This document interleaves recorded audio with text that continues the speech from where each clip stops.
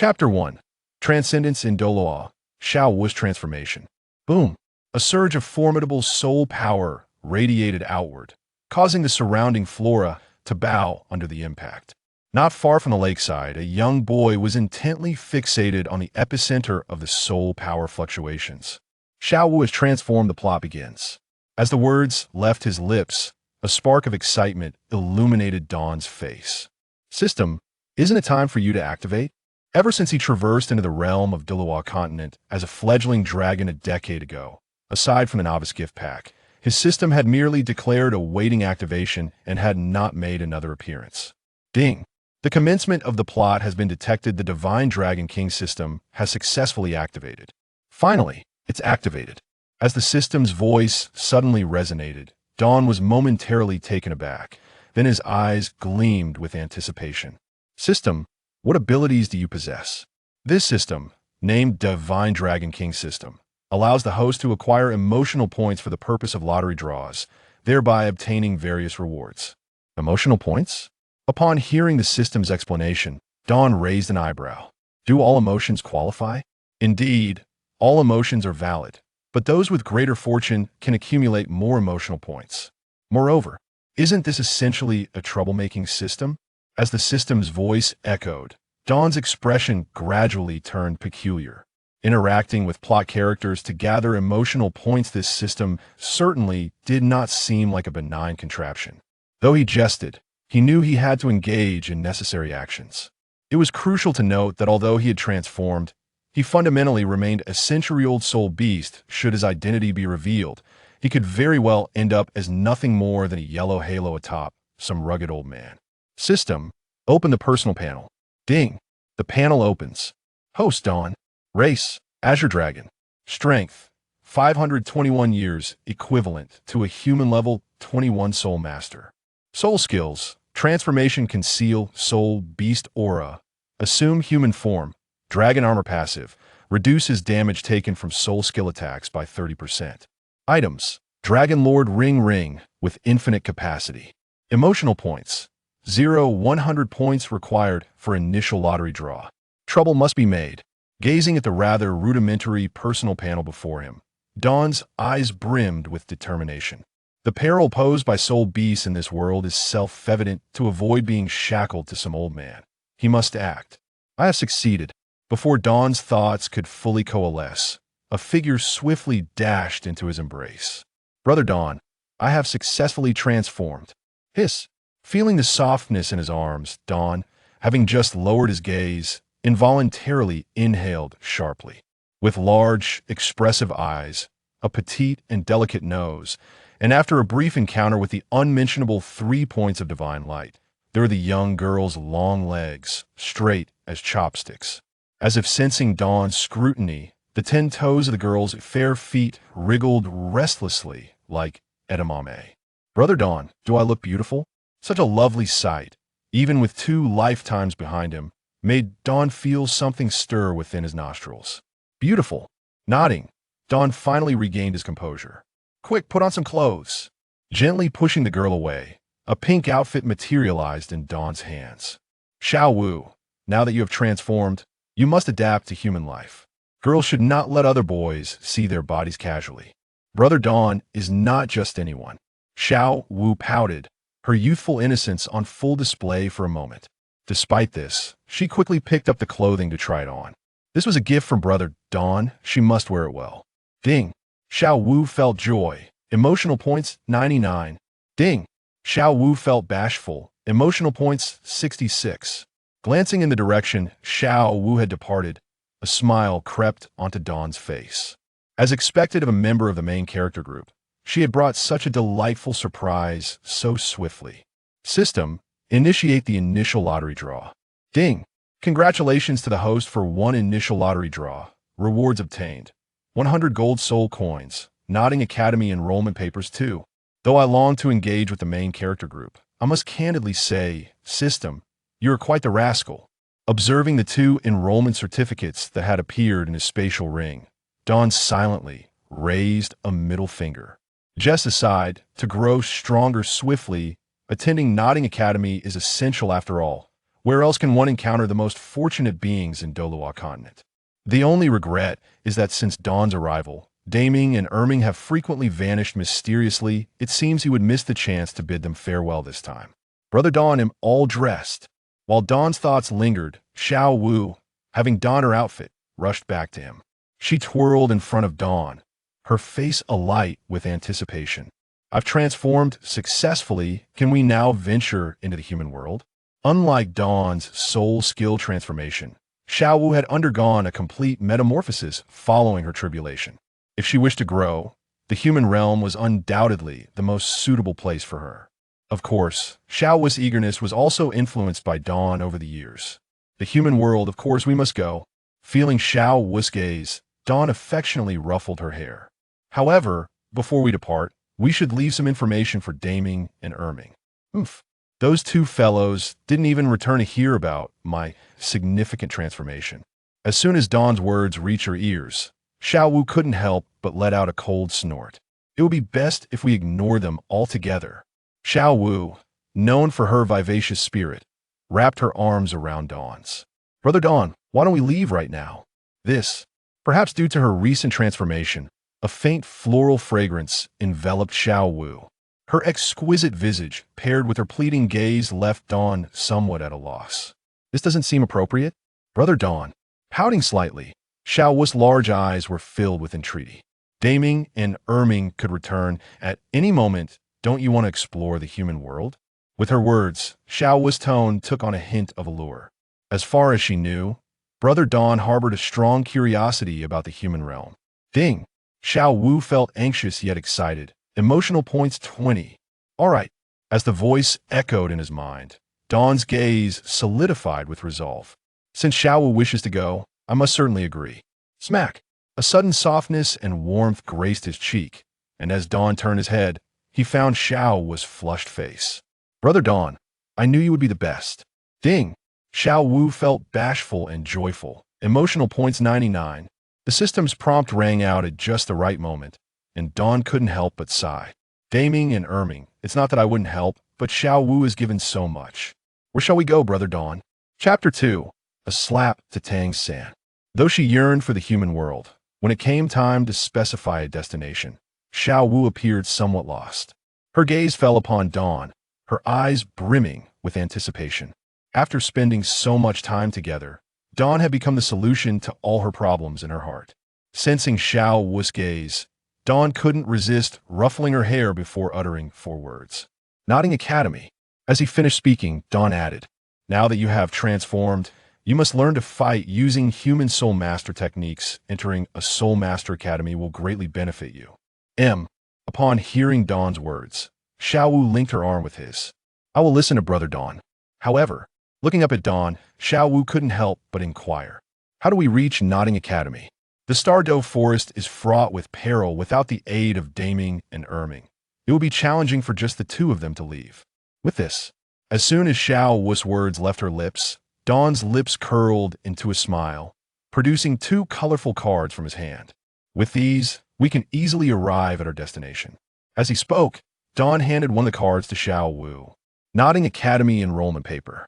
Infusing it with soul power allows teleportation to within 100 meters of Nodding Academy. It is effective only once and turns into an ordinary enrollment paper afterward. To be fair, although the system may appear somewhat deceitful, the items it produces are quite commendable. At least this will help Dawn circumvent many inconveniences. Is it really that powerful? Xiao Wu displayed no skepticism towards what Dawn had presented. With a joyous cheer, she eagerly infused her soul power into the card. Whoosh! In a flash of light, Xiao Wu, who had just been standing still, vanished instantly. Ding! Xiao Wu felt elation. Emotional points 20. Ding! Xiao Wu felt fear and confusion. Emotional points 44. This girl. Listening to the incessant system notifications, Dawn couldn't help but shake his head. As the big sister of the Stardo Forest, Xiao Wu's impulsiveness was only directed towards him. Ding! Xiao Wu felt frightened. Emotional points 3. The system's notification sound persisted incessantly, and Li Ming did not squander any more time. This was Xiao Wu's first venture into the human realm without him. She might have caused quite a stir. With a swift motion, he inscribed a series of words on a nearby tree, channeling his spiritual energy into a card. Swish! It felt as though he had been thrust into a tumultuous washing machine, spinning for several cycles. When Li Ming regained his composure, he found himself standing in a dimly lit, narrow alleyway. Within 100 meters, locating Xiao Wu should not pose a challenge, he murmured to himself while surveying his surroundings. However, at that moment, a familiar voice suddenly pierced the air. "Why are you acting this way?" Ding! Xiao Wu, filled with indignation, experienced a surge of 6 in emotional value. "What is this?"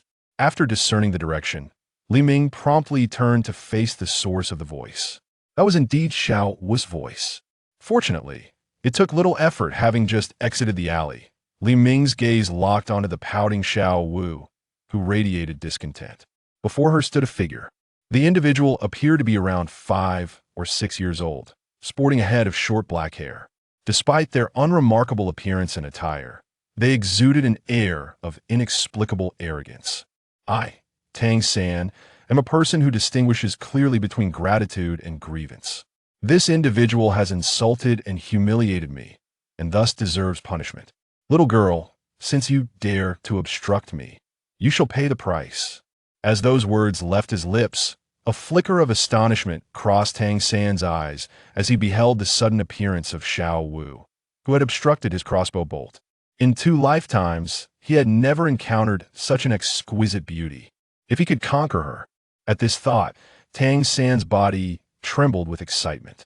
If possible, he would prefer Xiao Wu to engage with him further or even challenge him in a contest. Young girls are often enamored with strong figures once she witnessed his prowess. He believed it would be easy to win her over. "Xiao Wu, what is happening here?" In truth, Tang San's provocation had indeed taken effect. Yet, just as Xiao Wu was about to take action, another voice suddenly echoed. "Li Ming Gij." Upon seeing Li Ming approach from a short distance away, Xiao Wu's face lit up with joy. Diving into Li Ming's embrace, Xiao Wu continued. "That ugly creature over there shot me with a crossbow as soon as I appeared." With a slight furrow of his brow, Li Ming's gaze fell upon Tang San. "Do you dare to attack Xiao Wu?" Possessing the strength of a human great soul master, Li Ming's anger radiated a considerable authority. Gulp! Sensing Li Ming's imposing aura, Tang San took a step back, jealousy flickering in his eyes. Though their conversation was brief, he could discern the profound bond between Li Ming and Xiao Wu. Handsome, accompanied by a beautiful girl, and wielding such formidable power, why should he, Tang San, not possess the same? Ding! Tang San felt a surge of jealousy and rage, 99 in emotional value. However, compared to the jealousy in his heart, Tang San understood he must first address the immediate problem. This girl is protecting the one who insulted me. Am I not entitled to teach her a lesson? As those words escaped his lips, Tang San felt a twinge of guilt. Having been humiliated by the doorman, he intended to use a crossbow bolt to inflict serious injury. Although Xiao Wu had unexpectedly blocked a shot, she displayed no intention of defending the doorman. Her subsequent expression and reaction seemed more akin to surprise. In fact, after Tang San's words, Li Ming also grasped the situation. This was a misunderstanding. Xiao Wu was likely ensnared by the random teleportation feature of the admission letter from Nodding Academy. Nevertheless, that did not mean he would let Tang San off the hook. After all, regardless of whether it was a misunderstanding, the lewdness in Tang San's gaze could not be overlooked. As his thoughts swirled, Li Ming took a step forward. "If you believe Xiao Wu intends to obstruct you, I trust you have your own calculations." However, ignoring the flicker in Tang San's eyes, Li Ming continued. "Since you proclaim a desire for others to pay the price, I presume you are prepared for the same?" "You." Slap. Upon hearing Li Ming's words, Tang San's expression shifted dramatically. Yet before he could react, a wave of excruciating pain overwhelmed him, and he found himself flipping 360 degrees in the air before crashing heavily to the ground. "Do you concede to this slap?" "I." With half his face swollen, Tang San rose from the ground, his eyes burning with fury. "I concede." Ding! Tang San felt an overwhelming rage, 99 in emotional value. Chapter 3. the master takes sides. Listening to the sounds around him, a slight smile graced Li Ming's lips. Whether or not he conceded mattered little as long as it generated emotional value. That was sufficient. What is happening here?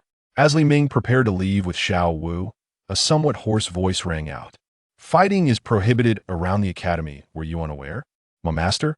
Upon seeing the figure approaching from a distance, the previously cowering doorman suddenly scrambled to his feet. Master, you have returned?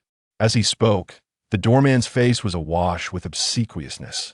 This was an unfortunate incident. I never anticipated such a thing would occur. Faced with the master, the doorman dared not conceal anything. He recounted his suspicions regarding Tang San and the events that transpired before continuing. To the astonishment of many, even the seemingly worthless blue-silver grass martial spirit could manifest innate full soul power. Blue-silver grass? Innate full soul power? Upon hearing the words of the gatekeeper, the master's eyes sparkled with intrigue, and then he directed his gaze towards Tang San. Is your martial spirit indeed blue-silver grass? Yes, that is correct. As a soul master, it is a natural duty to defend one's dignity when faced with insult. On behalf of the Academy, I extend my sincerest apologies for today's incident. Upon concluding his statement, the master bowed slightly towards Tang San with utmost seriousness. I wonder if you would be willing to accept my apology. I am willing. No sooner had the master's words left his lips than Tang San quickly nodded in agreement, although unaware of the true identity of the individual before him. The gatekeeper's demeanor suggested that he held a significant status. Having recently suffered a setback at the hands of Dawn, Tang San certainly would not play the fool again. The master was quite pleased with Tang San's response. Soon, he would only need to validate his suspicions to gain a new disciple. However, at this moment, it was imperative to address another matter. Fighting is strictly prohibited around Notting Academy. Considering this is your first offense, I shall overlook it this time. Casting a glance at Xiao Wu and Dawn, the master continued. As you have come to register, please proceed inside promptly. Observing the master's markedly different treatment, Xiao Wu could not help but scowl. The canine creature displayed an air of righteousness upon its entrance, yet it was unexpectedly revealed to be a hypocritical wretch. This term was learned by her from the lips of Dawn. Let us proceed to complete the necessary formalities. Dawn was not taken aback by the master's demeanor. If nothing went awry, it was likely that he had already taken a liking to Tang San's talents, and the two were destined to become inseparable. Indeed, events unfolded as Dawn had anticipated. Scarcely had he and Xiao Wu departed when the master turned to Tang San beside him, suggesting, if you don't mind, allow me to assist you with the remaining procedures. Thank you, master. Dawn, brother, why not teach that fellow a lesson? Xiao Wu, following closely behind Dawn, spoke with a hint of frustration. Her feelings toward the biased master were less than favorable. There will be plenty of time for retribution later. Our immediate priority is to finalize our enrollment. The master valued reputation, while Tang San coveted benefits. There were numerous ways for Dawn to address them. I understand. Upon hearing Dawn's words, Xiao Wu nodded. I shall heed your counsel, Dawn, brother. With an enrollment letter in hand, the admission process at Notting Academy was quite straightforward. Let us visit our dormitory in the 7th building. After completing all procedures and heading towards the 7th building with Xiao Wu, Dawn could not help but voice his discontent. What a miserly system, unable even to grant the status of a regular student. It is noteworthy that while Dawn was attending to the formalities with Xiao Wu, he received 2 new entries of emotional value. Ding, Deming feels helpless, emotional value 199. Ding, Erming feels wronged and angry, emotional value 166. It appeared that their abrupt departure had indeed stirred strong feelings in those two. Dawn, brother. That must be the 7th building, right? Indeed. Following the direction indicated by Xiao Wu, Dawn nodded. It is the 7th building. Let us first explore the environment within. As a dormitory designated for work-study students, it was not particularly luxurious. As the dilapidated wooden door creaked open, several gazes immediately fell upon Dawn and Xiao Wu. Are you the new work-study students? The robust youth questioning them initially appeared taken aback, then continued. I didn't expect there would be a girl. Correct. Nodding in affirmation. Dawn then noticed a scar etched across the youth's face. If he was not mistaken, this individual was likely the first small monster used by Tang San to show off. Being new members of the 7th building, they would need to adhere to its rules.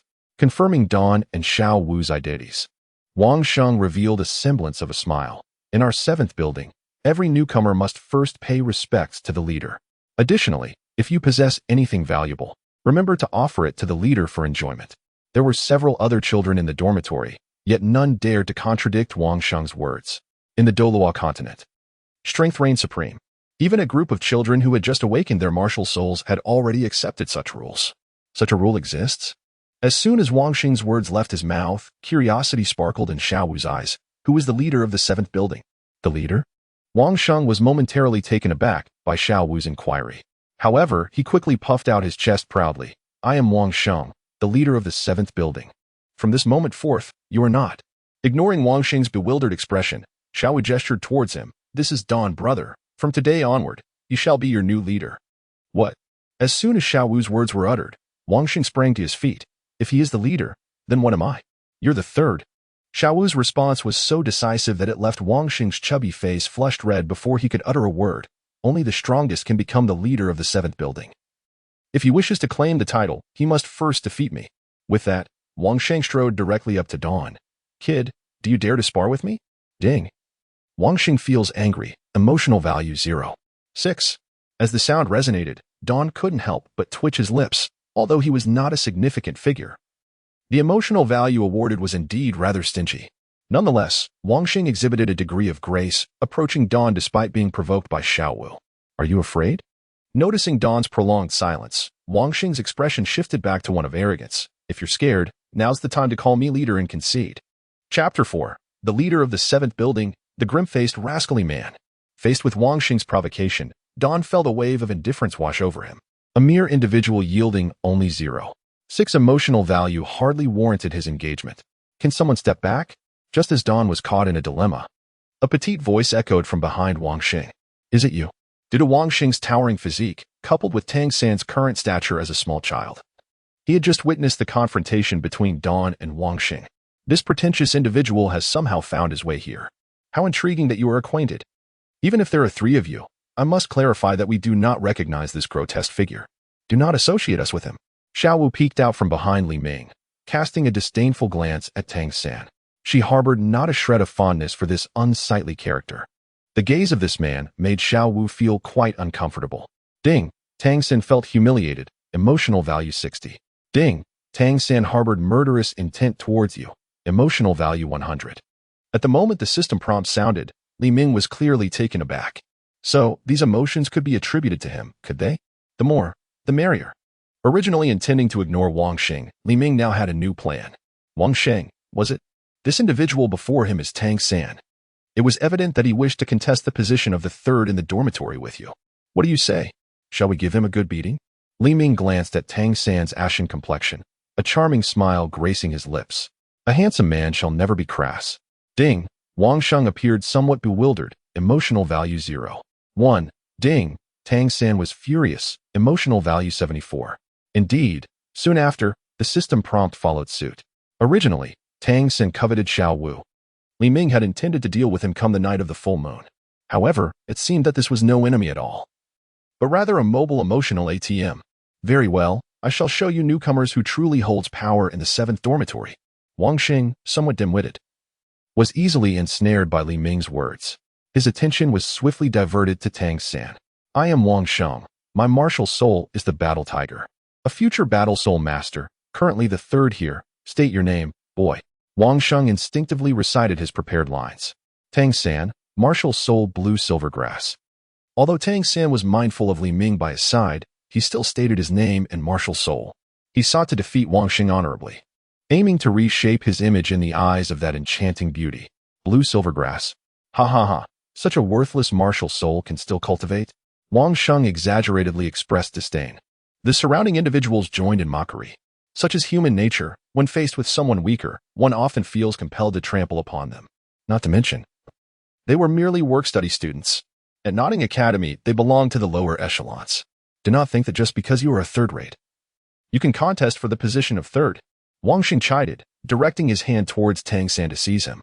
In his view, a wretch wielding a blue silvergrass, a martial soul deemed useless, was hardly fit to contest the 3rd position with him. Tang San raised his hand, adopting the stance of controlling the crane and capturing the dragon, preparing to grasp Wang Xing's hand and use his strength to throw him away. He wished to avoid causing too much trouble, so this was the most effective method. Buzz. At that moment, a fierce aura enveloped him in an instant.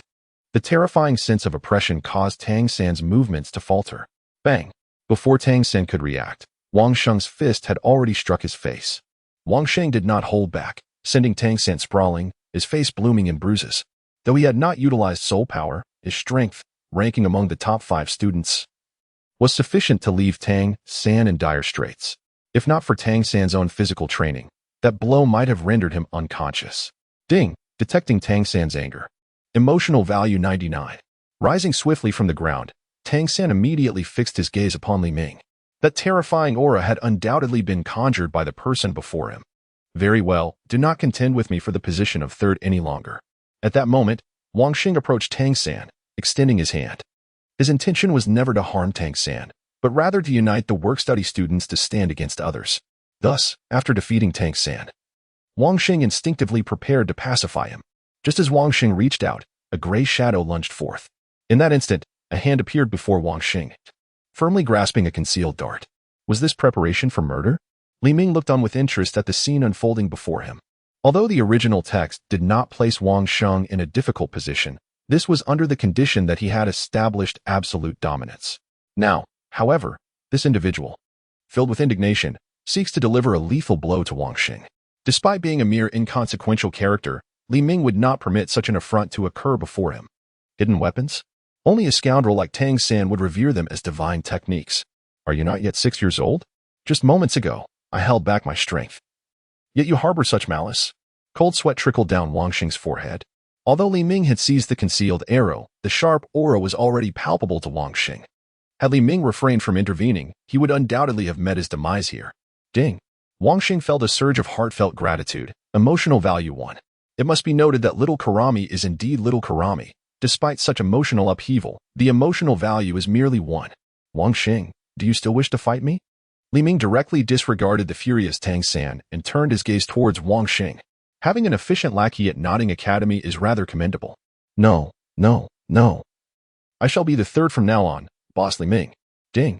Wang Xing felt an immediate sense of submission. Emotional value 1. He quickly waved his hand. And I. You shall refer to me as Sister Xiao Wu from now on. Xiao Wu chimed in playfully. Indeed, that is only natural, Sister Xiao Wu. However, how shall we address this situation? Wang Xing looked towards Tang San, his eyes reflecting a hint of displeasure. This shadowy individual is quite unlikable. Let us not concern ourselves with him for now. Instead, I implore you to enlighten me about the specifics of our situation here. Li Ming continued to disregard Tang San. Our primary responsibility is to maintain cleanliness, a task that, of course, you need not worry about, esteemed leader. We will manage it accordingly. However, if we find ourselves bullied by other dormitories, Li Ming, we hold certain expectations of you. Wang Xing gazed at Li Ming with anticipation. Despite possessing the 9th level of soul power, he often finds himself on the losing side. Chapter 5. Humiliation of Yu Xiaojiang. After listening to Wang Xing's words, Li Ming nodded simply. Xiao Wu now needs to cultivate within human society to enhance her abilities. Thus, she must temporarily remain here for a while. Furthermore, the system's mechanism for generating emotional value for unauthorized personnel is rather sluggish. Therefore, accompanying Tang San, this mobile source of resources, poses no significant issues. Surely, Brother Li Ming will handle everything. By the way, where shall we sleep? Before Li Ming could respond, Xiao Wu had already spoken up. The young lady, Dawn, gazed affectionately at Xiao Wu. I'll take care of that empty bed. Let me prepare it, she said. Wang Xing, call everyone in a bit. We shall have something to eat. As she spoke, she made her way to the innermost bed. Soon, she had arranged the bedding and tent. As a girl temporarily residing here, Xiao Wu could not afford to be careless. Is that Tang San? And the other 2 work-study students, please step out. Came the voice of Mo Hen from outside the door. After briefly explaining the rules, Mo Hen left the bedding that Master had prepared for Tang San before departing. As for the beleaguered Tang San, Mo Hen paid him little mind. Though he was a disciple of the Master, he was not Mo Hen's disciple. Ignored once more. Tang San felt a growing resentment towards Mo Hen, perceiving him as an enemy. Dawn, I am hungry. Since you are the leader of the 7th dormitory now, treat us to a meal. Dawn's words were generous. He possessed a considerable amount of soul coins, having collected them from the remains of numerous soul masters in the Stardo Forest when he had the chance. Thank you, boss. But aren't you a work-study student? Wang Sheng instinctively expressed his gratitude before pausing. If Don had money, why would he be a work-study student? It seemed that the leader was testing him to see if he understood the situation. Don, let me handle it, Wang Sheng insisted. You all just joined the 7th dormitory. With Wang Sheng's insistence, they left the 7th dormitory and made their way to the dining hall. Meanwhile, Tang San silently rose and moved to an empty bed in the corner, placing his bedding down. Don, I will ensure your demise. Tang San, having lived 2 lives, had never endured such humiliation. Even if his adversary was merely a child, he had no intention of forgiving. After tidying his bed, Tang San proceeded towards the dining hall. Not to mooch off a meal, but to witness the misfortunes of Don and his companions. There existed a conflict between work-study students and other learners. With this thought, a cunning smile crept across Tang San's lips. The cafeteria of Nodding Academy was spacious, divided into 2 levels. Observing the long queue on the 1st floor, Don instinctively prepared to head to the 2nd floor. Xiao Wu was hungry but did not wish to dine on this level. We cannot afford to lose face here, she remarked. Boss, let us stay on the 1st floor, Wang Sheng interjected just as an incongruous voice interrupted them. Isn't that Wang Sheng and his band of paupers? Turning to the source of the voice, they saw a group of upperclassmen at the entrance to the 2nd floor, their expressions laced with amusement. The speaker was a handsome lad, who taunted, Look at you lot trying to ascend to the 2nd floor, you probably just want to come up here for the aroma. Laughter erupted from his companions. What is so special about the 2nd floor? We are just going up to eat, Xiao Wu retorted indignantly. Why must human society be filled with such obnoxious individuals, ruining her mood? Since Xiao Wu had been standing behind Dawn, she had just been obstructed from moving forward. The sudden outburst was naturally noticed by the crowd. Oh, what a beautiful little girl. Smack. Before the male student could finish his sentence, Dawn had already delivered a sharp slap. Xiao Wu is his. No one is permitted to speak disrespectfully. The passerby before him was utterly unworthy. Ding, Zhao Hai was astonished. Emotion points 0. 5. Ding, Yu Zhizhou was surprised, emotion points 0. 9. Ding, Wang Suiwa's admiration, emotion points 1. 3. In an instant, hundreds of notification sounds erupted. Although the numbers were not substantial, even the tiniest mosquito is still considered meat. After several attempts, this would suffice for a multitude of elementary lotteries. How dare you take action? The male student was somewhat astonished. Though he spoke with scorn, he typically resorted to covert tactics when it came to physical confrontation. In such a public setting, even he would refrain from acting. His strategy was to incite the opponent, provoking them to strike first, thereby allowing him to retaliate in self-defense. Yet, at this moment, the adversary had indeed taken action. Moreover, that slap nearly rendered him unconscious. This formidable force rendered him utterly incapable of uttering any disrespectful words towards the individual before him. With a sharp tone, Zhao Hai's anger and suspicion surged, his emotional value increasing by 0. 5. Mind your tongue, or I shall render him forever mute. Dawn's chilling words compelled the male student to immediately fall silent. He held no doubt that should he dare to speak further, this diligent student would eliminate him without hesitation. Just as Dawn was about to ascend the stairs to dine, the notification sound echoed once more. Turning to glance back, he caught sight of Tang San standing at the entrance. This fellow's pettiness is truly remarkable, and his emotional generosity is equally impressive. As a student of the academy, how could he be so ruthless towards his classmates? Are you, a mere work-study student, not taught any manners by your parents? At that moment, a calm yet clearly irate voice echoed through the air. Ding. Yu Xiaojiang's dissatisfaction increased by 10 points. As the system notification sounded, Li Ming immediately grasped who was being insufferable. Manners? A good-for-nothing who merely loafs around at Nodding Academy dares to lecture me on propriety? Wait until you achieve the rank of Soul Venerable before you speak. The previous double standards of this scoundrel had already displeased Xiao Wu, and now he has the audacity to confront again. Not reprimanding him would feel like an affront to Li Ming. How could Yu Xiaojiang endure such humiliation? For a moment, he was at a loss for words. Coupled with the unique abilities of his martial soul, Yu Xiaojiang felt as though Li Ming was rubbing his face into the ground. What? Does the academy now restrict the freedom of speech of its students? You are merely a nominal guest, in essence, a freeloader. Come now, tell me, what contribution have you made to Nodding Academy? Li Ming's incisive remarks cornered Yu Xiaojiang to an inescapable predicament. Understand that while others may point fingers at him in secrecy, being called out directly was something even Yu Xiaojiang, with his thick skin, could hardly withstand. Chapter 6, Extraction, Soul Skill Dragon Roar. Ding. Yu Xiaojiang, seething with indignation, saw his emotional value rise by 39 points. Ding! The intent to kill surged within Yu Xiaojiang, raising his emotional value by 42 points.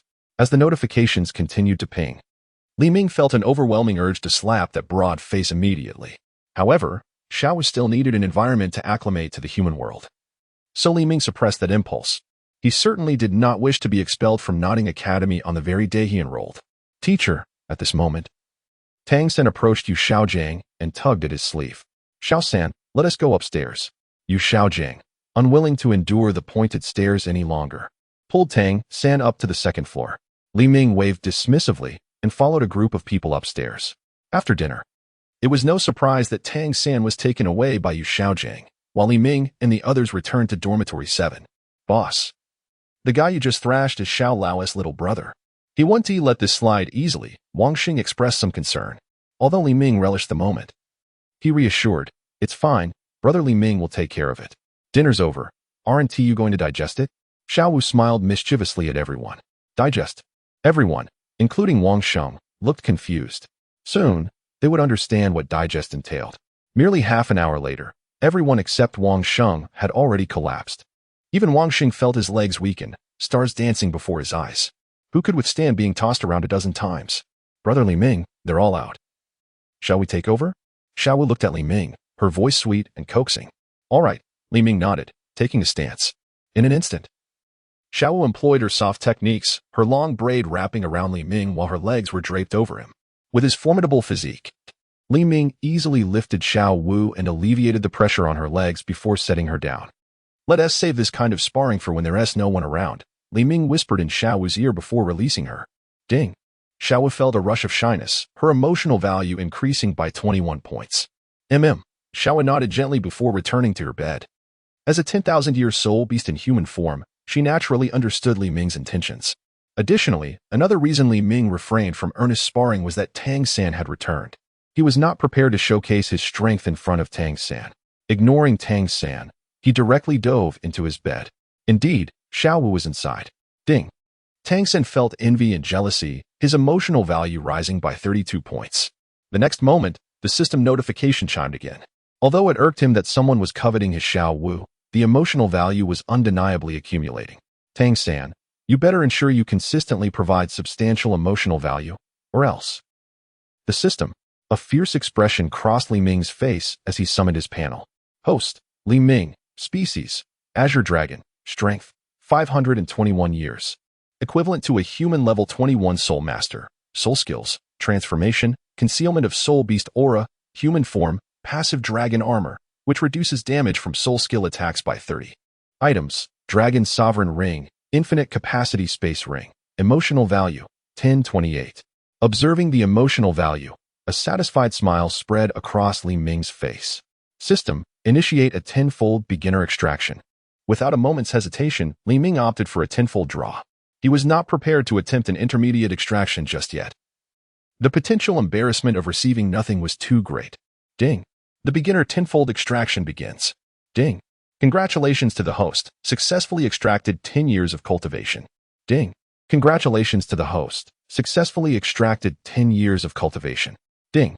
Congratulations to the host, successfully extracted soul skill dragon roar. Ding! Congratulations to the host. Successfully extracted 10 years of cultivation. As the notifications continued to ring, white light flashed rapidly before Li Ming's eyes. It was only upon the 9th extraction that a purple light shimmered. Soul skill, Dragon Roar, active, upon release can generate an invisible sound wave, capable of affecting one's spirit and even damaging their consciousness. Note, the host's strength amplifies the potency of Dragon Roar. Reading the description of the soul skill, Dragon Roar, Li Ming felt a surge of excitement. For certain control-type spirit masters, this is akin to a nightmarish soul skill. After all, their manipulation largely hinges on the robustness of their mental fortitude. In simpler terms, if their mental strength is compromised, both the precision of their control and the efficacy of their abilities will be significantly diminished. Furthermore, this lottery has bestowed upon Dawn an impressive 90 years of cultivation. At this moment, his prowess has reached an astounding 621 years, equating to that of a level 23 Grand Spirit Master. In this round of the lottery, I have directly advanced 2 levels. At this pace, is Tang San truly going to collide with me? Brother Dawn, your smile is both charming and mischievous, and I find it utterly delightful. Just then, Xiao Wu's voice interrupted Dawn's reverie. Huh? Well then, shall we sleep? Tomorrow marks the beginning of our studies, and there is much we must learn. Dawn affectionately ruffled Xiao Wu's hair. Although there were many things he could directly impart to her, it was essential for Xiao Wu to experience these lessons herself for them to hold true significance. However, Brother Dawn just mentioned something about fighting. Xiao Wu appeared somewhat disheartened. Ding. Xiao Wu felt a tinge of disappointment. Emotional value increased by 12. Once I grow up, will you fight with me every day, Brother Dawn? For now, we should rest, Dawn replied, gazing at Xiao Wu's petite form with a heavy sense of guilt. He was not like Tang San, whose mind was consumed with malevolent thoughts. Very well. Although Xiao Wu was slightly dissatisfied, she complied. Good night. Dawn placed a gentle kiss on her forehead before lying down. Smack. Xiao Wu returned the gesture with a kiss on his cheek before burrowing into the blankets. Ding. Xiao Wu felt a wave of shyness wash over her. The night passed without incident. The next day, Dawn awoke and gently laid Xiao Wu, who was entwined around him, down. He pulled back the curtains and instinctively glanced at Tang San's bed. As expected, that fellow was already gone, likely off to seek Yu Xiaojiang for a lesson in love. According to the original narrative, Tang San was busy acquiring his soul ring. Dawn was indifferent. Even with a soul ring, tormenting him would be a simple task. His primary mission remained to assist Xiao Wu in adapting to human society. Boss, I've prepared hot water for you, Wang Xing announced as he returned, carrying a basin of warm water, along with 2 freshly bought towels for added convenience. One must admit, having a subordinate like him was quite advantageous. Wang Xing had clearly broadened his horizons. Chapter 7. The arrival of Boss Xiao, Tang San returns. After refreshing themselves, everyone gathered in the first-floor classroom of the academy. Ding. Wang Ai appeared somewhat astonished. Emotional value increased by 0. 3 ding. Zhao He expressed a hint of pity. Emotional value increased by 0. 1 ding. As they stepped into the classroom, the system's notification sounded, indicating that Dawn's remarkable feats from the previous day had yielded some rewards. Adhering to the principle of gathering all, Dawn disregarded the murmurs around him and took Xiao Wu by the hand, leading her to a vacant seat at the front. Ding. Zhang Kersen was astonished. How dare he sit in Wang Lu's place? Emotional value increased by 0. 6 ding. Zhao Hai noted that merely this action had elicited shocked gazes from the surrounding students. Several girls even expressed concern for Dawn's safety. After all, it would be a shame for such a handsome classmate to suffer humiliation. Beauty is indeed justice. Boss. Let us sit at the back. This is Wang Lu's spot. He is Boss Xiao's subordinate and quite powerful. I often get beaten by him, Wang Sheng whispered beside Dawn. No need. We shall remain here. Sitting too far back makes it difficult to hear the lessons. Xiao Wu and I have come to study, Dawn replied calmly. Meanwhile, Xiao Wu gazed at him with starry eyes. Brother Dawn, you are so handsome. Get lost, Wang Sheng. Don't leave your desolate aura in my space. Just as Wang Xing was about to persuade Dawn further, an imposing voice interrupted. Turning to look, a slender youth stood at the classroom entrance. His elongated eyes resembling those of a venomous serpent. Wang Sheng stepped aside, allowing Wang Lu to notice Dawn occupying his seat. Bang! In the next moment, Wang Lu launched an attack on Dawn, seizing a nearby stool to strike him. In his eyes, anyone with Wang Sheng was merely a lowly work-study student. A beating was inconsequential. He happened to have been away from the academy yesterday, so he was unaware of Dawn's remarkable achievements. The stool shattered upon impact with Dawn's fist, and he swiftly transformed his hand into a claw, gripping Wang Lu's shoulder. The overwhelming force rendered Wang Lu's body numb instantly. Am I not permitted to sit here? Dawn inquired, looking down at him with an air of calm authority. Why, you can sit. Just let me go. Just as Wang Lu prepared to issue a threatening remark, Dawn crushed his bones with a single claw. Overwhelmed by excruciating pain, Wang Lu cast aside any semblance of pride. Ding! Wang Lu felt a surge of fear. Emotional value increased by 0. 4. Upon hearing the system's notification, Dawn unceremoniously tossed Wang Lu aside. The individual in question, hardly worthy of even a minor role, possesses an exceedingly low capacity for emotional harvest. Dawn could scarcely be bothered to engage with him. As for concern, it is preposterous. His true form is that of the Azure Dragon. The corporeal essence of a beast has proven, over the years, to be utterly incapable of even breaching his defenses, let alone confronting him in combat. What are you all doing? At that moment, a deep voice reverberated through the air. It was none other than their teacher, Imohen, who had come to seek them out the previous day. Observing the disarray before him, he furrowed his brow and inquired about the situation. Classmate Wang Lu had inadvertently stumbled and shattered a chair, seemingly sustaining some injuries in the process. Is that not so, classmate Wang Lu? Don smiled as he fixed his gaze upon the trembling figure of Wang Lu, an icy chill enveloping him instantly. Yes, it was my inadvertent mistake. I apologize, teacher. I shall compensate for the damage. However, before I face any punishment, might I first visit the infirmary? Wang Lu implored pitifully. Who could have imagined that he was once a leader among the first class? Even Imohen appeared somewhat taken aback, but ultimately permitted him to leave. With Wang Lu's misstep serving as a cautionary tale, the others dared not provoke them any further. The seating arrangement in the classroom was not fixed. Students sat wherever they pleased. However, it was the first time for the work-study students to occupy the front row. Although puzzled, Imohen commenced his lesson. It must be said that Imohen's professional aptitude was commendable. In no time, he imparted the foundational knowledge regarding soul masters, soul skills, and soul rings in the simplest manner conceivable. Among the students, Xiao Wu exhibited particular diligence. While she possessed some understanding of these concepts, it was primarily from the perspective of soul beasts. The combat and cultivation methods of humans differed significantly from those of soul beasts. By the end of the day, Xiao Wu felt she had acquired a wealth of knowledge. On the way back to Dormitory 7, she leaped about joyously beside Dawn, observing her happiness. A smile graced Dawn's lips. With such a lively sister by his side, boredom was simply not an option, thanks to Dawn's ruthless tactics. The recent lives of the work-study students had been remarkably tranquil. Xiao Wu busied herself adapting to human society and absorbing new knowledge. As for Dawn, he received an abundance of love letters and gathered a scattered array of emotional value. On this day, a gathering of individuals was preparing to head to the cafeteria for a meal. A group of senior students approached the residence of the work-study students with great fervor. At the forefront stood a figure exuding an aura of restraint, with eyes that sparkled with a piercing brilliance. It was evident that he had ascended to the rank of a soul master. This individual must be the senior known as Xiao Lauda. Are you the new leader of the work-study students, Dawn? Xiao Qinyu squinted slightly, scrutinizing the figure before him. As the head of Nodding Academy, Xiao Qinyu was far from the arrogant and domineering persona rumored about him. On the contrary, he was a man of intellect. The youth before him, appearing to be around 10 years of age, not only surpassed the upperclassmen, but also publicly insulted the master. Most notably, he accomplished such feats without facing any repercussions. This was sufficient to draw the attention of Xiao Qinyu. Thus, he opted not to act immediately, but instead brought his companions to survey the situation. Dawn, a first-year work-study student, merely stated his identity.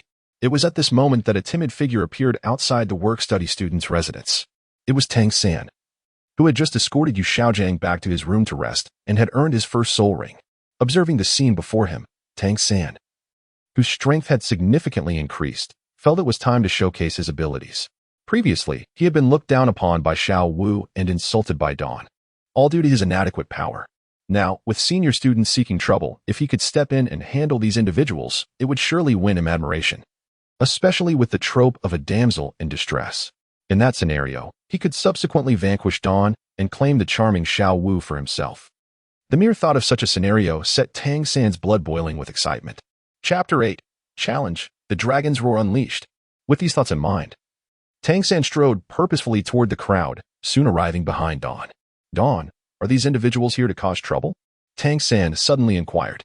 Not only did Wang Xing and others feel as if they had encountered a ghost, but both Li Ming and Xiao Wu were equally perplexed. This fellow ventured out and returned, only to be possessed. I must admit, my previous impulsiveness has led me to a clearer understanding now. We are all students here, and I am naturally one among them. Thus, when trouble arises, I shall not stand idly by. Tang San's expression was sincere. Are you students preparing to challenge Big Brother Xiao? At that moment, Lu Long stepped forward. And what if we are? Tang San spoke with an air of authority. He was in urgent need of an opportunity to prove himself. In 2 lifetimes, his vanity-laden disposition remained unchanged. After all, it is impossible to train a dog not to indulge in filth. If you possess the courage, follow us. If you lack it, then keep your distance when you encounter us in the future. Xiao Qinyu was also provoked. Despite his usually calm demeanor, he could not remain composed in the face of such blatant provocation. Thus, he uttered a parting remark and led his fellow students toward the grove on the back mountain. Friends, we shall undoubtedly triumph over these upperclassmen this time. From now on, No one in the academy will dare to look down upon his students. Let us go. This time, I will safeguard the honor of our student body, Tang San declared passionately. However, whether it was Wang Xing or the other students, their gazes uniformly shifted to Dawn. As for Xiao Wu, she scarcely cast a glance at Tang San. In her eyes, he was nothing more than an eyesore. Let us proceed. Such a battle is inevitable. Dawn contemplated briefly before stepping toward the back mountain. The others followed suit. Damn it, Tang San thought to himself, clenching his fists tightly.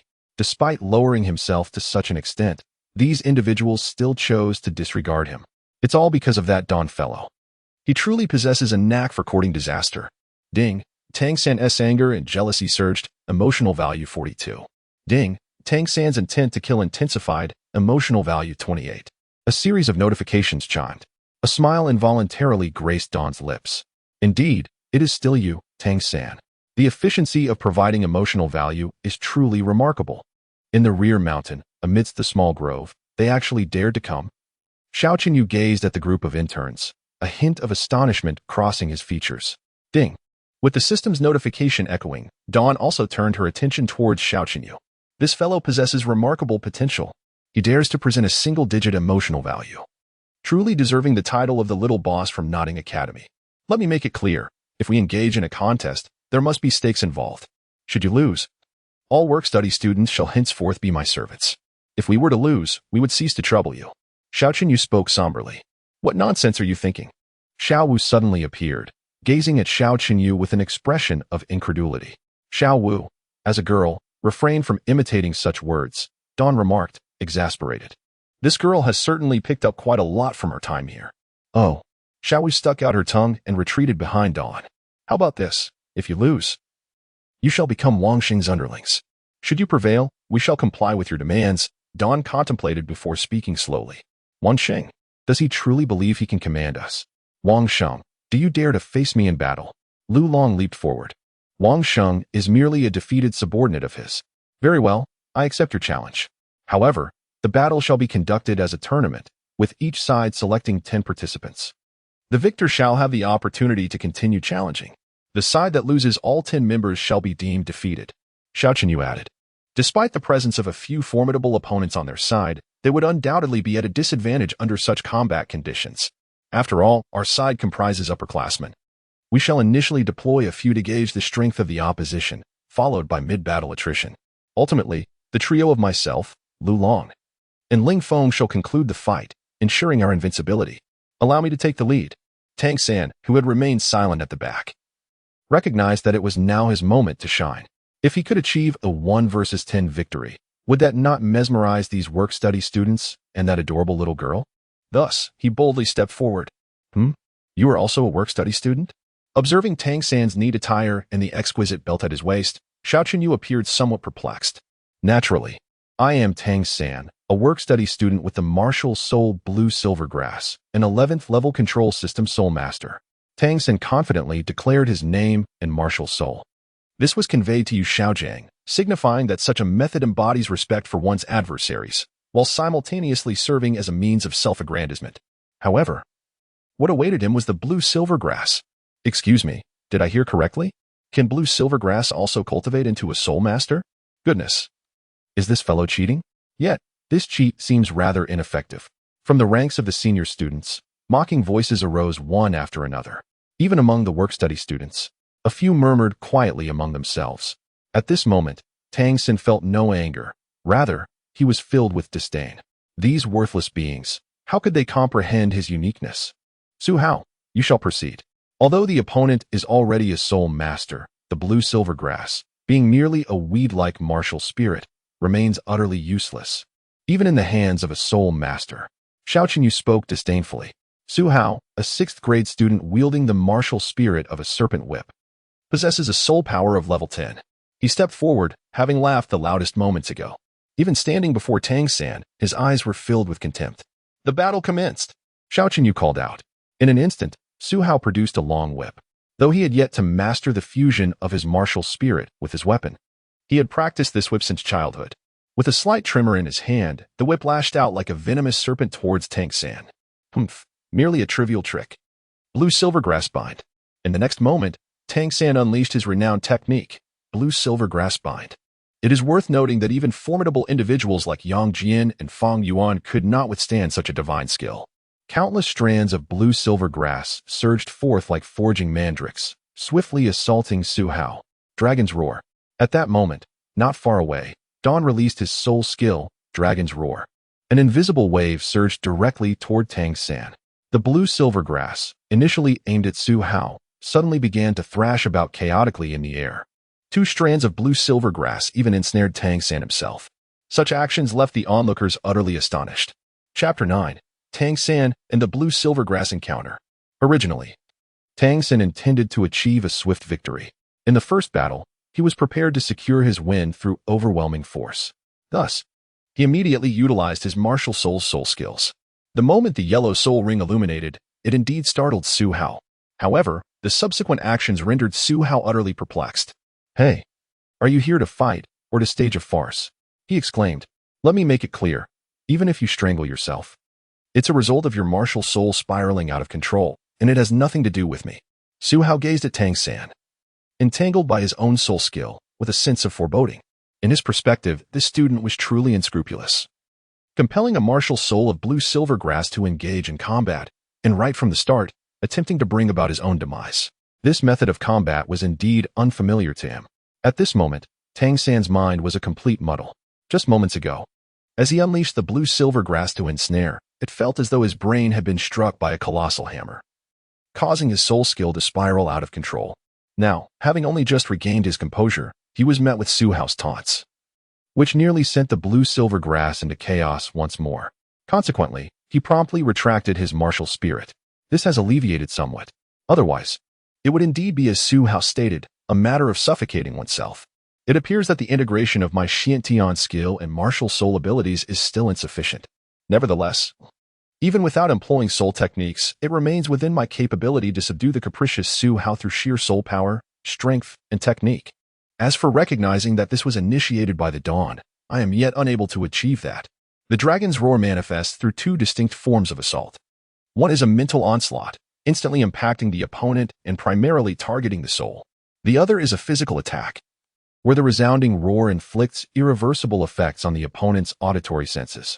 With my current mental strength, I cannot discern the trajectory of the dragon's roar. Thus, I swiftly assumed the initial stance of controlling the crane to capture the dragon. Do we continue to battle? Such an odd posture. Could it possibly be some peculiar soul technique? Su Hao taunted provocatively, expressing hope that your subsequent display of power matches even half of your verbal bravado. Filled with indignation, Tang San charged forward. In response to Su Hao's long whip, his Xinyu hand activated instantaneously, bracing against the whip while swiftly closing the distance. The individual wielding a whip as a weapon proves to be rather inept in close combat. Once engaged at close quarters, the scenario swiftly changes. Just as Tang San masterfully controls his movements with utmost concentration, his mind is abruptly jolted again. What was once an agile maneuver is instantaneously rendered into a state of paralysis. His hand, akin to the tremors of Parkinson's disease, exhibits a grotesque distortion. Were it not for the knowledge that this figure before him is indeed human, one might easily mistake him for a zombie in the throes of a violent episode. Witnessing the extreme contortion of Tang San, Su Hao's temper flared. As a diligent student, he found it utterly unacceptable to be mocked by a mere laborer. Tang San's earlier outburst had even instilled a momentary fear within him. In a fit of indignation, Su Hao brandished his long whip and unleashed a flurry of strikes upon Tang San, already ambushed by the dragon's roar at dawn. Tang San now faced the relentless assault of Su Hao's whip. His fury reached a boiling point, and instinctively, he raised his hand, poised to utilize his hidden arrows to eliminate the vexing Su Hao before him. This individual has already embraced the path to demise. Enough is enough. If this continues, one might be beaten to death. With a decisive step, Dawn approached Tang San and seized Su Hao's whip. With a slight exertion of strength, he pulled Su Hao towards him and, with a subtle sidestep, delivered a kick. Su Hao was sent flying like a kite severed from its string, crashing to the ground and promptly losing consciousness. Fortunately, Dawn had restrained his power. Otherwise, Su Hao would have met his end before even touching the ground. Next, allow me to take my turn. Dawn stood firm, his expression inscrutable. Yet, his mere presence loomed like an insurmountable mountain. The weight of his aura was such that Xiao Qinyu felt an uncomfortable pressure. Lu Long, you shall proceed. Xiao Qinyu initially intended to send others to gauge the situation. However, this fellow was the leader of the work-study students. It was prudent to let Lu Long take a shot, for he was among the top 3 in Zhao's ranks. Understood, Boss Xiao. Lu Long retrieved a long staff. Like Su Hao, his opponent wielded a weapon spirit. In the absence of the ability to fuse their spirits, they opted for similar weapons. Lu Long, a 6th grade student, possessed the weapon spirit of the Holy Spirit Staff, with a soul power of level 10. With the staff in hand, Lu Long exuded an air of a seasoned fighter. Dawn, a work-study student, merely stated his name. As for his weapon spirit, he was a soul beast without one. His soul power currently equated to that of a level 23 Great Soul Master. Upon the revelation, the opponent would likely capitulate immediately. Tang San, on the other hand, would surely be taken aback. Should he wish to continue masquerading as a simpleton, it would prove increasingly challenging. Thus, he refrained from voicing his thoughts. Humph, do you hold me in contempt? With that, the next moment, Dawn deprived Lu Long of any chance to respond, delivering a sharp slap to his chest. Much like Su Hao, a single blow rendered the opponent unconscious. Ding. Xiao Qinyu was astonished. Emotional value 3. Ding. Tang San felt envy. Emotional value 21. Ding. Lu Long was bewildered. Emotional value 0. 1 ding. After 2 strikes, the adversaries finally grasped that this work-study student's new master was not to be trifled with. They were, in fact, on the verge of becoming subordinates to that impoverished miscreant, Wang Sheng. The mere thought of this filled the onlookers with overwhelming emotions towards Dawn. Although the values were minuscule, small increments accumulate, do they not? Let me give it a try. Just as Ling Feng was poised to intervene, Xiao Qinyu obstructed him. For the first time at Nodding Academy, he sensed such a palpable threat. Moreover, if he were to falter, Ling Feng's participation would be rendered irrelevant. Boss Dawn, I am refreshed and ready. Allow me to take my turn. Upon witnessing Xiao Qinyu's readiness, Tang San could no longer remain passive. Defeating Xiao Qinyu would render his prior performance inconsequential. Otherwise, he would become a permanent source of ridicule among these individuals. Very well. Dawn welcomed the opportunity for this fellow to engage. In due course, he would strike again, provoking him with words to amass more emotional value. Tang San, a first-year work-study student wielding the blue-silver grass martial spirit, summoned his yellow soul ring once more. Yet this time, Xiao Qinyu remained unfazed, merely perceiving that Tang San was attempting to provoke him again. Chapter 10. The harvest approaches. Having learned from past experiences, Tang San exercised greater caution this time. After confirming that his soul rings and martial spirit were intact, confidence surged within his gaze. The previous incident must have been an anomaly. This time, he intended to showcase his might to all. With a mighty roar, Xiao Qinyu unleashed his martial spirit. Instantly, his physique began to transform. A layer of azure light erupted from him, shimmering as his body underwent a metamorphosis. Muscles swelled, and his eyes glowed with an eerie green luminescence.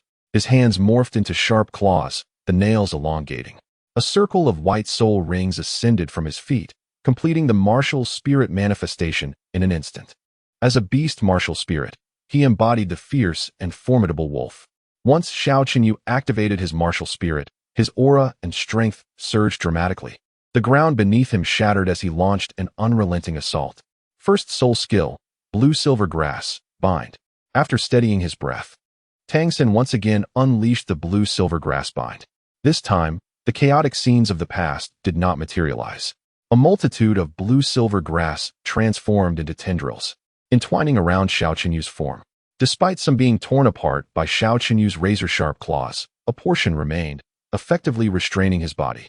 It was at this moment that Tang San's eyes sparkled with brilliance as he executed the ghost shadow perplexing track, soaring gracefully into action. The unique nature of his movement technique left behind a series of afterimages in his wake. One must admit, this technique was indeed impressive. However, Dragon's Roar. As the situation reached a critical point, Li Ming unleashed the Dragon's Roar once more, just as Tang San neared the moment of striking Xiao Qinyu. The blue-silver grass seemed to go berserk, lashing out towards him. As Tang San charged forward, the tendrils aimed directly at his face. With a sharp crack, the resilient vine struck Tang San's visage, triggering a numbing effect. This left Tang San unable to escape, forced to watch helplessly as he was struck by his own soul skills. Xiao Qinyu's body was also affected by paralysis. As he desperately tried to break free, he discovered that the blue-silver grass began to lash out at Tang San. In that instant, Xiao Qinyu's face contorted in agony. This individual truly appears to be a provocateur. What is most concerning is that each encounter becomes increasingly ruthless. Dawn, do you intend to use this person to insult me? Xiao Qinyu suddenly recalled something, casting an irritated glance at Dawn. This opportunity undoubtedly arises from the knowledge that Tang San's martial soul harbors issues, and he is certain to face defeat. It seems that the intention is merely to prevent him from losing too disgracefully by allowing such a trickster to intervene. Perhaps it is also to spare his father some dignity? Do you truly wish for me to take action? At this moment, Dawn has no intention of lingering here any longer. The farce should come to an end. Moreover, Tang San's emotions have been suppressed to their utmost limit. It is time to harvest his emotional energy. As Dawn steps forward, an aura emanating from the depths of his soul nearly causes Xiao Qinyu to collapse to the ground. Even his martial soul trembles in response. The opponent did not disclose their martial soul. Could it be that? Xiao Qinyu struggles to raise his head, gazing at Dawn before him. A terrifying phantom coalesces behind Xiao Qinyu, a grand soul master, although merely a shadow. The pressure it exudes is sufficient to subdue him to such a degree. Undoubtedly, the Dawn before him possesses the strength of a grand soul master. Simultaneously, the soul-derived pressure signifies that Dawn's martial soul is undoubtedly a top-tier beast martial soul. Are you truly a work-study student? Xiao Qinyu retracts his martial soul and regards Dawn with a mix of suspicion and awe.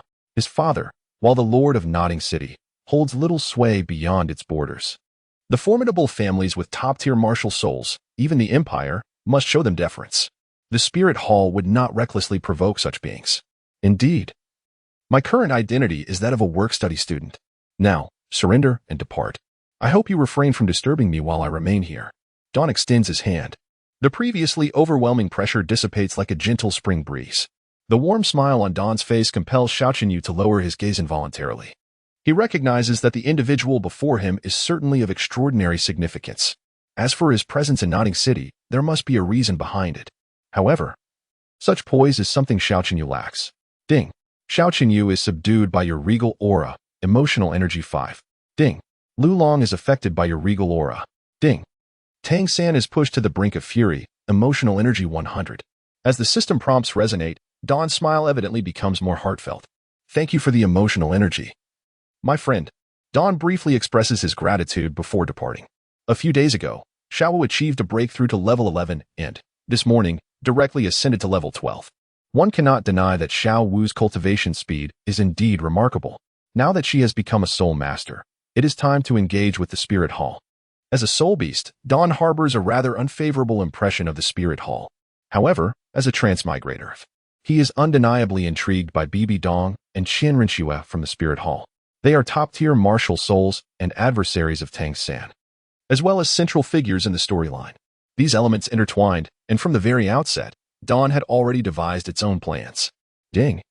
Tang San felt a sense of suffocation, emotional value 18. Ding. Tang San began to harbor doubts about life, emotional value 19. Ding. After Dawn turned to leave, the series of prompts continued unabated. It seems that Tang San has become utterly consumed by hatred for himself. Dawn's conjecture was indeed correct. At this moment, Tang San's eyes appear to be on the verge of igniting with fury. In his previous life, he pilfered the treasures of the Tang sect and, through his innate talent, successfully devised those unique hidden weapons. In this lifetime, he possesses a dual martial soul and an inherent full soul power. Undoubtedly, he is a prodigy and, moreover, a prodigy with a distinctive character. However, after enduring such a series of blows, Tang San's already limited capacity for tolerance can hardly accommodate the dawn of hope. Contemplating this, Tang San began to formulate some plans. First and foremost, the dawn must perish. Once he identifies an appropriate location for forging, he shall commence his preparations. At this moment, the serpent's venom within Tang San had nearly dissipated. After all, it was his own martial soul, and thus he possessed the necessary antibodies. Once he regained his mobility, Tang San dashed out of the academy, his destination set for the Spirit Hall. Chapter 11. Registering as a Soul Master, 5 years later. Nodding City, sub-branch of the Spirit Hall. In this quaint little town, the establishment is naturally equipped with the most basic of facilities. However, despite its modesty, it encompasses all essential elements. Dear children, this is the Spirit Hall, not a playground, a guardian cautioned. There is a park ahead. We are here to register as Spirit Masters. Without allowing the guard to finish, Dawn promptly presented his student identification. The student ID from Nodding Academy holds considerable prestige. Oh, Are you here for testing and registration as well? The guard inquired. Students of Notting Academy, please proceed inside. Assistance will be provided. Momentarily taken aback, the guard quickly resumed his duty. The two individuals before him, the little girl appeared no older than 5 or 6, while the boy, slightly older, seemed around 10. It was remarkable to see such young children already qualifying to register as spirit masters. The guard felt a pang of envy, recognizing that he might never achieve such a status himself. Inside the spirit hall, is this truly the spirit hall? It appears quite splendid, remarked Dawn. Must we register as spirit masters here? Little Wu asked, her curiosity piqued as she gazed at Dawn. To her, such a title seemed inconsequential. Indeed, as we aspire to ascend to greater heights in the future, registering as spirit masters and receiving monthly stipends would be quite advantageous. Furthermore, possessing a spirit master certification can alleviate numerous inconveniences in certain situations, Dawn replied with a smile. The identity of a soul master is distinguished in many unique places throughout this world, often accompanied by special privileges.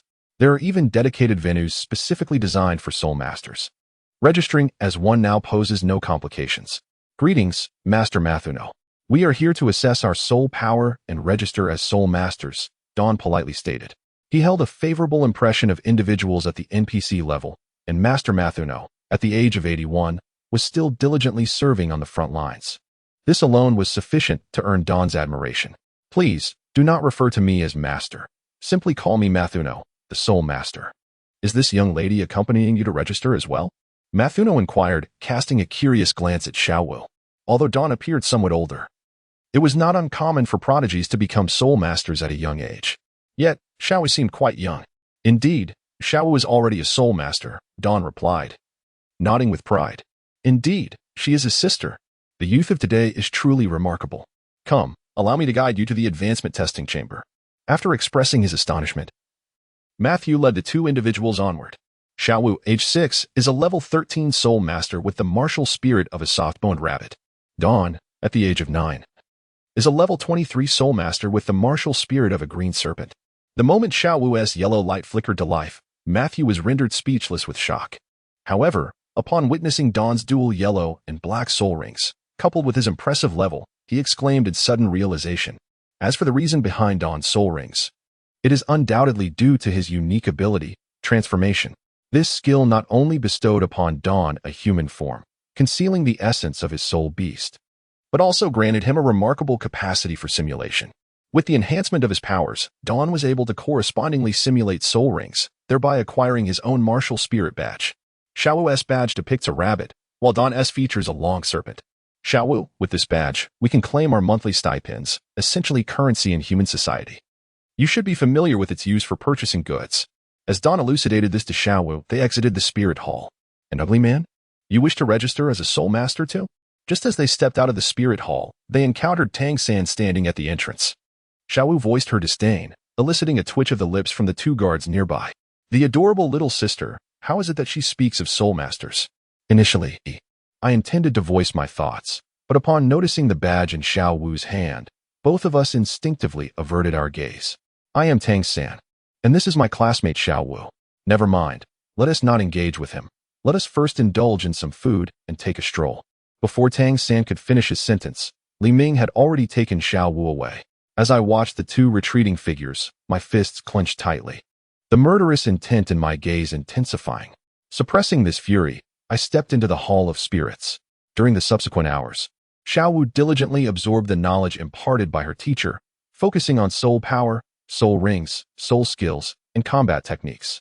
The instructors at the Nottingham Academy are certainly not qualified to impart knowledge to Xiao Wu. All of these are the result of Dawn's labor. In this leisurely time, it always seems to pass swiftly. Before long, Xiao Wu had already reached the 6th grade.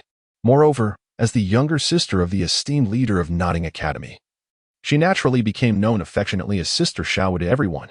Her spirit power, too, had naturally ascended to level 34. As for Li Ming, he originally intended to seek out Tang San to enhance his emotional value for the upcoming lottery. However, ever since that humiliation, he had often been elusive. It was understandable, considering he was under the tutelage of Yu Xiaojiang and was likely preoccupied with preparing to eliminate his own hidden weapon. It was only natural for him to be absent from the academy. Now, it was time to venture to that place. The thought of soon encountering those pivotal characters sent a thrill through him. Surely, his emotional value would soar. Xiao Wu, we shall depart from Nodding Academy tomorrow. Rest well tonight, Li Ming said with a smile, gazing at Xiao Wu on the bed. With the passage of time, Xiao Wu's physique had gradually matured. Though not voluptuous, she exuded an irresistible charm. What troubled him further was that Xiao Wu still favored cuddling with him during sleep. If not for Li Ming's resolute mind, he might have succumbed to the daily temptation. Brother Li Ming, we have received numerous invitations from various academies. Have you made your choice? Xiao Wu inquired, her large eyes looking at him with reliance. Yes, I have made my decision. Within the city of Sodo in the Barak Kingdom, there exists a unique institution known as Shrek Academy. It specifically admits extraordinary students. My choice is also based on my own considerations, Li Ming replied, stroking Xiao Wu's hair. Shrek Academy? That sounds intriguing, Xiao Wu exclaimed.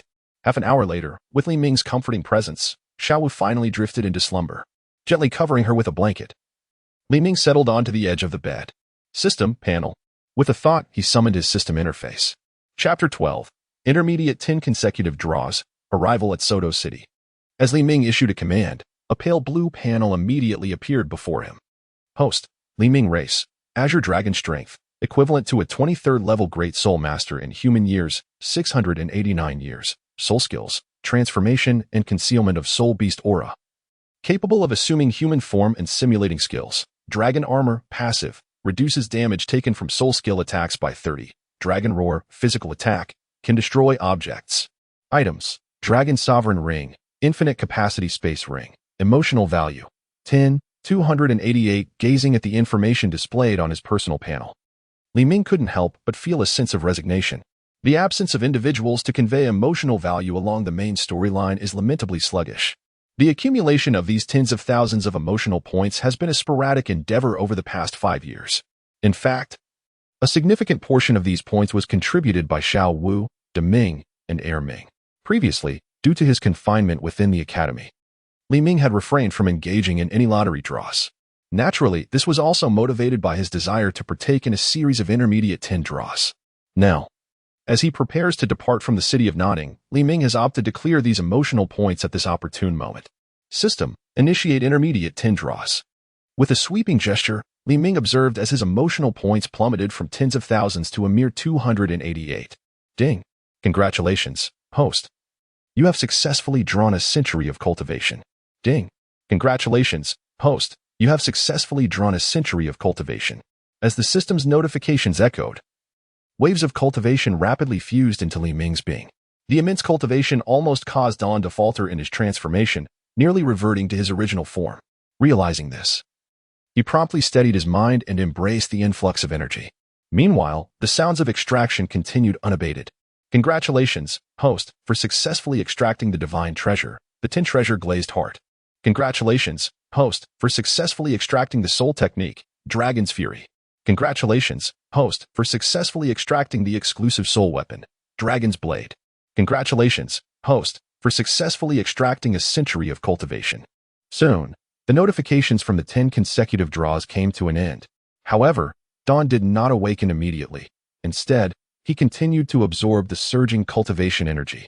Aside from the 3 exceptional rewards, the remainder amounted to 700 years of cultivation, elevating Dawn's total to over a millennium. It is essential to note that, for a beast, the difference between 900 years and 1,000 years is substantial. A few hours later, Dawn slowly exhaled a breath of turbid air, causing ice crystals to form in the surrounding atmosphere. The first action he took was to open his status panel. Host, Dawn Race, Azure Dragon Strength, 1,389 years. Equivalent to a human spirit master of level 31 soul techniques. Transformation to conceal the aura of spirit beasts, assuming human form. Dragon Armor, passive, which reduces damage received from soul technique attacks by 30. Dragon's Roar, physical attack, capable of destruction. Dragon's Fury. Items, Dragon Sovereign Ring, infinite capacity space ring, 10 treasure glazed heart. Dragon's Blade. Emotional value, 288. Upon seeing the additional items, Dawn instinctively opened the information tab. Soul technique, Dragon's Fury. Upon use, it temporarily doubles all attributes, with minor side effects that pose no concern to the host. 10 treasure glazed heart, a special divine item that, when used, allows for the upgrade of the corresponding martial soul. The corresponding martial soul is the 7-treasure glazed tower. Moreover, the host can gain substantial energy, increasing cultivation by 1,000 years. Dragon's Blade, an exclusive soul weapon for the Azure Dragon. It automatically recognizes its master, can be controlled by thought, perfectly channels soul power, and enhances the release of soul power. As he gazed at the array of splendid items, a smile crept onto Dawn's lips. However, further enhancement of strength would not be so straightforward. Based on the current age and strength comparison, 1,389 years corresponded only to level 31 of a spirit master. Thus, approximately 400 years equated to 1 level increase.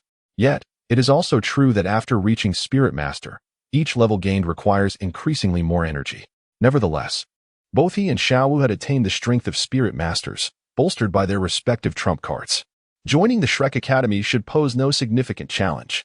Casting a glance at the slumbering Xiao Wu, Dawn reclined to rest as well. Soon, the sound of his steady breathing filled the air. "Dawn, brother." Just as Dawn slipped into slumber, Xiao Wu opened her eyes. After planting a gentle kiss on his lips, she contentedly turned over to sleep once more. The following morning, Dawn arose and gently lifted the sleeping Xiao Wu with him. "Get up, Xiao Wu. Today we must depart from Nodding Academy. No more lounging about." Within the city of Sodo, a youthful, handsome boy was leading a charmingly playful girl by the hand. "Brother, how much longer must we travel?" "I don't want to leave at all," came the plaintive voice of the girl. "Let us find a place to rest for a while," Dawn replied indulgently. Indeed. The two were Dawn and Xiao Wu, who had arrived in Sodo City. Because Xiao Wu insisted on experiencing the human way of travel, they chose not to revert to their spirit beast forms for the journey. This led to the scene where Xiao Wu expressed her grievances. Of course, it was primarily due to Li Ming misremembering the time, as they had not properly rested throughout their journey. I still want to indulge in a plethora of delicious treats. Brother, we are about to attend that Shrek Academy. Yes. They conversed as they finally arrived at the destination that Li Ming had longed for, the Rose Hotel. Upon entering, Li Ming promptly booked a room and took Xiao Wu upstairs to rest. The journey has indeed been exhausting. However, Dawn felt little fatigue, for he was inherently a beast of the supernatural, merely transformed into a human form. After ensuring that Xiao Wu was comfortably settled, he proceeded to prepare sustenance. The following day, Xiao Wu still showed no inclination to rise. With ample time until the registration, Dawn decided to indulge her. A surge of soul power? Just as Dawn contemplated venturing outside to perhaps encounter some pivotal characters, he suddenly sensed a remarkable fluctuation of soul energy emanating from the hall below. Among these energies, one felt strikingly familiar. "Tang-san, at last, my source of fortune has arrived." Moreover, another potent aura must belong to the malevolent-eyed white tiger, Daimubai. The main storyline has finally unfolded. This system insists on creating trouble for those who seek the main protagonist. Such a system ought to have been consigned to the recycling bin from the very start. Complaining about the system, Don slowly made his way downstairs. As he descended the staircase, he stumbled upon two familiar figures locked in confrontation. Chapter 13, Tang-san vs. Daimubai. As anticipated, the two were poised to engage in a fierce battle over the last room. At that moment, Tang-san, who had intended to confront Daimubai with bravado, suddenly felt a chill run down his spine. Following this instinctive sensation, a familiar visage appeared within Tang-san's line of sight. "Dawn, why is this fellow here as well?" The most significant aspect is that Sodo City is rather large, yet these two still encountered each other. Are they acquaintances? No matter. The two of you may join forces. As long as you can compel me to utilize my soul power, then I shall concede your victory. Daimubai remains unfazed by the emergence of Dawn, considering it merely an additional insignificant creature. These humble figures from the countryside may hold significance in their local realms. However, in the eyes of Daimubai, they are nothing but refuse. I can manage on my own. Ding. Tang-san felt a twinge of concern. With an emotional increase of 9, he harbored no belief that Dawn would come to his aid. This fellow not only opposes him at every turn but also openly insults his teacher. Now, Tang-san is concerned that Dawn might suddenly launch a surprise attack on him. There is no need for such hasty declarations. I had no intention of striking. Moreover, the conflict between the two of you seems to bear little relevance to me. Only the weak revel in showcasing their self-proclaimed strength before others. Dawn waved his hand dismissively, speaking in a somewhat languid manner. The sinister-eyed by who? Daimubai. As the leader among the Shrek 7 monsters, possesses undeniable prowess. The Dai family subsequently produced Dai Yuhao, who also ascended to divinity. It is evident that there are no issues regarding their bloodline. As for the current Tang-san, although he may be somewhat inferior to Dai Mubai in strength. His dark tactics ensure he would not be easily overwhelmed. This pre-dinner spectacle is indeed worth witnessing. Ding. Dai Mubai felt a twinge of displeasure, his emotional value rising by 12. Ding. Dai Mubai was enraged, his emotional value increasing by 16. At that moment, Dawn sensed the malevolent gaze that Dai Mubai directed towards him. The system's notification chimed in unison. Delightful. Dawn mused inwardly. It is indeed essential to engage with these pivotal characters to truly garner emotional value. I am confident that upon joining Shrek Academy, I shall soon partake in another wave of intermediate 10 consecutive draws. At present, I have grown weary of the initial 10 draws.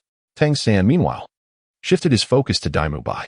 Such a brazen and overbearing presence in the town undoubtedly signifies a character of no ordinary stature. Furthermore, the individual before us, besides possessing formidable strength, exudes an air of indulgence and extravagance in every aspect. Such individuals are most suited to be the objects of exploitation, before one can utilize another. The foremost task is to establish contact. As a soul master, the most effective means of contact is through combat.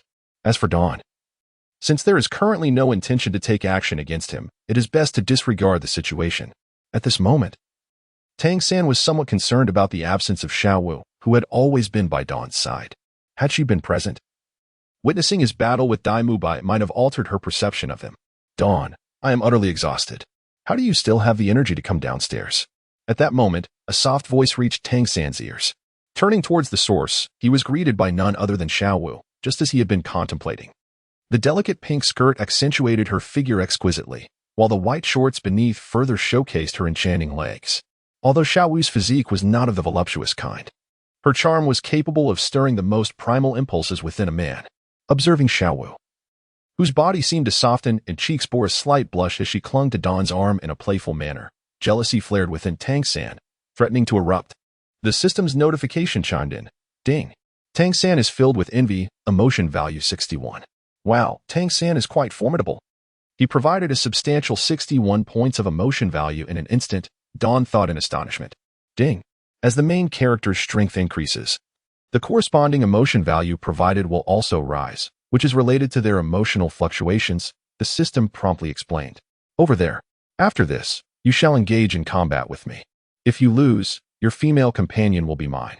Of course, I shall not leave you at a disadvantage. I will exchange my female companion with you. Dai Mubai suddenly interjected. Unlike Tang San, he spoke his mind directly rather than harboring dark thoughts. What did you say? You little brat, you're courting death. Xiao Wu exclaimed, preparing to leap forward to strike Dai Mubai. To her, this was a significant affront, having spent nearly 6 years in human society. She was well aware of such matters. Yet, being the future woman of Dawn, she could not allow others to covet him. Do not rush, Xiao Wu. If you wish to strike him, wait a moment. Others are currently dueling. It would be impolite to intervene now. Let him prance about for a while. You will defeat him shortly. Dawn gently restrained Xiao Wu and spoke soothingly, lightly caressing her back to calm her emotions. Humph, just you wait. I'll have you looking unrecognizable. Xiao Wu declared defiantly before settling beside Dawn. All right then, let us begin. I am eager to claim victory over that little lass, Dai Mubai said, a glint of mischief in his eyes as he swung his fist forward. The movement, though simple, was the most effective means of combat. Faced with this punch, Tang San felt a weight of seriousness settle upon him. This method of harnessing momentum and speed to elevate one's power to its zenith cannot be executed without considerable practical experience. However, at this moment, Tang San would neither retreat nor could he afford to. Just moments ago, Dai Mubai had insulted Xiao Wu, should he manage to defeat Dai Mubai. His standing in Xiao Wu's eyes would undoubtedly soar. Victory. Moreover, it must be a resounding triumph. Additionally, if he were to falter in the face of his opponent's punch, the force would only escalate with the increasing distance. Thus, rather than retreating, Tang San advanced. With a single step, he surged forward, covering nearly 3 meters in an instant. This forward thrust can most effectively disrupt Dai Mubai's combat rhythm while simultaneously diminishing his offensive power. Xian Yu Hand. Tang San leaned slightly backward and then unleashed the Tang sect's ultimate skill, Xian Yu Hand. Coupled with the unique swinging technique of the chaotic wind hammer method, he maximized the strength of his entire being, meeting Dai Mubai's fist head-on in an instant. Bang! With a muffled thud, both combatants staggered back a few steps. Although Dai Mubai retreated a shorter distance, he was taken aback. The youth before him appeared considerably younger and yet managed to withstand his punch. Tang San was equally astonished. The opponent's strength far surpassed his own. He had employed inner force, the chaotic wind hammer method, and Xinyu hand. Yet he still found himself at a disadvantage. Chapter 14. Tang San, I have no interest in men. Xiao Wu, look, this is the battle of soul masters. Apart from utilizing their soul power and soul skills, each possesses their own combat techniques. When you confront that golden-haired one later, remember to leverage your advantages. At that moment, the voice of Dawn resonated calmly. Oh, I understand. Brother Dawn, isn't the one battling the golden-haired fellow that ugly one from our academy? What is he doing here?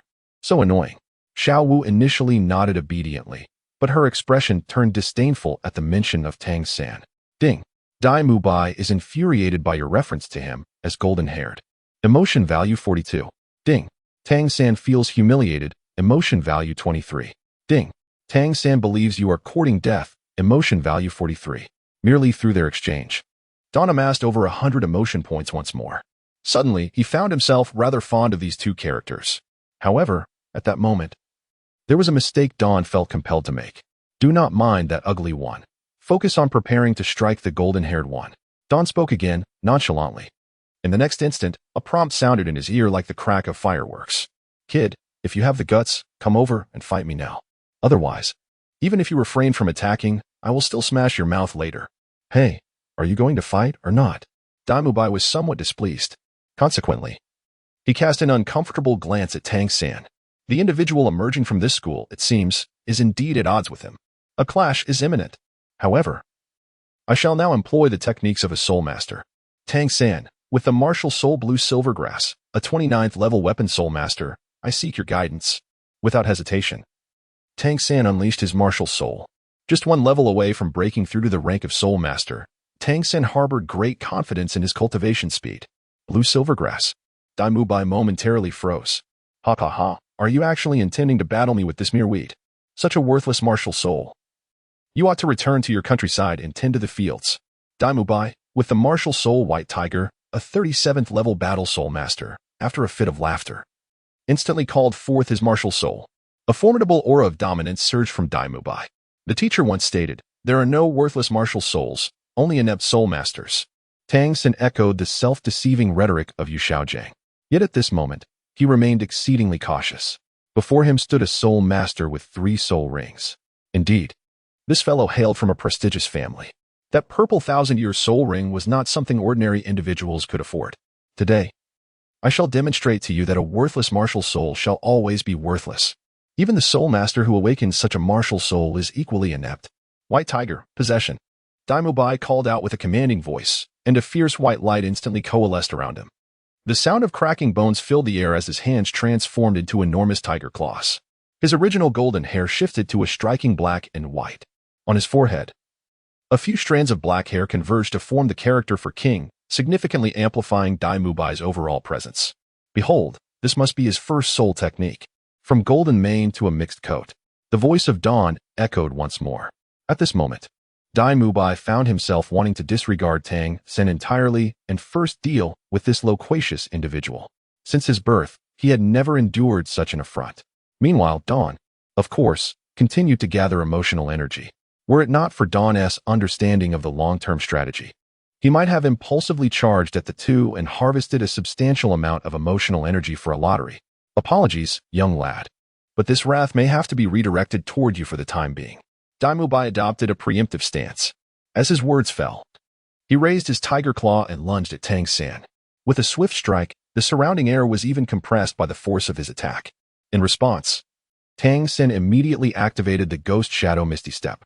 This terrifying power, coupled with a surge of anger, rendered Tang San unwilling to confront Dai Mubai head-on at this moment. Simultaneously, he felt a twinge of dissatisfaction towards the situation. He had initially hoped to forge a unique bond with Dai Mubai through combat. Alas, at this juncture, not only was establishing a connection out of the question, but avoiding becoming a mere punching bag for his opponent was already a cause for gratitude. Blue Silvergrass, bind. After creating some distance, Tang San swiftly commanded his blue silvergrass to ensnare Dai Mubai. He needed to conclude this battle expeditiously. Prolonging it would only work to his disadvantage, especially with both Li Ming and Xiao Wu observing intently. How could Tang San, with his prominent presence, allow himself to be continuously suppressed? Dragon's Roar. Li Ming smiled as he unleashed the Dragon's Roar. The blue-silver grass that had originally surged towards Dai Mubai swiftly redirected and charged at Tang San. You brat, I have no interest in ugly men. My preferences lie solely with beautiful women. Not even your entanglement could elicit a response from me. In fact, your actions are a profound insult. White Tiger's radiant wave. Dai Mubai, unwilling to approach Tang San, resorted to his ranged attack. A fierce beam of white light engulfed Tang San in an instant. As the brilliance faded, the remnants of his blue-silver grass lay destroyed before him. Tang San found himself in a most precarious state. Yet, rather than harboring resentment towards Dai Mubai, he directed a gaze filled with animosity towards the leisurely Li Ming. At this moment, he had nearly confirmed that the disorienting sensation he experienced after unleashing his soul skill at Nodding Academy was orchestrated by that very individual. Initially, Tang San had attributed it to his own lack of training and unfamiliarity with soul skills. However, through subsequent training, he had sharpened his abilities to their utmost limit, never having encountered any backlash from his soul skills. Even after consulting Yu Xiaojiang, the conclusion remained that it stemmed from Tang San's insufficient training, not from his martial soul or soul skills.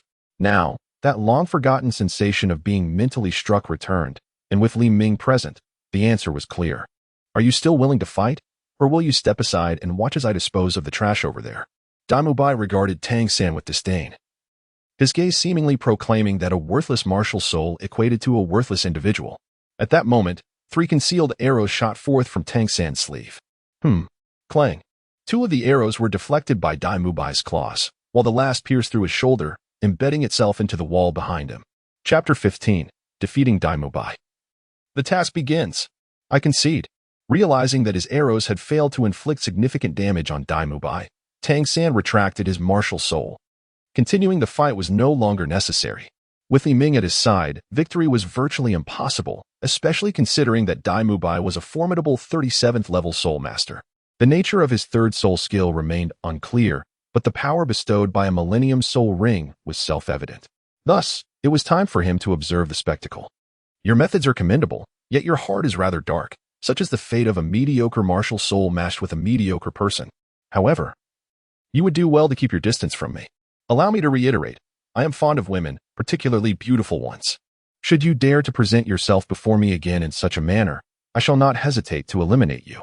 After delivering his words, Dai Mubai shifted his focus to Li Ming. You, step forward. Dai Mubai raised his claw, fixating on Li Ming. Meanwhile, Tang San, with a grim expression, moved aside. Very well. Li Ming did not shirk from the challenge, but rather rose to stand before Dai Mubai. Li Ming, martial soul, soaring serpent, 31st level soul master. I seek your guidance. Li Ming unusually extended a courteous greeting, for Dai Mubai was one of the illustrious Shrek 7 monsters, a notable protagonist of the Douluo continent. Such individuals should be cherished and kept close, as they are akin to living ATMs. Dawn does not wish to leave a poor impression on them, which could hinder future interactions. A level 31 soul master? Another monster, perhaps? Ha ha ha, yet you still fall short. Who isn't a soul master in their own right? Dai Mubai was momentarily taken aback, but soon spoke with a hearty laugh. In contrast to Tang San, he placed greater value on Dawn and refrained from acting recklessly. Simultaneously, the soul rings beneath Dawn began to rise, yellow and purple. As 3 soul rings ascended, Tang San could no longer contain himself. How could the second soul ring possibly be purple? Hadn't the master stated that the limit for a second soul ring could not surpass 1,000 years? The condescension in Dai Mubai's eyes vanished, replaced by a weighty seriousness. Ding. Tang San was left in shock, his emotional value rising by 43. Ding. Dai Mubai's mood turned heavy, his emotional value increasing by 29. With the release of the soul rings, Dawn also garnered additional emotional value. The fractional emotional values from bystanders shall not be displayed further. Bang! Faced with such a soul ring configuration, Dai Mubai could no longer hold back. The stone beneath him shattered instantly. Dai Mubai lunged directly at Dawn. Roar! Dawn unleashed a dragon-esque roar toward the advancing Dai Mubai. The terrifying soundwave surged forth, causing Dai Mubai to lose temporary control midair. Dawn raised his fist and struck towards Dai Mubai. Damn it! White Tiger transformation. In midair, Dai Mubai could not change his attack method. He promptly activated his third soul skill, White Tiger transformation. His body underwent a second transformation. Simultaneously, he forcibly twisted his body to alter his attack. Tiger claws met dragon fists, two formidable forces clashing in the air. In the next moment, under the influence of the white tiger transformation, Dai Mubai was sent flying. Although he managed to stabilize himself upon landing, he clearly sensed Dawn's power. He had lost. Indeed, even with the power of his third soul ring, he had still been defeated. Meanwhile, his opponent had merely utilized their second soul ring. The sound wave must have originated from their first soul ring. The second soul ring as soul skill likely enhanced strength, and the benefits of a 1,000-year soul ring were undoubtedly substantial. As for Dai Mubai's third soul ring, he was no longer qualified to engage with it. I concede my defeat.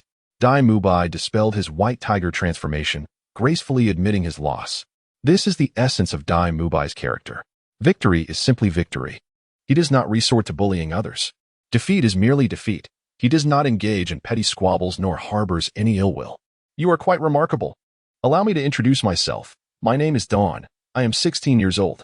With a graceful motion, Dawn retracted his soul ring and approached Dai Mubai, extending his hand. You. Haha. I am Dai Mubai, 15 years old. It seems you have also come to Shrek Academy. Perhaps we shall soon be classmates. I think highly of you as well, though your words can be quite sharp. Dai Mubai replied candidly. Ding. Gained Dai Mubai's recognition. Emotional value 12. Ding. Detected host interaction with a main character, issuing a special designated task. Recruit Dai Mubai as a subordinate. No time limit on the task. Reward. Advanced 10 consecutive draws. Random soul skill gift pack. At that moment, the system's notification echoed, unveiling a previously unseen functional task. Could it be due to Dai Mubai's status as a main character? No, that cannot be right. Tang San is also significant. Well, it seems the system recognizes that this blue silver grass is not a benign entity. Even withholding a subordinate position from Tang San. Let us meet at the academy, Dawn replied, maintaining his composure. Dai Mubai waved his hand, and the two beauties by his side drew closer. Embracing them, Dai Mubai departed from the scene. Brother Dawn, I feel so sleepy. Shall we take a nap together? Then enjoy some food and shopping tomorrow? Xiao Wu, having witnessed Dawn's victory, clung to his arm, playfully seeking attention. As for Dai Mubai's earlier taunts, she had completely forgotten them. All right, as you wish. Dawn teased Xiao Wu by gently pinching her nose, then led her upstairs. Observing their affectionate interactions, Tang San, despite possessing the key, was consumed by jealousy once again. Just wait, I will surely eliminate you, Dawn. Xiao Wu huffed, daring to call me ugly. Once I grow stronger, I will make you pay. After calculating his next move, Tang San clutched the key and headed towards his room. However, upon seeing the decor of the couple's hotel and recalling Xiao Wu pulling Dawn away to sleep, a torrent of anger, envy, and resentment surged within him. In the other room, Dawn was elated beyond measure. He even entertained a whimsical thought. Should he keep Tang San as a pet? Of course. It was merely a fleeting notion. Given Xiao Wu's personality, that ugly would certainly not be tolerated in her presence. In her words, so irritating. The next day, Xiao Wu and Dawn embarked on their street exploration journey. After a half day of shopping, Xiao Wu began to tire. The clothes, delectable treats, and fun items they had purchased now filled their rings. Just then, a familiar voice emerged from a nearby soul tool shop. Chapter 16. Clearing out the general store. Receiving the admission notice. Gazing at the familiar shop and that recognizable voice, excitement stirred within them. Here, it must be Flanders' grocery store. The familiar voice belongs to Tang San. If memory serves me right, this fellow is likely to harvest metal here, subsequently forging the lethal hidden weapon known as the Dragon Beard Needle. Upon hearing this, Dawn felt a surge of anger. After all, she held the esteemed identity of the Azure Dragon, and this Dragon Beard Needle was in direct conflict with her. Therefore, she seized it.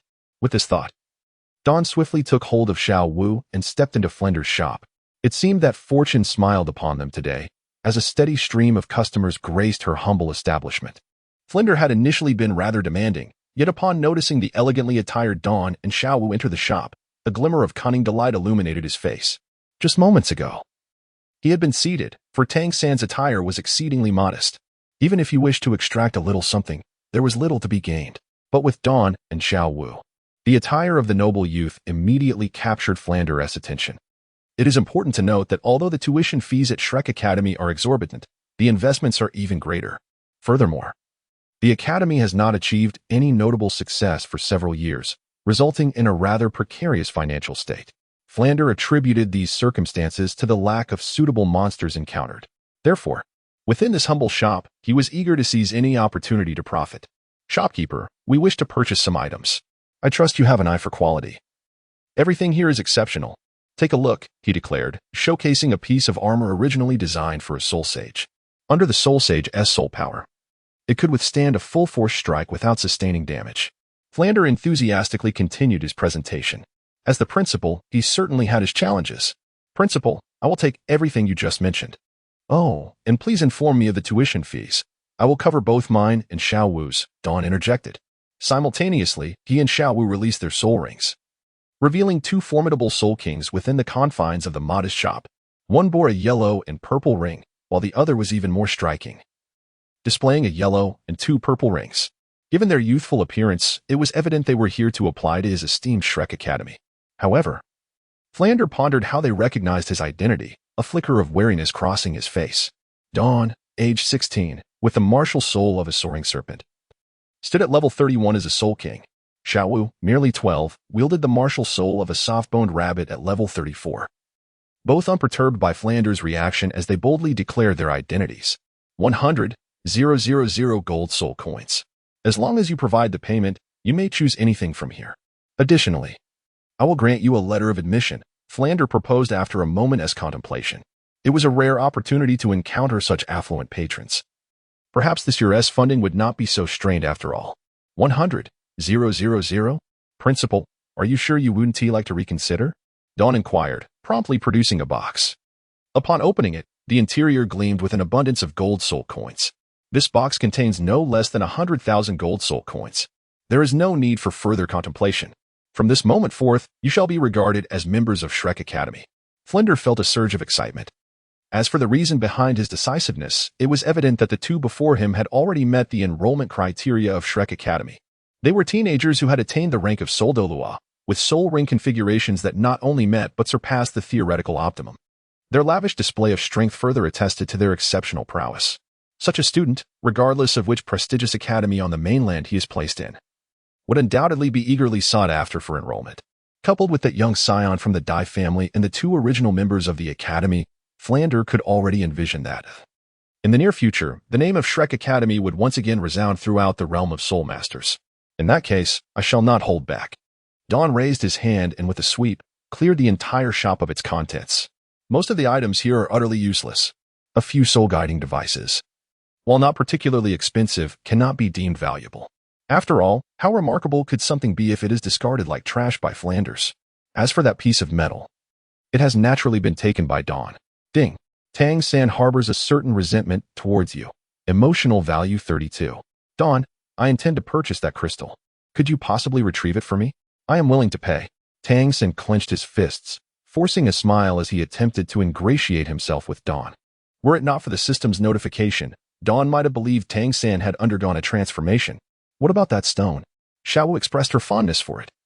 We plan to buy it to press pickled vegetables. Well, Principal, we shall take our leave now. Dawn had no desire to engage with Tang San further. His purpose for coming had already been fulfilled. Ding. Tang San now harbors an intense desire to eliminate you. Emotional value 39. Ding. Tang San is continually cursing you in his heart. Emotional value 32. Ding. Flanders is quite satisfied with you. Emotional value 10. Ding. Flanders is feeling quite happy. Emotional value 3. With the persistent notifications echoing in his ears, Dawn swiftly departed. Remaining any longer could lead to potential complications. As Dawn left, Flanders turned his attention to the sullen-faced Tang San. At this moment, Flander finally noticed the soul guide, the 24 bridges on a moonlit night, hanging at Tang San's waist. Is this his disciple? Young man, do you desire anything else? Please choose. If you find something you fancy, I shall gift it to you, Flander proclaimed grandly, gesturing toward the now empty shelves of his shop. For a brief instant, his hand froze midair as he recalled that his store had just been emptied by Dawn. You two are coming to Shrek Academy, right? Tomorrow, you can complete the enrollment procedures and directly commence your studies. Well, I've sold all my wares for today. It is time for me to close shop, Flander concluded, choosing not to engage in further conversation with Tang San. His presence here for so long indicated that the other fellow would soon arrive. With the substantial earnings from today, Flander needed to return and prepare adequately. The moment of Shrek Academy's rise was at hand. Inside the Rose Hotel, notifications chimed. Daimubai is thinking of you. Emotional value 9. Tang-san is contemplating how to deal with you. Emotional value 12. Flander holds high expectations for you. Emotional value 5. Yu Xiaojiang has learned of your intention to join Shrek. His emotions are quite unstable. Emotional value 19. Observing the constantly fluctuating notifications before him, Dawn's smile gradually widened. Indeed, this was the emotional value perpetual motion machine that Dawn had constructed. By preserving the indelible emotions of these key characters, as long as he remained active in their sight, the emotional value would continue to flow endlessly. Next, Dawn began to ponder the other members of the Shrek 7, aside from Xiao Wu and Tang-san. Chapter 17. Entering Shrek, Ning Rongrong makes her move.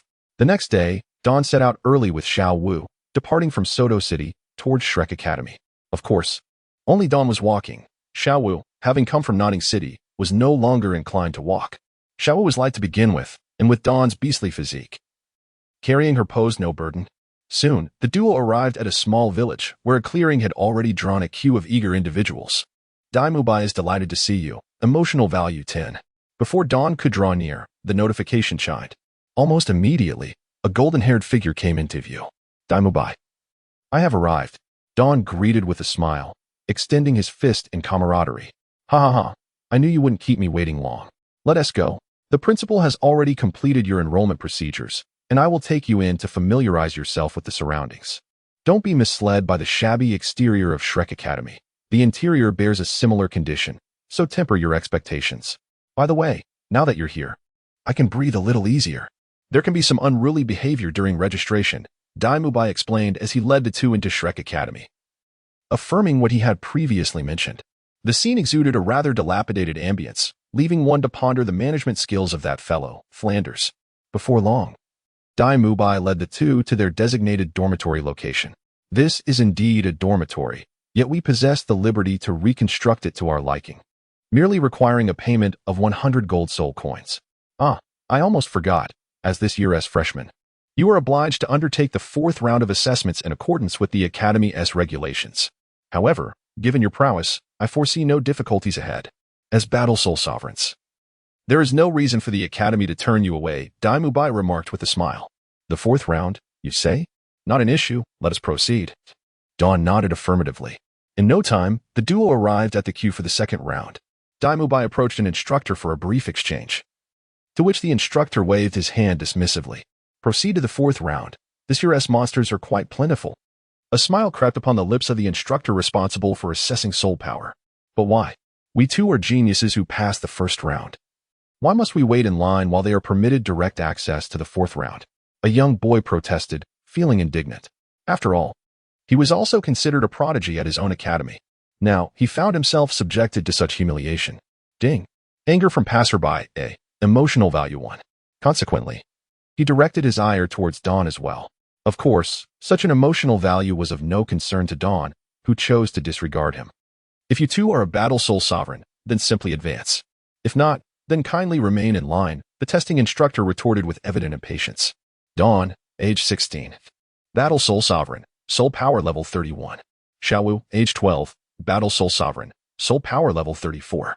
As the soul rings of the two emerged, the assembled students fell silent, for this was no jest, these were indeed battle soul sovereigns. Are these individuals newly admitted to Shrek Academy? With such so-called geniuses among them, they are destined to be at the very bottom. Teacher, must one surpass the spirit soul rank to advance to the 4th level? At that moment, a gentle voice resonated. A girl, seemingly a bit dusty, stepped forth from the crowd. Not necessarily. As long as one's soul power exceeds level 25, one may bypass the previous levels. The testing instructor replied calmly. I believe I can achieve that, the girl declared, picking up the stone used for testing soul power, which suddenly radiated a brilliant white light. Level 26? Indeed, you may proceed directly to the 4th level. Before the instructor could finish, a figure darted past, snatching the testing stone from the girl's grasp. Another flash of white light ensued. Level 27? Truly, this year's prodigies are exceptionally numerous. The instructor's smile was nearly stretching to his ears. After all, the more outstanding the students, the greater his salary would be. Teacher, I too have surpassed level 25. Tang-san then stepped forward, seizing the crystal on the table and channeling his soul power into it. Instantly, his brilliance eclipsed that of all preceding candidates. Approaching 30 levels? Haha. A raise is on the horizon. Mubai, please lead them inside first. The elder's demeanor had shifted from stern to jovial, his smile evidently uncontainable. Suddenly, 5 monstrous beings appeared, marking the highest number encountered since the establishment of Shrek Academy. At this point, no student expressed any dissent. After all, their abilities were indeed inferior to others. Greetings, I am Ning Rongrong. May we become friends? As the group made their way towards the inner courtyard, Ning Rongrong approached Liming with a smile. Naturally, Liming returned the smile. Why do you wish to be friends with Brother Liming? Do you harbor feelings for him? At that moment, Xiao Wu leaned in from the side, casting a slightly hostile glance at Ning Rongrong before her. The young girl possesses an exquisite beauty that exudes a sense of comfort. Even Xiao Wu finds her presence soothing. Thus, with a hint of hostility, she inquires. For if it were an ordinary person daring to approach her brother Li Ming in such a manner, they would have already been thrown out by Xiao Wu with a swift 8-part throw. Is your name Li Ming? It is quite a lovely name. Although I cannot say that I am enamored yet, I certainly harbor a favorable impression. She boldly acknowledges her feelings for Li Ming while playfully teasing Xiao Wu. I also have a fondness for brother Li Ming. However, Xiao Wu, we shall all be classmates from now on, and it is rather premature to discuss such matters. Before Xiao Wu could finish her thoughts, Li Ming gently interjected, softly caressing Xiao Wu's back, which immediately brought her a sense of reassurance. This tactic is infallible. At this moment, Tang San cast a resentful glance at Li Ming. This fellow, despite having such an exceptional companion as Xiao Wu, still flirts with others.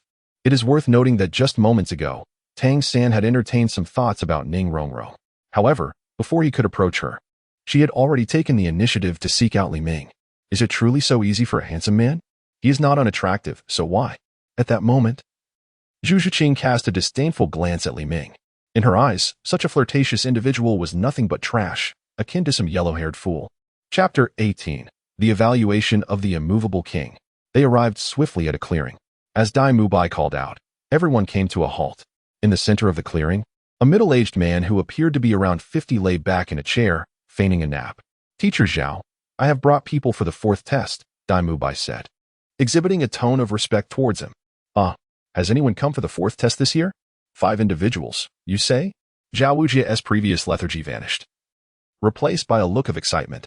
He immediately stood up, a powerful aura emanating from him.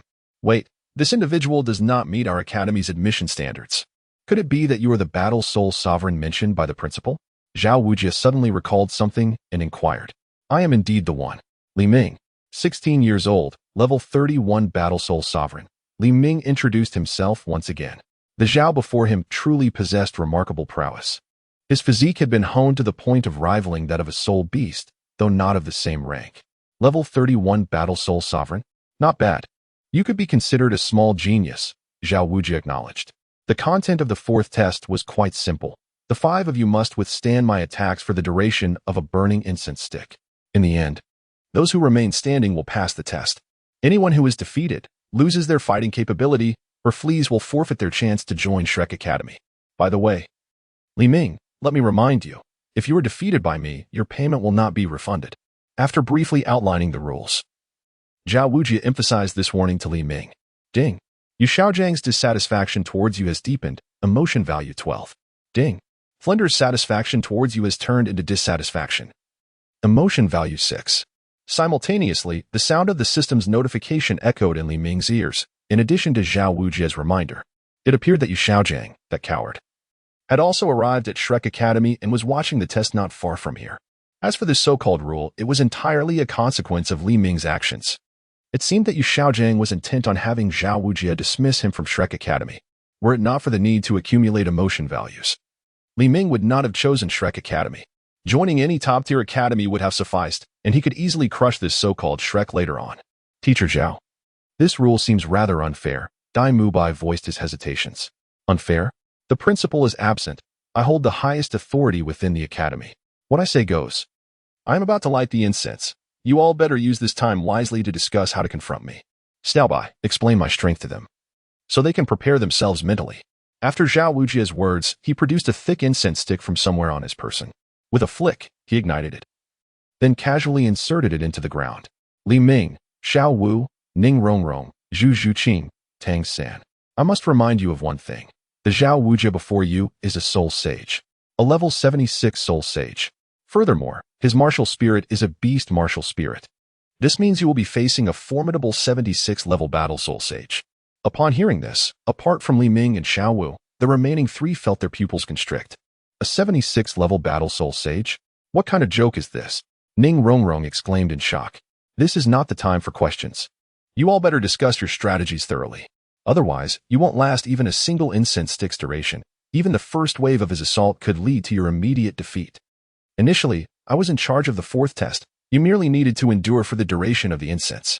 It is likely that due to the appearance of two battle soul sovereigns, Teacher Zhao decided to change the rules on the spot, Dai Mubai remarked, looking rather helpless. He had thought that Li Ming and Xiao Wu's admission to Shrek was a certainty, yet now such unexpected changes had arisen. The immovable King Xiao Wu Jie? This is the individual who mysteriously vanished on the main road 10 years ago, now teaching at Shrek Academy. At that moment, Ning Rongrong recalled this figure. It was known that Xiao Wu Jie had once offended the Spirit Hall and had escaped from the siege of 16 protagonists. Afterward, the matter had been left unresolved. At that time, Xiao Wu Jie was merely a sole emperor, yet he managed to evade capture from 16 bishops of the same rank, showcasing his formidable strength. Now, they were to endure for an incense stick's duration under the might of an even stronger Xiao Wu Jie. Ning Rongrong felt a wave of despair wash over her. You are already aware of my martial spirit and strength. Now, let us introduce ourselves to one another. If we pass, we will be classmates. If not, we can still be friends in the future across the continent. Li Ming, level 31 Battle Soul Sovereign, Martial Spirit, Flying Serpent. Xiao Wu, level 34 Battle Soul Sovereign, Martial Spirit, Soft Bone Rabbit. Ning Rongrong, level 26 Support Type Weapon Soul Master, Martial Spirit, 7 Treasure Glaze Tile. Zhu Zhiqing, level 27 Agility Attack Type Battle Soul Master, Martial Spirit, Nethercat. Tang San, level 29 Control Type Battle Soul Master, Martial Spirit, Blue Silvergrass. As each person announced their martial spirits and soul power, the focus of the crowd converged on Ning Rongrong. Even Tang San's lackluster martial spirit was overlooked. 7 Treasure Glaze Tile? Are you from the 7 Treasure Glaze Tile sect? Damubai asked, somewhat taken aback. Among the individuals present, except for Xiao Wu, the others possess a certain degree of understanding regarding the 7 Treasure Glaze Tile school. For now, let us refrain from discussing Ning Rongrong's martial soul. Moving forward, we must collaborate effectively to enhance our chances of succeeding in this assessment. Ning Rongrong, you shall take on the role of support. Tang San, your blue silver grass must not falter this time. Thus, your control must be executed to its fullest potential. Additionally, do not hesitate to employ your tactics when necessary. Although I harbor a distaste for such underhanded methods, should you choose not to utilize them here, I will dismantle your martial soul, rendering you incapable of wielding blue silver grass in the future. Zhu Zhiqing, Xiao Wu, you are tasked with distraction and ambush, while I shall lead the offensive. Are there any further inquiries? Li Ming has taken the initiative, even issuing a subtle threat towards Tang San. This fellow might just be aware of the schemes that wretched Yu Xiaojiang is concocting. This fellow dares to go easy during the assessment, and Dawn is prepared to take action against him. Chapter 19. The test begins. The dragon's roar unleashed. The group nodded, expressing no objections to Dawn's arrangements. Subsequently, the 5 took their designated positions. Ning Rongrong stood at the back, facing Dawn, while Xiao Wu and Zhu Zhiqing flanked her. As for Tang San, he was relegated to the outermost layer. It seems you are all prepared. Good lads. To still possess the will to fight in my presence is commendable. This alone is enough for me to acknowledge you. Therefore, I shall not hold back from this point onward, Zhao Wujie declared with a hearty voice, resonating like a bell in everyone's ears. The 7 treasures are renowned, the first being strength. Before Zhao Wujie could make his move, Ning Rongrong had already unleashed her martial soul, the 7 treasure glazed tower. She simultaneously activated her first soul skill. As the first soul ring of Ning Rongrong ascended and merged into the 7 treasure glazed tower, 3 beams of colorful light instantly shot forth, enveloping Dawn, Xiao Wu, and Zhu Zhiqing. In an instant, a surge of power coursed through their bodies. A 30 enhancement is indeed formidable. Moreover, it is an enhancement that disregards levels. Truly, a member of the 7 treasure glazed sect, renowned as the strongest support type soul master. As Dawn felt the boiling power within his veins, a gleam of excitement sparkled in his eyes. Previously, he had harbored doubts that this 30 enhancement might diminish due to his overwhelming power base. But such concerns were evidently unwarranted. The 7 treasures are famed, the second being speed. Ning Rongrong did not pause, but rather unleashed her second soul skill. The three felt their bodies become remarkably lighter. This seven-treasure glazed tower certainly poses a challenge. However, Xiao Wujie gradually crouched down, adopting a charging stance. Dawn was not surprised to see Xiao Wujie fixate on Ning Rongrong. After all, in battle, any member of the seven-treasure glazed sect would inevitably become a prime target. Not to mention the seasoned Xiao Wujie before him. Xiao-san, protect Ning Rongrong well. When necessary, let loose a few surprise attacks. I shall complement your control. Roaring. Dawn directed his full power towards Xiao Wujie and unleashed the dragon's roar. The terrifying sound wave affected even Zhu Shiqing and Xiao Wu to a degree. As for Daimobai, he was left astounded, unable to close his jaw. He could distinctly sense that during Dawn's previous attack on him, he had held back. Otherwise, at such close proximity, a direct hit from this sonic assault would have rendered him deaf for the rest of his life. Just as Xiao Wujie prepared to interrupt Ning Rongrong's enhancement from the seven-treasure glazed tower with his soul skill, he momentarily faltered. Quickly, he gathered his soul power to shield his ears. Even so, Xiao Wujie felt a dullness clouding his mind. Indeed, when Dawn released the dragon's roar, both physical and mental attacks were unleashed simultaneously.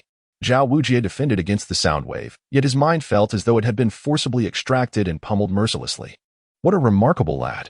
The power of this soul skill is astonishing. Xiao Wujie shook his head, and a frenzied glint sparkled in his eyes. Meanwhile, not far away, Flender and Yu Xiaojiang watched the battle with grave expressions. Merely from the initial encounter, Flender was certain that this Dawn was an absolute prodigy. Despite being only at level 31, Flender was convinced that the level 34 Xiao Wu would stand no chance against him. He cast a complex glance at Yu Xiaojiang. This is his close friend. Upon hearing of the grievances between Yu Xiaojiang and Li Ming, Flender had resolved to prevent Li Ming from entering Shrek Academy. However, he now finds himself in a state of hesitation. It is evident that Ning Rongrong harbors a favorable impression of Li Ming.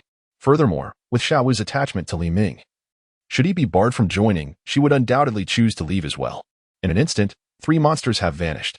Moreover, the most pressing concern is the uncertainty surrounding the forces lurking behind the Dawn. Should their actions become excessively reckless, it may awaken some ancient beings.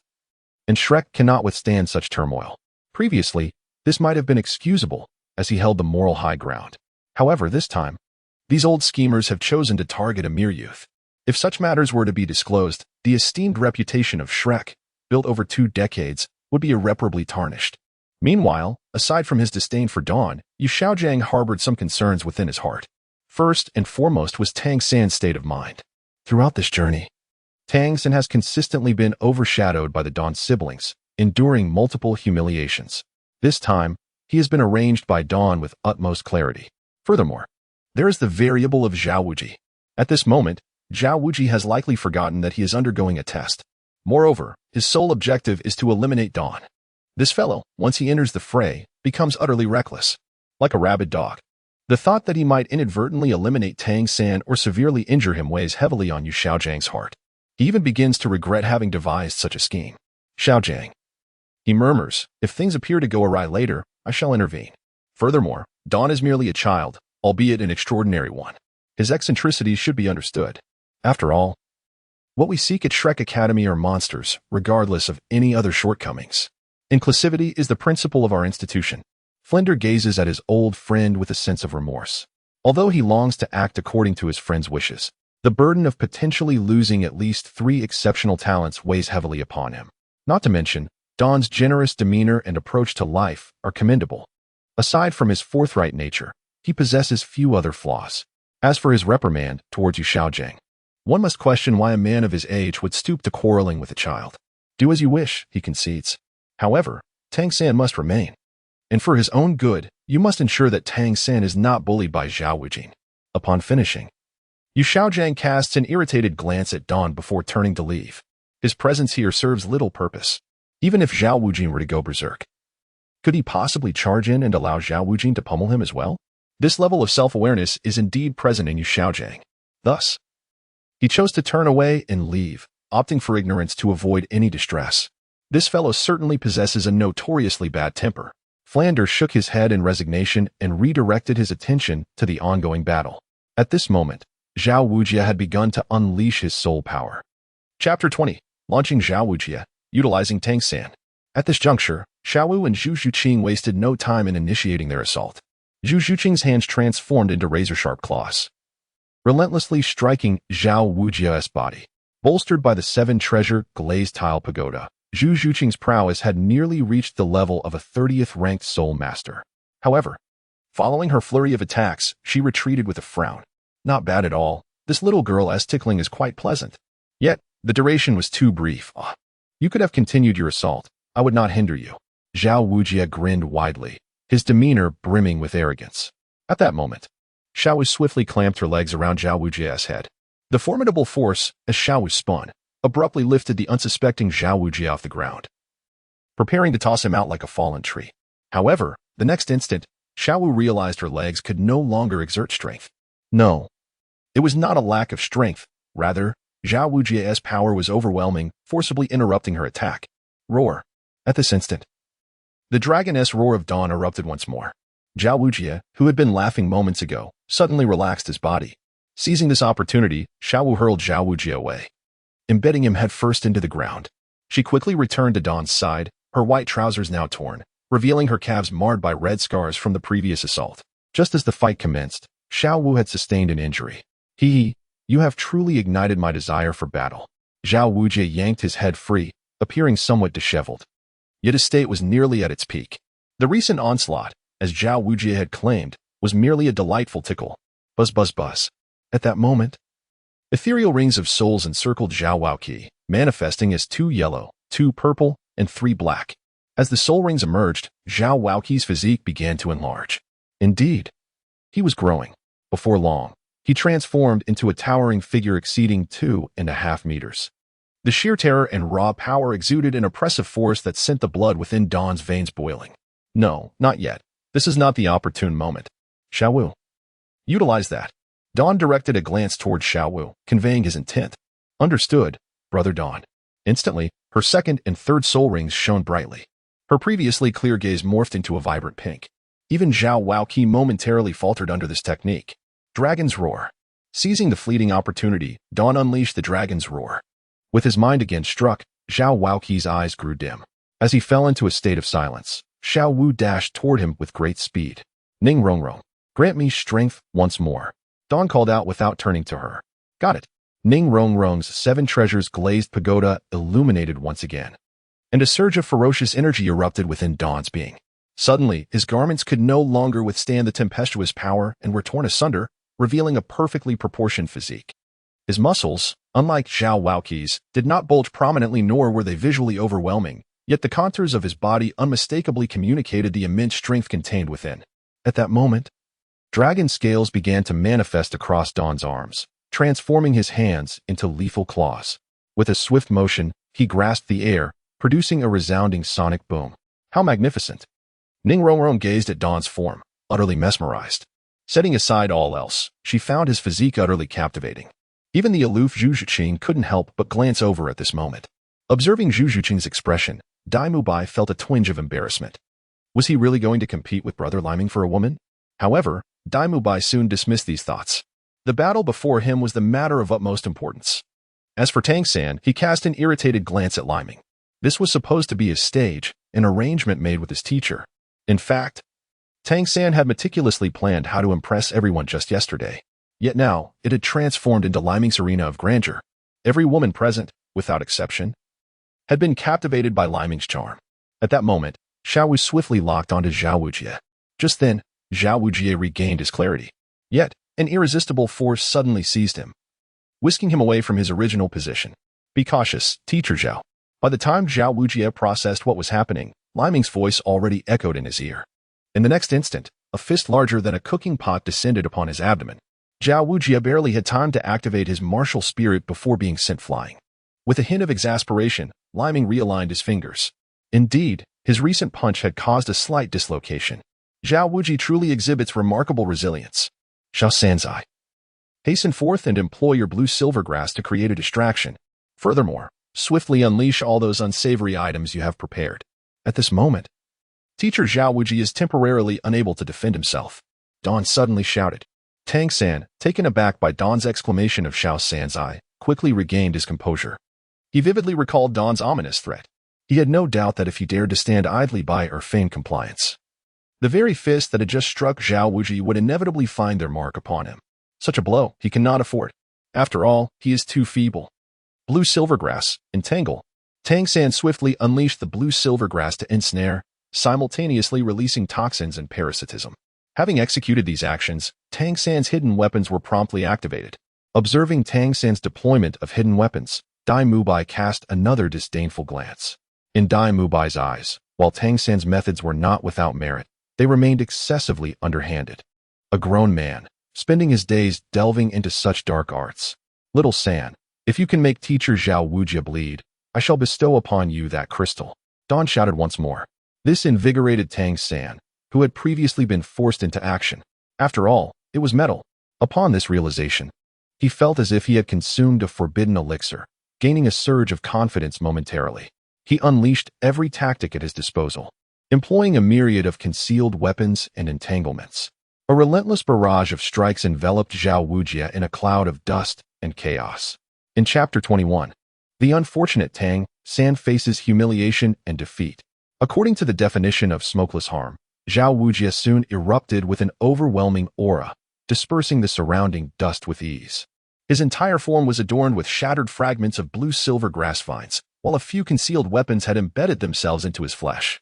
Fortunately, Tang San had yet to concoct any poisons, otherwise, Xiao Wu would have been in dire straits. Despite this, Xiao Wujia's expression was far from pleasant. Indeed, it was grim. He acknowledged being blasted away by the dawn.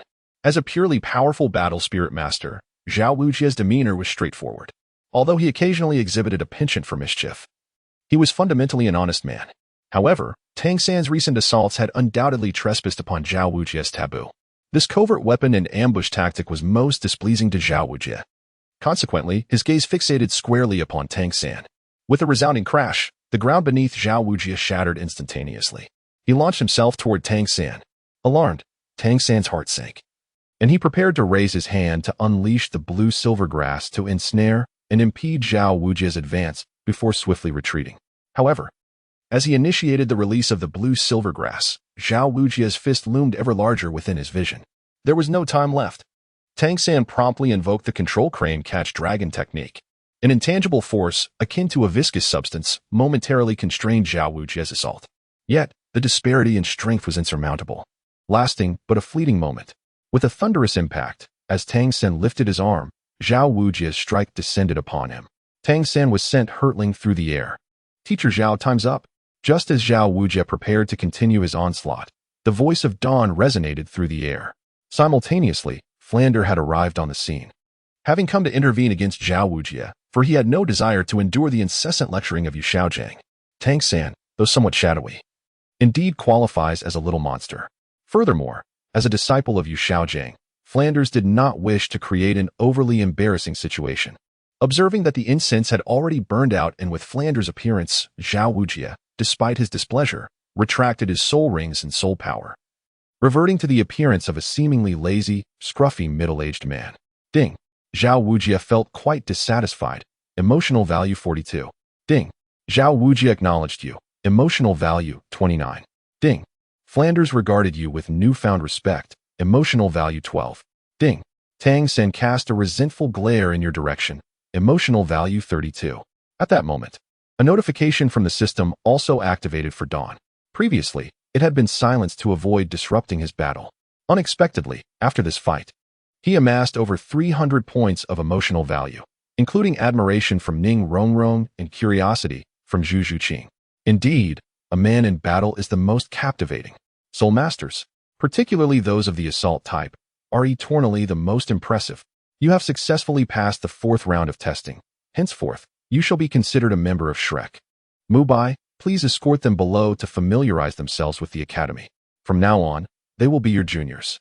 Flanders did not immediately address Xiao Wujia, but informed the others that they had completed the test. Xiao Ao, come here for a moment. Tang San, now injured and drained of stamina, should first consume your provisions before any treatment. After Flanders spoke, he turned to Xiao Wujia and then proceeded to his office. Xiao Wujia scratched his head, feeling somewhat awkward and helpless, following behind. This is also your senior. He is 14 years old and a food-type auxiliary soul master. Daimu Bai briefly introduced Oscar to the group. A food-type auxiliary soul master? 14 years old? This guy is only 14. The group looked at Oscar with puzzled expressions. Although I would rather not explain, I truly am 14. It's just that due to my food-type soul master abilities, my hair has grown a bit more abundant. I, Xiao Wu, am ready to work. Before Oscar could finish, Daimu Bai interrupted him. Oh, understood. I have a large sausage. Oscar scratched his head, feeling wronged, and then raised his hand, calling out loudly. Upon hearing this, the girls displayed expressions of disdain. In the next moment, a large sausage appeared in Oscar's hand. Indeed, it was quite substantial. The uniqueness of food-type soul masters lies in the necessity to chant soul spells to unleash their abilities. This large sausage can significantly restore stamina, though I find it distasteful and have never tried it. Daimu Bai awkwardly explained. As for Oscar, he had grown accustomed to it. Ignoring the crowd, he stepped forward, helping Tang San to his feet and unceremoniously stuffing the sausage into Tang San's mouth. Witnessing this scene, the onlookers felt an immense discomfort. Yet, the one suffering the most was Tang San. He had merely lost his ability to move but had not lost consciousness. However, at that moment, he was utterly helpless. This lecherous-looking uncle forcefully shoved the large sausage into his mouth. A tear of humiliation slipped from Tang San's eye. Ding. Tang San utterly detests you. Emotional value 99. Just then, another notification chimed in Dawn's ear. Observing this value, Dawn felt a pang of sympathy for the unfortunate individual before him. Yet, sympathy was secondary. This emotional value was genuine. If possible, Dawn wished to rush forward and have Oscar stuff a few more sausages into Tang San's mouth. After regaining a measure of stamina, Tang San was taken away by the medical personnel. His arm had been shattered and required immediate treatment to avoid any lingering repercussions. Daimu Bai then led Dawn and the others on a tour of the academy. Meanwhile, in the principal's office, principal, let me explain. You saw what just transpired. Those little brats, Xiao Wu. Just as Xiao Wu was about to clarify, an irate voice erupted. Yu Xiaojiang stormed in, delivering a few light punches to Xiao Wujia's shoulder. Facing the furious Yu Xiaojiang, Xiao Wujie refrained from unleashing his martial spirit.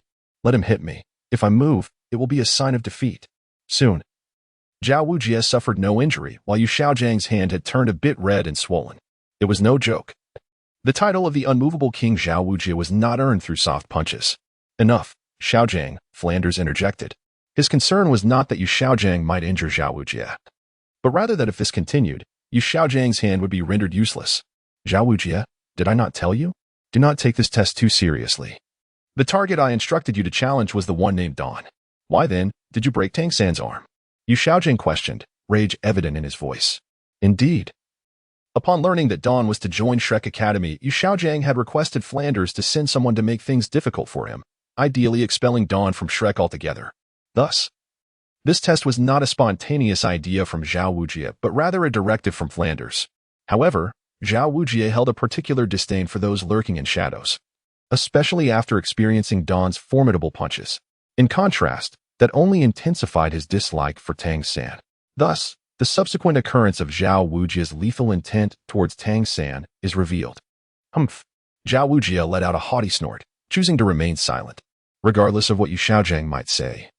The worst that could happen would be a few more blows from him, provided he is unperturbed by the prospect of fracturing his own bones. Xiao Wujie, you must refrain from such behavior next time, or else your salary and bonuses will be deducted. Flender found himself at a loss with Xiao Wujie.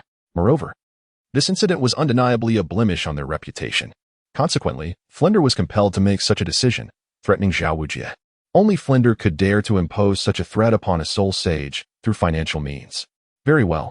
Xiao Wujie dismissed the matter with a single word, casting a disdainful glance at Yu Xiaojiang. He, Xiao Wujie, was merely showing consideration for Flender. This hypocritical charlatan is secretly plotting against a child. The crux of the matter lies within that so-called golden triangle. Xiao Wujie believes that Yu Xiaojiang is merely a spineless individual who relies on others for sustenance. Thus, why would he ever show him a favorable countenance? Xiao Wujie, Yu Xiaojiang clearly perceived the disdain in Xiao Wujie's expression, trembling with anger yet utterly powerless. However, soon a certain individual crossed Yu Xiaojiang's mind. The mere thought of Xiao Wujie's impending misfortune brought a slight sense of relief to Yu Xiaojiang's heart. Flander, must you truly accept that fellow, Dawn? Yu Xiaojiang persisted, unwilling to concede. Xiaojiang, although Dawn has previously offended you, it was merely verbal insult at worst. With your temperament, can you not surmount this hurdle? I believe you have already recognized this child's talent, which surely rivals that of your own disciple. Flander spoke with a hint of exasperation. His dear friend possesses many admirable qualities, yet harbors an excessively narrow mindset. Flander expressed this in an attempt to ease Xiaojiang's worries. The child's talent is indeed formidable. However, given the temperament he has exhibited thus far, he is bound to bring considerable trouble to our Shrek Academy in the future. Furthermore, Xiaojiang refrained from elaborating further, as he realized that his words would hold little significance for Flander at present, setting aside their collective experiences. The fact that Xiao Wu is able to teach here means he harbors no fear of trouble. What truly concerns him is the lack of exceptional students, jeopardizing the future of Shrek Academy. Everything else is merely ancillary. The Shrek Academy is akin to Flander's own child. Under the leadership of Daimubai, the group embarked on a tour of the academy. This is the residential area, where, as I previously mentioned, everyone can personalize their accommodations according to their preferences. After lingering in the residential zone, Daimubai spoke again. All right, old Dai. May I ask if we can utilize the timber from the back mountain? Dawn inquired slowly. Yes, we can, but using the timber requires an additional fee of 5 gold soul coins, Daimubai replied somewhat awkwardly. After all, this academy seemed to operate entirely on monetary transactions. Following his extensive introduction, Daimubai felt a bit embarrassed himself. Oh, I see. Here are 15 gold soul coins. Now I can get started, right? Without hesitation, Dawn produced the 15 gold soul coins and handed them to Daimubai. Ah, this is not necessary. We usually don't reside within the academy. Just then, a light cough interrupted. Daimubai's previously serious demeanor instantly turned awkward. Principal, he said cautiously as he turned around. Flander nodded and extended his hand. Daimubai promptly transferred the 15 gold soul coins he had just received from Dawn into Flander's hand. Very good, student Dawn. I knew you were a promising talent. You may choose any area here, and feel free to fell any trees. However, it would be best to finish this in a timely manner, as you still have classes to attend. Flander's somber expression immediately brightened. With a squint and a cheerful demeanor, he added, Understood, Principal. I will not delay my studies. Dawn nodded in agreement. He held a certain fondness for Flander. At least he exhibited responsibility, accountability, and conviction, unlike that other fellow who was selfish, miserly, and a refined egoist, all while cloaking himself in a myriad of flattering words. All right, Mubai, come with me to the office. In the blink of an eye, Flander's cheerful demeanor towards Dawn transformed into a grim countenance directed at Daimubai. Daimubai knew that this fellow would likely reprimand him for at least 2 hours. Thus, he sought help from Dawn. Principal, I have some matters I wish to consult with Daimubai about. How about I consider him a temporary teacher here, and I shall employ him for 50 gold soul coins a day? Dawn offered with a smile, spreading his 5 fingers. 50 gold soul coins. All right. It's a deal. Daimubai, you must diligently guide student Dawn from now on. If I catch you slacking off. Flander threw in a stern warning before accepting Dawn's payment and leaving with a satisfied demeanor. As the new semester commenced, Dawn had already generated a considerable income for his Shrek Academy. He needed to contemplate wisely on how to allocate this money effectively. Daimubai sighed in relief. He feared Fran's incessant nagging. Although his family had made a donation to the academy, it seemed that as the child of a benefactor, he received no special treatment. Chapter 23. Chopping Trees. Daimubai, come with me. Let us go chop some trees. Dawn spoke slowly. Having spent 50 gold soul coins, how can we not earn it back properly? Chop trees. Well, Dawn, although I may not appear to be a person of virtue, my interests and hobbies are perfectly normal. Moreover, I have already distanced myself from such activities, Daimubai replied, feeling a bit embarrassed yet resolutely defending himself. What are you talking about? Dawn's intention is to chop trees. Xiao Wu interjected, her expression reflecting her disapproval. That grotesque smile of yours inevitably conjures up unpleasant associations. Daimubai prepared to clarify, but Ning Rongrong and Zhu Zhuqing instinctively distanced themselves from him. For a moment, he felt quite uncomfortable. Dawn, allow me to introduce myself once more. I am Ning Rongrong, a member of the 7 Treasure Glaze Tile School, and I've snuck out for some training. I wish to live together with you, Ning Rongrong boldly declared. She already harbored thoughts about Dawn, and, given her straightforward nature, she would naturally express them without hesitation. It was worth noting that when she first laid eyes on Dawn, Her martial spirit had trembled slightly. This is an unprecedented occurrence. Ding. A special task has been issued. Increase Ning Rongrong's affection level to the maximum, and the reward consists of 10 high-level lottery draws and a mysterious gift package. At this moment, the system's notification chimes in. Increase Ning Rongrong's affection? But isn't Xiao Wu also one of the main characters? Why is there no task for her? Li seems somewhat dissatisfied. It is worth noting that Dai Mubai's task also entails 10 high-level lottery draws, as does Ning Rongrong's. It appears that this confounded system not only requires one to undertake tasks, but also secretly undermines one's own interests. Ding. Xiao Wu, as a condition for activating the system, cannot participate in system tasks. The system provides an irrefutable response. Indeed, activating the system is far more significant than these lottery draws. After all, without the activation of the system, where would these lottery draws come from? Li Ming, are you unwilling? Ning Rongrong gazes at Li Ming with a hint of grievance. With her naturally innocent demeanor, Ning Rongrong, in such a state of distress, is irresistible. Humph. No way. I want to live with brother Li Ming. Before Li Ming can respond, Xiao Wu leaps forward and clings to his arm. Ding. Xiao Wu appears to be somewhat jealous. Emotional value increases by 23. We can live together. I won't interfere with anything, Ning Rongrong hints subtly. Li Ming feels a wave of embarrassment wash over him. These young girls, one after another. I shall construct a more spacious dormitory. When the time comes, those who wish to reside here are welcome to do so. After saying this, Don swiftly made his way to the back mountain, followed closely by the others, leaving Oscar standing alone in a daze. Where's the fairness in this? I, Oscar, am at least a senior in the academy, and yet I am so blatantly overlooked? Moreover, why is it that this fellow can attract the attention of two such beautiful maidens while I am left to my own devices? The heavens are unjust. Bang. Before Oscar could continue his lamentations, Dai Mubai suddenly appeared and kicked him away. Quickly go buy some nails and similar items, as well as sheets and bedding. I will reimburse you upon your return, Dai Mubai declared before vanishing once more. Although Oscar had grievances, he dared not express them, after all. He could not contend with Dai Mubai. It would be akin to an old man hanging himself to pit a support-type spirit master against a combat spirit master of a higher rank. Upon reaching the back mountain, Dai Mubai handed Don an axe, and he too grasped an axe in his hands.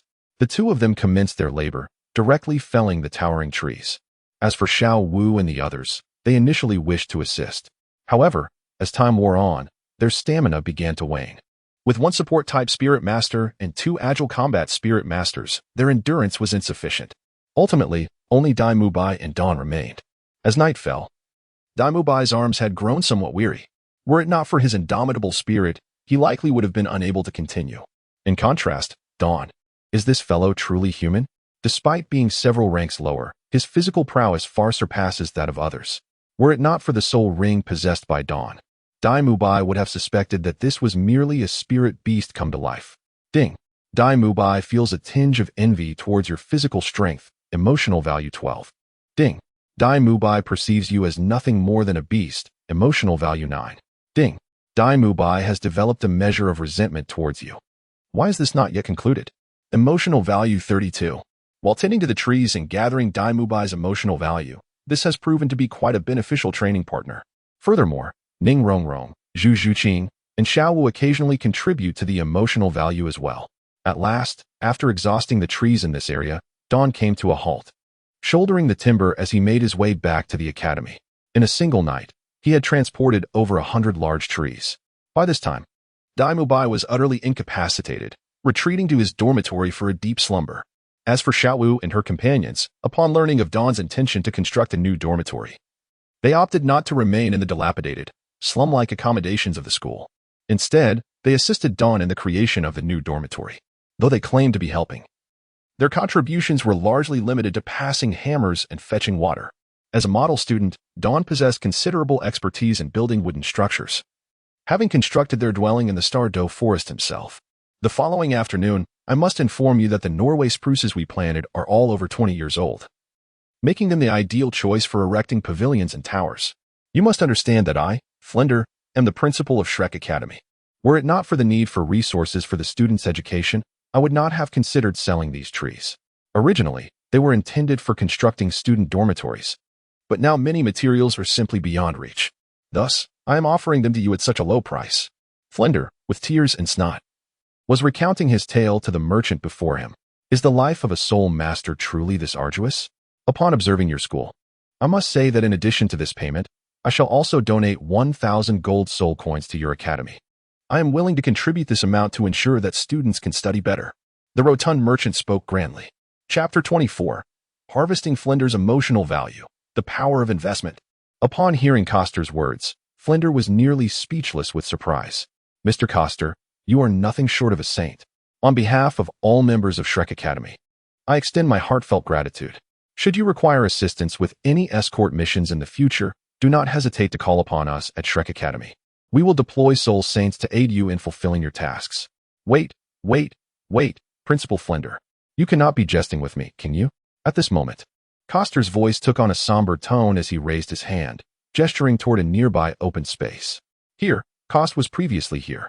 At that time, there were magnificent towering iron spruces. These timbers are, indeed, the most favored building materials among the nobility. Not only are they moisture-resistant and robust, but they also offer excellent sound insulation. Furthermore, Flanders, in dire need of funds, has provided them at a remarkably low price. This also elucidates the rationale behind Coster's intention to make a donation to the students. After all, having reaped such significant benefits, it seems only fitting to offer something in return. Moreover, it could potentially enhance his reputation and invest in future prospects. Why not embrace such an opportunity? However, the desolate scene before him left Coster feeling somewhat disgruntled. To think that at such a meager price, there was not a single tree left in sight. Was Flander intending to sell him the remnants of the stumps scattered about? Where are my trees? Flander, momentarily taken aback, soon erupted in a blend of fury and despair. I cut them down. In the next instant, a familiar voice reached Flander's ears. Turning to the side, he beheld Dawn approaching with a hoe in hand. Dawn, did you cut down the trees to construct dormitories? Flander endeavored to suppress his emotions, speaking in a gentle tone. Yes, I have already completed the construction. Now, I just need to extract some roots to craft furniture like stools and coffee tables. If Principal Flander requires, I can bring some to you. My carvings are quite commendable, Dawn confidently declared, giving a thumbs up. Ding. Flander felt a pang in his heart, his emotional value increasing by 88. As the system notification chimed, Dawn was momentarily taken aback. It seems this individual not only feigned a love for money but genuinely cherished it. However, Dawn had no time to dally with Flander. He promptly began to extract 6 stumps, dragging them away from the site. Mr. Coster, you see, these roots are quite valuable, 10 gold soul coins. If sold, I can have someone excavate them immediately. Finding someone to dig up these roots would likely cost around 5 gold soul coins. And hiring a master carver would require at least 200 gold soul coins to fetch a decent price. This, too, can be considered a favor to your esteemed academy. As for the donation matter, Mr. Coster, regarding the root excavation, you noticed my student earlier, right? He works quickly and skillfully. He also possesses carving skills. Would you like to see his works and hire him directly? I can offer you a discount. In the next moment, Flander had already led Coster to the accommodation area. Gazing upon the towering structure before him, Flander was rendered speechless. Is this the dormitory crafted by his students? This is entirely different from his principal's office. The classrooms do not even compare. Although it appears simple and unadorned, it harmoniously integrates with the surroundings in a flawless manner. This architectural technique was completed in just over a day. Dawn is truly a genius, not only in the realm of cultivation, but also in various other aspects. Headmaster? And you, sir, do you have matters to discuss with me? Dawn leisurely emerged, dragging a tea table behind him. On it, there was an unexpected air of uniqueness. The entire table appeared as though it had not been sculpted, seeming to have naturally formed in such a manner. Yet, in Dawn's hand, there was indeed a carving tool. Master. At that moment, Cost approached Dawn with palpable eagerness. Do not call me master. I find that title quite distasteful, Dawn responded with disdain. In this era, every Tom, Dick, and Harry is labeled a master. He has no desire to associate himself with such triviality. The one in need of assistance turned to the side and addressed Mr. Coster. Dawn, this is Mr. Coster, a prominent merchant from Soto City. He has decided to donate 5,000 gold soul coins to our academy. Therefore, I urge you to show the academy a modicum of respect. Flandra, being quite perceptive, immediately discerned from Coster's expression that he was impressed by Dawn's craftsmanship. Although Flander does not fully comprehend this craftsmanship, he simply finds it delightful. This is sufficient. Those affluent individuals, in truth, possess little understanding of the game. They merely need to perceive it as appealing to the eye, complemented by an abundance of prestigious titles. These individuals will eagerly vie for it. Indeed, I shall contribute 5,000 golden soul coins to the Academy, or perhaps even 10,000. Then, inquire what matters you wish to discuss with me. Should you wish to commission me for a carving, it is advisable to prepare yourself, for it shall be quite costly. Don interrupted Kost's haul. Ding. Kost was overwhelmed with joy. His emotional value increased by 4. As the system's notification echoed, Dawn found herself somewhat taken aback. This creature known as the Komodo dragon or any similar lizard is entirely unfamiliar to him. To put it plainly, he is merely an insignificant figure, not even worthy of being considered an original character. Such a person is indeed capable of providing a 4-point emotional value. Impressive. Truly, merchants prioritize profit above all else. The fluctuations in sentiment are remarkable. 10,000 is acceptable. Let us proceed with the transaction. As for the commission fees, the master is mistaken, young man. You may set those. Kost rubbed his hands together, feeling somewhat anxious. The more he gazed at the intricately carved tea table, the more he found himself enamored. A single root of iron spruce would fetch at most a mere dozen silver coins. With labor costs, it would amount to less than 20 silver coins. However, with Dawn's craftsmanship, Kost was confident that this tea table could be sold for upwards of 10,000 soul coins. This is also the reason for his overwhelming excitement. The processing fee shall be set at 10,000 gold soul coins per instance, with a maximum of 10 items processed at a time. As for the payment, it should be directed to the principal, considering the financial constraints of our academy. After Dawn finished speaking, he continued to lower his head and enhance their dormitory with additional furnishings. Ding. Flander was on the verge of fainting with joy, moved to the brink of tears. Emotional value increased by 99. Ding. Flander's emotions had reached a peak, with an additional emotional value increase of 109. Meanwhile, Flander was not unwilling to interject, but rather, he found himself utterly incapable of uttering a word. Soon after, Kost was eagerly accompanying Flander to discuss pricing and donations. Chapter 25. The Diligent Xiao Wu. Once the two departed, Don focused intently on his carving. After more than 4 hours, he had successfully crafted a series of furnishings. Ding. Zhu Zhuqing regarded you with newfound admiration. Emotional value increased by 12. Ding. Ning Rongrong began to harbor some peculiar thoughts about you. Emotional value increased by 50. Ding. Xiao Wu was quite pleased with the pink wardrobe you had crafted. Emotional value increased by 21.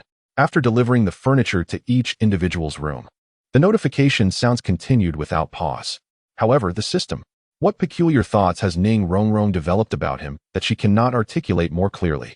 However, it seems that Dawn may have formed some suspicions. Ning Rongrong seemed to be pondering the implications of her ancestral chromosomes. After 2 days of relentless activity, Dawn desired nothing more than to recline in bed and relish a moment of tranquility. Glancing at the information displayed on the panel, his emotional points had surpassed 1,000. Knock, knock, knock. Just as Dawn was preparing to utilize his emotional points for some endeavor, a knock echoed from the door. Come in, he softly invited. Closing the panel. Upon opening the door, a mischievous little girl slipped inside. Brother Dawn, I'm feeling a bit scared. May I sleep with you tonight? Ning Rongrong dashed to Dawn's side and clasped his arm. Sure, Dawn replied, nodding and gesturing toward the neatly made bed nearby. As his words concluded, a surge of energy pulled Ning Rongrong toward the bed, depositing her at the far end. Meanwhile, Dawn moved to the side to commence his practice. Recently, he had accumulated an abundance of cultivation years, and it was imperative to assimilate this power into his own as swiftly as possible. At this moment, he held little interest in the 12-year-old Ning Rongrong. Ning Rongrong gradually sat up, her gaze fixed on Dawn, who was meditating with closed eyes. Her beautiful eyes shimmering with an unusual light. This individual may indeed be unlike any other. Ning Rongrong rested her chin on her hand. Her delicate face flushed as she gazed at Dawn. Her identity was something that everyone should already be aware of. Yet, for some peculiar reason, Ning Rongrong felt an uncanny sense of affinity towards Dawn. Nay, to be precise, an irresistible attraction. It was as if this person were her destined counterpart. Coupled with the vibrations emanating from the 7 treasures, glazed tile pagoda, Ning Rongrong became even more convinced of this notion. Furthermore, Dawn's demeanor seemed meticulously crafted to showcase his finest qualities before her. His formidable strength, mastery of life skills, commendable craftsmanship, and above all, His striking handsomeness left a profound impression. Such a man. Hey, you've seen enough. It's time to return to your own room and rest, she said.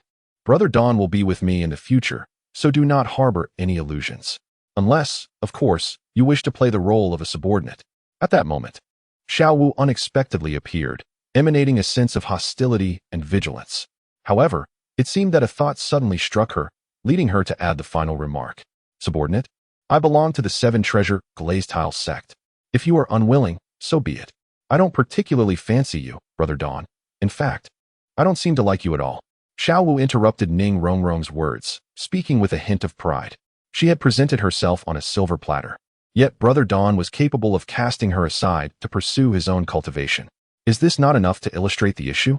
Ning Rongrong, filled with indignation, felt her chest rise and fall with agitation. Glancing at Ning Rongrong's slightly more developed figure, Xiao Wu felt no envy whatsoever, truly. However, Ning Rongrong soon regained her composure. Setting aside the fact that she had yet to investigate why Li Ming bore such a harmonious aura akin to her own, her little princess demeanor had always been cherished within the Seven Treasure Glazed Tile school. Yet here was Li Ming, as if her presence in the room was non-existent. She was simply tossed onto the bed and disregarded. Moreover, the matter Xiao Wu had just raised prompted Ning Rongrong to ponder seriously. Should she take on a lesser role? Absolutely not. She was far too proud for that. I find Zhu Zhuqing quite appealing. I shall have Brother Li Ming pursue her. I am the eldest sister, and Zhu Zhuqing is the second sister. As for you, if you wish to join in later, you would inevitably become the third wheel. How could you share a name with that hideous creature? As Xiao Wu spoke, she recalled Tang San and waved her hand in disdain. No, I refuse to be the third wheel. Xiao Wu, wait, let me reconsider, all right? Upon hearing the term third wheel, Ning Rongrong felt an intense aversion. She was, after all, the little devil of the Seven Treasure Glazed Tile school. Moreover, children in this world, both in terms of physical development and mentality, mature quite early. Ning Rongrong was well aware of such matters. When she had just joined Shrek Academy, she had detected Tang San's lewd gaze, subtle though it was. Although Oscar also eyed her with interest, at least he expressed his affections openly. Tang San was even less respectable than that lascivious sausage uncle. Do as you please. In any case, I am indifferent. Regardless of how many women Brother Li Ming may have in the future, I will always be the first and the one he cherishes most. Xiao Wu declared proudly. As a soul beast, Xiao Wu had no concept of lifelong monogamy.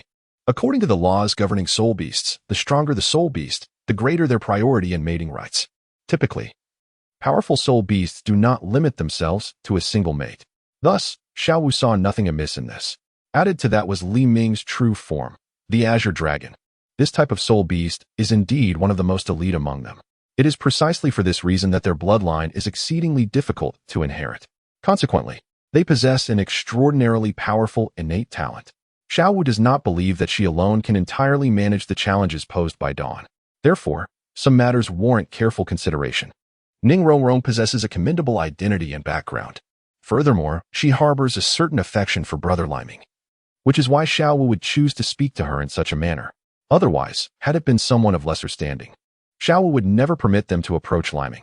It must be said that Xiao Wu is genuinely concerned for Li Ming's well-being. Meanwhile, one cannot help but notice that this fellow is still engrossed in his cultivation at this very moment, exhibiting an alarming lack of urgency. Of course, Li Ming remains blissfully unaware of the occurrences between Xiao Wu and Ning Rongrong. At this moment, he is fervently absorbing the newfound power he has acquired. The exhilarating sensation of continuously wielding power is simply delightful. Chapter 26. Brotherly, I have prepared breakfast. The following morning, Li Ming slowly exhaled a breath of murky air. After a night of absorption and organization, combined with the previous battle against Zhao Wuji, he had gained a considerable understanding of his own strength. What he needed now was practical experience and training to ascertain the extent of his mastery over his abilities. System, activate the notification sound. Li Ming had turned off the notification sound during his training yesterday. After all, that scoundrel Tang San often harbored resentment towards him. Xiao Wu was no different, frequently displaying shyness or occasional excitement. In any case, if the notification sound was activated, he would hardly get a good night's sleep. Ding. Xiao Wu is thinking of your grandeur, slightly concerned, emotional value 4. Ding. Xiao Wu feels a bit shy, emotional value 6. Ding. Ning Rongrong is somewhat indignant. Emotional value 12. Ding. Ning Rongrong feels wronged. Emotional value 8. Ding. After falling asleep, Tang San had a nightmare, harboring some resentment towards you. Emotional value 21. As the incessant dinging continued, Li Ming decisively turned off the notification sound once more. After silencing the notifications, he was able to see the numerical representation of others' emotional values hovering above their heads whenever he accumulated them. Such an intense crescendo nearly ushered away the dawn. After engaging with the main storyline, there is no longer any concern regarding the emotional value. Although there remains a distance from achieving advanced draws, Dawn's primary focus now rests on Dai Mubai, Zhu Zhuqing, and Ning Rongrong. As for Oscar and Ma Hongjun, one is rather reserved while the other is rather unrestrained. Furthermore, the system harbors no significant thoughts about the two for the time being. Therefore, Dawn has no intention of seeking to enhance his rapport with them at this moment. Boss Dawn. At this juncture, Dai Mubai's voice resonated. Indeed, after the events of yesterday, Dai Mubai has completely acknowledged Dawn. It is not every day that one encounters someone older, stronger, and even more handsome than oneself. There is no hesitation in recognizing him as a leader. Mubai? So early. Are you here to see me or someone else? Dawn teased. He is aware of the relationship between Zhu Zhuqing and Dai Mubai. However, with the presence of the system, it seems that old Dai may truly need to wear his hat with care. Of course, Dai Mubai himself is the type to linger amidst flirtations, and he does not yet harbor particularly deep feelings for Zhu Zhuqing.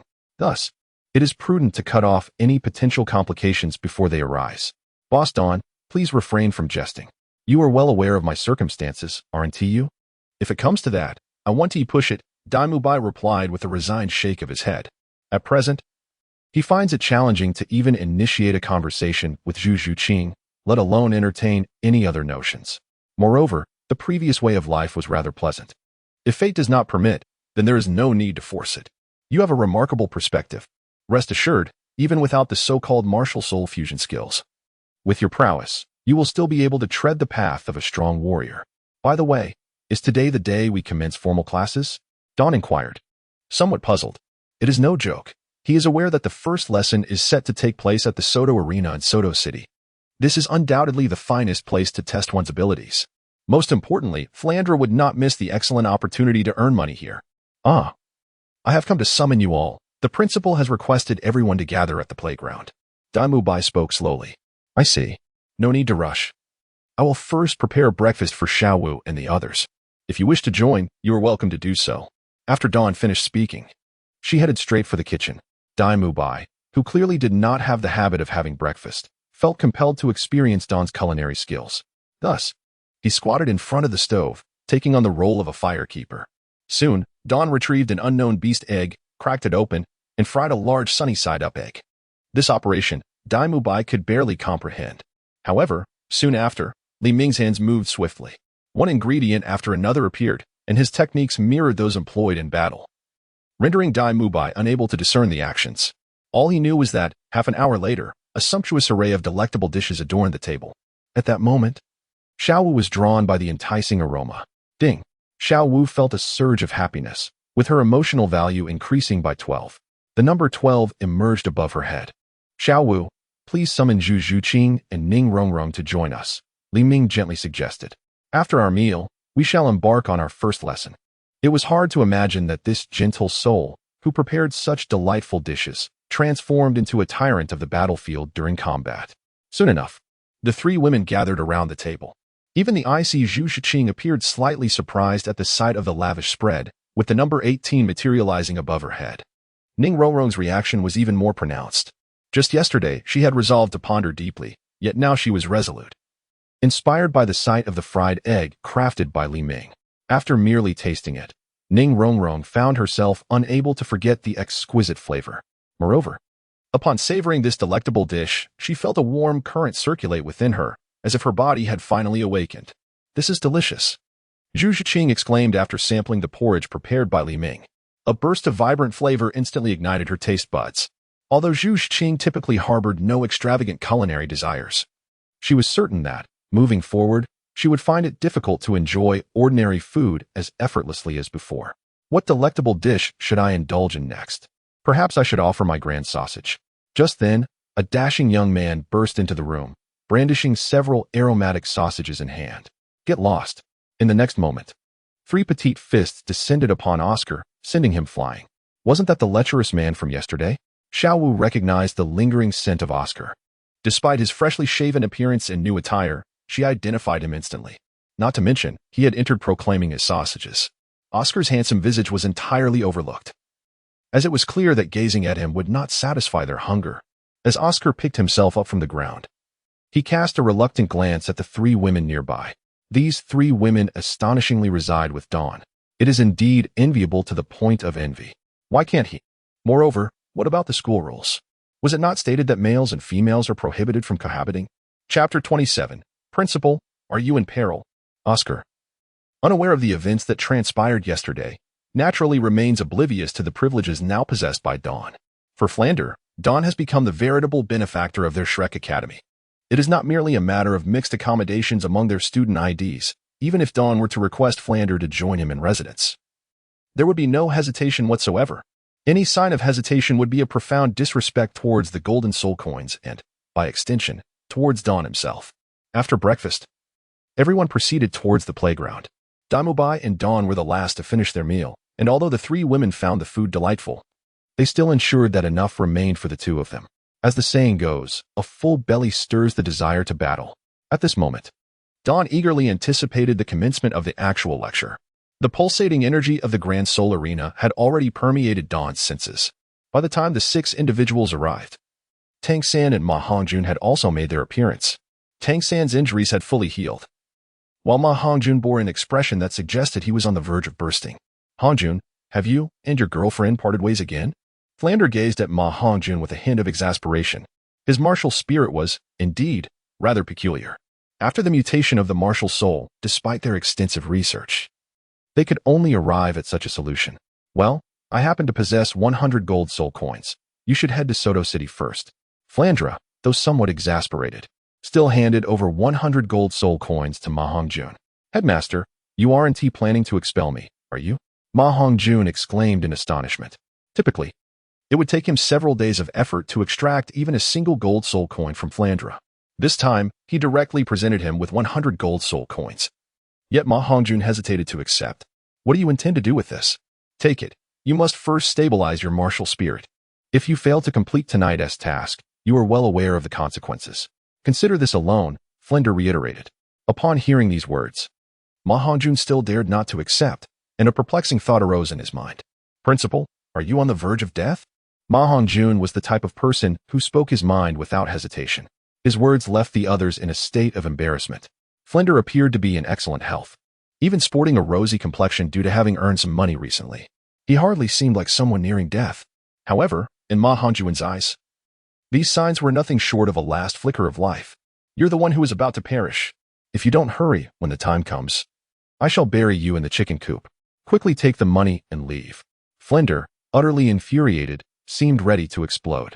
This fellow indeed is like a mountain chicken that cannot lay foreign eggs. Well, Ma Hongjun was taken aback, clutching the money, and vanished in a flash. Ahem. Let us commence our first test today. Regardless of the Soul Master's affiliation, physical strength is the most fundamental and crucial aspect. We shall divide into 2 groups. Dai Mubai, you shall lead Tang San and Oscar in one team. Li Ming will lead Xiao Wu, Zhu Zhuqing, and Ning Rongrong in the other. We will run 30 laps around the academy. Those who are unable to persevere shall forfeit tonight's mission. After Flandra concluded, he even cast a suggestive glance at Li Ming. Indeed, the youth of today indulge in far more frivolities than in their time. These 3 lovely young ladies. One cannot help but wonder if that fellow Don can truly maintain his composure. Reflecting on his own youth, Flandra finds himself envious of the lad. However, considering the allure of the golden soul coin, he decides to let it be. After issuing his instructions, Flandra watched as Daimubai promptly escorted the 2 away from this place. This training is not the first for Daimubai, thus he harbors no grievances. Moreover, their team is bolstered by Oscar, despite his rather unsavory soul abilities. The effectiveness is undeniably remarkable. With a little strategic utilization, the task can be accomplished with ease. Conversely, Tang Sen feels somewhat disgruntled. Why must he be grouped with this unsavory fellow and that carefree individual? He yearns to be paired with delightful young ladies instead. Surely, it is that rascal Li Ming who has orchestrated this behind the scenes. With a heavy heart, he trails behind. As for Li Ming, aside from Ning Rongrong, both Xiao Wu and Zhu Zhiqing present no issues. After all, both are agility-based battle soul masters. With some perseverance, they can endure the physical training. The only concern, perhaps, is Ning Rongrong. It is known that in the original narrative, this girl abandoned her mission to indulge in shopping. With this thought in mind, Li Ming approaches Ning Rongrong. Rongrong, during the training, if you find yourself unable to continue, just let me know. I will assist you. With that, Li Ming turns and dashes out of the academy. Xiao Wu and Zhu Zhiqing promptly follow suit. Moved by the gesture, Ning Rongrong becomes even more resolute in her determination. She must strive to be the second sister, not the third wheel. After the group departs, Flinder produces an invitation and a list. Tonight, Li Ming, if you can surprise me again, I shall not impede your desires within the academy. Flinder murmurs softly before retreating to his office. Is this truly appropriate? After all, he is that man's son. We should take care of him, shouldn't we? Zhao Wujie remarks, wincing as his injury flares up. Take care? We have done enough already. This child's temperament bears some resemblance to Xiao Gang's. If we do not temper his mindset, a significant problem will eventually arise. Such nuances are beyond your comprehension. Focus on your own insights instead. Tonight, I shall take them to Soto City. Flinder concludes, bowing his head to organize his belongings. Perhaps I lack sound advice. Zhao Wujie sighs, I shall retire for the night. With that, he departs. The scene shifts to Lin Mu and his companions engaged in their running drills. They have completed 3 laps. Among the 4, the least physically fit, Ning Rongrong, is surprisingly spirited at this moment. For as long as she can keep up, Li Ming will adjust the team's pace to ensure her participation. Without such accommodation, she would have fallen behind long ago. In contrast, Dai Mubai's team lacks such harmony. Tang San's expression grows increasingly grim. Continue, brother Li Ming. Though his own physique is relatively commendable, the sight of Oscar makes him feel queasy. Not to mention, as a food-type soul master, Oscar's physique naturally differs significantly from theirs. After a stretch of running, Oscar exclaims, I have a big sausage. He releases his martial spirit, conjuring a large sausage, and begins to consume it while running. In Dai Mubai's eyes, such occurrences are exceedingly commonplace. However, for Tang San, the situation is quite different. Previously, he was compelled to consume Oscar's substantial sausage, and that too in front of numerous female students at the academy. This humiliation elicited a reaction from Tang San. Upon witnessing Oscar recite that lewd incantation, he felt a wave of nausea. What was most disconcerting was that this fellow not only intoned the spell, but also proceeded to consume his own sausage. In such a scene, Tang San could no longer contain himself. The moment Oscar indulged in his sausage, Tang San felt an overwhelming urge to vomit. A genuine reaction, indeed. Coupled with the fact that he had hardly eaten anything that morning, his stomach quickly reached its breaking point. Don't call me Dai Lauda. I am now Ergo. And Li Ming is Dai Lauda. Dai Mubai interrupted Tang San's words. Then, Dai Ergo, may I run alone? Being with Oscar is. Tang San looked at Oscar with a mix of helplessness and disgust. Despite his aversion, he could only mask his feelings with a semblance of resignation. After all, Oscar was technically his senior.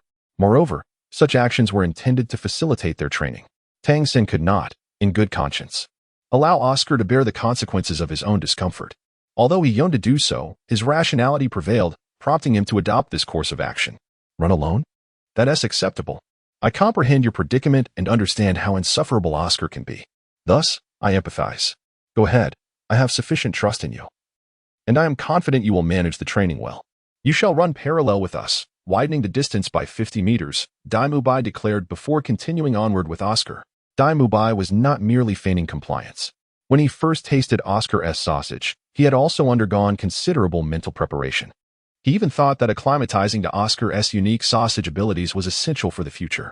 Yet, despite this, after more than a year, every time he partook of Oscar's sausage, he still found it quite unpalatable, though not to the extent of Tang San's reaction. Tang San, left behind, stood frozen in place, 50 meters outward. It was already a considerable distance, and adding another 50 meters was no small jest. Nevertheless, he still preferred this to the prospect of watching Oscar eat his sausage while running alongside him. Before long, the 5th lap concluded, and Ning Rongrong was beginning to falter. Brother Li Ming, I can't run anymore. Originally, she had wished to compete with Xiao Wu, but she had greatly overestimated her endurance. Forget about 20 laps. After 5, she felt as though her legs were no longer her own. Xiao Wu, Zhu Zhuqing, can you both still hold on? Li Ming inquired of the other two women. Yes. We're fine. Both nodded, indicating that this level of intensity posed no significant challenge for them. Then continue ahead. I will stay back to wait for Ning Rongrong to recover. Rest assured, I will catch up with you, Li Ming said with a smile. Such a distance was, for Dawn, as effortless as child's play. Acknowledged, Brother Dawn. The two girls responded once more before swiftly vanishing from sight. Brother Dawn, how about we go for a stroll? The distance to Soto City is not too far. Alternatively, we could indulge in some delightful activities at a hotel in Soto City. As long as I am not required to run any further, I am open to anything. Initially, Ning Rongrong spoke with a degree of seriousness, but as the conversation progressed, she began to entice Dawn. All right, Ning Rongrong, take a seat. Allow me to assist in relieving the tension in your leg muscles and meridians. As a support-type soul master, one requires not only trustworthy companions, but also sufficient means of self-preservation. The demands of fleeing are no trivial matter when it comes to stamina and endurance. In fact, on the battlefield, being able to run slightly faster than others can mean the difference between life and death, Dawn stated, firmly guiding Ning Rongrong to sit down. He swiftly removed her shoes and socks, then gently pressed on her calves. A peculiar sensation immediately coursed through Ning Rongrong's entire being. At her age, aside from her elders, no other male had ever touched such a private part of her body. Furthermore, Dawn's hands were remarkably delicate, completely uncharacteristic of a powerful assault-type soul master. The warmth radiating from his palms rendered her calves exceedingly comfortable, causing her to involuntarily exclaim, "Did I apply too much pressure? Did it hurt?" Dawn paused his actions, regarding Ning Rongrong with a hint of confusion. He was quite precise with his strength, after all. Previously, after Xiao Wu's training, he often assisted her in meridian unblocking. Xiao Wu's long, graceful legs bore some of Dawn's influence. No, it doesn't hurt. It merely feels quite pleasant, which is why I cannot help but continue, Brother Dawn. After taking a deep breath, Ning Rongrong spoke softly, her voice melodious and enchanting. All right. Dawn nodded and resumed the massage. After addressing the muscles and meridians of her calves, he began to apply pressure on certain acupoints on the soles of her feet. Despite experiencing sensations of soreness and numbness, Ning Rongrong persevered. Now, we shall move on to your knees and thighs. Please bear with me, Dawn announced, channeling a surge of soul power into his hands. He gently kneaded Ning Rongrong's knees, his fingers gliding upwards with a tender touch. At this moment, Ning Rongrong's peculiar sensation intensified. However, she remained unaware of the nature of this feeling. An indescribable discomfort enveloped her entire being, primarily stemming from the peculiar transformations occurring within her body. At this moment, Li Ming had nearly completed the meridian alignment for Ning Rongrong. He then came to a halt. Brother Li Ming, is it over? Rongrong gazed at Li Ming with a hint of shyness. Chapter 29. The Complexity of Zhu Zhuqing. Observing Ning Rongrong's flushed countenance, Li Ming felt a tinge of embarrassment. This girl, is she truly so sensitive? Very well, now let us see. Your legs should no longer ache. Xiao Wu and the others must have already sprinted far ahead. If we do not set out soon, we shall not catch up. Let us utilize our soul skills and pursue them. Dawn inhaled deeply, casting aside all those tantalizing images from his mind. This is not the moment for mischief. After all, Flinder, that voyeuristic fellow, is undoubtedly observing their every move. Should Dawn dare to overstep any boundaries, Flinder would certainly intervene, compelling him to utilize his financial abilities. The money itself is a trivial matter. The real concern lies in the ensuing complications. Furthermore, Dawn does not harbor any intentions of engaging in clandestine activities under the scrutiny of others. Not to mention, Ning Rongrong is still but a young girl. It is understood. Although Ning Rongrong possesses a hint of a mischievous nature, she remains merely a little witch, not a succubus. This feeling of embarrassment lingered in Ning Rongrong's mind. The words she had just uttered filled her with profound shyness. Numbers began to rapidly materialize in her thoughts. Ding. Ning Rongrong felt a tinge of happiness. Emotion value 12. Ding. A sense of bashfulness washed over Ning Rongrong. Emotion value 10. Ding. A spark of excitement ignited within her. Emotion value 21. Observing the series of notifications, the dawn of realization brought a flush of embarrassment to her face. The little girl has indeed strayed from the path of innocence. Yet, it is only natural, my charming, strong, and considerate presence is bound to captivate the affections of a younger sister. Renowned for her treasures, the second is speed. After gathering her thoughts, Ning Rongrong unleashed her soul abilities and dashed out alongside Dawn. Bolstered by their soul techniques, the duo soon caught sight of the figures of Xiao Wu and Zhu Qing. Rongrong, how does my brother Dawn's technique feel? Is it not delightful? Xiao Wu teased, her gaze playfully fixed on Ning Rongrong. Xiao Wu had substantial experience in this regard, having once required Dawn's massages on her legs to find restful slumber. Indeed, it feels wonderful. And I sense that this time, running feels a touch easier, Ning Rongrong replied. Xiao Wu, your legs are so perfectly straight. Does brother Dawn often massage you? Without a hint of shyness, Ning Rongrong delved into the discussion with Xiao Wu. Yes, after every training session, brother Dawn always tends to my legs. Sometimes. The training can be taxing, but he is always there to alleviate any strain immediately. If it weren't for this distance that prevents me from running, I too would wish for brother Dawn to massage me. Xiao Wu lamented that the distance was too short, making it difficult for her to indulge in a little affection. Oh, is it so? Can I count on brother Dawn for massages during my future physical training? Hee, just thinking about it brings me joy. Ning Rongrong, disregarding Zhu Qing's bewildered gaze, spoke with uncontainable happiness. At that moment, Zhu Qing found herself perplexed, unable to comprehend why Ning Rongrong, fully aware of the romantic relationship between Dawn and Xiao Wu, would still seek closeness. However, as she interacted more with Dawn, she began to uncover the myriad of his admirable qualities. He could construct luxurious dormitories, whip up delectable dishes, and willingly prepare them for their enjoyment. Now, he even offered massages, capable of remedying injuries sustained during training through his unique techniques. Having spent merely 2 or 3 days together, I have already observed so many admirable qualities. It is truly challenging to resist the allure of continued companionship. However, Zhu Qing harbors a profound disdain for fickle men. The mere thought of this causes her fondness for Li Ming to plummet, even bordering on aversion. Ding. Zhu Qing feels a tinge of dislike towards you, emotion level 10. As a numerical value floated above Zhu Qing's head, Li Ming found himself perplexed. Throughout their journey, he had scarcely exchanged words with her, and he believed he had not committed any acts that might evoke her disdain. What could have caused such a sudden shift in the perception of this stunning beauty? Despite his bewilderment, Li Ming chose not to dwell on it for long and continued onward. Suddenly, a gasp interrupted his progress. Turning around, he saw Zhu Qing collapsed on the ground, blood seeping from her knee. Moreover, a small snake, red and black in hue, was latched onto her ankle. A red-banded snake? In an instant, Li Ming teleported to Zhu Qing's side and raised his hand, swiftly dispatching the venomous creature. This is a serpentine soul beast. Its venom ranks among the top 10 in potency among all toxic soul beasts. Fortunately, this red-scaled serpent should only be of a decade's maturity. Otherwise, the current Zhu Qing would have likely succumbed to unconsciousness. Dawn instinctively grasped Zhu Qing's leg and lifted it. Release me. I will not. Do not move. If A's leg is rendered useless, can you still pursue the path of a soul master? Even if it were possible, the impact would be tremendous, leaving you indistinguishable from the masses. Is such a fate acceptable to you? Dawn interrupted Zhu Qing sharply, his tone a commanding rebuke.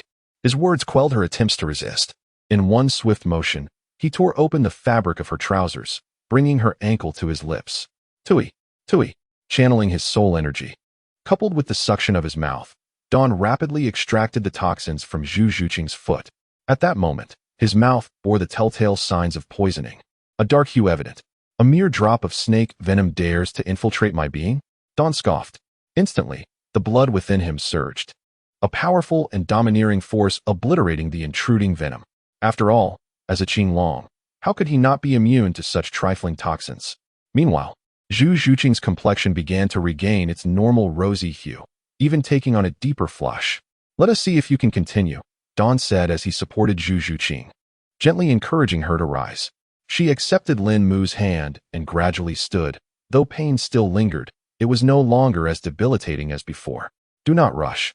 If you cannot proceed, we shall wait for you. Your body is still frail. First, have something to eat, and leave the treatment of your foot to me.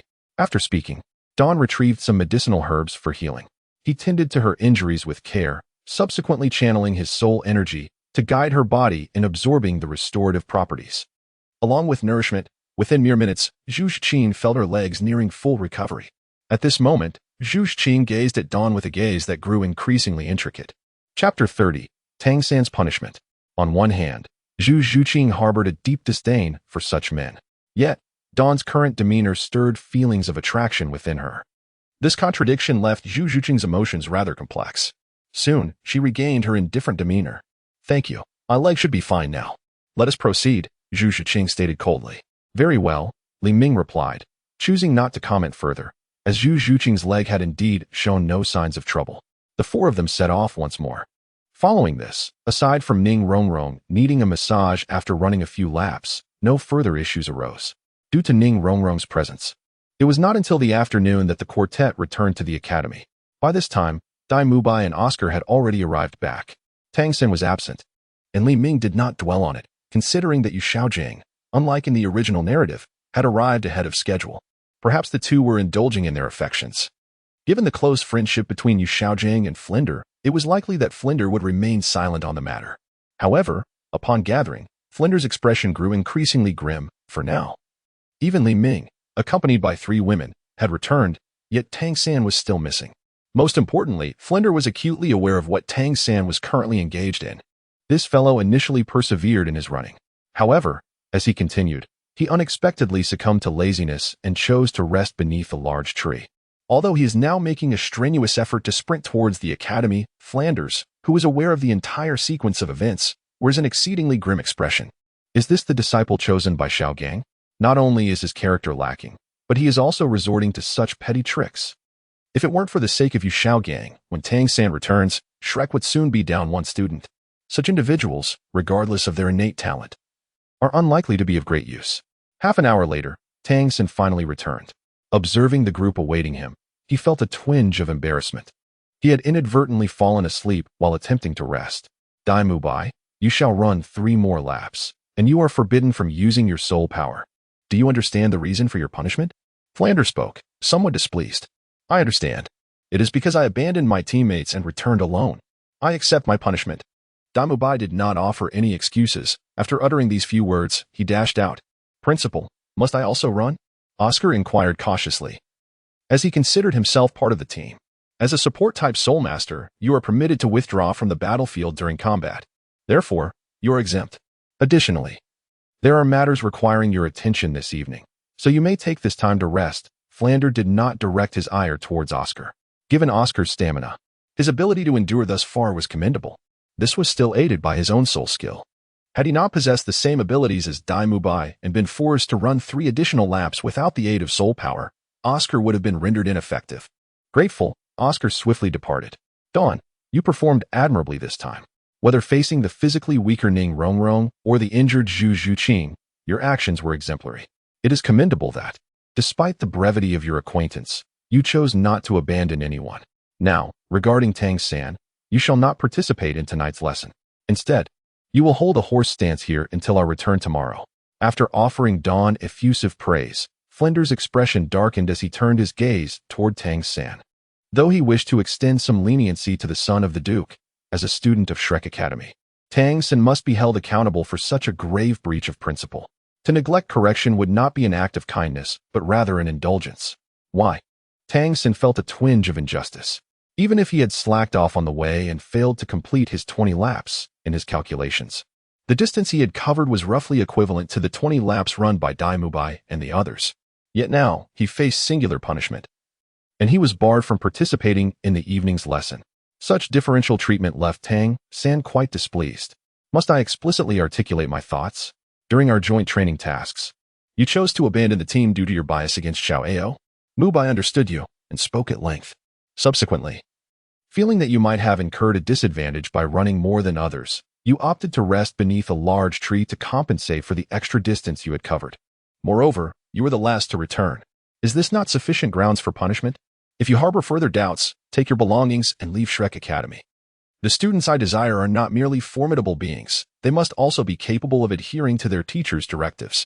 Flinder's words flowed forth as if propelled by a rapid current. In comparing your performance with that of Dawn, you fall short of even 1/10 of it. Before Tang San could retort, Flinder spoke again. In that moment, Tang San lowered his head.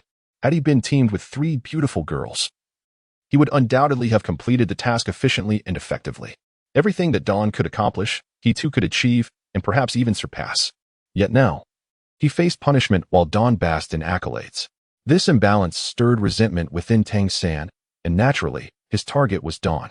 Observing the numbers floating above Tang San's head, Dawn felt an overwhelming urge to rush over and shower Flander with affectionate praise.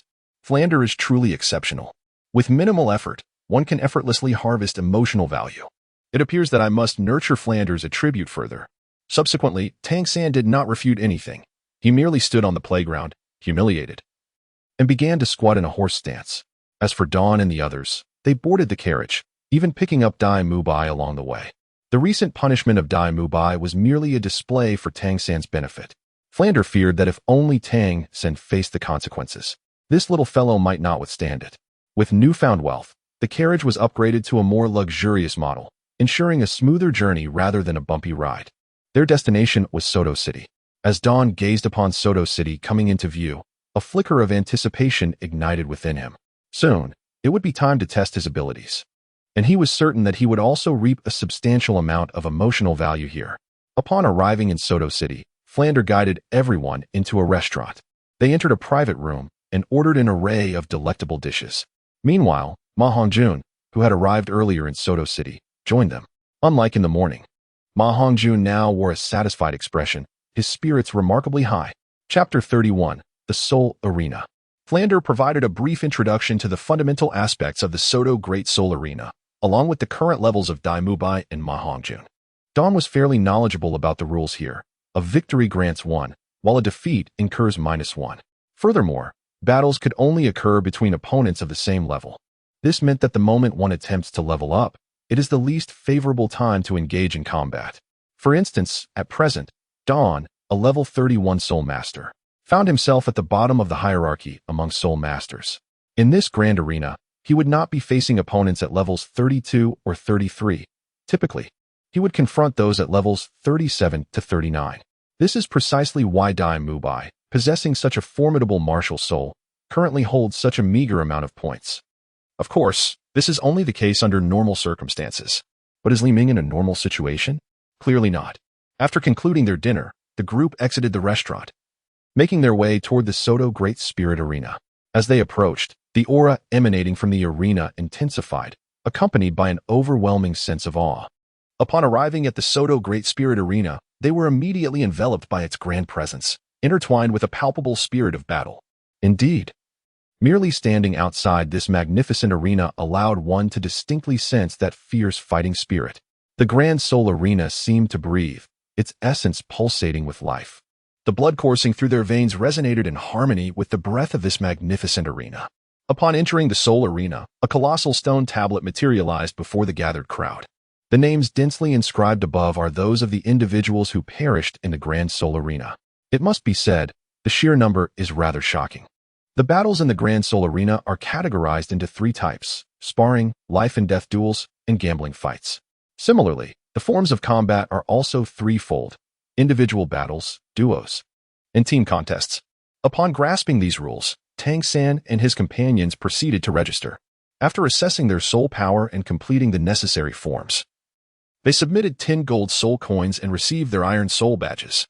When the staff encountered the unfamiliar face of Dawn, accompanied by the information of a level 31 soul sovereign, they regarded him with a certain pity. Dawn, a level 31 soul sovereign at the tender age of 16, could be considered a prodigy of moderate stature. However, allow me to offer a word of advice. Since you have arrived at the Grand Soul Arena, it is essential to maintain a proper mindset. Winning or losing serves merely as a means to hone oneself and to cultivate an understanding of one's own abilities. Notably, Dawn possesses a striking appearance, coupled with commendable strength. The young lady is the one who speaks up to remind. Thank you, I will be attentive. Dawn also cast a kind smile. With his smile, Dawn appeared even more handsome. In an instant, the staff member's face flushed with a hint of crimson. However, those working in this grand arena possess commendable psychological resilience, quickly regaining composure to continue registering the participants. Upon completing their registration, the group proceeded directly into the many inner rooms. Soon, the arrangement for the 5 participants was finalized. As for why it was 5, Oscar and Ning Rongrong, being support-type soul masters, were merely there to observe, only intervening during team battles. Thus, the initial sorting was conducted solely for the 5 battle soul masters accompanying Dawn.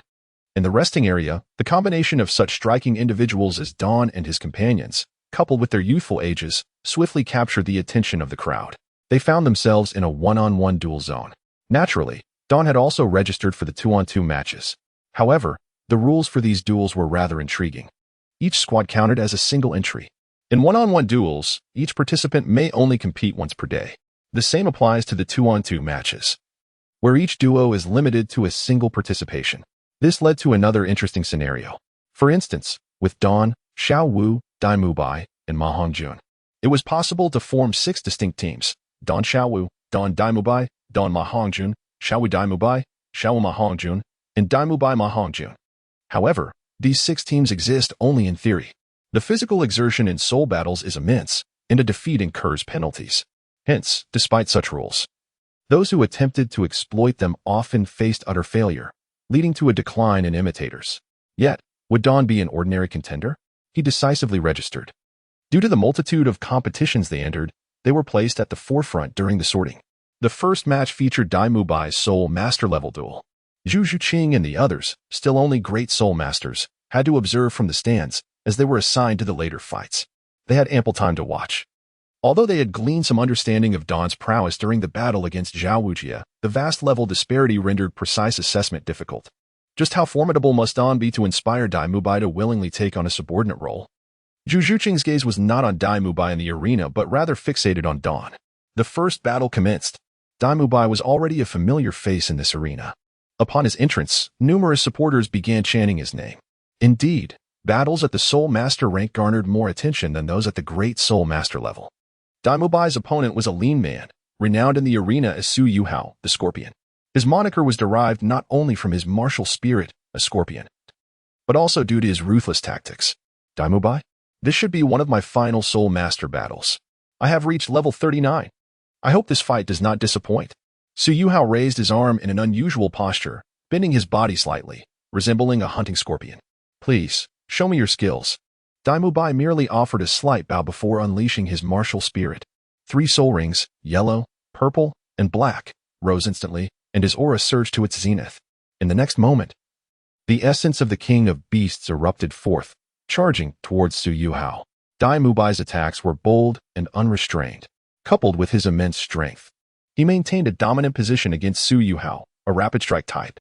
Determined to showcase his abilities, the two fighters quickly entered a heated clash.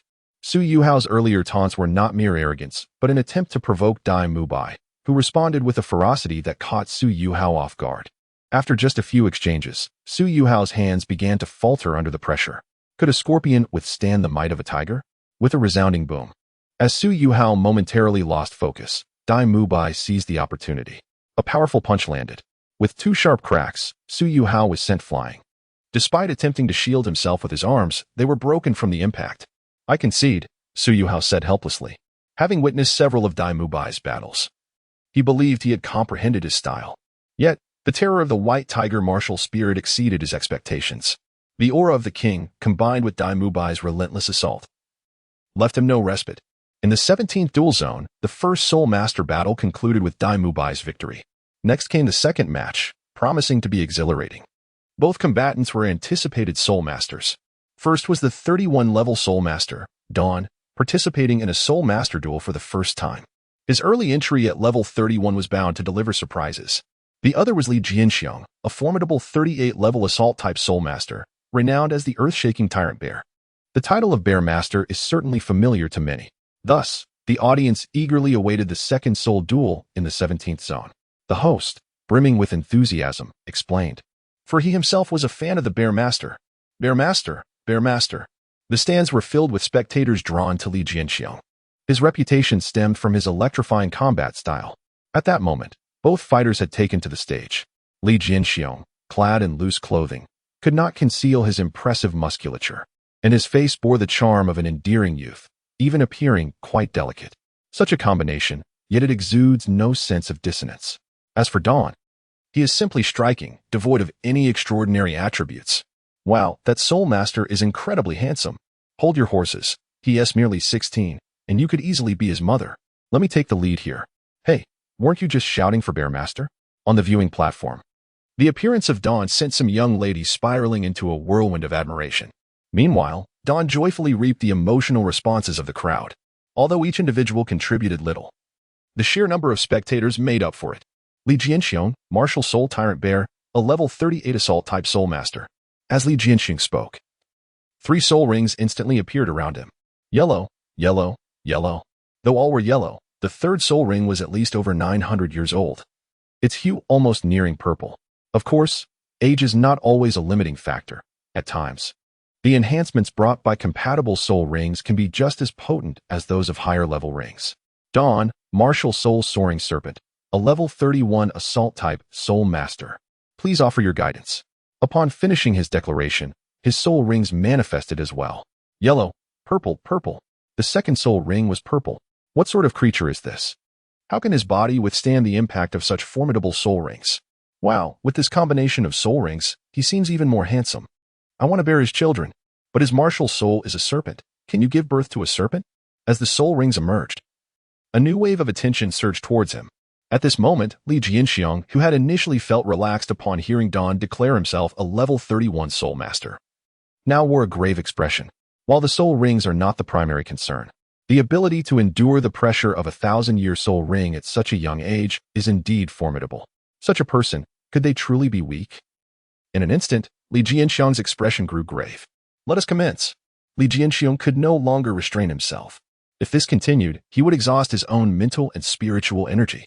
A tremendous surge of soul power erupted as the 1st soul ring ascended, flooding into Li Jianxiong's body, instantly tearing his garments asunder. His hands transformed into colossal bear claws, much like Daimubai's, while the muscles of his body swelled to an even more exaggerated state. 2nd soul skill, Mountain-Shattering Fist. Li Jianxiong strode forward. And even though the arena's ground was crafted from special materials, fissures began to appear beneath his feet. In this state, Li Jianxiong can advance towards Dawn with each step, closing the distance by nearly 5 meters. The arena of the Soul Master's soul combat spans 30 meters. In such a brief moment, Li Jianxiong stood before Dawn. His colossal fist, imbued with the force of a collapsing mountain, descended directly upon Dawn. Excellent. Just the opportunity to test my current strength. Dawn summoned his soul power, rapidly condensing a vast reservoir of energy within his arm. He boldly met Li Jianxiong's fist head-on. The onlookers, witnessing Dawn's actions, could not help but express their astonishment, with some of the more timid among them already shielding their eyes with their hands. At such a close distance, there was barely enough time to unleash his soul skill. How could one possibly confront such a formidable punch? At this moment, Li Jianxiong wore a face full of fury. Is this fellow underestimating himself?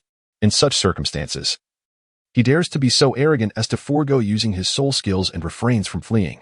Does he truly believe that his physical prowess is sufficient to vanquish me?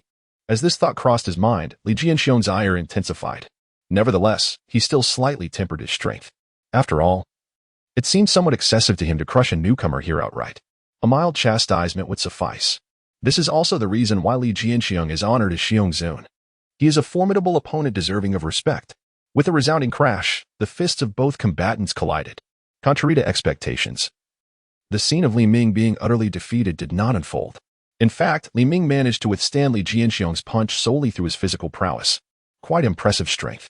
However, to withdraw 30% of one's power during a battle is an unwise maneuver. Proceed. Allow me to further experience your might. Li Ming took a slight step back.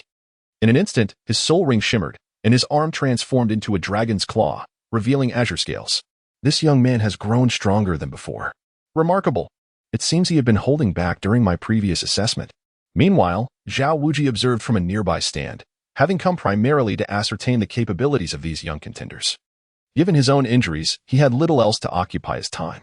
Upon witnessing Li Ming withstand Li Jianxiong strike with sheer physical strength, Xiao Wuji's admiration for him deepened. A prodigious talent, even more terrifying than he, this little fellow's future accomplishments will undoubtedly eclipse his own. Indeed, the pinnacle of their respective paths may very well be trodden underfoot by this young imp. Contemplating this, Xiao Wu revealed a twisted smile. The women around him quickly distanced themselves. Chapter 33, Complete Victory, shocking the audience. Wow, is this truly the strength of that charming young man? Humph. Had Xiongzun not held back, that so-called young man would have been reduced to a mere heap of flesh. The outcome remains unchanged, regardless of your assertions. Go. Young sir. The spectators in the stands erupted with fervor at such a result. Those who initially believed that Li Ming would be swiftly defeated by Li Jianxiong began to simmer with excitement. In the soul fighting arena, Li Ming declared, From now on, I shall engage in this battle with utmost seriousness. I apologize for my earlier behavior, as my strength has just undergone a breakthrough. However, I hope, Mr. Li Jianxiong, that you will unleash your full power. Upon finishing, Liming's second soul ring merged with his body. Noticing the transformation in Liming, Li Jianxiong also adopted a serious demeanor. Liming's earlier performance had earned Li Jianxiong's respect as a worthy adversary. Come forth. If you can withstand this soul skill, I shall concede defeat. But be prepared for the consequences. With that, Li Jianxiong's third soul ring flared to life. Is it about to happen? That technique. Xiongzun. The audience in the stands instantly became electrified. Battle Bear embrace obliteration. Upon uttering this, Li Jianxiong vanished from sight. When he reappeared, he was already behind Liming. In an instant, his arms, resembling colossal tiger pincers, ensnared Liming. The terrifying force elicited audible cracks from Liming's bones. Ah, how brutal. Yet, I find it exhilarating. The voices from the stands varied greatly. At this moment, the once seriously Jianxiong staggered backward, his once mighty arms now drooping. He gazed incredulously at Liming before bursting into laughter. You. Ha ha ha, truly impressive. I concede. After a few more boisterous laughs directed at the heavens, he gracefully exited the soul-fighting arena. For a moment, the crowd was left utterly bewildered. Even the host struggled to articulate his thoughts, his tongue tied in confusion. He had been on the verge of proclaiming that Liming could not possibly continue after Li Jianxiong's attack. Yet, before he could utter those words, Li Jianxiong had already surrendered. Meanwhile, Xiao Wu rose abruptly from his seat, his eyes fixed incredulously on Liming. Just moments ago, as Li Jianxiong attempted to crush him, Liming's body had arched backward, channeling pure strength to resist Li Jianxiong's grasp. One force expanded outward while the other sought to crush inward. In a scenario where these two forces are equal, the one who is attacked will undoubtedly succumb. However, Dawn has just effortlessly shattered Li Jianxiong's arms. Such an outcome implies but one possibility. Dawn's strength vastly surpasses that of Li Jianxiong. Yet, the latter possesses several soul power levels above Dawn. Furthermore, Li Jianxiong's martial soul is renowned for its might, being the Tyrant Bear. If Li Jianxiong were to elevate his soul power to the level of Xiao Wu, complemented by a few suitable soul rings, even Xiao Wu himself would hesitate to assert that Li Jianxiong could not surpass him. It is astonishing that a power-type martial soul would, in terms of strength, be outmatched by Dawn, who has lower soul power. At this moment, Xiao Wu's expression transcended mere excitement. It radiated sheer exhilaration. Previously, he had only harbored doubts and speculations about Dawn's potential to surpass that revered figure. But now, Xiao Wu was resolute. Once Dawn steps into the realm of title Douluo and acquires the 9th soul ring, he would undoubtedly become the most formidable force across the continent. Had it not been for the impending soul battles, Xiao Wu would have eagerly taken Dawn under his wing for training, ensuring that the esteemed figure before him would no longer remain untouchable. Meanwhile, after his victory, Dawn promptly returned to the spectator area. Next up was Ma Hongjun, followed by Xiao Wu. Once the battles here concluded, they would proceed to the adjacent duo arena. Brother Dawn is the best. That silly bear just dared to compare strength with him, Xiao Wu exclaimed playfully. Diming has already stated that if Brother Dawn were at the same level, his strength would surely outmatch yours. How could that foolish bear be so audacious? Indeed, Li Jianxiong is a commendable soul master. Perhaps we shall encounter him again in the future, and by then, we may even consider him a friend, Dawn replied succinctly. Dawn, how did you train your strength? Could you impart some knowledge to me? At that moment, the previously aloof Zhu Zhiqing approached Dawn, her expression revealing a hint of conflict. As a speed-type battle soul master, Zhu Zhiqing no longer needed to deliberately enhance her speed. She simply required the right soul rings to achieve a cumulative effect. However, a common flaw amongst speed-type battle soul masters is their insufficient strength, not only in her earlier bout with Xiao Wu, but even against Li Jianxiong. Zhu Zhiqing found it a considerable challenge to breach his defenses.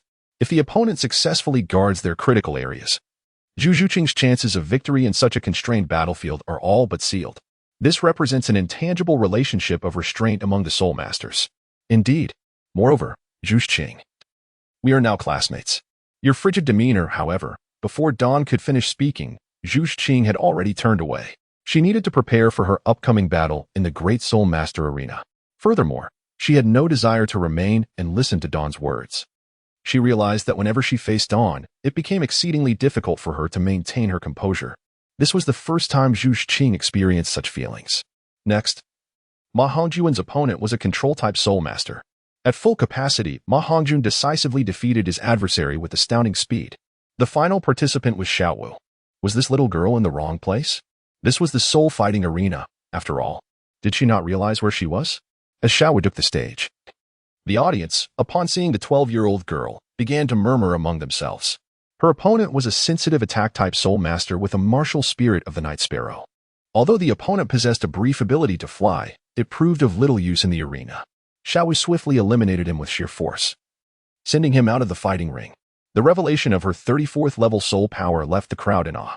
Upon learning that these young individuals were preparing for a doubles match, many lost interest in the subsequent battles and hurriedly sought tickets for the duo contest. Chapter 34. The Doubles Arena, Gifted Combinations. As Xiao Wu exited the passage, Li Ming and the others were already waiting for her. Brother Li Ming, how did I perform just now? Xiao Wu looked at Li Ming, eager for praise. Our Xiao Wu is undoubtedly the best. Now, let us head to the doubles area. In this soul-fighting arena, we can encounter a greater number of powerful soul masters in a short time. Moreover, experimenting here is quite beneficial. This way, we can quickly familiarize ourselves with our strengths and adapt to various cooperative combat scenarios. Thus, to meet stronger opponents, we must expedite our level advancement. After complimenting Xiao Wu, Li Ming explained further. Encounter more powerful soul masters? Brother Li Ming, why is that necessary? Ma Hongjun, echoing Dai Mubai, also referred to Li Ming as brotherly. After all, failing to do so would earn him a beating from Dai Mubai, not to mention the formidable Li Ming. Naturally, Xiao Wu, Zhu Shiqing, and Ning Rongrong were beyond reproach. As soon as Li Ming raised his arm, these women would surely rally to his side. Truly, beauty is justice. Reflecting on this, Ma Hongjun felt a pang of discomfort. Why were all these fellows so handsome while he was not? Even Tang San was called an ugly monster by Xiao Wu. However, he felt a little better knowing Xiao Wu called him fatty instead of ugly fatty. We are merely in the learning phase. I, Mubai, you, and Xiao Wu, the four of us, have already reached the realm of soul respect. Once we break through to level 40 and become soul sect, we cannot remain in the academy indefinitely. The enemies we face will grow more formidable. Li Ming spoke seriously. Ding. Xiao Wu greatly admires you. Emotional value 21. Ding. Dai Mubai acknowledges your words. Emotional value 10. Ding. Ma Hongjun is bewildered and expresses complete incomprehension. Emotional value 8. Indeed, aside from seeking a reason, Li Ming aimed to harvest emotional value in the presence of an audience. Upon arriving at the 2-on-2 soul-fighting arena, the number of spectators was evidently several times greater than before, a stark contrast to the one-on-one scenario. Moreover, the perceptive Li Ming recognized several familiar faces among the crowd, seemingly from the one-on-one audience. Initially, Li Ming and the others intended to watch the fights while recovering their soul power. However, when they approached to buy tickets, they discovered they were sold out. This arena could accommodate thousands of spectators, yet it had completely filled up. Evidently, the Grand Soul Fighting Arena was indeed a lucrative venture. While they were taken aback, the group remained unperturbed. Ultimately, Li Ming held 2 tickets and approached Ning Rongrong and Oscar. Here, take these. When we fight later, you can observe. I signed us up for a team battle, so you two should join as well. But we are still great soul masters. You are soul respect. The opposing team will surely consist of high-level soul respect masters. We might lose, right? Ning Rongrong expressed her surprise. She had not anticipated being included in the battle lineup. Although Zhu Zhuqing was not present as she had gone to the Great Soul Master Arena, she was also included. Do not worry. Losing is no big deal. It's just a minor deduction of points for everyone. Besides, we might not necessarily lose, right? Li Ming replied cheerfully. His gentle words calmed Ning Rongrong. All right. Ning Rongrong nodded and took the ticket, heading to the stands with Oscar. Brother Li Ming, be reasonable. You already have Xiao Wu. Can you not hold back on the charm for a moment? Ma Hongjun expressed his frustration. After all, several new girls had joined Shrek Academy this year. Ma Hongjun had hoped that the girls in Shrek Academy would surely accept his strength. Yet, it seemed as though they all gravitated around Li Ming. If Li Ming were a weakling, he would have been the first to be defeated. Yet, he could not contend with Li Ming. Dai Mubai nodded in agreement. Zhu Zhuqing's gaze toward Li Ming had begun to shift as well. Given her previous biases, it appeared that his aspirations were becoming increasingly unattainable. Fortunately, since Li Ming was a man she acknowledged, Dai Mubai did not feel humiliated in losing to him. Hee, our brother Li Ming is so handsome and strong. Many girls will undoubtedly like him. I know this. Xiao Wu beamed with pride, as if proclaiming her pride in brother Li Ming. Observing such Xiao Wu, Ma Hongjun could not help but exclaim in disbelief and retreated to the resting area to recover his soul power. He felt that if he continued, Xiao Wu would surely unleash more words to dishearten him. Why seek discomfort? Li Ming shook his head helplessly and also sat down to rest. Due to their upcoming one-on-one soul respect battles, the two-on-two matches were scheduled for the 6th round onward. Naturally, these rounds would be consecutive. This unique combat squad is a combination that has not been witnessed in the Grand Soul Arena for many years. Thus, it is only natural that they must be brought together to unleash an undeniable allure. They are exceptionally skilled at maximizing their benefits. It is precisely for this reason that the 2-on-2 soul duel arena became instantly packed. The duration of a 2-on-2 battle is noticeably longer than that of a 1-on-1 duel. By the time Dawn and his partner took to the stage, they had nearly restored their soul power. In the opening match, it was Dawn and Xiao Wu. Upon entering the soul arena, it was clear that some spectators had already recognized them and began to chant their names. This time, they appeared as the gift duo, who were participating in a 2-on-2 battle for the first time today. The host began to introduce them. Indeed, Dawn originally intended to name the duo Dawn Dance. But due to the staff's busyness, it was hastily labeled as the gift duo. Chapter 35, The Gamble. I must tell you, the two members of this gift duo are formidable. Ding. Bystander A believes you are impressive. Emotional value 0. 6. Indeed, they are quite formidable. Moreover, that girl is only 12 years old. A 12-year-old soul master of such caliber, what kind of monster is this? Ding.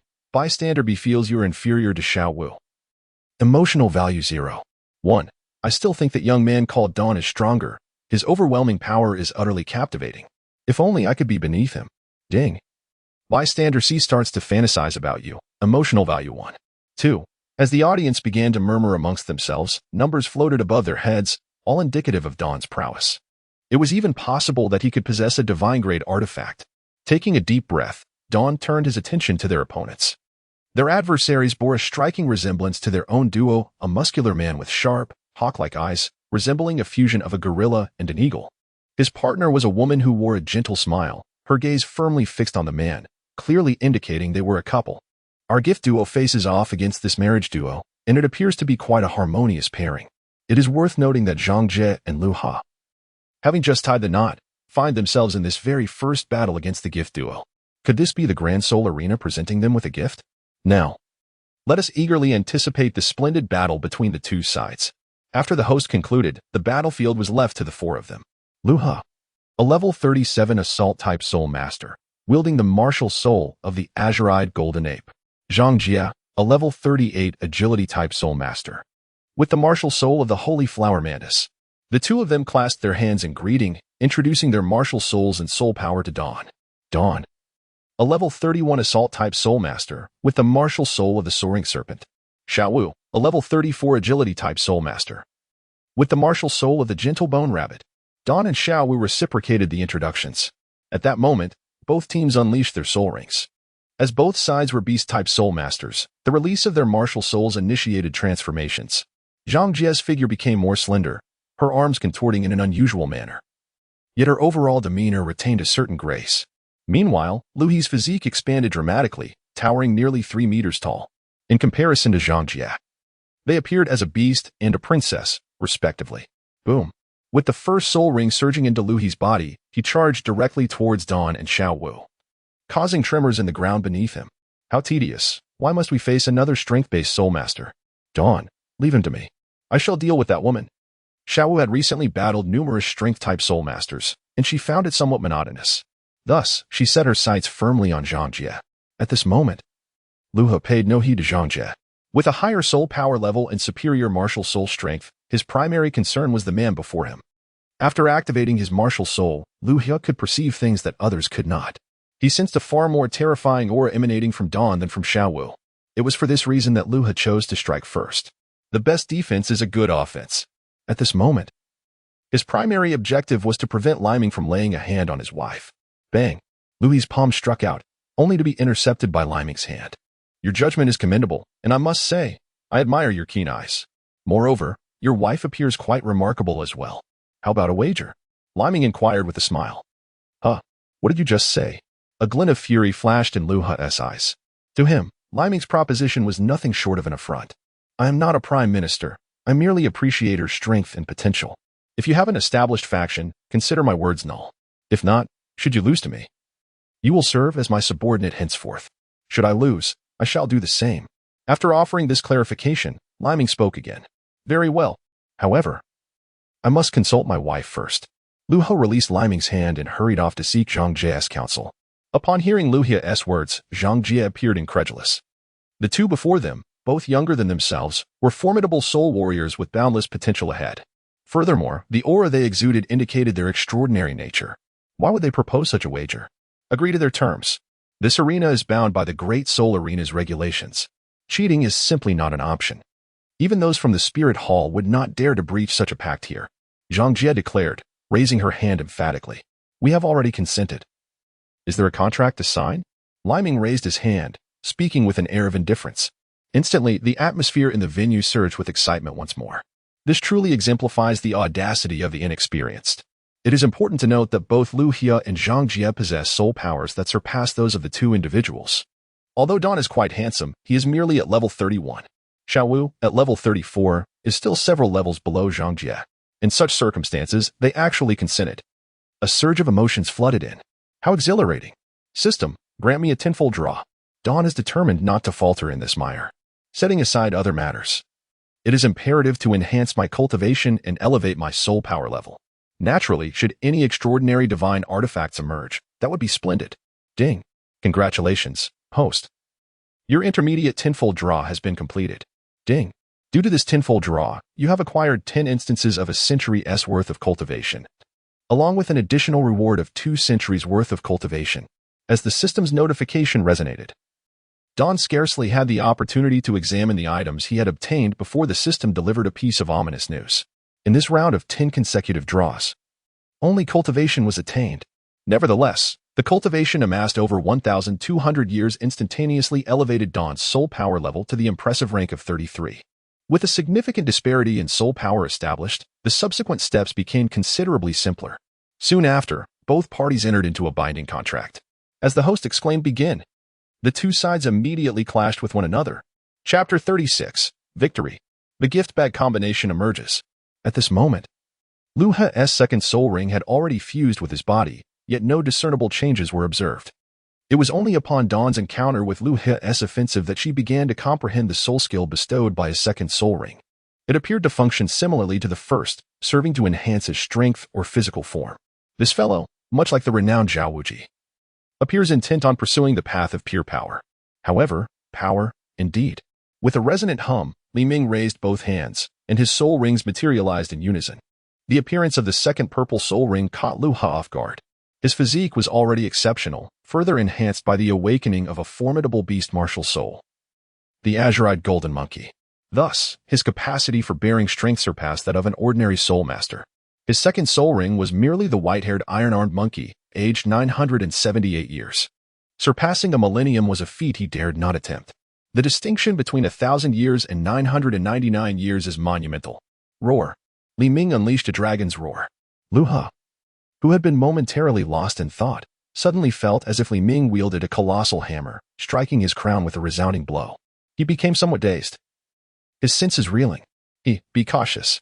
The opponent is attacking. Zhang Jie, noticing Lu He's disoriented state, promptly warned him. Bang. Just as Lu He began to regain his composure, a scaled fist appeared before him. With a single strike, Lu He's face was left battered and bruised. He was sent flying through the air. Although he quickly steadied himself and regained his footing, the impact of Li Ming's punch had left a profound impression on Lu He.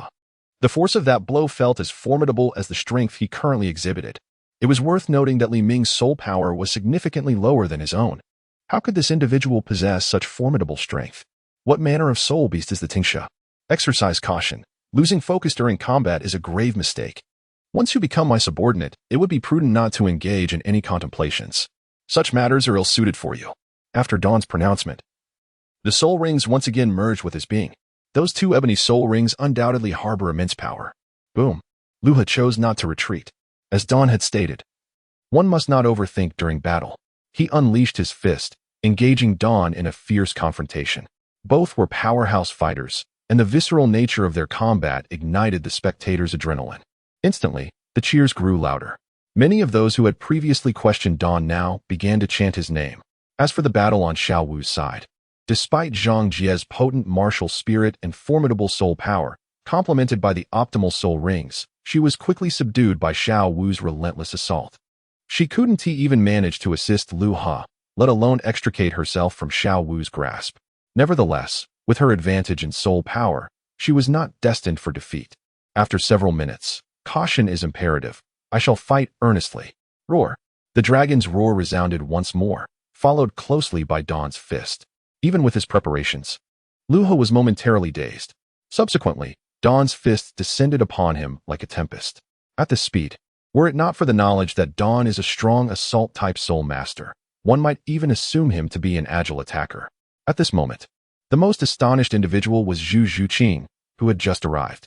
Upon witnessing Dawn's astonishing rate of attack, Zhu Zhuqing could not help but question her own current speed, realizing that it was utterly inferior to his. How has this man cultivated his abilities? Regardless of the circumstances, I must earnestly inquire about Dawn. She aspires to become stronger, powerful enough to shatter the chains that bind her. Meanwhile, as Dawn's final punch landed, Lu Ha was sent hurtling out of the soul arena. After dealing with Lu Ha, Dawn swiftly turned her attention to Zhang Jie. As her fist descended, Zhang Jie, overwhelmed with fear, shut her eyes tightly. You have lost. Dawn's gentle voice resonated. Zhang Jie opened her eyes to behold a fist mere centimeters from her own, radiating an overwhelming force. We have lost, she conceded, acknowledging her soul's fusion with a sense of resignation. These two individuals are truly monstrous. Despite possessing lower soul power, they have consistently managed to suppress their opponents. Moreover, both are younger than their adversaries. Under such circumstances, becoming subservient to one another seems rather acceptable. It is noteworthy that, in the Douluo continent, many soul masters opt to align themselves with a formidable force for support. Some choose to follow powerful clans or sects, others join the spirit hall, and some accompany those esteemed soul Douluo or title Douluo. The two before us, should they continue to develop normally, are destined to become Douluo-level powerhouses in the future. What an exhilarating confrontation this is. The gifted duo has achieved their first victory in a 2v2 match at such a tender age. Surely, like me, everyone is equally astonished. However, what I am about to reveal will astonish you even more. In the upcoming 2v2 soul battle, we shall witness the presence of this young man, Dawn. Let us chant the name of Dawn. The host, skilled in igniting enthusiasm, prompted an explosive reaction from the audience. A consecutive soul battle. It has been ages since we have witnessed such a spectacle in a 2v2 format. Today, this ticket is worth its weight in gold. Even if it means returning to subsist on steamed buns for a month, forsaking the comfort of a spouse's bed, it is worth it. Xiao Wu glanced at Dawn, made a gesture of encouragement, and then exited the arena. At that moment, Dai Mubai approached Dawn's side. Indeed, the second 2v2 soul battle features Dawn and Dai Mubai. Wow, another handsome man. Is this a brawny duo? Both are strikingly handsome. How does one choose between them? What a headache. With your 500-pound physique, it seems you would struggle to choose anyone. Amidst the audience's fervor, Dawn and his companion's next opponents have already arrived at the soul arena. In this encounter, two individuals emerge. One exudes an aura of softness, appearing to be around 18 years of age. The other wields a long staff, radiating an air of righteousness. It must be said that their combination indeed evokes a sense of yin and yang complementarity. Next, the gift bag team will face off against the six staff team. Upon announcing the two teams, the host promptly exits the stage. Chapter 37, Consecutive Victories. Lu Baiqing, a level 37 control system battle soul master with the mutated martial soul of White Willow. Lin Kuan, a level 38 assault system weapon soul master wielding the sacred spirit staff. As they take the stage, both announce their names, martial souls, and levels.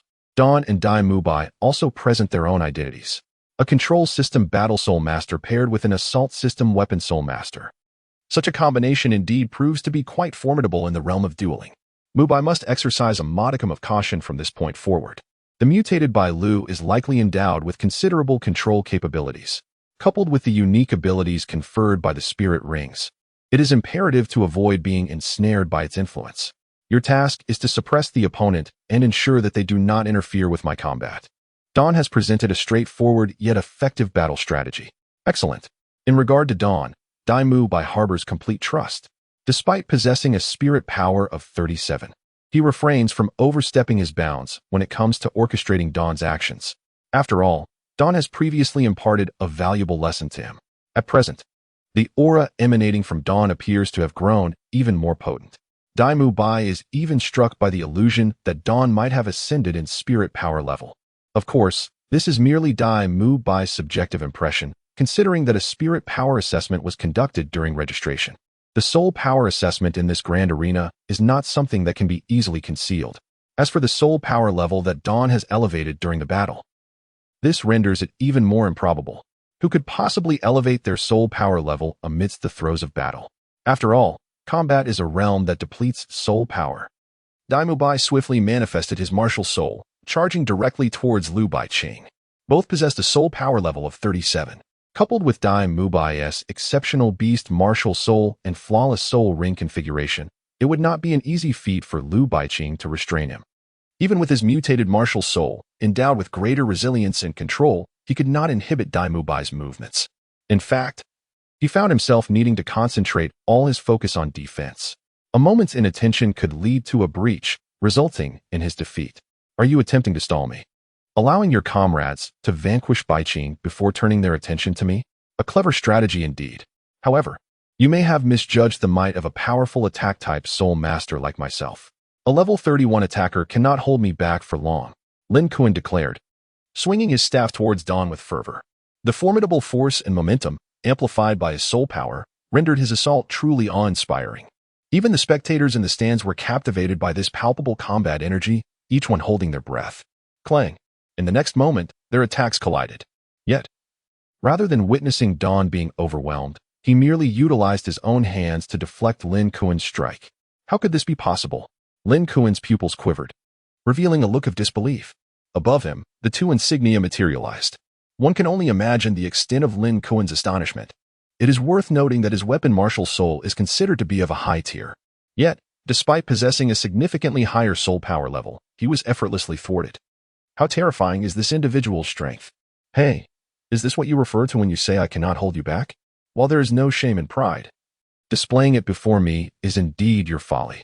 As Dawn concluded his words, an explosive surge of power erupted from his entire being, forcefully sending Lin Kuan staggering back. In an instant, he lunged forward with the ferocity of a dragon entering the river, his knee thrusting upward and propelling Lin Kuan away. At that moment, Lin Kuan felt as though his body no longer belonged to him. Under the might of Dawn's formidable assault, he found himself utterly incapable of any form of adjustment. It was as if he were being controlled by this powerful offensive spirit master before him. In truth, Lin Kuan was not weak as Dawn attacked. He continuously unleashed his high-frequency dragon's roar ability. The incessant droning of the dragon, though it did not leave Lin Kuan feeling as if his brain had been hammered, significantly dulled his overall cognitive processing and reflexes. Coupled with the relentless assaults from Dawn, Lin Kuan found himself utterly unable to respond. Soon, he was to engage in yet another battle alongside Ma Hongjun, and Dawn had no intention of allowing this combat to devolve into a protracted struggle. A deficiency in soul power could prove to be a significant dilemma.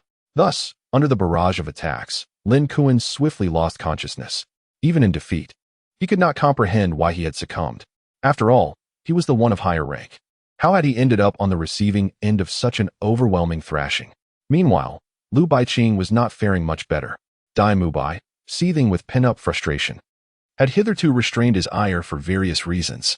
Now, Lu Baiqing became the perfect outlet for his aggression. The sight of this convoluted opponent reminded him of that treacherous figure, Tang San, leading him to augment his own abilities. Lu Baiqing could not fathom why, despite having no animosity towards his adversary. He felt as though he had erred in some manner during their clash. The outcome was all too evident. Under the full force of Dai Mu Bai's formidable beast spirit, his control techniques were brutally dismantled. In a moment of miscalculation, he found himself within Dai Mu Bai's striking range. The result, as one might expect, was a fierce blow that sent him flying. What a splendid contest it was. However, it is the upcoming duel that truly excites the audience. For this marks the third consecutive battle of our esteemed soul master, Dawn. Let us welcome his teammate, Ma Hongjun. The host ignited the atmosphere with just a few words. Who could possibly resist witnessing the prowess of a handsome warrior engaged in 3 successive battles, especially in the arena of soul combat? Upon his entrance, Ma Hongjun struck a pose he deemed stylish. Nevertheless, he primarily stood beside Dawn, and his own capabilities felt somewhat lacking. There was an unmistakable peculiarity in the air. Yet, this did not imply that his stance went unappreciated. Little fatty, if you can truly secure a victory for your team, I would gladly be your girlfriend for a day. A day, it seemed, was all she could offer. Mind your own business. If you have the ability, join in, and I could accommodate you. Ma Hongjun, with a flourish, turned to the curvaceous woman behind him, giving her a thumbs up, as he gazed at her with an invasive intensity. She felt an inexplicable urge to seek him out at that very moment. You glutton, Dawn thought to himself, feeling somewhat helpless.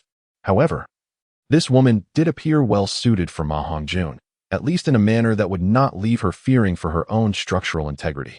Without hesitation, Ma Hongjun unleashed his martial soul fusion. The malevolent fire phoenix seemed to resonate with his emotions, exuding an even greater aura of dominance. Despite a slight depletion of energy on Dawn's part, their collaboration enabled them to secure a decisive victory in the third match with ease. The audience erupted in unprecedented exuberance, chanting Dawn's name in unison. Waves of emotional fervor ascended above their heads. Ma Hongjun, Ma Hongjun. The eyes of the curvaceous lady sparkled with admiration as she beheld Ma Hongjun. Thank you all for your support. My name is Dawn. Please remember it. After his proclamation, he exited the arena. This act left a lasting impression on the crowd, with some even beginning to ponder the title suitable for Dawn. Much like the moniker Bear Sovereign previously held by Li Jianxiang, what title might befit Dawn's imposing and charismatic presence? The subsequent battles, however, did not unfold as seamlessly. After winning another match alongside Xiao Wu, Ma Hongjun, in collaboration with Dai Mubai, faltered due to the overwhelming excitement of the audience, which penetrated his focus. Eager to conclude the fight swiftly, he made a critical mistake, allowing his opponent to exploit the opening and throw him out of the arena. Dai Mubai, despite facing two opponents of level 39, managed to defeat one before ultimately being vanquished himself. Following this, due to Dai Mubai's injuries, the pairing of Xiao Wu and Dai Mubai also succumbed to defeat. This left Dai Mubai quite displeased. Here, he himself lost 2 matches, while Li Ming emerged victorious in all. Xiao Wu and Ma Hongjun each secured 2 wins. This left the proud Dai Mubai with a gloomy expression as he exited the Soul Arena. Although he felt an overwhelming urge to confront Ma Hongjun at that moment, he reconsidered, recalling that this fellow had come to him quite fortuitously. After all, they were all classmates. Hiki, just look at Dai Mubai's demeanor. It appears he has suffered a disheartening defeat. Ning Rongrong teased with a playful smile. Having witnessed the match, she was well aware of the unjust nature of Dai Mubai's loss, and thus she jested with a light-hearted spirit. Dai Mubai, I am currently in no mood for jest. My spirits are rather low, he retorted, glancing at Dawn and Zhu Zhuqing, as his previously surging anger was once again subdued. However, at that moment, Dai Mubai felt the need to vent his frustrations, leading him to choose to depart from the scene. Humph, what else with the hostility? It's not as if I caused your loss, he mused. Brother Dawn, you are truly remarkable. In the blink of an eye, Ning Rongrong shifted from mocking Dai Mubai to beaming at Dawn. Very well, let us return. I estimate that the principal and Mubai will not be back until tomorrow or the day after, Dawn remarked, waving his hand as he led the group back towards Shrek Academy. While Ning Rongrong's remarks posed certain issues, Dawn had no intention of altering her behavior. After all, her sharp tongue was never directed at him, and in his presence, Ning Rongrong had always been charming and endearing. This is sufficient, is it not? Upon returning to the academy, Dawn immediately proceeded to take a shower. On that day of battle, I felt a sticky discomfort enveloping me. To facilitate matters, Dawn had thoughtfully arranged bathrooms and bathtubs in every room, aiming to prevent simultaneous demands. Suddenly, the door swung open with a crash. Xiao Wu, I've told you. We are no longer children. We cannot bathe together as we once did. And besides, humans. Just then, Zhu Zhuqing appeared, startling Dawn as she stood up from the bathtub. At that moment, Zhu Zhuqing was clad in nothing but a towel, which modestly concealed her essential areas. Yet, her figure and long legs were undeniably captivating. In an instant, Long Kuan also stood up, taken aback. Originally, Zhu Zhuqing had approached with a resolute conviction. As a member of a prominent family, she was already well aware of the matters between men and women. This is also the reason why he harbors such aversion towards Dai Mubai. Such an unrefined individual is, astonishingly, her fiancé. Such occurrences are undeniably intolerable for Zhu Zhuqing. However, upon witnessing the formidable prowess of Dawn, An unsettling fear began to envelop her, surpassing her initial shyness. With a sudden motion, Zhu Zhuqing slammed the door shut and approached Dawn. "I wish to grow stronger," she declared, placing her hand upon Dawn's chest. Her face mere centimeters away, allowing Dawn to perceive the rhythm of her breath. In that moment, as Zhu Zhuqing's hand rested upon him, the towel slipped away silently. Taking in the exquisite scene before him, Dawn inhaled deeply. "Zhu Zhuqing, as classmates, it is only natural for me to assist you in becoming stronger. However, I have no intention of pursuing you for this reason. Rest assured, I shall keep my word. Now, why not take a bath and rest well?"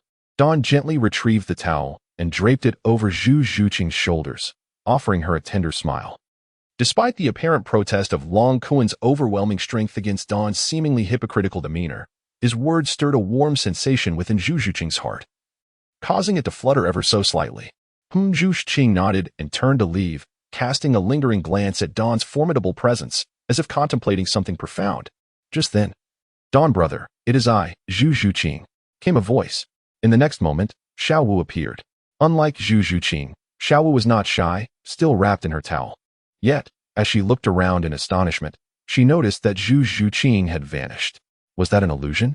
"Dawn, brother, I think I just saw Zhu Zhuqing," Xiao Wu said, tilting her head in curiosity. "Must have been a figment," Dawn chuckled lightly. "By the way, Xiao Wu, haven't I mentioned that once humans grow up, they can no longer bathe with their brothers? I don't care. My back itches, and I can't reach it." With that, Xiao Wu leaped into Dawn's bathtub. "You little rascal!"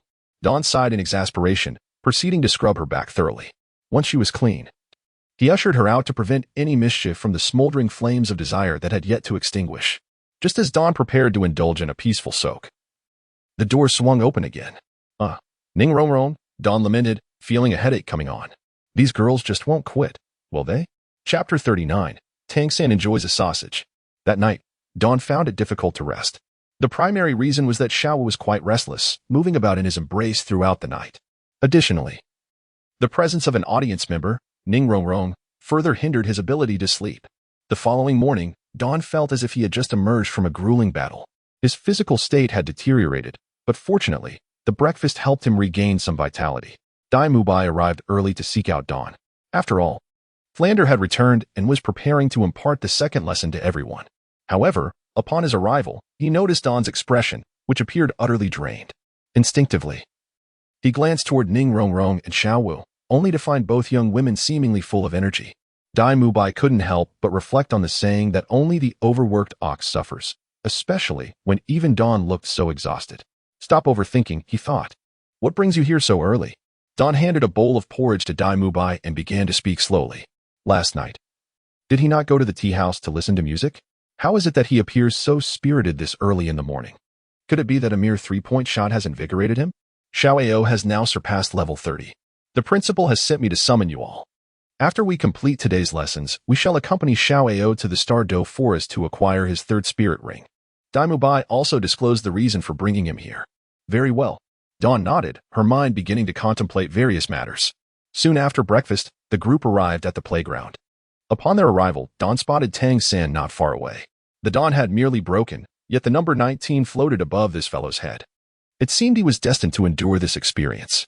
Yesterday, he had not accompanied him to the Soul Arena, and it was uncertain how much emotional value had been lost. Meanwhile, Oscar was scratching his head, seemingly engaged in conversation with Flander. Everyone had arrived, so let us commence today's lesson, Flander cheerfully proclaimed. "Principal, what shall we learn today?" Ma Hongjun inquired, his face aglow with ease. The previous night's escapade with the voluptuous maiden had left him utterly satisfied, to the point that he now appeared noticeably slimmer. It appeared that his lustful ardor had been sufficiently quenched. Today's primary focus would be on teaching everyone how to enhance their survival capabilities in battle. Each of you must consume at least one sausage crafted by little Oscar. As soon as Flander concluded his statement, Tang San nearly retched. He still struggled to overcome the prior ordeal he had endured. Moreover, after his punishment yesterday, Flander had gone to great lengths to assist him in adapting by commissioning the Academy's instructors to eat sausages in his presence from time to time. However, this only intensified Tang San's loathing and aversion, leading him to feel nauseated at the mere sight of Oscar. "Tang San, you shall go first." Flander's voice rang out once more. "Why me?" Tang San retorted, his face darkened with displeasure. He felt once again that the principal was singling him out. Yet, The teacher assured him that Flander would never target him, but would instead guide him properly. Were it not for this, Tang San might have already exploded in frustration. You must understand that on the battlefield, or in dire straits, one cannot afford to be picky. Whether it be Oscar's sausage or even cockroaches, earthworms, or bedbugs, anything that can provide energy must be consumed. As a member of Shrek, such training was merely foundational. I need not elaborate on Oscar's uniqueness. In the future, once Oscar ascends to the rank of Soul Emperor, his supportive capabilities may even surpass those of Ningrongrong. If you cannot accept the soul skills of such an extraordinary aide, you shall find yourself the weakest in the entirety of Shrek Academy. Coming to Shrek entails preparing oneself to become a monster. If you cannot even endure this, you might as well inform your instructors that you cannot withstand the training and lessons here and seek education elsewhere. Flander spared no mercy, laying bare all of Tang San's shortcomings, even attributing them to the influence of Yu Xiaojiang. Otherwise, Tang San would have been deemed unfit to remain at Shrek Academy. I understand. Tang San gritted his teeth, casting a resentful glance at the dawn. Numbers 32, 19, and 28 floated above his head in succession. The Dawn was taken aback. Could such matters truly be related to himself? I have a large sausage. I have a small sausage, Oscar exclaimed energetically, producing 2 sausages and presenting them to Tang San. Alas, despite the light-hearted banter, overcoming the inner resistance remained a formidable challenge. Tang San gazed at the sinister items before him and promptly retched. Yet, upon lifting his head, the 2 sausages still loomed large. Give it to me. Tang San, suppressing his discomfort, reached out and accepted a small sausage. With eyes tightly shut, he swallowed it whole. Yet, before he could even finish, he regurgitated it once more. Unqualified. Continue. Little Oscar, I must trouble you again, Flander stated languidly. No worries, Principal. I still have plenty of large and small sausages, Oscar cheerfully announced, conjuring yet another small sausage and offering it to Tang San. I can do this. It's just a sausage. I shall eat it. But the reality proved to be far more complex than anticipated. The training continued uninterrupted until noon. At this moment, Tang San bore no resemblance to his soul master receiving assistance from the support system. Rather, he appeared as if he had been poisoned by a toxic master. His face was devoid of any trace of color, and he required the support of his hands on his knees merely to stand. Meanwhile, Flinder wore an expression of helplessness, contemplating the need to have a discussion with Yu Xiaojiang. This disciple of his possessed remarkable talent, having elevated the blue-silver grass to an impressive level 30. All before the age of 13. Such talent is something that Flander is unwilling to relinquish. However, if Tang San cannot take this crucial step, he will have no choice but to surrender. I will eat. I must consume it. I will remain here, and I will prove myself. At this moment, numbers began to swirl rapidly above Tang San's head, for his aspirations were set on the Dawn. Ultimately, with an unwavering determination to defeat the Dawn, Tang San consumed Oscar's sausage. Chapter 40. There is truly nothing left. As for Tang San's resentment, the Dawn was all too willing to embrace it. With this sentiment in mind, Tang San endured his physical discomfort and devoured every last sausage that Oscar had conjured. Oscar even speculated that Tang San might be famished, prompting him to create a few more. At this juncture, Tang San was utterly consumed by his fervor. Regardless of how many sausages Oscar produced, he accepted them all without hesitation. Finally, after half an hour had elapsed, Oscar exclaimed, Tang San, how long has it been since you last ate? Have you regurgitated everything you just consumed? I have nothing left, not a single drop. Please, do not reach out any further. At this moment, Oscar was on the verge of collapse. He had never before experienced such a profound depletion of soul power. After all, his sausages were typically regarded as the scorn of the Academy, detested by all. Little did he expect that today, Tang San would completely drain him dry. This sensation is delightful. Oscar's somewhat bashful demeanor left Tang San momentarily taken aback. Ahem, Tang San, you have performed remarkably well. You have indeed surpassed your own limits. However, such limits should have been reached after consuming just the first sausage. Ingesting so many at once not only yields minimal effect but also poses some discomfort for little Oscar. If you still feel hungry, I can arrange for the canteen to prepare something for you. At that moment, Flinder stepped forward, expressing a hint of nostalgia. What? Tang San's eyes widened in disbelief. Consuming just one would suffice. Why on earth didn't you mention this sooner? The thought of having devoured an unknown quantity of Oscar-S sausages sent Tang San's stomach into a turmoil once again. Originally, it was intended for all of you to sample little Oscar-S sausage. Yet, due to Tang San's excessive indulgence, he drained little Oscar's spirit power. Tomorrow, He must take Oscar to the Stardo Forest to obtain a spirit ring, so it is best for Oscar to recuperate. You all may disperse and attend to your own affairs. We shall gather at the academy entrance early tomorrow morning, Flinder declared slowly. Tang San, already feeling quite unwell, nearly fainted upon realizing that his actions spared the rest from this distasteful experience. Fortunately, having lived 2 lives, Tang San possessed a considerable mental fortitude and managed to endure. Soon, everyone departed together. Oscar, having received an invitation from Li Ming, accompanied them to their dormitory. As for Tang San, he left alone, clutching his stomach, feeling quite uncomfortable. Observing the others leave, Flinder shook his head in resignation. He had intentionally refrained from reminding Tang San, intending for this to facilitate his integration into the group. However, the outcome clearly indicated that Flinder's plan had fallen short. Wow, Lida, is this the dormitory you've crafted? The craftsmanship, the decor, the sofas, Oscar was in awe. Akin to Lu Laolao entering the Grandview Garden, marveling at every item within. It must be noted that this comical expression indeed helps bridge the gap between individuals. Little Oscar, if you don't mind, why not move to the dormitory next to ours? I'll make sure it's even better than your previous one. Li Ming generously offered. This was not merely out of boredom. Today, Oscar had bestowed upon Li Ming a substantial emotional value. It is perfectly acceptable to express goodwill. No. I have grown accustomed to residing in my own space. The saying a golden nest and a silver nest cannot compare to one's own doghouse aptly describes my sentiments. Speaking of which, how could Tang San find himself at odds with you all? I have interacted with him on a few occasions, and he seems quite amiable, albeit somewhat shadowed by his own thoughts. In simpler terms, he tends to overthink. Oscar appeared somewhat perplexed. After all, they are all classmates, and young at that. Whatever the circumstances, it would suffice to lay everything bare and clarify matters. How did it escalate to this point? Moreover, they may soon need to join forces in numerous battles ahead. The current situation is rather precarious. To put it succinctly, we all belong to the same school. Dawn briefly outlined their relationship and also conveyed the details of the confrontation between Dai Mubai and Tang San to Oscar. Given their recent interactions, Oscar began to grasp the situation. It seemed that it was not Dawn and the others who were ostracizing Tang San, but rather, he himself was grappling with internal conflicts. Furthermore, one cannot overlook the fact that pursuing someone else's affection may justifiably lead to repercussions, despite outward appearances suggesting that Oscar is somewhat naive. His intelligence and emotional acumen are quite high. If someone with Dai Mubai's temperament were to possess such a mutated martial soul, would they not have their tail held high? Yet, Oscar has consistently maintained a humble demeanor, which has enabled him to navigate the complexities of Shrek Academy with ease. Enough of this, Dawn suddenly interjected. Oscar, do you have any thoughts regarding your 3rd spirit ring? As Dawn spoke, all eyes turned towards Oscar. I don't have many thoughts. The 2 spirit skills I currently possess are a healing ability and an antidote skill, both acquired randomly. If I could obtain a new type of supportive spirit skill next, that would be quite wonderful. After all, I would like to have a greater variety of sausages, Oscar responded sheepishly, scratching his head with a grin.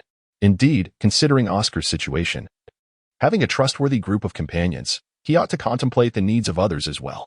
Thus, Oscar appeared to present his thoughts, yet in truth, he revealed little. He merely offered a vague suggestion and awaited Dawn's response. Very well, we shall fully support you when the time comes. By the way, are you feeling better now? Please conjure up 4 of those sausages, Dawn said unexpectedly. Ah, sure. Although Oscar was unsure of Dawn's reasoning, he complied and produced 4 sausages. Little Wu, Rong Rong. Juju Chin, enjoy. I will have one as well.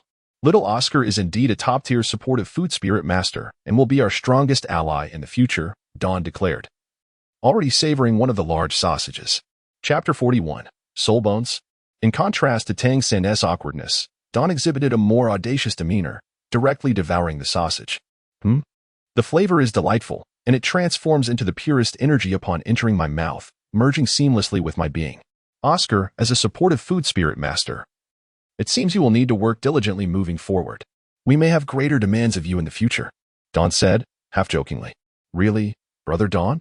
Then I shall partake as well. Little Wu, who initially found it somewhat unappetizing, swiftly followed suit, placing a small sausage into her mouth. The moment she bit down, a surge of energy coursed through her body, leaving her little time to savor the flavor. Nevertheless, the ability was undeniably impressive. Zhu Zhuqing and Ning Rongrong, despite their initial hesitations, did not object once they saw Dawn and Little Wu partake. Ning Rongrong mused to become Dawn's second consort. The first requisite is to endure hardships alongside him. Zhu Zhuqing remarked. Is this the source of his strength? His remarkable adaptability? I suppose I should learn from him as well. With differing sentiments, the two women consumed their sausages. After doing so, they felt no aversion.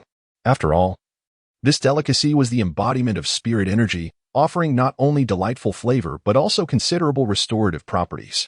What is there to feel aversion towards? For a moment, they collectively pondered what could have prompted Tang San's behavior. After indulging in Oscar's sausages, Dawn proceeded to prepare a meal. Once the feast was over, everyone commenced their training. Although they were all extraordinary talents, surpassing the majority, the effort put forth in cultivation remained equally significant. Even Oscar, who had attained the 30th level, could no longer enhance his soul power through further training. Nevertheless, he still entered a meditative state, diligently reinforcing his level and attuning to his strength, which was also a vital aspect of cultivation. Early the next morning, everyone gathered at the academy's entrance, and naturally, Tang San was present as well. Observing Tang San at that moment, he no longer bore the disheveled appearance from the previous day. After a day of rest, he appeared considerably improved. Moreover, when Oscar returned home yesterday, he had informed Tang San about the group's experience with his sausages, including the performance of the three young women. This allowed Tang San to find a semblance of balance while embracing this new arrangement. After savoring Oscar's sausage, Tang San felt a significant improvement in his cultivation. Consequently, he ceased to harbor any further resistance. Leading the group was Xiao Wu, whose face was still marked with an array of bruises, a tapestry of blue and red. The injury brought by Tang Hao seems unlikely to heal in the near future. Teacher Zhao has truly transformed into a great bear. Xiao Wu exclaimed with a bright smile. Naturally, Xiao Wu possessed such a whimsical disposition, further nurtured by the affection of Li Ming. Her remarks were invariably sprinkled with playful eccentricity. Xiao Wu, what did you just say? Zhao Wujie remarked with a cold snort, his gaze fixed upon Xiao Wu. However, upon noticing Li Ming standing beside her, his demeanor softened considerably. Since your teacher's martial soul is indeed a bear, I shall take your words as compliments. Now, I urge you all to pay close attention to what I am about to say. Li Ming, you shall lead the team this time. I trust you are all familiar with the Stardo Forest. I need not elaborate on the perils it harbors. Dean Flanders should have already informed you that I will not intervene unless faced with a soul beast exceeding a millennium in age. Everything is entrusted to your discretion. Prepare to set forth. Upon concluding his words, Zhao Wujie charged forward. The others exchanged glances before following suit. The 7 treasures are renowned, the second being speed. Ning Rongrong summoned her 7 treasures glazed tower, bestowing a buff upon the group. Simultaneously, she accepted a sausage from Oscar and consumed it. With Ning Rongrong's enhancement and Oscar's support, the team's pace quickened considerably. By afternoon, they arrived at the last human settlement on the outskirts of the Stardo Forest. Here, just over 100 kilometers ahead, lies the Starry Forest. Due to yesterday's experience where Dawn insisted that the 3 ladies consume sausages, today's expedition is far from effortless. The advantages brought by the 2 exceptional support members are genuinely felt by everyone in the group. Even Tang San has begun to show less aversion to Oscar's sausages. Along the journey, Ning Rongrong and Xiao would take turns being carried forward by Dawn. Such matters rendered Tang San utterly envious, to the extent that he contributed over 100 emotional points to Dawn during their journey. Let us rest here. You are responsible for your own lodging and meals. I shall retire for the night. Zhao Wujie's words echoed as he entered an unassuming little shop. The other 8 exchanged glances before following him inside. When it came time to book rooms, they faced a dilemma. Xiao Wu insisted on sharing a room with Dawn, and Ning Rongrong wished to join them. Zhu Zhiqing, eager to participate, ultimately refrained from voicing her desires due to feminine modesty. Under Dawn's final suggestion, Xiao Wu agreed to have the 3 girls share one room while the 4 boys occupied another. As for Tang San, he preferred solitude and thus secured a room for himself. After the arrangements were made, Xiao Wu eagerly took Dawn out for a stroll. The hour was still early, and they were not yet hungry. Upon entering the town, Dawn was pleasantly surprised by its charm. Although modest in size, it served as an excellent supply station for soul masters venturing into the Stardo Forest, offering antidotes, armor, and recovery potions. Remarkably, it even had the bones of soul beasts for sale. Amidst the bustling street, a heated argument caught Dawn's attention. Soul bones. You dare call this a soul bone? Do you even comprehend what a soul bone truly is? They are 1 in a million. The commotion drew him closer, for the mere mention of soul bone was irresistible even to him. Despite having lived in the Stardo Forest for an extended period and occasionally hunting formidable soul beasts, none had ever yielded a soul bone. This scarcity illustrated the extraordinary rarity of such treasures. As he approached the source of the noise, Dawn observed an elderly vendor, well past 70, being confronted by a young man who appeared to be in his early 20s. With the growing crowd, the elder's demeanor became increasingly uneasy, while the youth reveled in his apparent triumph. Chapter 42. The Unique Soul Bone. The object of their dispute was a seemingly pitch-black bone, which emitted a faint aura. Yet it lacked the distinct energy signature of a true soul bone. It was priced at 300,000 gold soul coins. If this price truly pertains to a soul bone, it would undoubtedly be snatched away immediately. However, as the young man indicated, this item is decidedly not a soul bone. It merely retains a faint trace of the soul beast's essence. Upon this realization, Dawn sensed something amiss. Dear sir, could you possibly offer a slight discount? After contemplating the issue, Dawn boldly navigated through the crowd and approached the vendor with a courteous demeanor. Youth, this price is already the lowest I can offer. I am in dire need of these funds, not a single coin less than 300,000 gold soul coins, the elderly man replied, raising his gaze with a glimmer of hope directed at Dawn. Unlike the previous young man, Dawn exhibited genuine politeness and sincerity in his inquiry. Had it not been for his pressing need for the money, perhaps a concession could have been made for him. Dawn, are you intending to purchase this bone? Before the words could fully escape Daming's lips, Dawn swiftly covered her mouth. This girl truly dares to speak her mind without reservation. Perhaps it is due to the exceptional protection she has received, instilling within her a fearlessness that is quite remarkable. As for Dawn, this entity certainly does not resemble a soul bone in any way. While I believe your judgment may surpass mine, 300,000 is no trifling sum. Zhu Zhuqing is also interjected, questioning, 300,000? Is that a substantial amount? Only Ning Rongrong, fidgeting with her fingers, appears to be deeply contemplating whether 300,000 is indeed a lot. I am aware of this. Rongrong, lend me 300,000 gold soul coins. Dawn turned to Ning Rongrong. Although Dawn has earned some money, he has his own expenditures, particularly for Xiao Wu, and he is generally quite generous. It is rather taxing for him to produce 300,000 gold soul coins all at once. Oh, when will you return it to me? There should be interest involved. Moreover, you must accept me. As Ning Rongrong spoke, she produced a card emblazoned with the insignia of the Seven Treasure Glazed Tile School. Furthermore, this very card is valued at precisely 300,000. This card is typically bestowed only upon the core members of the Seven Treasure Glass sect.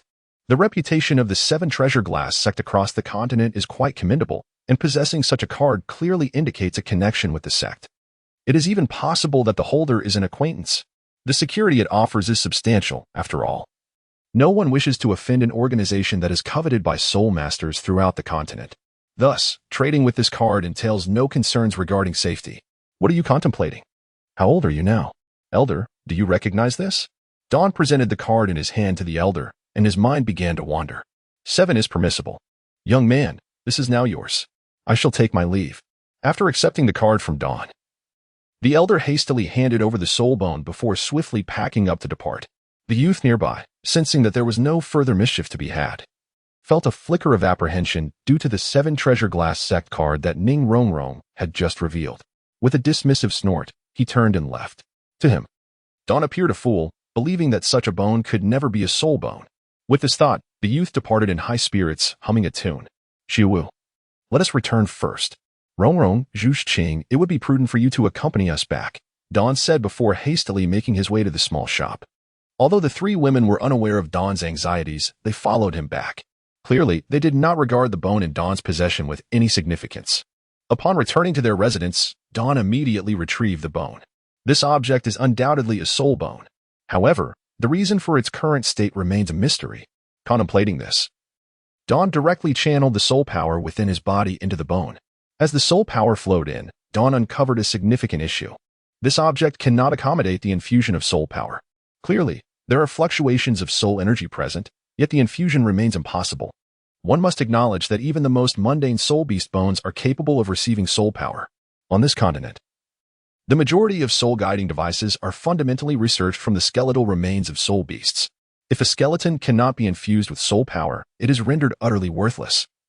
Even the most ordinary soul masters would not deign to engage with such a soul beast. However, it was evident that Dawn was unaware of the existence of such soul beasts in this world.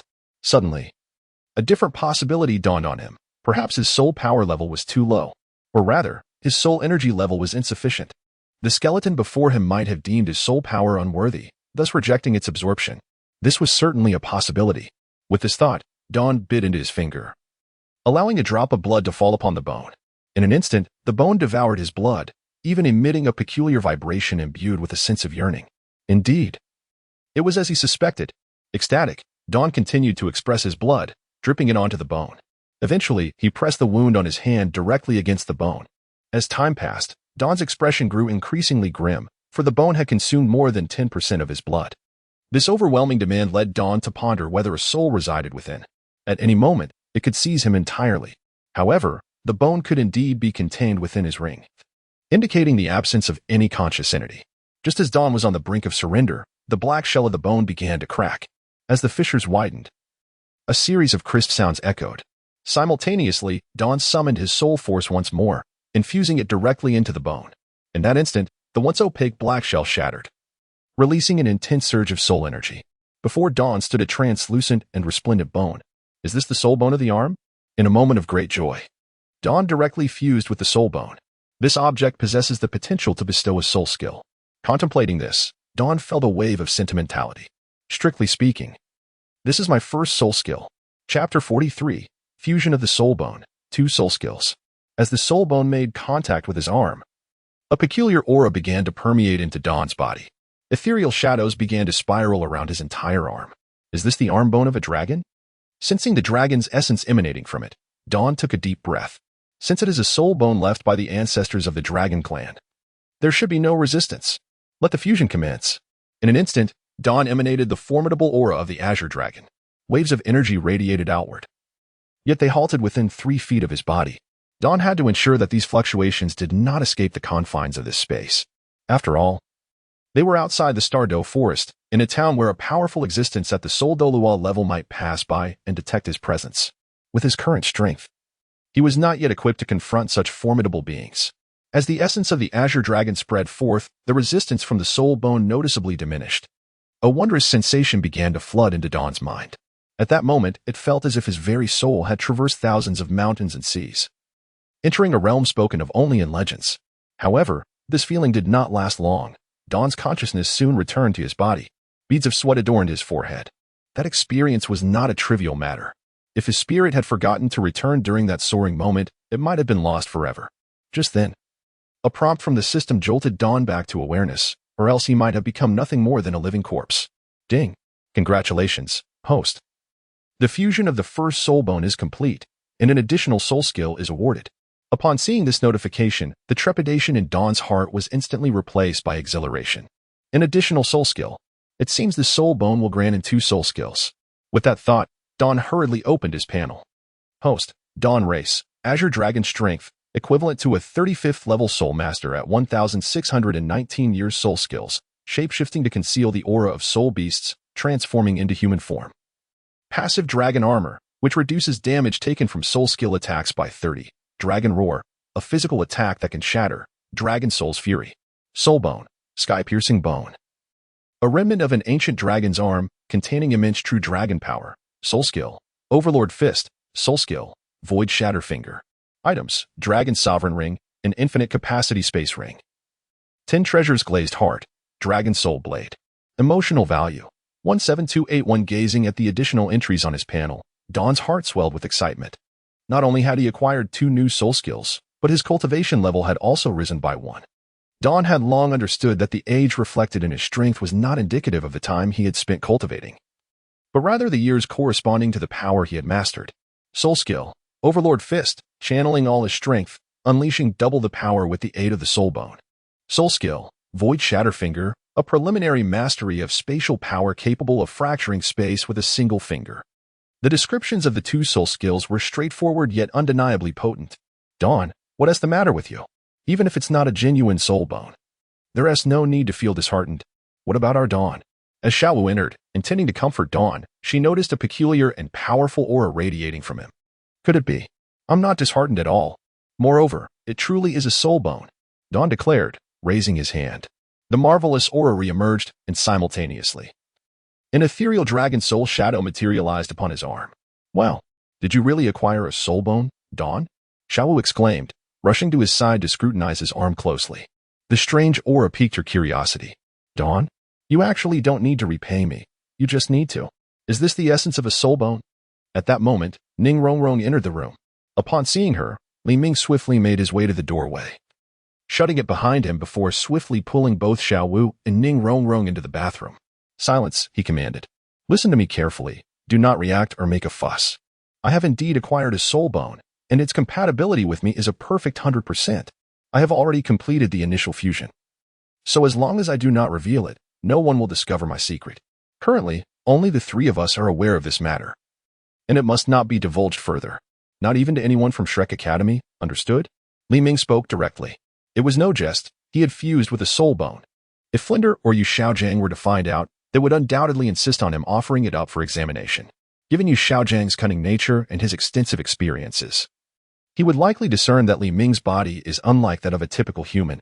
After all, he had merely utilized his abilities to adopt a human form. Fundamentally, he remained a soul beast.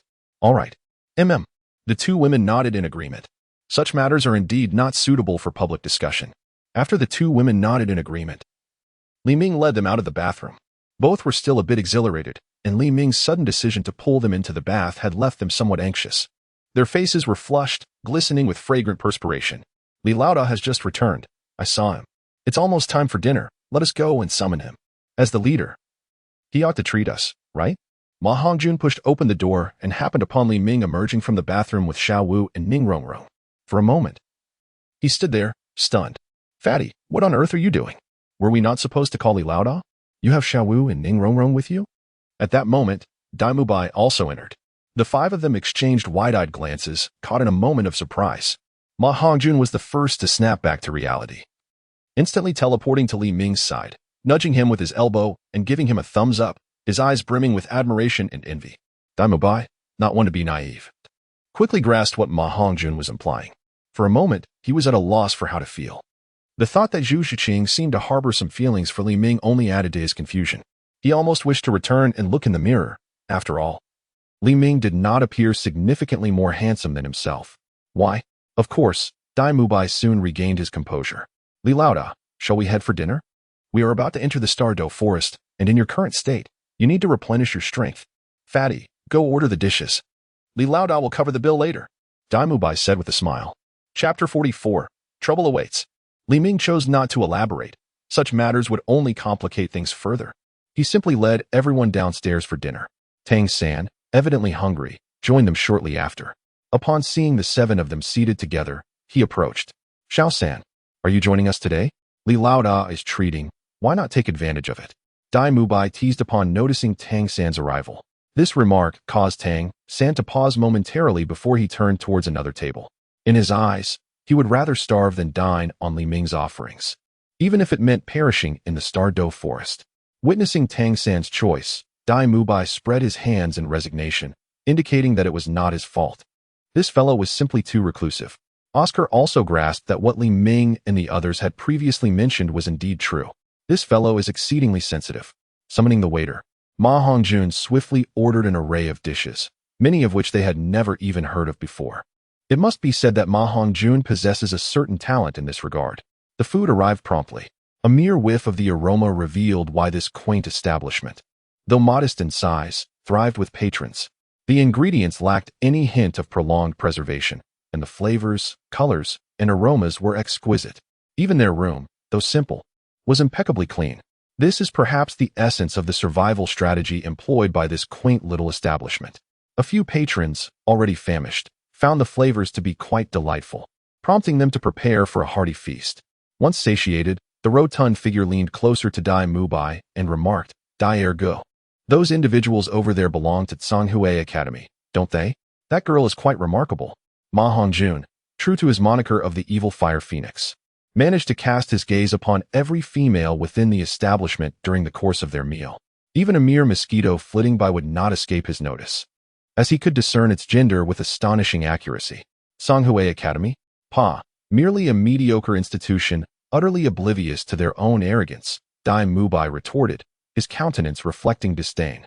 Indeed, given his status and current prowess, he possessed the audacity to critique the denizens of Tsanghui Academy in such a manner. Li Ming, observing the scene, surmised that these two rascals were largely inclined to stir trouble. Their inherent nature seemed to align with this inclination. Hence, their conversation unfolded without any attempt to lower their voices. As soul masters, their physical capabilities far surpassed those of ordinary individuals, allowing them to overhear the exchange. After taking their seats, a young man approached their table at the behest of a middle-aged instructor. It seems a spectacle is about to unfold. Xiao Wu, you are one of us. Why not take the lead this time? Ma Hongjun grinned at Oscar. No, you all proceed. I shall handle the logistics, Oscar replied, demonstrating a clear understanding of his role within the group. Dai Mubai's expression remained one of disdain. The students of this disreputable academy were regarded with utter disdain. Meanwhile, a student from the Tsanghui Academy quickened his pace, reaching out to seize a plate of food from Tang San's table, intending to hurl it at Dai Mubai's head. Although he was unaware of the rival's academy affiliation, the disheveled appearance suggested it was unlikely to be a prestigious institution. Just as he was about to act, his arm was suddenly seized. Turning around, he found himself face to face with Tang San, the very student from whom he had pilfered the dish. Hey you'd best let go of me. I am a student of Tsanghui Academy. Before he could finish his protest, he realized the food he had held was now absent. Tang San released his grip on the youth's arm and returned to his own seat, as if nothing had transpired at all. Such a scene stirred a sense of emotion within the heart of the student. This unassuming creature, seemingly more formidable than him, indeed. Naturally, his objective was never Tang San. And coupled with the uncertainty of prevailing in a confrontation, he once again shifted his focus onto Dai Mubai. The individual who had just insulted their academy suddenly lifted his leg, aiming a kick at Dai Mubai's chair, intending to embarrass him. Bang! In the next moment, he felt as though he had struck a steel plate with his foot. Upon closer inspection, he realized that Dai Mubai's leg had effortlessly intercepted his attack. At that moment, an overwhelming aura of soul power emanated from Dai Mubai. It is often said that one should not provoke a tiger, yet this fool had the audacity to attempt to overturn his seat. Dai Mubai, having been in a foul mood for some time, was not one to tolerate such insolence. Though he had previously vented some frustration on the twin sisters, he still harbored pent-up anger. Now that this individual had chosen to instigate trouble, Dai Mubai would certainly not indulge him. In an instant, Dai Mubai sprang into action, delivering a powerful strike. The student from Tsanghui Academy was taken aback, hastily raising his arm in defense. Little did he know that Dai Mubai's strength was akin to a fierce tiger descending a mountain. With a single blow, he shattered the young man's arm, sending him flying. An instructor from Tsanghui Academy promptly rushed to assist the fallen student.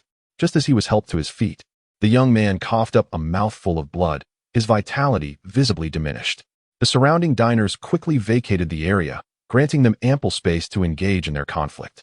It is worth noting that most people are quite eager to witness battles between soul masters, as attending a grand soul arena requires a monetary investment. Here, it is complimentary, and all the seats are first class.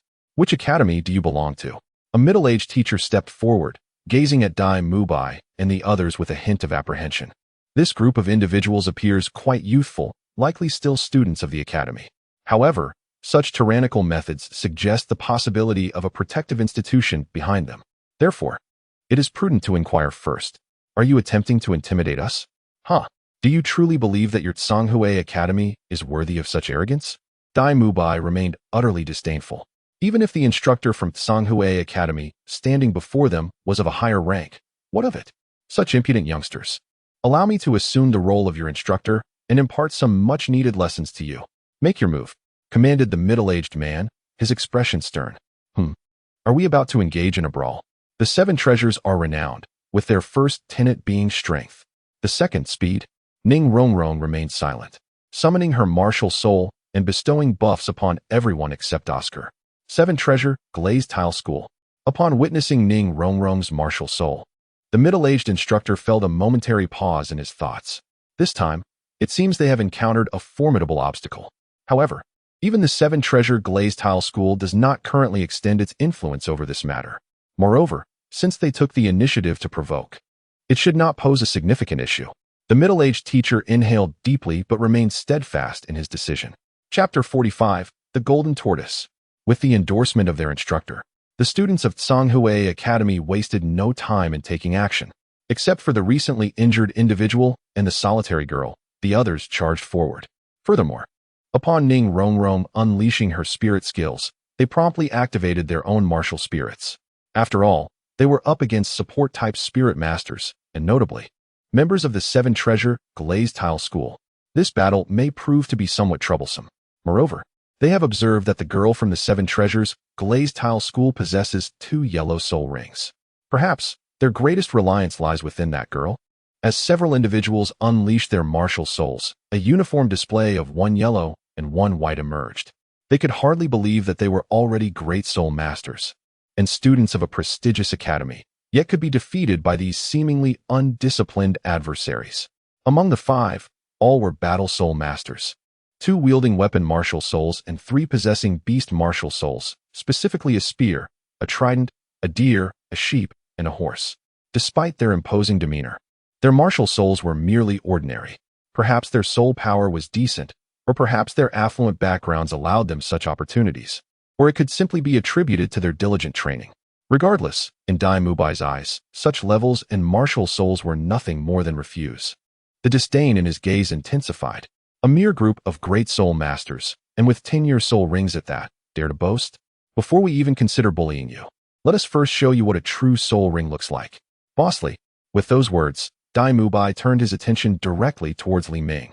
At that moment, everyone finally comprehended. Among this group, the one in command was not the individual adorned with 2 yellow soul rings from the Seven Treasure Glazed Tile School, but rather the dashing man seated and indulging in his meal.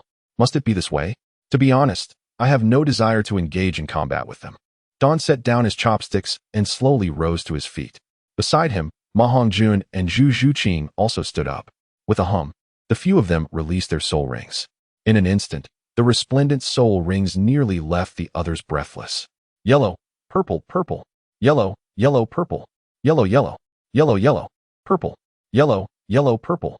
The dazzling display of the 5 soul rings left the members of Tsanghui Academy momentarily stunned. The very things they had relied upon, even the pride nestled within their hearts, were thoroughly crushed in that instant. Return. The teachers of Tsanghui Academy quickly realized that they had not merely encountered a formidable opponent. They had struck against an indomitable alloy. The students were intimidated, and the teachers felt the same. With the discerning eyes of an educator, it was evident that Xiao Wu, Zhu Zhuqing, and Ning Rongrong were merely children of 12 or 13 years. Although the other 3 appeared slightly older, they were still no more than 16 or 17. In such a team, it is astonishing that 4 soul lords have emerged. Such occurrences are not merely unheard of, they are unprecedented. However, there is no retreat for them now. It is evident that their adversaries are not disciples of any sect, as they would not be mingling with the individuals from the Seven Treasure Glazed Tile School. Each person's martial soul is distinctly unique. Therefore, he must restore the dignity of Tsanghui Academy. Otherwise, Xian Gui manifest. In an instant, Yi Zhiqiu unleashed his martial soul. 5 soul rings, 1 white, 2 yellow, and 2 purple, rose around him, exuding the unmistakable aura of a soul king, effectively suppressing the power of Li Ming and his companions. After all, he was a soul king, nearly 20 levels above them in soul power. It would be prudent for you to summon your teacher now. Otherwise, I may have to discipline you myself, Yi Zhiqiu declared with a sly expression. This statement was a test to ascertain whether they were indeed disciples of a sect. If they were mere unrefined talents, they would certainly bow beneath the might of his soul king prowess. Huh, you, an old tortoise, dare to discipline us? Li de ge dai ergo. Let us take him down. After Ma Hongjuan's exclamation, he charged directly at Yi Zhiqiu. Li Ming shook his head, instantly concealing his aura, suppressing the fluctuations of his soul bone, and preparing to experiment with his newly acquired abilities. Xiao Wu and Zhu Zhuqing also maneuvered to the sides. The adversary's martial soul was the Xian Gui. While it appeared formidable, it was merely a turtle with enhanced defensive capabilities. Although he surpassed them in soul power, he lacked effective offensive means. To Li Ming, this individual was but a passive target. Domineering Dragon Fist. Li Ming was the first to engage. His arms rapidly adorned with glimmering golden scales, as a cataclysmic force erupted forth. Level 35. When did Li De Gu reach level 35? At this moment, Dai Mubai, who was poised to attack, halted, his gaze fixated on the soul power radiating from Li Ming, nearly rendered speechless. Let us deal with the tortoise first. Then we'll inquire about Li De Gu. With that, Ma Hongjun soared into the air, unleashing a torrent of flames without hesitation towards Yi Zhiqiu. Xiao Wu and Zhu Zhuqing's assaults had already left Yi Zhiqiu struggling to respond. Just then, Li Ming's strike landed, a fearsome punch that forced Yi Zhiqiu to retreat step by step, a tumultuous sensation surging within him. The previous attack nearly damaged his internal organs. Is that still insufficient? Then let us try this. Li Ming lifted his finger, a sphere of obliteration emerging suddenly. Yi Zhiqiu felt an intense sense of peril emanating from Li Ming's hand. Yet, at that moment, he could not retreat. Void Annihilation Finger. Li Ming dashed forward. His finger aimed directly at Yi Zhiqiu. Fifth Soul Skill, Celestial Shift. Yi Zhiqiu realized that if he did not employ a soul skill immediately, this foe would surely end his life. In the next instant, Zhu Zhuqing, who had been spectating, was abruptly drawn into a powerful force, instantaneously swapping positions with Yi Zhiqiu. Oh no, this speed is uncontrollable. Li Ming observed Zhu Zhuqing, who had suddenly appeared before him, a complex expression crossing his face. He swiftly redirected his attack towards the ground nearby. With a thud, Li Ming's finger penetrated the earth as if it were mere tofu. Gradually, he stood upright. Old tortoise, I didn't expect you to wield such a repugnant ability. Now, I shall take this seriously. With that, Li Ming's soul rings rapidly integrated into his body, unleashing a tempestuous aura that enveloped him. Chapter 46, A Mere Trash Academy. Old tortoise, you seek your own demise. Li Ming was furious. That last strike, if not for his impeccable control over his power and the formidable strength bestowed by his soul bone, could have easily fallen upon Zhu Zhuqing. Had it truly landed, her defenses would have been instantly penetrated. The old tortoise truly seeks its demise. A group of presumptuous younglings. Now, it is my turn to demonstrate why the Soul King is revered as such. The fifth soul ring on Yi Zhiqiu began to merge with his very being. Upon the back of his raised carapace, sharp spikes emerged. In an astonishing display, he began to spin rapidly, a velocity that augmented his own speed as he charged towards Dawn. What a splendid opportunity. Is it merely a hardened shell? Watch as I shatter it to pieces. The soul bone on Dawn's arm unleashed its energy once more, causing the golden dragon scales to gleam even more brilliantly. White Tiger Vajra Transformation. At that moment, Dai Mubai lunged forward. His enormous tiger paw descended swiftly, directly blocking Dawn's path. Dawn, do not forget, you are not alone in this battle. The 7 treasures are renowned, one of which is strength. At this juncture, Ning Rongrong acted again, bestowing a power buff upon both Dai Mubai and Dawn. I possess a grand sausage. At this moment, Oscar conjured a large sausage, which was delivered to the two by Xiao Wu. Originally struggling, Dai Mubai regained his formidable strength, managing to withstand the onslaught of the Soul King before him, though he continued to be forced back. At this point, the tiger claws of Dai Mubai were marked with fresh wounds. Mubai, leave this to me. At this moment, Dawn had gathered his strength for the conclusion. Excellent. Dai Mubai leaped swiftly to the right. With Dai Mubai no longer obstructing him, Yi Zhiqiu charged towards Dawn. In Yi Zhiqiu's eyes, this individual alone exuded a palpable sense of threat. If he could subdue Dawn, he believed that the ensuing matters would pose no further complications. The finger of void. Dawn raised his left hand, and the power of spatial rules began to coalesce instantaneously. Without hesitation, he extended his finger forward. This assault has evidently transcended the realm of mere strength. Yi Zhiqiu had yet to make contact with Dawn's fingers when his rotation was abruptly halted. The original defense instantly manifested cracks, and the shell behind him began to creak ominously. This is dire. Yi Zhiqiu swiftly withdrew his head into his shell, sensing an imminent threat to his very existence. The Tyrant Dragon Fist. Before Yi Zhiqiu could react, Dawn unleashed his next attack. The Golden Dragon Fist struck directly against Yi Zhiqiu's shell, the formidable force propelling him through the air. Within Dawn's own body, a tempest of turmoil surged. The force of the recoil delivered a significant impact to Dawn's body. Just moments ago, had it been an ordinary Soul Master, this very recoil would have been sufficient to slay them. Yet, Dawn, relying on the innate resilience of his spirit beast, managed to withstand it. Nevertheless, he still experienced a wave of discomfort in his chest. Is this all there is? Ha ha ha. Since you cannot breach my defenses, it is now my turn to strike. Yi Zhiqiu seemed to have suddenly discovered an opportunity, preparing to make his move once more. At that moment, Dawn also placed his hand upon his ring. ready to wield the dragon soul blade. The shell of this fellow, I wonder if it can remain so resilient beneath the blade of his dragon soul. You rascally little brats, what are you still doing awake at this late hour? Just then, a languid voice echoed through the air. Upon hearing this voice, Don's hand also fell to his side. The battle here has nearly reached its conclusion. Moreover, Don is aware of this. Just now, Yi Zhiqiu did not unleash his full potential. It was not a matter of him holding back. Rather, he simply did not have the time to utilize his abilities amidst Don and his companion's relentless assault. This merely marks the first joint battle of Don and his companions. Given them time to synchronize, I am confident that next time they confront this Soul King, Don will triumph. Teacher Xiao, we are merely here for a meal, and we have yet to finish. Would you care to join us? Perhaps enjoy a drink as well? Don beamed at Xiao Wu. What shall we eat and drink? Haha, you rascal, let us indulge a bit. Xiao Wu completely disregarded the teacher from Tsanghui Academy, Yi Zhiqiu, and cheerfully made his way to Don's table. After all, he had intended to mentor Don properly. It's quite normal for a teacher to share a drink with their student, isn't it? Huh. Such a scene left Ma Hongjun, Dai Mubai, and Oscar utterly astonished. They had never witnessed Xiao Wu in such a light. Wait. At that moment, Yi Zhiqiu's voice resonated, questioning how it could be that these youngsters had beaten him, and it was simply accepted like that. This matter demands an explanation. What matter? Did you not see that I intend to go drinking? Xiao Wu wore an expression of displeasure.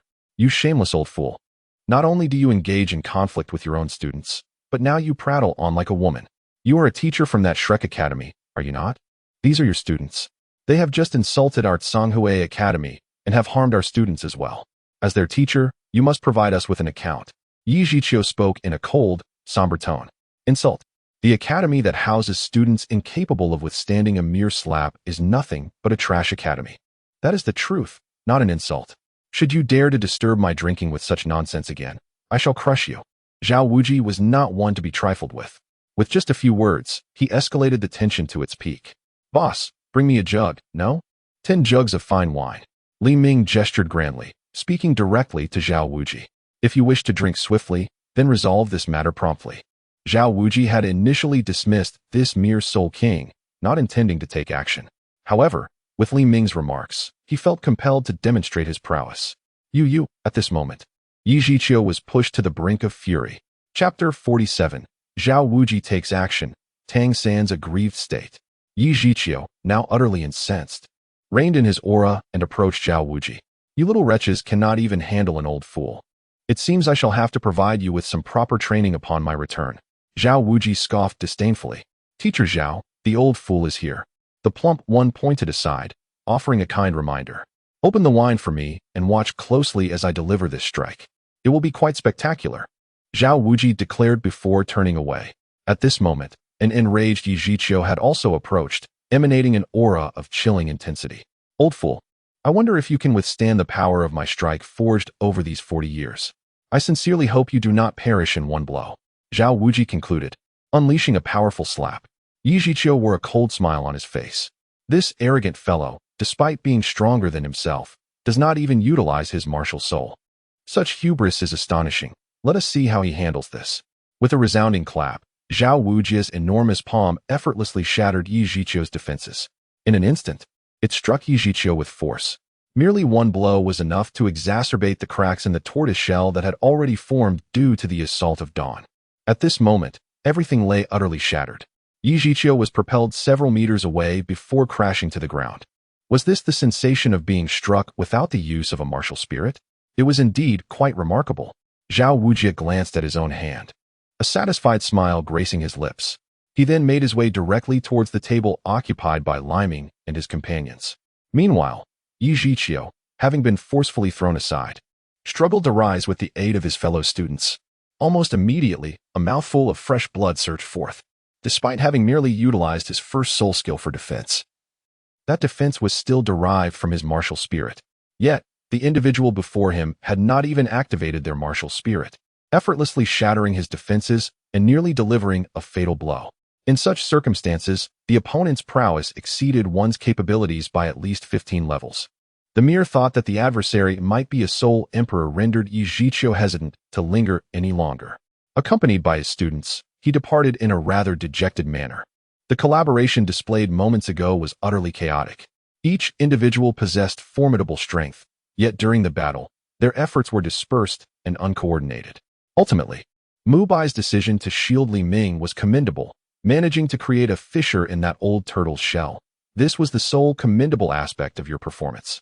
Notably, Ning Rongrong excelled in this combat, consistently providing exceptional boosts and support. Remember this well.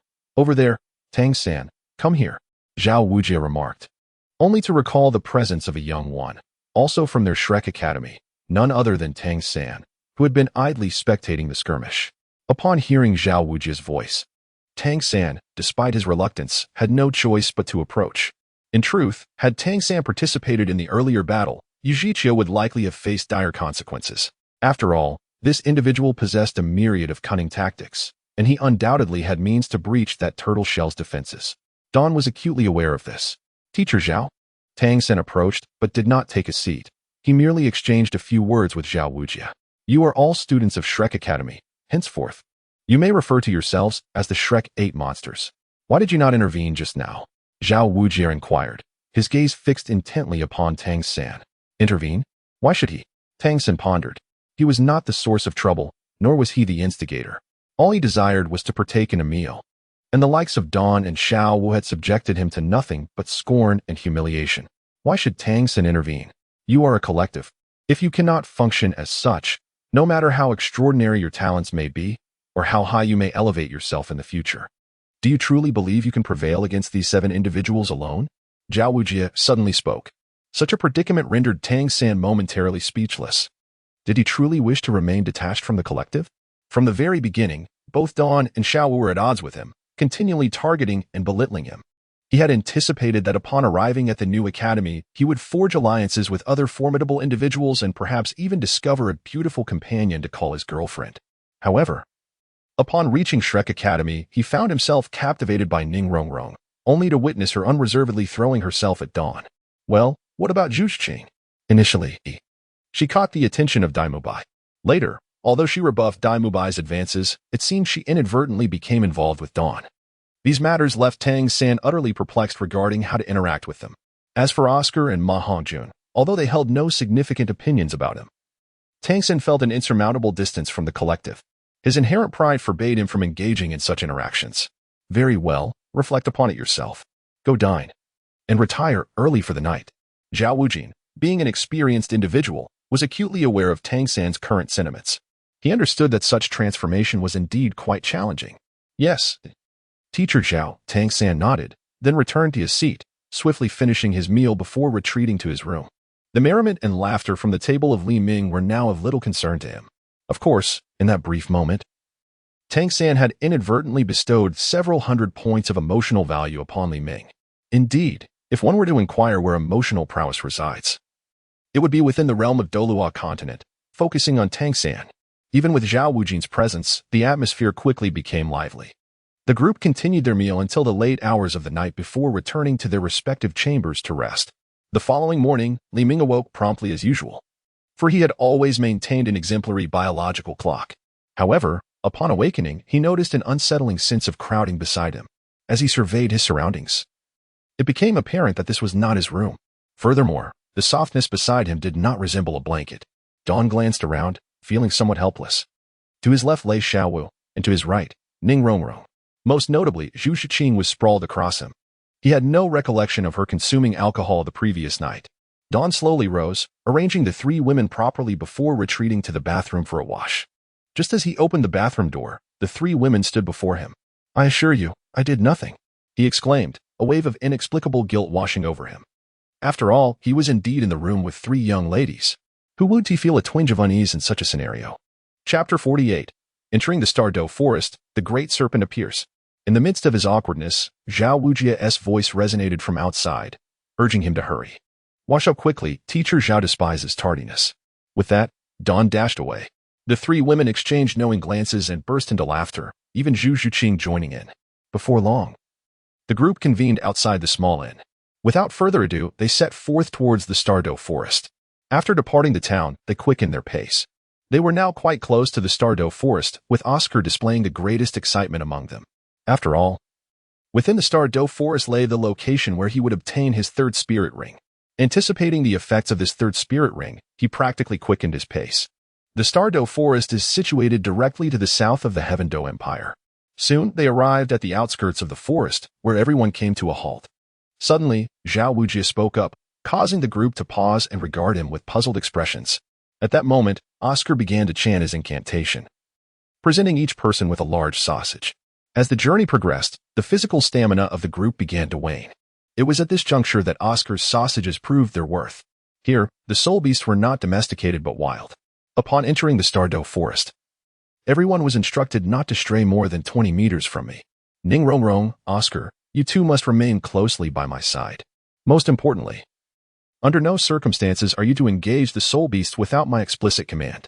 Zhao Waoqi stated with a grave demeanor. Despite his formidable rank, he felt minuscule in the presence of the Stardo Forest. Understood.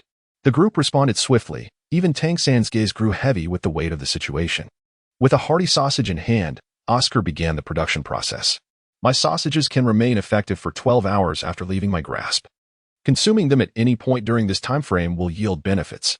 The primary function of the large sausage is to replenish stamina, restore health, and provide healing. The smaller sausages are primarily for detoxification, so I trust you all have brought some along. They may prove useful. Oscar remarked with a smile. The others promptly stowed the sausages away, having experienced the efficacy of the delicacies firsthand. This time, within the group, Li Ming and Dai Mubai led the way, while Zhao Wuji brought up the rear. Cautiously, they ventured into the Stardo Forest. At this moment, Xiao Wu was exceedingly exhilarated. Had it not been for the restraint of Li Ming's gaze, she likely would have dashed off to who knows where.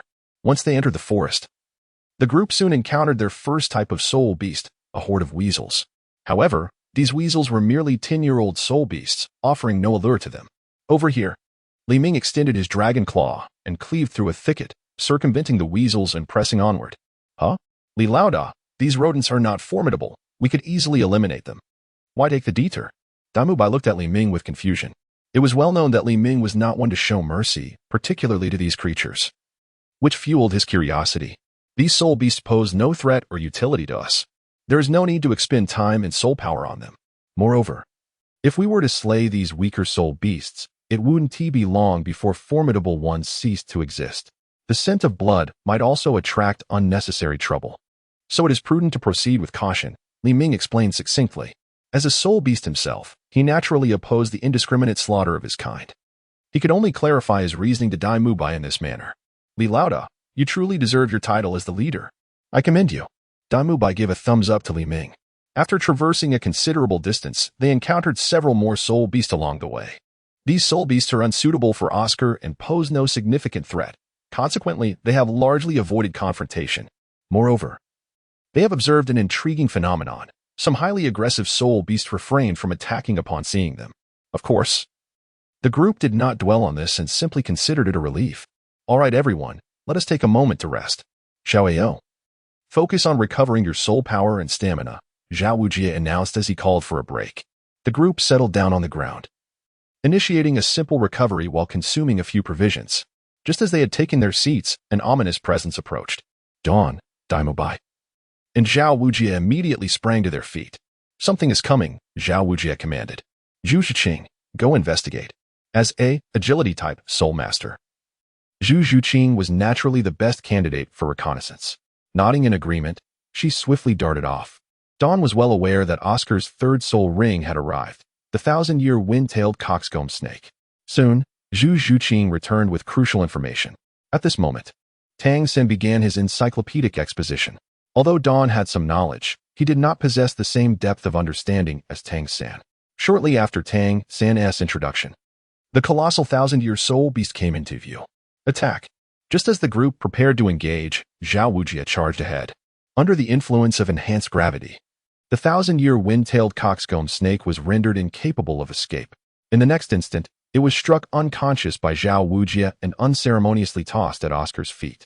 Indeed, it was as straightforward and brutal as that. No elaborate maneuvers, merely the sheer force at play. One must admit, Zhao Wujie exhibited an admirable allure during battle. The 1,000-year soul beast was easily subdued. At this moment, Xiao Wu felt a pang of compassion. As a transformed rabbit, She naturally harbored a unique sentiment towards soul beasts. This great serpent devours numerous soft-boned rabbits each year, Dawn gently remarked, stroking Xiao Wu's back. In any realm, the survival of the fittest is an eternal truth. Upon hearing Tang San's words, Xiao Wu, who had been sorrowful just a moment before, now regarded the thousand-year wind-tailed coxcomb snake with hostility. After all, her original form was that of a soft-boned rabbit. The thought that this creature could be her nemesis, and that she might have once been its prey had she not evolved, extinguished her previous sadness. Meanwhile, Oscar, filled with excitement, drew a dagger, ready to claim his third soul ring. His hands trembled with exhilaration. Stop! Just as Oscar was about to act, a commanding voice echoed through the air. With this proclamation, two figures emerged from the direction of the thousand-year wind-tailed coxcomb snake. The two individuals in question are Shi Pekao Xiangxiang and her granddaughter Meng Iran. Naturally, Li Ming is well aware of their intentions. However, in the presence of Zhao Wujia, Li Ming has no intention of intervening, opting instead to observe the strategic maneuvering between these two cunning old foxes. Indeed, after a brief exchange of pleasantries, they propose a duel between Meng Iran and Oscar to determine the rightful owner of the Millennium Phoenix-tailed coxcomb snake. Regrettably, Oscar is a food-type auxiliary soul master, making it unlikely for him to participate in such a duel. Zhao Wujia wears a proud expression. Possessing such a talented food-type soul master is enough to fill him with pride. Throughout the continent, few young food-type soul masters have achieved the remarkable level of 30, soon to ascend to the rank of soul master. A food-type soul master, Kao Xiangxiang is taken aback, beginning to contemplate how to recruit Oscar into their sect. Teacher, allow me to duel with the opponent. I too am at level 30, which would not be deemed an unfair advantage, Tang Sen interjects. From the moment Meng Iran made her entrance, Tang Sen had set his sights on her. With a serpent staff-type martial soul, she appears to be a master of toxins. Capturing her would facilitate his future endeavors in acquiring potent toxins with relative ease. Moreover, he has long been suppressed by Li Ming and his companions, deprived of opportunities to showcase his abilities. Now, having discovered such a fitting occasion, he is determined not to let it slip away. Another level 30? Kao Xiangxiang is even more astonished. She initially believed Zhao Wujia had merely brought this food-type soul master to obtain soul rings. To her surprise, this child, seemingly no older than 12 or 13, is also of level 30. Zhao Wujia is relatively pleased with Tang San's willingness to step forward. It appears that this young lad has finally awakened to his potential. The conflicts that arise among children are hardly insurmountable. Tang San's choice undoubtedly facilitates his integration into this team. What do you think, esteemed senior? My student happens to be a level 30 battle spirit master, thus fulfilling the criteria for the duel. Should we suffer defeat, this Millennium Phoenix-tailed coxcomb snake will be yours, esteemed senior. Conversely, if we prevail, the same applies. Zhao Wujia's expression remained impassive as he spoke. Although Tang Sen seems to be a mere waste with his blue-silver grass martial spirit, his cunning and stratagems are not at all inferior to those of the formidable Meng Iran before us. In fact, they may even surpass her. Is he also at level 30? Xiao Tianxiang hesitated slightly, for her granddaughter's practical experience was not particularly extensive. Most notably, the young Tang Sen appeared rather juvenile. Such a prodigy, perhaps his own granddaughter. Tang San, a soul master of the 30th level wielding the blue-silver grass. Noticing Xiao Tianxiang's apprehension, Tang San stepped forward and directly unleashed his martial soul. Upon witnessing the emergence of the blue-silver grass, Xiao Tianxiang was even more astonished. The blue-silver grass. Such a worthless martial soul is capable of reaching level 30, and at such a young age? However, if it is the blue-silver grass, then perhaps. She cast a glance towards Meng Iran. Meng Iran, with her martial soul, the serpent staff, is a level 30 battle spirit master. Without hesitation, she unleashed her martial soul. In stark contrast to Tang San's seemingly inferior martial soul, Meng Iran's appeared significantly more formidable. As she drew closer, Tang San was increasingly captivated by the beauty and figure of the woman before him. Compared to Ning Rongrong and the others, Meng Iran possessed a notably more enticing physique, exuding an aura of youthful vitality. Moreover, upon the release of her martial soul, she embodied the grace of a serpent woman, captivating Tang San's gaze. Please, Tang San exclaimed, raising his hand. In an instant, the blue-silver grass entwined and surged forth, faced with the approaching tendrils of blue-silver grass. Meng Iran felt a jolt of surprise within her. The speed was astonishing, yet merely a fleeting surprise. In the next moment, Ming Yiran launched an assault on Tang San. After evading Tang San's entanglement, she charged directly at him. However, she had underestimated the grasp of his bindings. In an instant, a multitude of blue-silver grass emerged around her, ensnaring her tightly. The thorns of the blue-silver grass pierced through her garments, releasing a paralyzing toxin. It seemed that the battle should have been over. Tang San wore a confident expression. With his soul power matching hers, he was assured that she could not break free. The addition of the toxin made her escape even more improbable. Before Tang San could indulge further in his musings, Ming Yiran had already slipped out of his grasp. Her serpent staff erupting with formidable force as she struck towards him. At this moment, Ming Yiran no longer exhibited her previous disdain. Instead, a hint of embarrassment and gravity enveloped her. This fellow was indeed quite lewd. His soul skill, employed to disrobe young ladies, was remarkably effective. Had he exerted a modicum of restraint earlier, perhaps the opponent would have already conceded. At this juncture, Dai Mubai jested with an amused expression. However, he was the sole one laughing, for the three ladies regarded him with evident disdain. Li Ming maintained an expression of indifference. Meanwhile, Tang San found himself in a precarious position, unable to evade his adversary. In such dire circumstances, Tang San unleashed his purple extreme magic eyes. Employing the techniques of controlling the crane and capturing the dragon, along with the mysterious steps, elevating his agility to its zenith, one must admit, this individual possessed notable prowess. Yet, just then, a resounding dragon's roar erupted from Li Ming, causing Tang San, who had been skillfully maneuvering, to inadvertently tear the fabric adorning Ming Yiran's chest with a swift strike. At this moment, Xiao Xiang could no longer bear it. A powerful aura erupted from her entire being. This fellow is truly despicable, whether in his initial assaults or in the subsequent hand-to-hand combat. This fellow employs a most despicable approach. As the 5 soul rings illuminated, Xiao Tianxiang prepared to strike at Tang San. At this moment, Zhao Wujie also unleashed his own soul rings. After all, should Xiao Tianxiang take action, it would undoubtedly be beyond Tang San's current capacity to withstand. Moreover, there was another reason. Zhao Wujie could not allow any harm to befall Tang San under his watch. Otherwise, the presence of that entity would be a concern. With this thought in mind, Zhao Wujie cast a glance at Li Ming, who stood nearby. When will this young man truly mature? It seems that upon returning, I must dedicate time to training him rigorously. Observing the dark soul ring enveloping Zhao Wujie's form in the formidable aura he exudes, Xiao Xiang does not possess the confidence that her and Long Gong's reputations alone would suffice to subdue the immovable Ming Wang, Zhao Wujie. Chapter 50. The Flight Soul Skill. It's Tang San's turn. With this thought, Xiao Xiang retracted her martial soul and soul power. It is simply impossible to contend. The odds are insurmountable. Furthermore, her husband is currently absent, having pursued a soul beast. Otherwise, why would she find herself in such a compromising position? Moreover, should Zhao Wujie feel cornered, it is not inconceivable that he might leave both her and her granddaughter at his mercy. The reputation of the immovable king on the continent is far from favorable. This time, we have faced defeat. Nevertheless, we shall depart. However, immovable king, you have performed admirably this time, and your students are commendable as well. The verdant mountains and flowing waters remain unchanged. When we meet again, I shall not be so accommodating. With a sharp retort, Xiao Tianxiang departed, taking Ming Yiran with her. As they left, Ming Yiran's expression was still one of fierce intent, as if she wished to eliminate Tang San. This left Tang San feeling somewhat helpless. The disorienting sensation he had just experienced immediately brought to mind the figure of Dawn. However, upon glancing at Dawn, he realized that she had not even unleashed her martial soul, let alone her soul skills. It appeared that perhaps there was an issue with his own cultivation. Most significantly, the absence of that jarring sensation, akin to having his brain hammered, led Tang San to refrain from suspecting Dawn. Oscar, hurry and slay the soul beast to absorb the soul ring. Are you waiting for the Dragon King and the Serpent Lady to return and invite you to dinner? Zhao Wujie remarked, exasperated, as he observed Oscar still fixated on the direction in which Ming Yiran had departed. This fellow, choosing such an inappropriate moment for his antics. Ah, very well. Thank you, Tang San, Oscar said, then lewdly dashed toward the Millennium Phoenix-tailed coxcomb snake, swiftly ending its life with a single strike.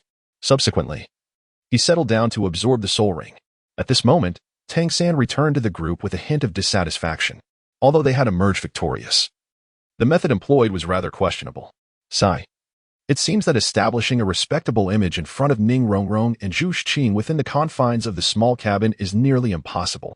Thus, Tang San naturally began to divert his gaze toward other formidable and beautiful soul masters. Of course, his murderous intent towards Dawn remained unabated. In Tang San's view, the sudden dizziness he experienced must have been a lingering effect from the earlier blow to his head by Dawn. Otherwise, with his cultivation level, such an occurrence would be utterly inconceivable. Soon, numbers began to appear above Tang San's head. This fellow, truly. Dawn shook his head in exasperation. However, what was there to complain about when it came to the influx of emotional energy? A few more instances, and he would be able to conduct a mid-level 10 consecutive draws. Rapidly, Oscar absorbed the soul ring from the Millennium Phoenix-tailed coxcomb snake. However, he stood up awkwardly. Hey. With that demeanor, it seems the soul spell is quite embarrassing, isn't it? Ma Hongjun immediately began to mock him. Fatty. The soul skill attached to my soul ring is extraordinarily powerful. If you keep talking, I won't share my food with you anymore. Oscar retorted, his expression one of feigned arrogance. All right, let us see what soul skill you have. I can't shake the feeling that you've acquired something remarkable to inspire such confidence. Daimubai expressed his genuine curiosity. After all, this lewd uncle's soul skills consistently yielded impressive effects. Not to mention, this was his third soul skill. I possess a mushroom sausage. Oscar, no longer coy, boldly announced his soul spell.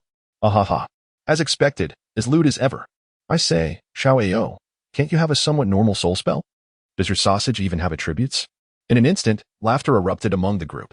Being familiar with one another, their banter was devoid of restraint. Laugh all you want. Wielding a third soul skill grants the user the ability to fly. Oscar declared, hands in pockets, exuding confidence. Fly. What did you just say, fly? Even Zhao Waoqi approached Oscar, astonished. Oh, let me finish. It's flying for 1 minute. However, it's at the speed of the Millennium Phoenix-tailed coxcomb snake. Moreover, as my soul power increases, so too will this speed. Oscar quickly clarified, as even Zhao Waoqi was inquiring now. To fly at the speed of the Millennium Phoenix-tailed coxcomb snake? That is simply the epitome of an auxiliary soul skill. Oscar, from this day forth, you can officially be considered a high-tier existence among auxiliary soul masters. This single soul skill is sufficient for you to establish your place. Zhao Waoqi spoke with delight. After some playful banter, Zhao Waoqi's gaze fixed upon Tang San. Tang San, your teacher must have prepared several suitable soul beasts for you, right? Let us find a place to rest tonight. Tomorrow we'll begin hunting soul beasts for you. Zhao Waoqi's words interrupted the merriment. Indeed, they had a purpose for entering the Stardo Forest, which was to assist Tang San in acquiring soul rings. Primarily, Tang San's questionable tactics had drawn their attention, almost causing them to forget that there was another individual in need of a soul ring. Very well, let us go. We cannot linger here any longer. Upon seeing Tang San nod, Zhao Waoqi prepared to lead the group away. After all, that Dragon King and Snake Lady still posed a threat. Once they left that place, they strolled around the outskirts, eventually finding a suitable location. After scattering some powder made from the droppings of high-level soul beasts, the group set up tents to rest. Here lies the Starry Forest, where, despite the presence of the jovial Fatty and Oscar lightening the mood, a palpable tension lingers in the air. Thus, what they must now undertake is to attune their mental states. Otherwise, they risk encountering a predicament akin to Tang San's unfortunate brush with the blue-silver grass. In the ensuing days, the group tirelessly scoured the periphery in search of a suitable spirit beast for Tang San. Regrettably, their efforts bore no fruit. Though a few millennium-old spirit beasts were encountered, none proved fitting for Tang San. Is Tang San feeling anxious? During a moment of respite, Zhao Wujia's contemplative gaze fell upon Tang San. Teacher Zhao, I am not anxious at all. The search for spirit beasts is, by nature, a matter of fate. Tang San replied, gently shaking his head. He possesses this level of temperament. Chapter 51. Special Training. Erming has arrived. Observing Tang San's disposition, Zhao Wujia's expression softened considerably. Though this fellow possesses a rather shadowy and unscrupulous demeanor, his character is indeed commendable. One cannot help but ponder whether his disposition is influenced by the inadequacy of his blue-silver grass martial soul. Nevertheless, Zhao Wujia chose not to reveal his thoughts. Dawn. You shall keep watch with me tonight. Zhao Wujia abruptly directed his gaze towards Dawn, who was being tugged by two young ladies. Indeed, Ning Rongrong and Xiao Wu were in a spirited contest over who would share the night with Dawn. Such a situation made Zhao Wuji feel a twinge of envy. To alleviate the troubles of Liming, Zhao Wuji spoke directly. All right, Teacher Zhao.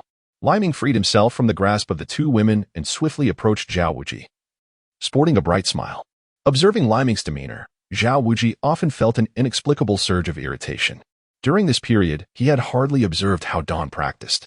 Yet, his collaboration with Dai Mubai and the others had grown increasingly adept. However, this training occurred each day in the embrace of two beautiful maidens. In Xiao Wuji's view, Dawn was utterly squandering his innate talent. Hence, he chose to have Dawn accompany him for the night watch this evening.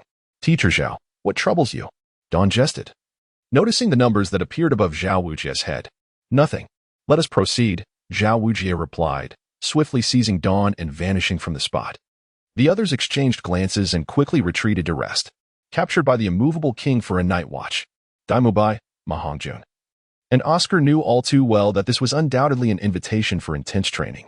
The mere thought of Xiao Wuji's scrutiny sent shivers down their spines. Not far from where the Shrek students rested lay an open space. Teacher Xiao, are you intending to provide me with special training? Dawn surmised Xiao Wuji's intentions, evidently not lacking in intelligence. Since you are aware, then unleash your full strength against me. Otherwise, you shall miss your opportunity shortly. Xiao Wujie did not release his martial spirit, but stood firm, unleashing a surge of powerful soul energy. Very well. Dawn accepted without hesitation. Merging his power with the Soul Sage was indeed an admirable choice. Previously, Dawn had refrained from engaging for two reasons. He did not wish to attack Soul Beasts indiscriminately, and the effectiveness of the training was less than satisfactory. As for cultivation, who among those fortunate enough to possess a system would laboriously train? Not to mention, his true form was that of a soul beast, not one like Xiao Wu who had transformed after 100,000 years. The pace of his cultivation could only be described as tortoise-like. It was far more prudent to contemplate ways to harvest emotional value. Good lad. Come forth. The numbers above Xiao Wuji's head soared to 1218, one reflecting satisfaction, the other indicating even greater satisfaction. Martial spirit manifestation. Dawn promptly released his martial spirit, albeit a fabricated one. Channeling his entire soul power, dragon claws manifested, and he charged directly at Xiao Wujie. After a night of training, Dawn had gained a more proficient grasp of his power.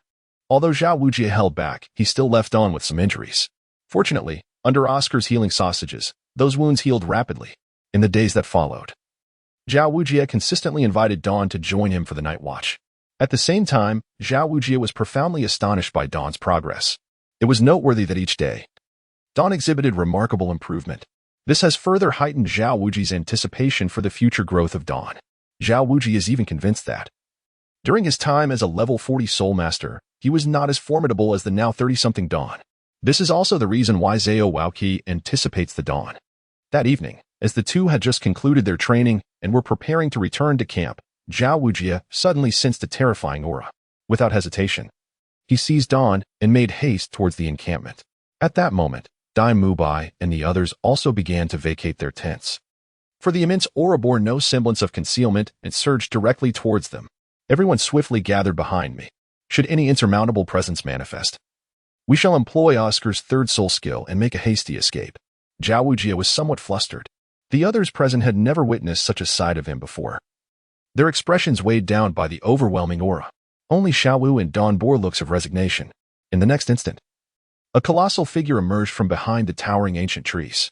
Upon seeing this being, everyone gasped in astonishment. The Titan Great Ape, even on all fours. It stood at an imposing height of 7 or 8 meters. Brother Dawn. At that moment, Xiao Wu rushed to Dawn's side, her voice laced with urgency. Such a situation was unexpected for Xiao Wu, who currently had no particularly effective means to address it. How could she have known that Ming would abandon his post in the core region of the Stardo Forest to venture outside? Moreover, during their time together, Xiao Wu had developed considerable affection for Ning Rongrong and Zhu Shuqing. She did not wish for Ming to harm them.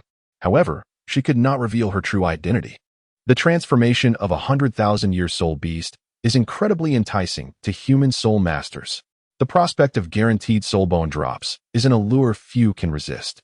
It's all right, she thought. This fellow is targeting us. Just as she contemplated charging forward to confront Ming, Zhao Wujing had already unleashed his martial spirit. Ning Rongrong had also provided her assistance, and the battle had commenced. Xiao Wu felt a mixture of helplessness and gratitude. The fact that they retained their fighting spirit in the face of Ming spoke volumes about their prowess. Of course, Xiao Wu did not intend to let them continue fighting. Together, she and Xiao Wu surged forward. Initially, Ming was somewhat enraged. He had merely come to find his boss and the elder sister. Why had he been attacked? To him, the assault was akin to a mere tickle. Yet it was enough to provoke his ire. At that moment, as Xiao Wu and Xiao Wu charged towards him, Erming extended his massive hand and captured both of them. A glimmer of joy shone in his eyes. Just as he was about to retaliate against Zhao Wujing and the others, a thought entered his mind. Though puzzled, Erming promptly took a few leaps, disappearing from the scene. Chapter 52. The Choices of Shrek. Li Ming and Xiao Wu were seized by the Titan Great Ape. In an instant, everyone stood frozen, still reeling from the terrifying aura of the Titan Great Ape. They had been captured. Those two are doomed. What a pity for Xiao Wu. Had she not harbored such disdain for me, perhaps she would be standing beside me now, rather than with that unfortunate Li Ming. That detestable fellow is finally finished. Tang San felt a surge of elation. However, he could not reveal his joy, as Dai Mubai, Zhu Shiqing, Ning Rongrong, and the others still held deep feelings for Li Ming. Thus, Tang San feigned ignorance. Lie, boss. Teacher Zhao, we Dai Mubai struggled to speak. Yet the words eluded him.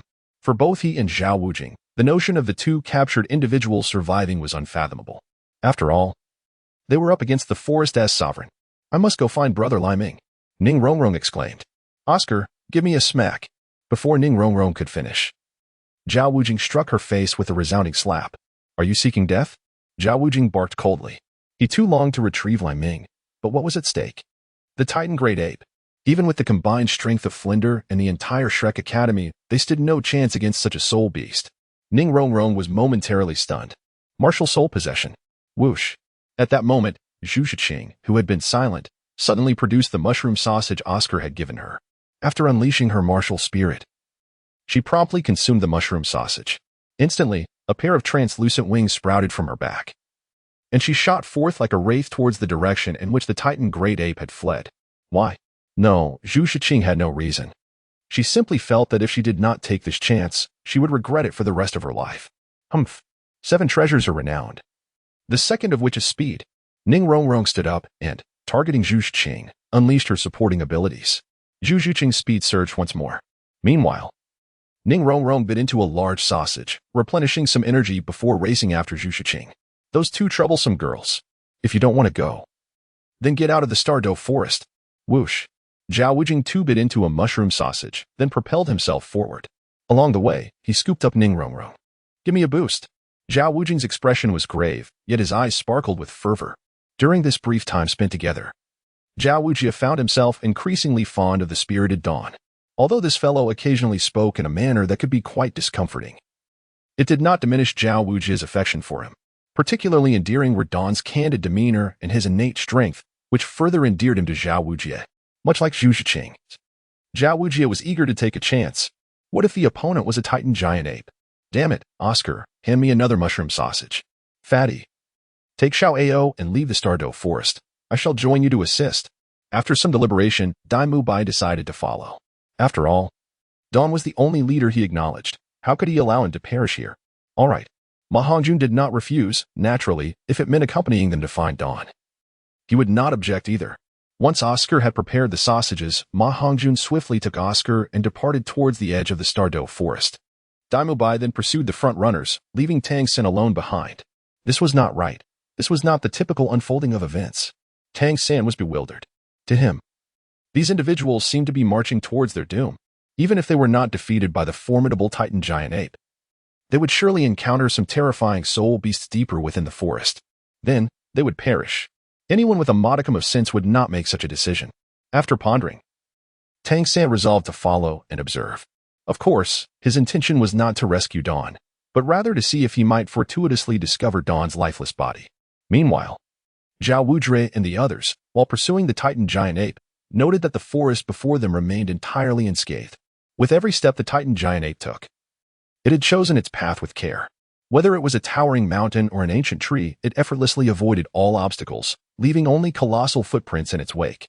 Fortuitously, due to the Titan giant ape's menacing presence, they encountered no soul beast along their pursuit. Correspondingly, they had also lost sight of the Titan giant ape. At this moment, the Titan giant ape continued its advance towards the heart of the Stardo Forest. All right, Erming. This should suffice, Dawn spoke at that juncture. Had Zhao Wujie and the others been present, they would have been utterly astonished. For Dawn and Xiao Wu were not captured by the Titan giant ape. Instead, they were perched upon its shoulder, appearing quite at ease. Roar. The Titan giant ape paused, somewhat perplexed, turning to regard Dawn and Xiao Wu. All right. I know you miss us, Dawn began, but before he could finish, the Titan giant ape started to shake. Do you not want Xiao Wu to enhance her abilities and strive for that next level? Such childishness, Dawn scolded, his expression darkening. The previously agitated Erming immediately lowered his head in dejection, casting his innocent gaze at Xiao Wu. All right, Erming, if you take us away, the teacher and our classmates will worry. Fear not, we shall return swiftly.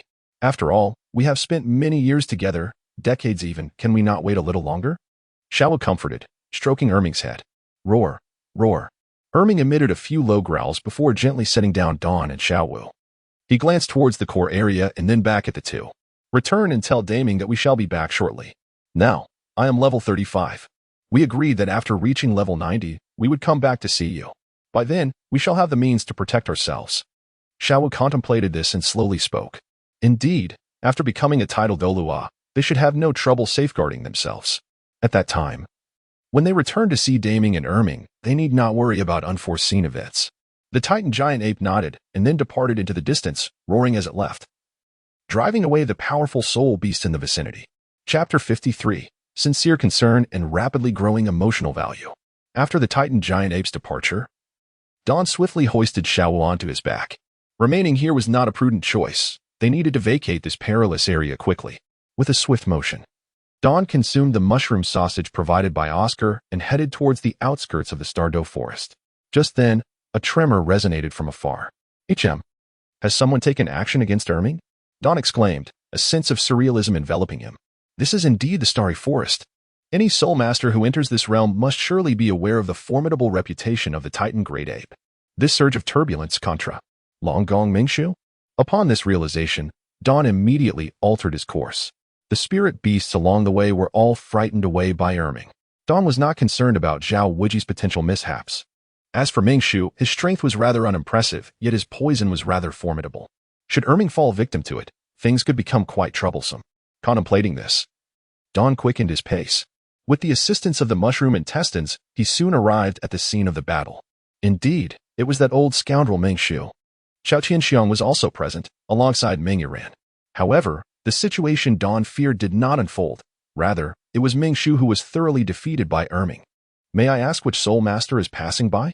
I, Mingshu, shall never forget your kindness, he proclaimed, feeling a powerful aura swiftly approaching. And it was evident that it was airborne. Given the speed, Mingshu was certain that the other party must be a formidable soul master. Dawn felt somewhat embarrassed.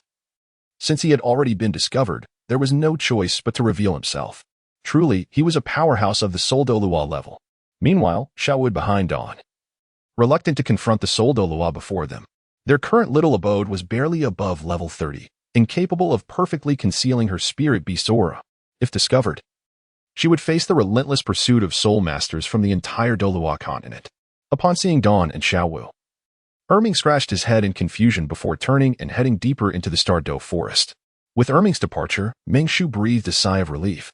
Yet, gazing at the two youths before him, he felt a twinge of doubt. Is it you, grandfather? These are the ones who conspired with the thief who took my Millennium Phoenix Tail Chicken Spirit Ring, Meng Yuran exclaimed, pointing an accusing finger at Dawn. Although Dawn had not engaged or nor instigated any conflict, the mere association with that lecher infuriated her. With her grandfather present, while revenge was not an option, she could at least collect some interest. I advise you to refrain from making any moves. If you unleash your soul power, you may attract the Forest Lord. And I doubt anyone wishes to witness that. I shall take my leave, Dawn declared, promptly channeling his soul power and making his exit. Though he could summon Erming to confront the three, such an action was unnecessary, and Dawn was disinclined to engage in it. Furthermore, when Erming had whisked him away, the System S alert had activated. Aside from Tang San, who relished in the misfortune, the others were eagerly concerned for him. In fact, they had already ventured deep into the Stardo Forest searching for him. Dawn wished to avoid any unforeseen incidents. Thus he hastily departed. Grandfather, he is right. It is not the time to unleash intense soul power, and this lad is quite swift. To catch up with him would require a full-force pursuit. What if that giant? Mingshu began, only to suddenly spit out a mouthful of blood. The assault from the king of the forest was indeed not a simple matter to withstand. Mingshu was injured. They decided to leave the depths of the Stardo Forest and retreat to the outskirts to recuperate. As for the soul beast, if fate did not permit, so be it. After speaking, Meng Shu led the two away. Although Meng Yi ran hot with temperament, witnessing her grandfather spitting blood quelled her dramatics. Conversely, on the side of Dawn, after utilizing the second mushroom sausage, he sensed the presence of Xiao Wujie and the others. Naturally, Xiao Wujie had also detected Dawn. You rascal. Let me see if you've sustained any injuries. How did that Titan giant ape allow you to escape? Xiao Wujie meticulously examined Dawn. As for why he did not check on Xiao Wu, he feared that Dawn would retaliate against him. Earlier in the depths of the forest, they encountered the Dragon King Meng Shu and his companions. The Titan giant ape seemed more intrigued by them, abandoning us to engage in battle with Meng Shu. Dawn shrugged, indicating that it was merely a stroke of luck. Quick, we must depart from here at once. The appearance of the forest's master surely heralds ominous tidings. It could even signal a beast tide. We need to exit the Stardo Forest. And what about Tang San's soul ring? Where is Tang San? At that moment, Xiao Wujie noticed that the only one who had followed was Dai Mubai. Ma Hongjun, Oscar, and Tang San were nowhere to be seen.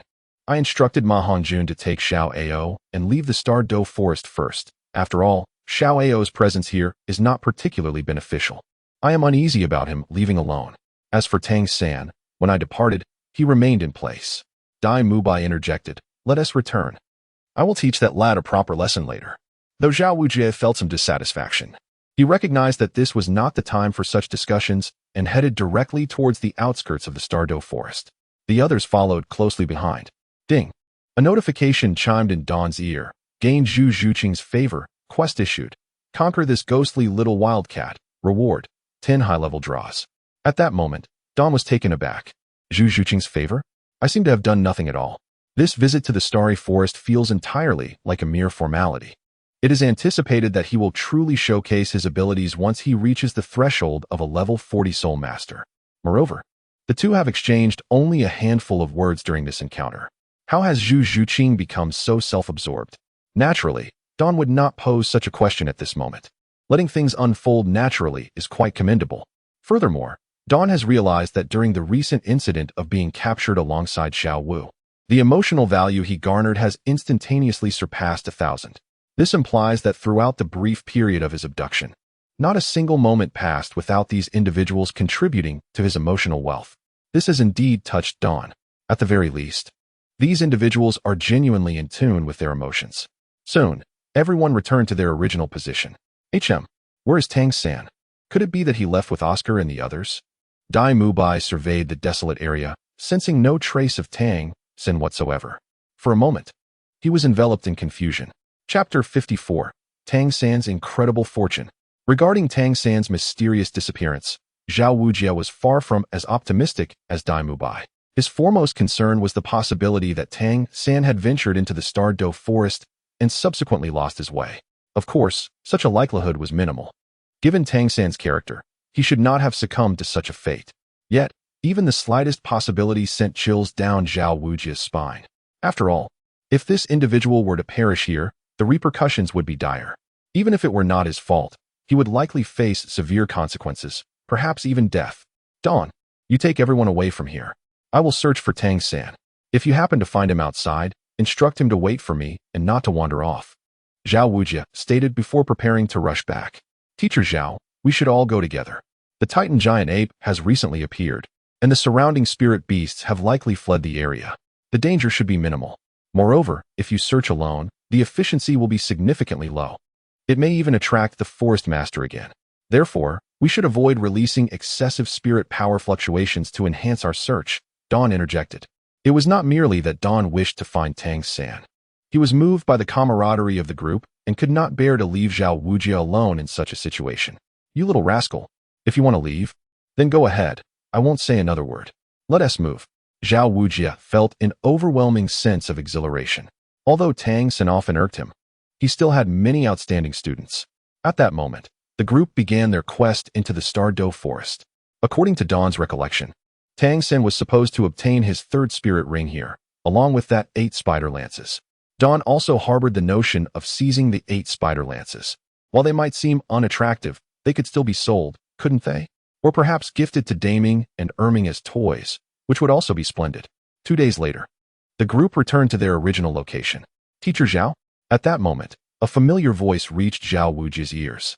It was the ragged Tang San. Upon seeing Tang San's appearance, Xiao Wuji's expression darkened, and he instantly rushed toward him. Where on earth have you been? Do you realize we re-entered the depths of the Stardo Forest to look for you? Because of your reckless actions, Before Xiao Wuji could finish, Tang San interrupted him, simultaneously unleashing his martial spirit. As Tang San's martial spirit emerged, the purple spirit ring shone with an extraordinary brilliance. 1,000-year spirit ring? This moment rendered Xiao Wuji, who was initially prepared to erupt in anger, momentarily speechless. What other fluctuations could there possibly be?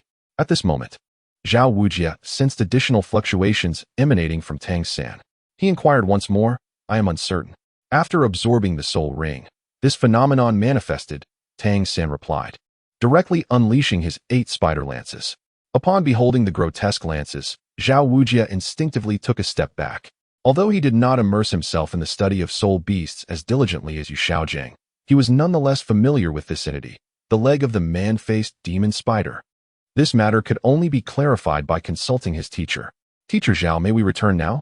Tang San was in remarkably high spirits. Aside from feeling a twinge of regret at not witnessing the demise of the dawn, his heart was soon overtaken by another emotion. He yearned to personally vanquish Tang San, to crush him into the ground as he had once done to himself. If he were to perish so easily, it would indeed be a disservice to him. With this thought, Tang San's spirits soared even higher. This time, with the addition of the leg of the human-faced demon spider that he acquired, Tang San regained his confidence to challenge Dawn. Wait a moment, this 1,000-year soul ring from the human-faced demon spider, I just sensed it. And it seems to be nearly 2,000 years old. How did you manage to slay such a formidable soul beast? Moreover, you successfully absorbed its soul ring. At this moment, Xiao Wuji was utterly bewildered. The Titan Great Ape had appeared, and Don Xiao Wu was captured. Tang San had vanished, obtaining a soul ring of approximately 2,000 years, and it was indeed from the human-faced demon spider. As for the transformation, Xiao Wuji could only ponder in confusion, not knowing what it was. Thus he refrained from considering it further. I became lost while searching for you, and during my aimless wandering, I stumbled upon a human-faced demon spider on the brink of death. My teacher mentioned that this soul ring would also be suitable for my absorption, so I simply ended its life. By the way, the location of the human-faced demon spider bore a gigantic footprint. It must have been accidentally stepped on by the Titan Great Ape during its charge. Tang San succinctly recounted the situation here. Upon hearing this, everyone present wore expressions of embarrassment. The fortuitous fellow truly possesses remarkable luck. Soon, after concluding their discussions, the group chose to depart from the Stardo Forest. At that moment, 3 soul lords and a soul sage were present, supplemented by Ning Rongrong's assistance and Zhu Zhuqing's reconnaissance. Although Xiao Wuji's martial spirit had only been utilized to 50% of its potential, he managed to exit the Stardo Forest unscathed. As they had just stepped out, they sensed the presence of Fatty and Xiao Ao in the distance. The two, already on high alert, immediately approached upon seeing the arrival of Li Ming and the others. I knew that Big Brother Li would certainly be fine. Ha ha ha, to celebrate this, Big Brother Li is treating us tonight. Let us indulge in a feast. Ma Hongjun exclaimed, rushing forward with a playful grin. Treating is not an issue. Let us return first, lest the Titan Giant Ape emerges again. Li Ming replied with a smile. Initially, their purpose was merely to enhance their emotional quotient, yet Li Ming discovered that such days seemed rather pleasant. Big Brother Li, upon our return, you must teach me how to cook properly, and as for your ingredients, I believe a change would do wonders. How about trying my sausages? Enough with your sausages. Let us move. Brother Dai, you were the one who suggested it. The group jested as they made their way towards the town. Meanwhile, Tang San remained sullenly at the rear of the procession. Following Xiao Wuji's previous admonition, Tang San also joined in their gathering, albeit as a mere observer in the corner. After their meal, everyone returned to their respective quarters. This time, Don firmly rejected Ning Rongrong and Xiao Wu, forbidding them from entering his room. Reluctantly, the two departed. Naturally, this brought a sigh of relief to Dai Mubai and the others. Otherwise, they might not have returned to their rooms that night. Chapter 55, Yu Xiaojiang's Setback. After a night of rest, everyone returned directly to the academy. With the assistance of Xiao Ao's mushroom sausage, the speed of the group significantly improved, allowing them to return to Shrek Academy that very day. The perilous journey in search of soul rings had left them all exhausted, and upon their return to the familiar halls of the academy, each chose to indulge in a well-deserved slumber. Even Oscar, who had just obtained his soul ring, went straight to his dormitory and collapsed into sleep. As for Tang San, he naturally sought to foster his relationship with Yu Xiaojing. Moreover, there were certain aspects of his recent experiences that he found perplexing, prompting him to seek Yu Xiaojing's insights. At that moment, within the confines of the principal's office, Flinders stood up in astonishment. What? You encountered the Titan giant ape? One of the two super soul beasts residing in the core area of the Stardo Forest? After listening to Xiao Wujia's account, he finally breathed a sigh of relief, grateful that everyone had returned safely. It appeared that the next venture for profit would require careful timing, certainly not during the student's quest for soul rings, especially when Dawn and the others were on the cusp of breaking through to Soul Master. Principal, you need not blame yourself. The fact that we returned intact after encountering the Titan giant ape is purely fortuitous. Otherwise, even if all the teachers from Shrek Academy had banded together to protect them, encountering the Titan giant ape would likely have led to our demise, Xiao Wujia remarked with a pragmatic outlook. Indeed, who could have anticipated their meeting with the so-called king of the forest on the outskirts of the Stardo Forest? By the way, Principal, what is the other super soul beast you mentioned? Xiao Wujia inquired, curiosity piqued. It is the sky blue bull python. At that moment, a soothing voice interjected. Indeed, it was Yu Xiaojing, the sky blue bull python. Xiao Wujia was momentarily taken aback. However, Yu Xiaojing seemed indifferent to his surprise. He had endured considerable pain from a previous encounter, and he had only just arrived after receiving the details of the soul ring acquisition from Tang San. It was evident that Yu Xiaojing's emotions were still somewhat unsettled. Tang San had absorbed a soul ring over 2,000 years old. Oscar had showcased his flying soul abilities. The Titan giant ape had made its appearance, and Dawn along with Xiao Wu had managed to escape from a dire situation. This situation is indeed exceedingly perilous. Xiao Gang, please recount the events concerning the Azure bull python from that day.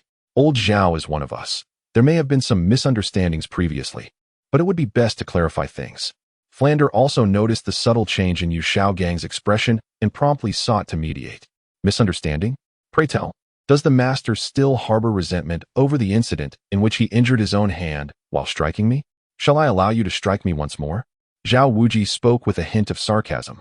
The individual, whose abilities are lacking yet forbids others from excelling, truly harbors a dark psyche. Furthermore, given the time that has elapsed, his continued display of timidity only serves to deepen Xiao Wujia's contempt.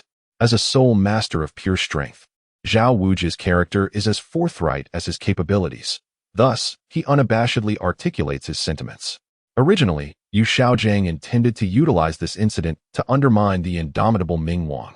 However, before he could initiate his plan, Xiao Wujia had already commenced with his sardonic remarks. This left the proud Yu Xiaojing utterly unable to accept it. Indeed, you are precisely as Li Ming described, a petty individual consumed by trivial grievances. You wish to introduce, yet I have no desire to listen. In any case, I shall not venture into the heart of the Stardo Forest. Dean, I shall take my leave to rest. The task has been accomplished, leaving me utterly exhausted. Xiao Wujia just remarked on the sinister undertones, and now it has escalated to outright insults. After exchanging a brief greeting with Flanders, Xiao Wujia departed without a second thought. Incensed, Yu Xiaojing raised his hand, trembling in the air, at a loss for words. Come now, Xiaojing, why are you so easily provoked these days? With a commendable disciple at your side, you ought to focus your thoughts on him. Shouldn't you be accustomed to the so-called fame and the opinions of outsiders by now? Why bother quarreling with someone as coarse as Xiao Wujia? Flanders regarded his old friend with a perplexed expression. The Yu Xiaojing of yore was not like this. He was once so graceful, so intellectually formidable. What has transpired? Let us not dwell on that, Yu Xiaojing interjected. Flanders, I promised to send Tang San to you, and you must ensure his safety with utmost diligence. The next time he hunts for soul beasts, you must accompany him personally. Yu Xiaojing spoke with a hint of pride.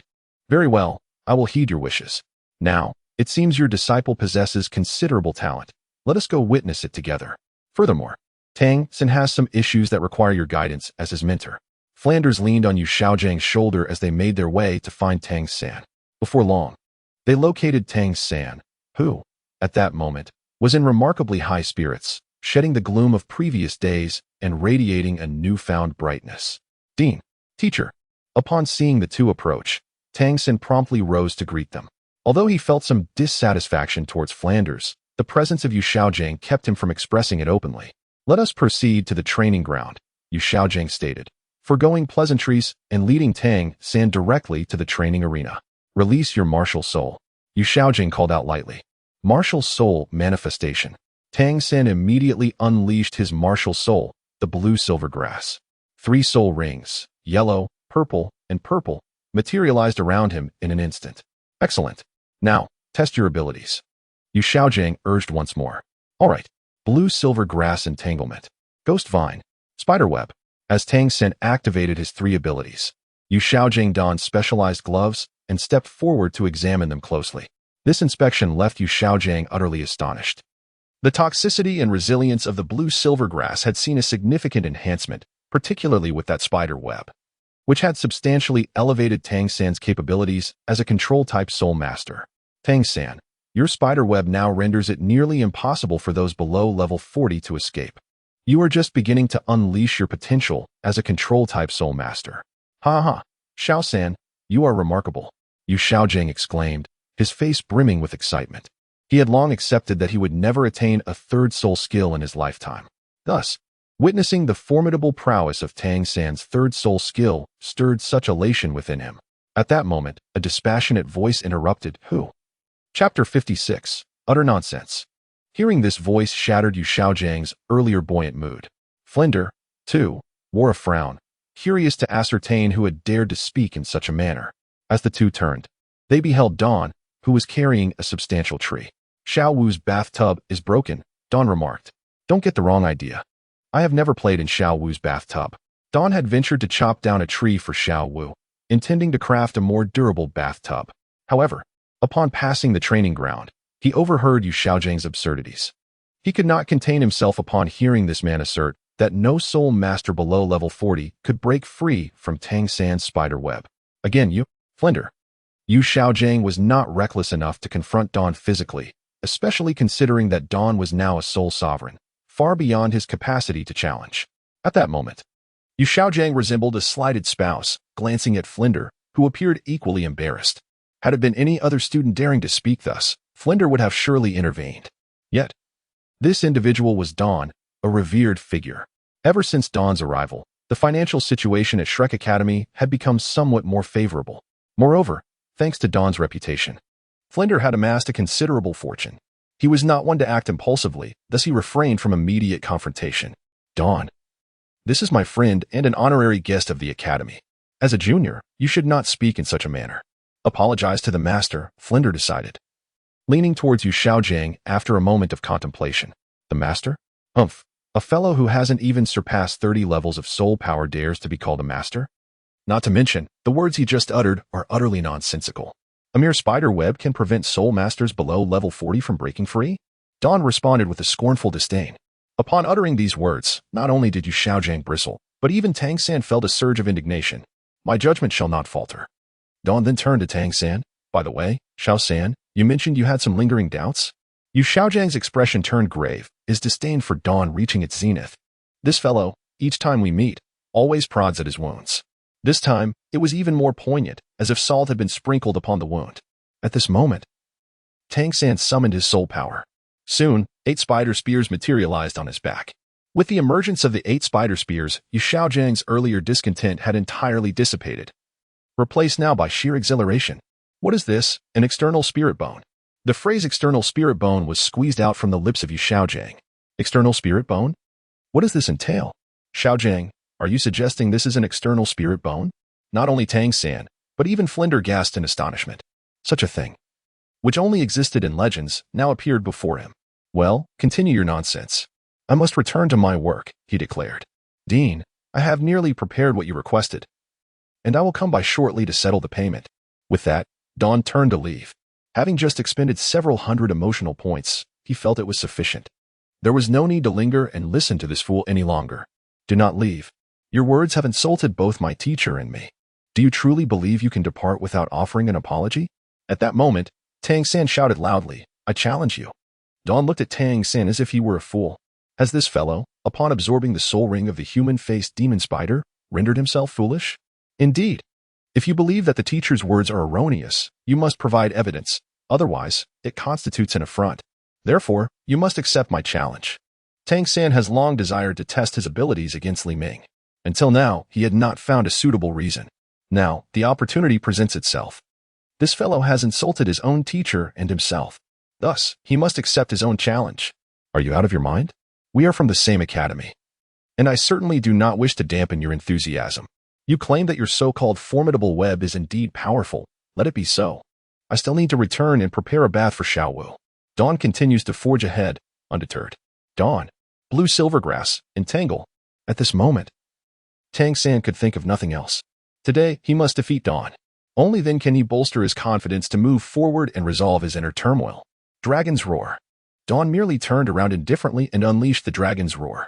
Despite Tang San's significant enhancement in mental strength, he still felt as though his mind had been struck when confronted with Dawn's Dragon's Roar. The blue silvergrass he had released began to sway uncontrollably. And in an instant, it ensnared both Tang San and Yu Xiaojiang, who stood behind him. Moreover, the sharp thorns on the blue silvergrass pierced through their garments, injecting toxins into their bodies. So, this is how you master and disciple usually play? It's quite a sight for sore eyes. Next time you have such a performance, please do not invite me. I fear I may develop styes. Dawn remarked playfully, preparing to depart once more. Spider web. Having significantly enhanced his mental acuity, Tang San aimed directly at Dawn and launched a spider web. How bothersome.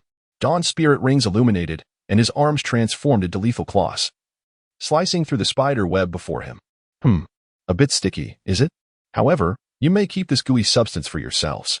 Dawn's body twisted in a peculiar manner before returning to its normal state. During this process, the sticky spider web was flung back at Tang San, with a hint of purple smoke emanating from the golden dragon claws, undoubtedly the corrosive poison from the web. In the next moment, Tang San's 8 spider lances intercepted the web. At this juncture, the master ingested an antidote while Tang San extracted the toxins from his own body. Is this what you refer to as something that those below level 40 cannot withstand? Tang San, you have successfully captured my attention. Then, let us engage in battle. The spirit rings surrounding Dawn instantly melded into his being, and at that moment, his aura surged to its zenith. Level 35? How is that possible? It hasn't been long at all. Observing Dawn's level, Flinder could not help but exclaim. It is worth noting that when Dawn joined the Shrek Academy, he was already a soul master, but he had merely just stepped into that realm at level 31. How could this fellow have elevated his strength to level 35 in such a short span?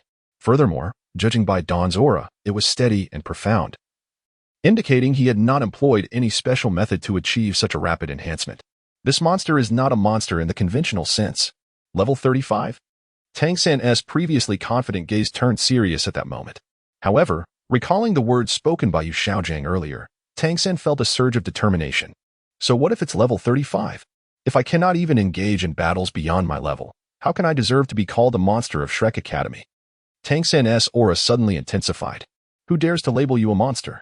You are merely a wretch who has achieved your current standing through mere tricks and some peculiar abilities. All this talk is meaningless. Come. Let me test your blue silvergrass. Li Ming casually cleared his ears and set down the massive tree he had been holding. At that moment, everyone realized that Li Ming had been shouldering a tree while catching Tang San's web. That was no ordinary wolf he was carrying. It was a tree over 10 meters long. Don't think I'm unaware of your mental type soul skill. However, with my significantly enhanced mental strength now, I will not allow myself to be ensnared by you and your teacher. Before Tang San could finish his sentence, Li Ming abruptly interrupted him. This individual is rather loquacious. Ding. Tang San was engulfed in an overwhelming sense of anger and humiliation. His emotional value surged by 38. Ding. Yu Xiaojiang. Ding. Flinder. At this moment, numbers continuously emerged above the heads of the three. Blue silvergrass, entangling. Tang San promptly activated his purple extreme magic eye. This ocular technique not only enhances his vision and senses but also provides a modicum of mental defense, albeit to a limited extent. Dragon Roar. Golden Dragon Claw. Dragon Roar. As Dawn unleashed a psychic Dragon Roar, he extended his Dragon Claw forthwith. Simultaneously, he released another physical Dragon Roar. With a thunderous bellow, he overwhelmed Yu Xiaojiang. Observing this, Flint swiftly seized Yu Xiaojiang by the collar and pulled him away from the scene. The full-force battle of these two little monsters is beyond what Xiaojiang can endure, especially the unique soul skill of Dawn, which he finds utterly insurmountable. This fellow cannot even withstand a wolf, let alone the soul technique of Dawn. Tang San's blue-silver grasp was shattered into fragments. Before he could comprehend the situation, Dawn's dragon claw had already descended. With a clang, as the claw struck, the sound of metal clashing resonated. Tang San was momentarily taken aback, but his 8 spider lances responded instinctively. How dare a mere insect obstruct the might of my dragon? Retreat at once. Dawn bellowed. Within this, there lies the skill of the dragon's roar. In an instant, the 8 spider spear became somewhat disordered, flailing about wildly, as if in a state of blindness. Dawn, web of spiders. At such a close distance, Tang San once again unleashed a web. Let me show you. I am, but below level 40. This web can be shattered with a mere flick of the finger. Having spoken, Dawn produced a Molotov cocktail. With a swift grip of his dragon claw, an immense flame erupted forth. The golden dragon claw, ablaze, hurled itself at the web before him. The once resilient web was instantly reduced to ashes. Simultaneously, Dawn's fist connected with Tang San's face, sending him hurtling through the air. Is this what it means to be invincible below level 40? I say you are talking nonsense, and indeed, you are. Dawn cast a taunting glance at the nearby Xiaojiang before lifting the large tree and departing from the scene. At this moment, Tang San sat up, bewildered, gazing at his own hands. He then turned to observe Xiaojiang in the distance. Hadn't the teacher just stated that I could handle anyone below level 40? Do not be disheartened, Xiao San. That fellow has managed to discern the flaw in your martial spirit and is attacking you with flames. As a control-type soul master, you should not dwell on how to fight alone, but rather contemplate how to gather formidable allies around you. As for what Xiaojiang imparted to Tang San regarding the utilization of teammates, Li Ming was oblivious, for at that moment, he had already returned to the dormitory and commenced preparing a bath for Xiao Wu. At that moment, after a playful scuffle, Xiao Wu and Ning Rongrong had fallen asleep. A striking figure stood not far away, observing Li Ming as he crafted a bathtub. Indeed, it was Zhu Zhuqing. Since returning from the Stardo Forest, Zhu Zhuqing had been in a state of profound turmoil. Initially, her sole desire was to attain sufficient power to transform her life. However, it now seemed as though the pursuit of strength was no longer her primary aspiration. If you wish to learn, come closer. Here, I have carved a finished product for you to try, Li Ming said, tossing a finely crafted carving knife into her direction. As Zhu Zhuqing grasped the knife and gazed at the exquisite chair Li Ming had sculpted, a look of perplexity crossed her face. As a sensitive attack-type battle soul master, she believed her focus should be on enhancing her power. The sculpture. Are you perplexed? I too have traversed this path step by step.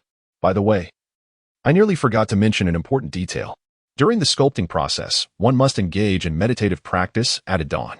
Upon hearing this, Zhu Zhuqing was utterly astounded. Sculpting? Meditation? However, isn't meditation. Zhu Zhuqing's mind was in disarray, yet she followed Dawn's guidance. Why? Because she had complete trust in him. Soon, Zhu Zhuqing discovered that she was utterly unable to enter a meditative state. Let alone meditation, she felt incapable of sculpting at all. In many instances, she was aware and her control was sufficient.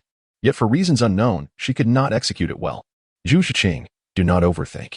You are merely 12 years old, and we have plenty of time ahead. Focus on the task at hand. Just as Zhu Zhuqing's mind was a whirlwind, Dawn's voice resonated. Simultaneously, a pair of warm hands grasped hers, gently guiding her to operate upon the massive route before them. Ultimately, Zhu Zhuqing could not recall how she departed. The only memory she retained was of Dawn's hand. It was so warm. Chapter 58. I am quite obedient to my teacher. The following morning, after breakfast, Oscar rushed over. Dawn, the dean has summoned us to the playground. He mentioned that there will be some special changes in our training. Oscar panted, clearly having been dragged from his bed. Otherwise, given his nature, he would likely still be in slumber at this hour. New training, indeed? It was to be expected, as Yu Xiaojiang had arrived, and knowing Flander, he would probably delegate some responsibilities to Yu Xiaojiang. Dawn internally scoffed, though he did not express it outwardly. Even if Yu Xiaojiang intended to make things difficult for him, Dawn was not one to cower. The group quickly tidied up and made their way to the playground. At that moment, the number of people present on the field was unprecedented. Dean Flander, Teacher Zhao Wujie, Li Yusong with his martial spirit, the dragon pattern staff, level 63 Soul Emperor. Lu Qibin with his martial spirit, Star Chess, level 66 Soul Emperor, Xiao Xian with his martial spirit, Jelly Bean, level 71 Soul Sage, Yu Xiaojiang, Tang San, Dai Mubai, and Ma Hongjun. With the arrival of the four of them, there were a total of 13 individuals present. It must be said that this was the first time Dawn witnessed such a gathering at Shrek Academy. It seemed Flander indeed wished to slack off and profit. Now that you are all here, let me briefly outline the upcoming arrangements, Flander began. Due to certain matters that the Academy must address, I will not have much time to spend with you all in the near future. I will fully entrust everything within the Academy to my dear friend, Yu Xiaojiang, who will be responsible for it. The training schedule going forward will be managed by consulting Yu Xiaojiang. I urge the teachers to provide ample support to Xiaojiang, especially you. Xiao Wu. Enough said, Xiaojiang, please take over. Flander was indeed succinct. Dawn suspected that Flander had perhaps been purchased. Typically, speeches were a hallmark of a dean's duties, not something concluded in just a few sentences. All right, allow me to introduce myself briefly. I am Yu Xiaojiang, your training instructor from this point forward. You may call me Master. Today, there are no pressing matters, so take the day to rest well. We will convene tomorrow morning at 6 o'clock sharp in the dining hall. Latecomers will face penalties. After Yu Xiaojiang finished speaking, he cast a glance at Dawn, hoping to observe any unusual reactions. To his surprise, Dawn simply turned and walked away. Xiao Wu, Ning Rongrong, and Zhu Shuqing followed him out. Dawn, what are you doing? Flander bellowed, though his tone lacked genuine intimidation. Isn't this a significant matter? Shouldn't we return to rest? Or did I mishear? I am indeed a very obedient student. Dawn turned, gazing quizzically at the others. You are the ones I instructed to return and rest, so, thank you, teacher. Now, let us head to Soto City for a stroll. We are out of several ingredients and seasonings. Dean, my sculpting knife is broken. I need to purchase a new one. Will you reimburse me? As Dawn spoke, he suddenly turned to Flander. Come back, Flander exclaimed, feeling somewhat exasperated. After much effort, Flander had finally earned some money and was preparing to enhance the meals for everyone. Moreover, Dawn was his golden opportunity for profit. Now, Flander found himself in a predicament. At that moment, numbers began to rise above the heads of those around him. It must be said that Dawn's ability to stir emotions was indeed remarkable. I apologize, Dean. But from this moment onward, your words hold no weight, right, Master? Dawn stated. I am adhering strictly to your instructions, so please refrain from displaying inexplicable anger. By the way, if a battle is to be arranged, remember to have Tang San wear an extra layer of clothing. My punches are quite formidable. With that, Dawn turned and departed. Naturally, as Dawn left, the surge of emotional energy did not cease. Well, I shall also venture to Soto City.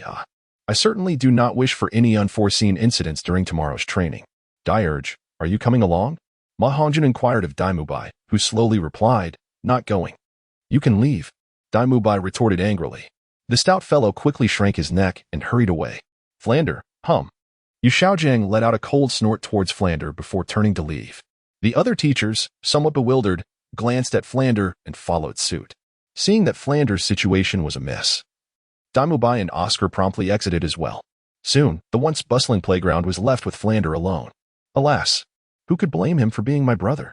I must endure. Flander shook his head helplessly. His patience with Yu Xiaojiang was considerable. After all, their relationship was unique, especially with Lu Erlong's presence in the matter of money. In Soto City, Brother Dawn, what are we going to do? Shall we skip along behind Dawn, asking cheerfully. Shopping, buying things. By the way, Ning Rongrong, Zhu Qing. You should accompany Xiao Wu, buy whatever you need. Xiao Wu has money, Dawn replied with a smile. As for Ning Rongrong, it was evident she had come for Dawn, while Zhu Qing had mysteriously joined her. I have money too. Ning Rongrong is quite the little wealthy lady. Soon, the three girls set off to shop together, while Dawn chose a tavern to sit down. His purpose for coming out was not merely to stroll. Based on Dawn's speculation, tomorrow's test would undoubtedly be far from simple. Moreover, with Tang San's temperament and Yu Xiaojiang's cunning nature, something was bound to happen. After placing his order, Dawn settled in a window seat and raised his hand to bring up his interface. System, 10 intermediate draws. During the waiting period, Dawn directly opened the panel to commence the lottery. First, let me draw a round, then I will devise a strategy. Ding. Congratulations, host. You have drawn 100 years of cultivation. Ding. Congratulations, host. You have drawn 100 years of cultivation. Ding. Congratulations, host. You have drawn the soul skill, sharing. Ding. Congratulations, host. You have drawn the soul skill, simulated manufacturing. As the 10 consecutive draws concluded, Dawn's eyes brightened. 2 soul skills and 800 years of cultivation. Sharing. Upon release, one can share their physical strength, soul power, and mental energy with those they come into contact with. Simulated manufacturing. Upon release, one can conjure a manufacturing furnace. directly simulating items the user has touched with 100 accuracy. Note: cannot simulate objects with energy fluctuations. Chapter 59. Extracting from Ma Hongjun. Observing these two soul skills. A smile spread across Dawn's lips. After enjoying a pleasant meal, he left money on the table and exited. Upon reaching the intersection, Dawn was taken aback. The three girls are currently struggling under the weight of a substantial load.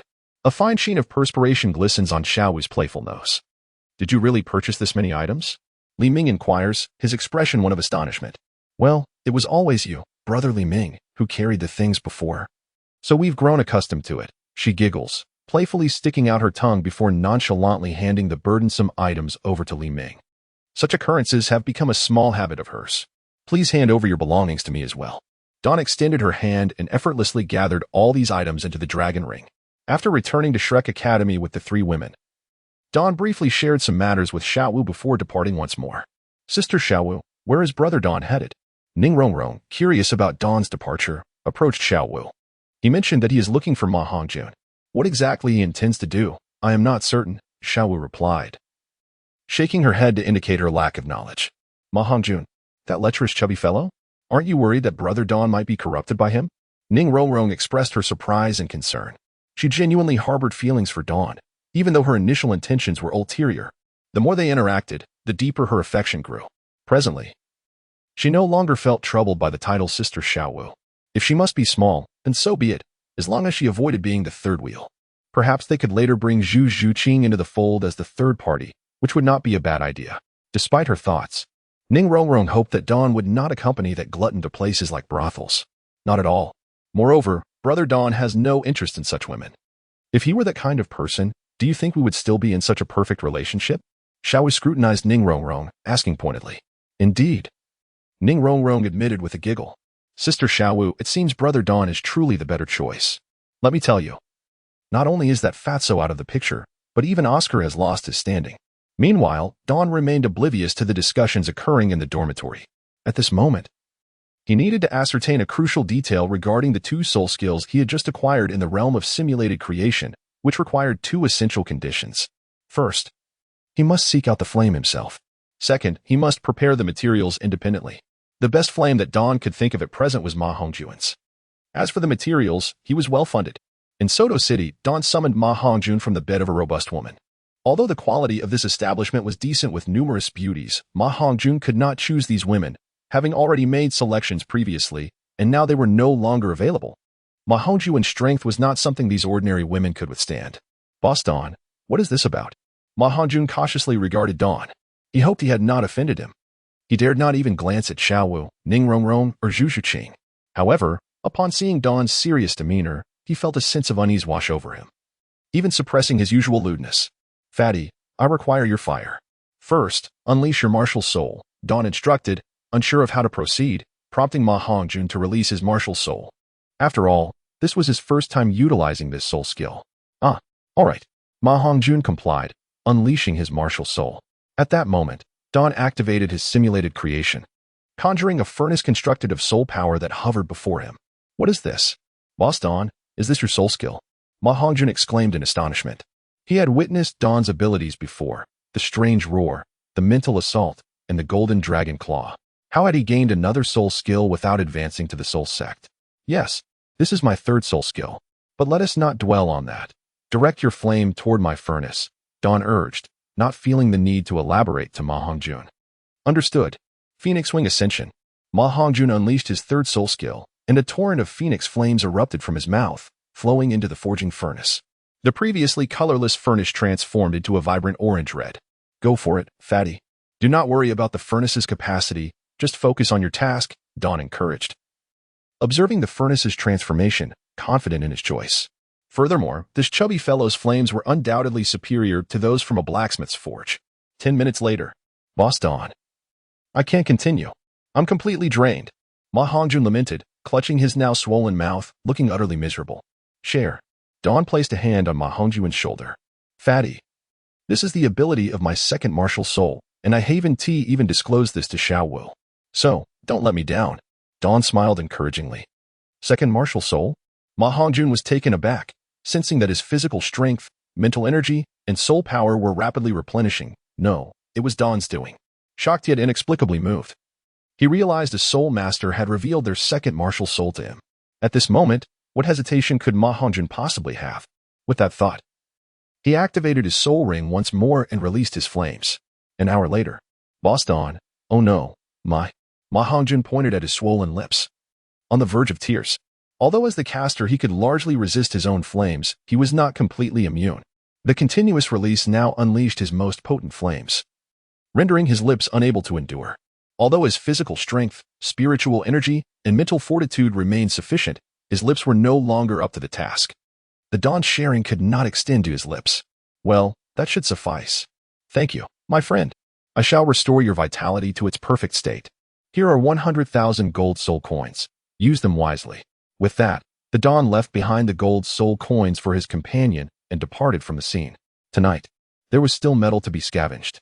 The unique metal of Soto City is rather limited. It simply cannot be allowed for Tang San to purchase at all. Chapter 60. The First Battle. Tang San is crushed. A night passed without incident. Tang San, why is it that I cannot find suitable metal in Soto City? The following morning, everyone gathered in the dining hall. This can be considered a reprieve for Dawn. Today's breakfast is undoubtedly a significant improvement over the previous pickled vegetable buns. Upon entering the dining hall, Dawn immediately spotted Flanders standing by the entrance, his expression dark. Director, did you not sleep well? Dawn instinctively inquired. Sleep? I cannot seem to find any rest, Flanders lamented, his face a picture of despair as he glanced at the others already enjoying their breakfast, including Xiao Wu. Was the money stolen? Dawn probed, inching closer to Flanders with a hint of amusement. Get yourself to breakfast, and leave me no scraps. Flanders retorted, clearly disinterested in conversing with anyone, especially not with Dawn, who seemed blissfully unaware of the troubles at hand. Come now, Director, let us not be like this. How about I make a donation to the Academy? 100,000 soul coins, perhaps? Dawn contemplated. Excellent. Dawn, you truly understand me better than anyone else. Flanders' gloom dissipated, replaced by exhilaration and joy. Regardless of the emotion, numbers were visibly floating above Flanders' head at that moment. On second thought, I would prefer to remain a student. If being a student is already exhausting, being a teacher would surely drain me dry. Dawn remarked. By the way, Director, do you perhaps have a penchant for dragon boys? He glanced at Yu Xiaojiang, who was standing nearby. Get lost. Flanders promptly kicked Dawn away. This fellow, after taking a seat, began to eat without the slightest hesitation. After all, it was not Yu Xiaojiang's money, but rather the Academy's funds. When there is food to be had, one should indulge. Following the meal, everyone made their way to the playground. At this moment, Flanders had already begun counting his money. As for how Dawn was aware of this, it was because after Dawn had bestowed upon Flanders 100,000 gold soul coins, the fellow had promptly made off with them. Furthermore, the system continued to relay the emotional value stemming from Flanders' exuberance. Today marked the first training session combat practice. The groups were arranged as follows. Tang San versus Xiao Wu, Daimu Bai and Ma Hongjun against Dawn, and Zhu Shiqing, Oscar, and Ning Rongrong also opposing Dawn. Thus, the simple quartet of groups was established. It is quite evident that we are attending to Dawn. Master, does this arrangement seem somewhat inappropriate? At that moment, Oscar cast a perplexed glance at Yu Xiaojiang. If you wish to remain for further training, please take your seats as instructed. If you prefer to leave, then return to your slumber, Yu Xiaojiang stated, his expression one of displeasure. Oscar paused momentarily, choosing not to respond. He was not as audacious as Dawn to confront Yu Xiaojiang directly. After all, he was acutely aware of the relationship between Yu Xiaojiang and Flanders. This extraordinary relationship is indeed unparalleled by ordinary individuals. Oscar is an astute man. He has now aligned himself with Dawn, while simultaneously refraining from antagonizing Yu Xiaojiang. Master, I have a query. If Tang San loses his combat capability immediately after battling Xiao Wu, does that render the subsequent contest unnecessary? Dawn interjected. Will I concede to her? Tang San gazed at Xiao Wu, a flicker of displeasure crossing his eyes. However, on the surface, he merely appeared perplexed. Although he had suffered defeat at Dawn's hands the previous day, Tang San would not succumb to despair, let alone entertain the notion of being bested by a mere girl. If I lose, I shall partake in the ensuing punishment alongside you all. Now, let us commence preparations as I instructed. The first match, Tang San versus Xiao Wu. Yu Xiaojiang harbored confidence in Tang San. The choice of Xiao Wu stemmed from her relatively modest performance among the group and her close relationship with Dawn. Should Tang San emerge victorious over Xiao Wu, it would, at the very least, restore some of his confidence. Selecting Ma Hongjun or Zhu Zhuqing, whose combat prowess is comparatively weaker, would yield little benefit. The prospect of choosing Dai Mubai was fraught with uncertainty. Thus, after careful consideration, Xiao Wu was chosen. One cannot deny that this fellow's cunning ability has reached its zenith. Xiao Wu. Dawn approached her side and gently pinched her. Fear not, brother Dawn, I am. Initially, upon seeing Dawn's encouraging gaze, Xiao Wu intended to respond. However, in the next moment, feeling a surge of energy within her, she paused momentarily. Go forth. I believe you shall triumph. Brother Dawn will always be behind you. Dawn tenderly caressed Xiao Wu's back, speaking with affectionate reassurance. Witnessing this display of affection, numbers began to materialize above Tang San's head. In fact, as he observed this scene, Tang San had already formulated his battle strategy. Xiao Wu's strength lay in her soft techniques, those close-quarters skills complemented by his own entangling abilities. The thought of her supple form pressing against his ignited a flicker of heat within him. Understood, brother Dawn. Xiao Wu nodded, then made her way to the center of the arena. The two opponents locked eyes. Begin. With Yu Xiaozhang's command, both combatants unleashed their martial spirits without hesitation. Charm. Xiao Wu immediately activated her third soul skill. This soul skill had already been comprehended by Tang San. Instinctively, he sought to employ the purple extreme magic eyes to counter it. However, at that moment, Xiao Wu's pink eye seemed to instantly suppress his powers. Surrounding them, waves of pink ripples emerged. Soft technique. Bowing gracefully, Xiao Wu launched a swift assault, executing her soft technique against Tang San. Before he could even react, he was sent flying a considerable distance. Yet, Xiao Wu did not relent in her onslaught. Her delicate fist rose and fell rapidly, each strike landing heavily upon Tang San. This little fist is not the same as the one belonging to Yu Xiaozhang. Rather, it is a super punch. Empowered by the dawn and fueled by Xiao Wu's own strength. In less than a minute, Tang San lost consciousness. At that moment, Oscar naturally approached Tang San's side, retrieved a large sausage, and promptly placed it in his mouth. This was a stark contrast to Tang San's bewilderment, having been struck into a state of unconsciousness. At this moment, Yu Xiaozhang was bewildered. His intelligence should not have exhibited such a significant error. Could it be that Xiao Wu had concealed her true strength? Meanwhile, the rotund figure nearby chuckled lewdly, fully aware of the reason behind Tang San's severe beating. Chapter 61. The second battle begins. With Oscar's sausage, Tang San swiftly regained his consciousness. However, the sight of himself, reciting a lewd soul incantation while stuffing the large sausage into his mouth, nearly caused him to faint once more. Thank you, Oscar. I shall take it from here. Grasping Oscar's sausage, Tang San struggled to rise, then proceeded to insert the sausage into his mouth. The warmth it provided allowed him to temporarily forget the indecency of the situation. Tang San, just as he glared indignantly at Xiao Wu, who was basking in glory before the dawn, Yu Xiaozhang's voice resonated. Teacher, Tang San, disregarding his still recovering body, immediately stood up and approached Yu Xiaozhang. At that moment, Tang San's expression was one of distress. He had lost a contest that he had deemed a sure victory. Moreover, it would have been acceptable if Xiao Wu's strength had genuinely surpassed his own. Yet, in Tang San's view, he had been ambushed. Suddenly, a sharp sound echoed through the air. Yu Xiaozhang remained silent, raising his hand to deliver a slap to Tang San's face. Do you understand why? Yu Xiaozhang spoke coldly. I do, Tang San replied, biting his lip and clenching his fists, letting out a muffled groan. Very well, Xiao Wu, if possible. Could you engage in another battle with Tang San? Yu Xiaozhang turned to face Xiao Wu. At that moment, not only were the students present taken aback, but even Flender, who observed from a distance, was left stunned. Is this still the same fiery, unyielding master Yu Xiaozhang that he once knew? This individual, for the sake of his disciple, truly goes to great lengths. At this moment, Flander came to understand why Yu Xiaozhang had arrived at Shrek Academy. He had indeed entrusted all his hopes to Tang San. Flander was well aware of Yu Xiaozhang's lifelong pursuits and recognized that the hopes he placed in Tang San were not merely for the latter's success, but also encompassed his own aspirations. Is battling one more time a part of the training requirements?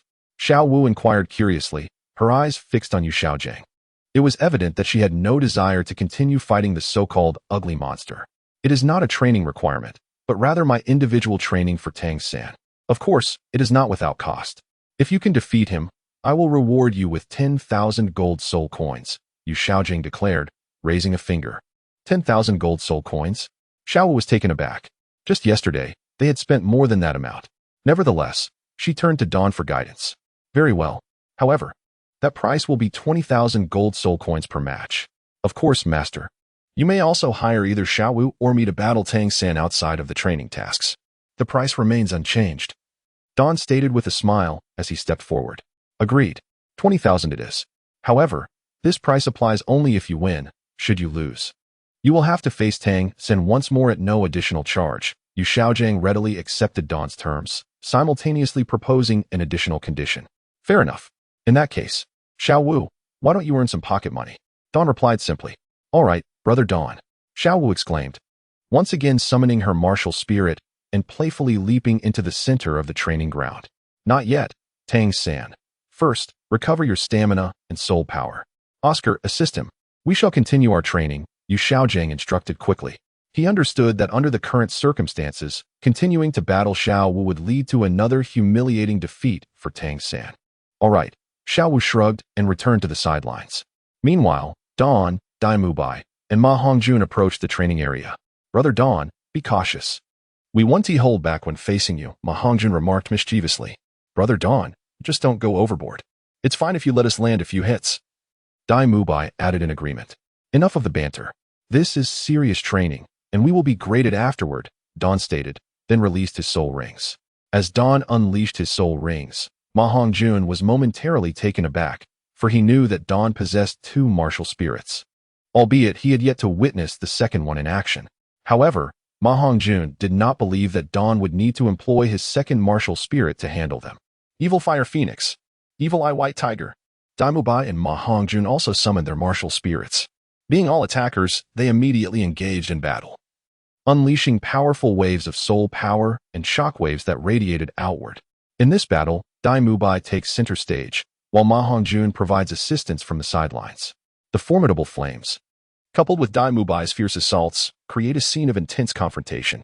However, as time progresses, beads of cold sweat begin to form on Dai Mubai's brow.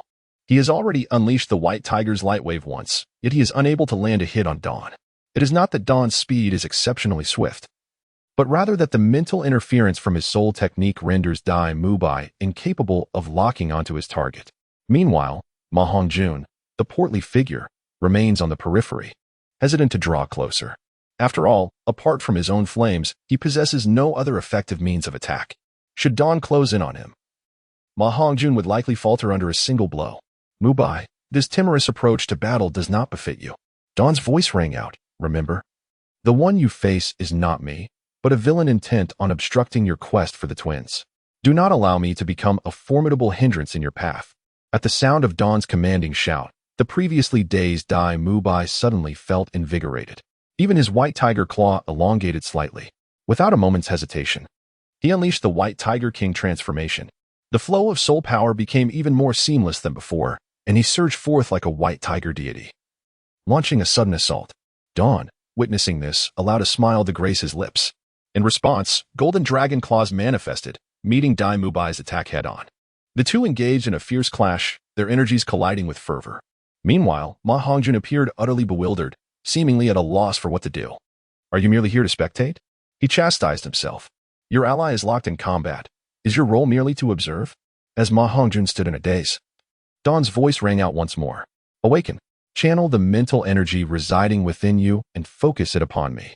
If your flames fail to scorch me today, I shall reduce you to a plucked chicken. Dawn's words galvanized Ma Hongjun, who immediately redirected his full attention to his opponent. Perhaps unbeknownst to him, the strength of his mental prowess was far greater than he realized. Over the years, he has been profoundly influenced by the sinister flames. Not only must he resist the invasion of these malevolent forces on his psyche, but he also needs to engage in rigorous training. Even the matters concerning women have necessitated the expenditure of his mental fortitude. However, this intangible cultivation has gone unnoticed by Ma Hongjun, leading him to remain oblivious to the fact that his spiritual strength has reached a formidable level. Manipulating even a small flame has become exceedingly effortless for him. Soon, Ma Hongjun fixated his attention on Dawn. Although Dawn appeared to be inseparably entwined in combat with Dai Mubai, in Ma Hongjun's eyes, there was only Dawn, entirely disregarding Dai Mubai's presence. Under these circumstances, Ma Hongjun made his move. Phoenix of the blazing fire. Wings of the phoenix soaring through the sky. Phoenix fire line. In a moment, Ma Hongjun unleashed all three of his skills. Ascending, he locked onto Dawn, amplifying his flames to their utmost strength, launching a sudden assault. Dawn's expression sharpened, and a furnace materialized in his grasp. This furnace, however, was expertly concealed within the brilliance of Dawn's golden dragon claws, rendering it almost invisible.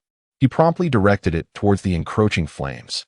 With the aid of the forging furnace, the fire was absorbed seamlessly. Meanwhile, Dawn's right hand transformed into a fist, dominating Dragon Fist. A terrifying force erupted, striking directly at Dai Mubai. The sheer power of the blow sent Dai Mubai hurtling away, dispelling his white tiger Vajra transformation. You fool, your flames lack speed. You can go faster, can't you? Continue. Press on. As Dawn relentlessly advanced, Ma Hongjun could only keep unleashing his flames, soon realizing that the furnace in Dawn's hand was continuously absorbing his fire. Upon closer inspection, he identified the furnace with growing frustration, wishing he could concede right then and there.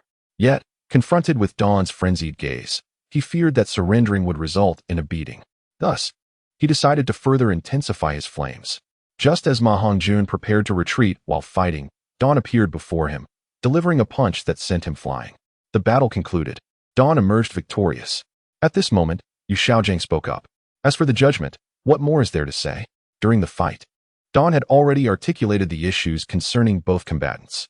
Moreover, they had both exerted their utmost in the ensuing battle. Under such circumstances, Yu Xiaojing found himself at a loss for words.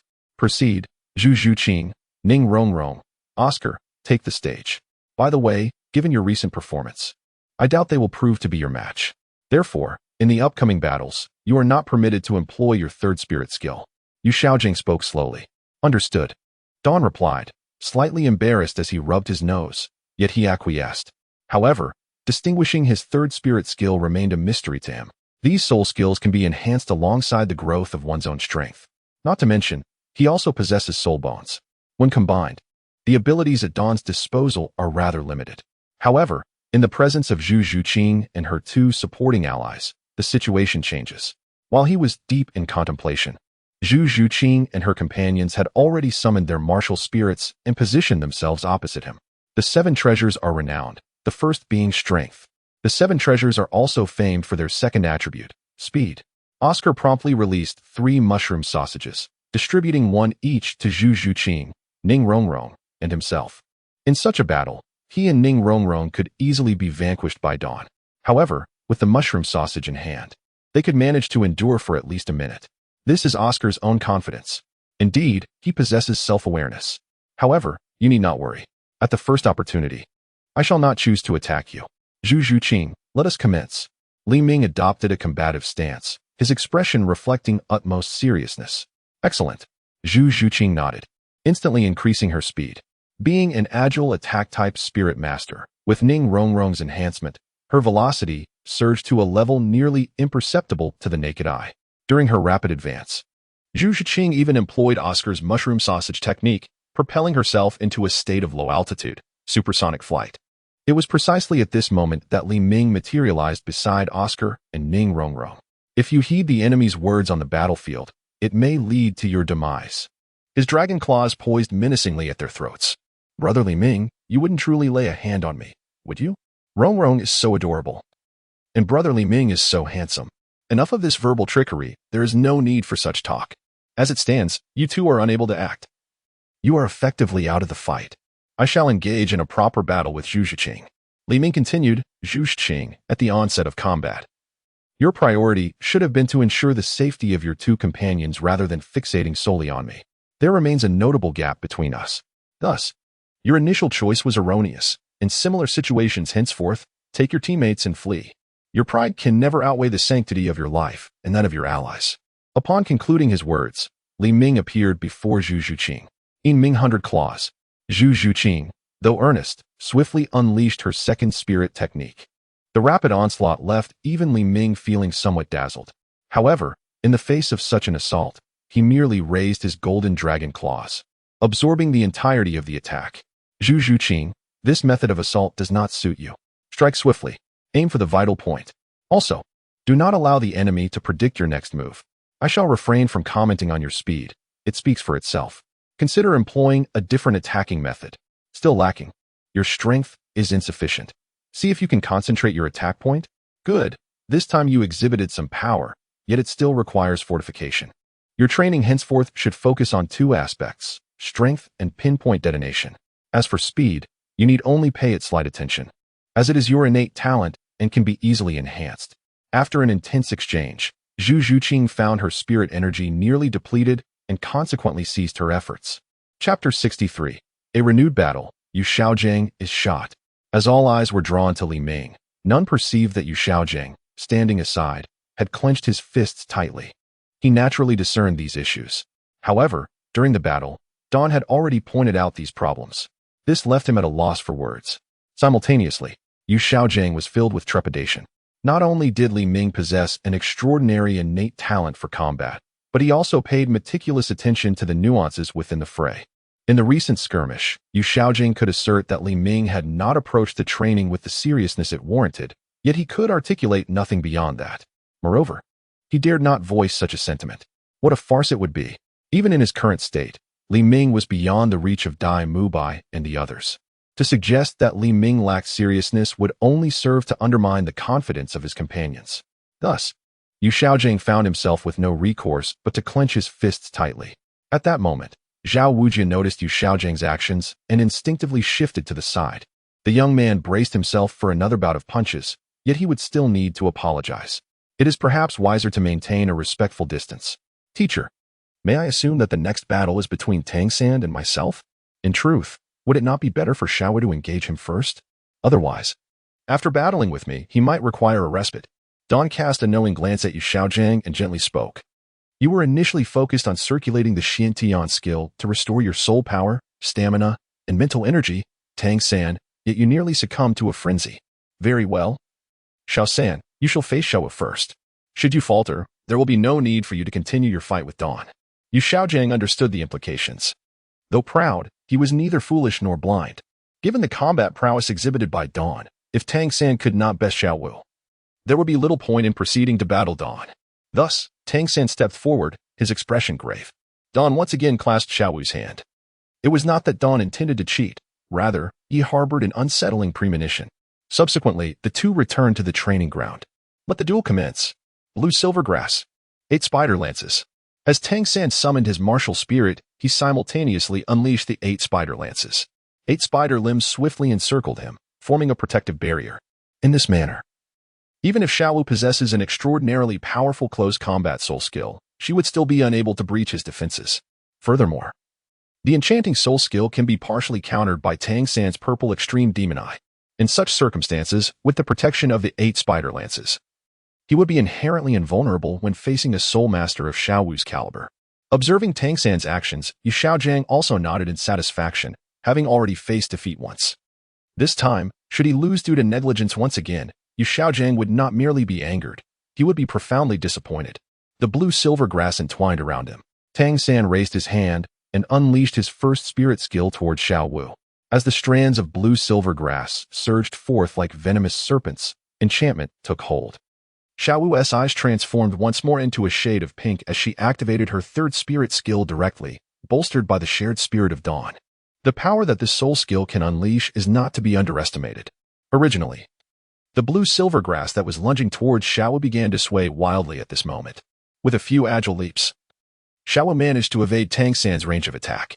Then, the fellow had bound himself up, while the 8 spider lances sensed the intrusion and began to engage in combat with the blue silver grass.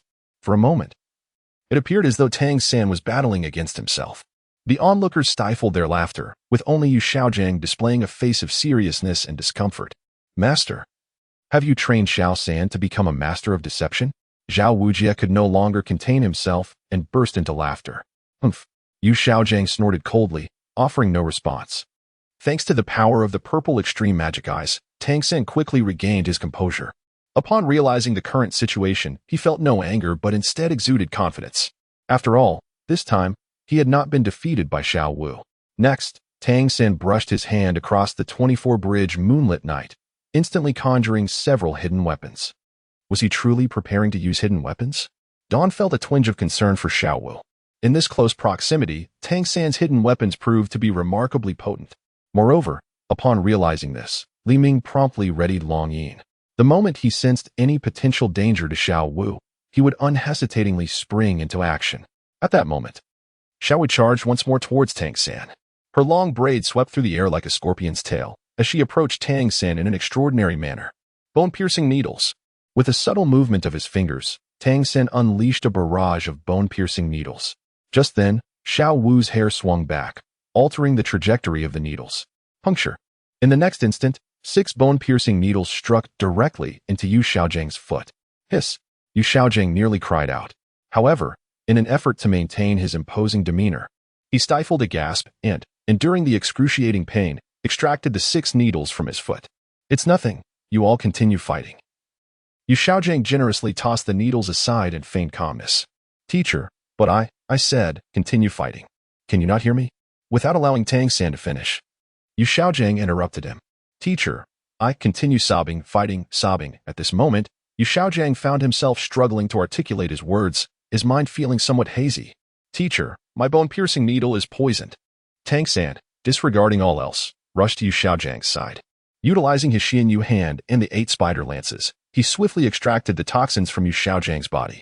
After Tang San's intervention, Yu Xiaozhang gradually began to regain his composure. Xiao San, while engaging in combat with classmates, this concealed weapon may be employed. But the toxin must not be used.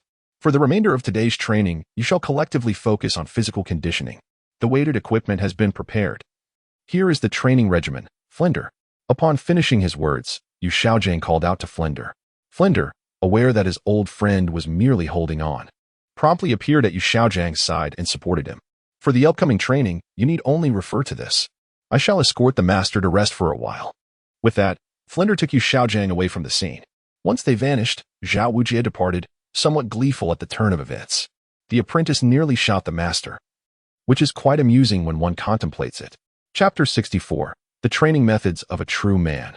When the crowd beheld the forthcoming training tasks, expressions of intrigue illuminated each face, particularly among the girls, such as Ning Rongrong and Xiao Wu. A weighted run? And not just once, but 10 round trips from the academy to Soto City?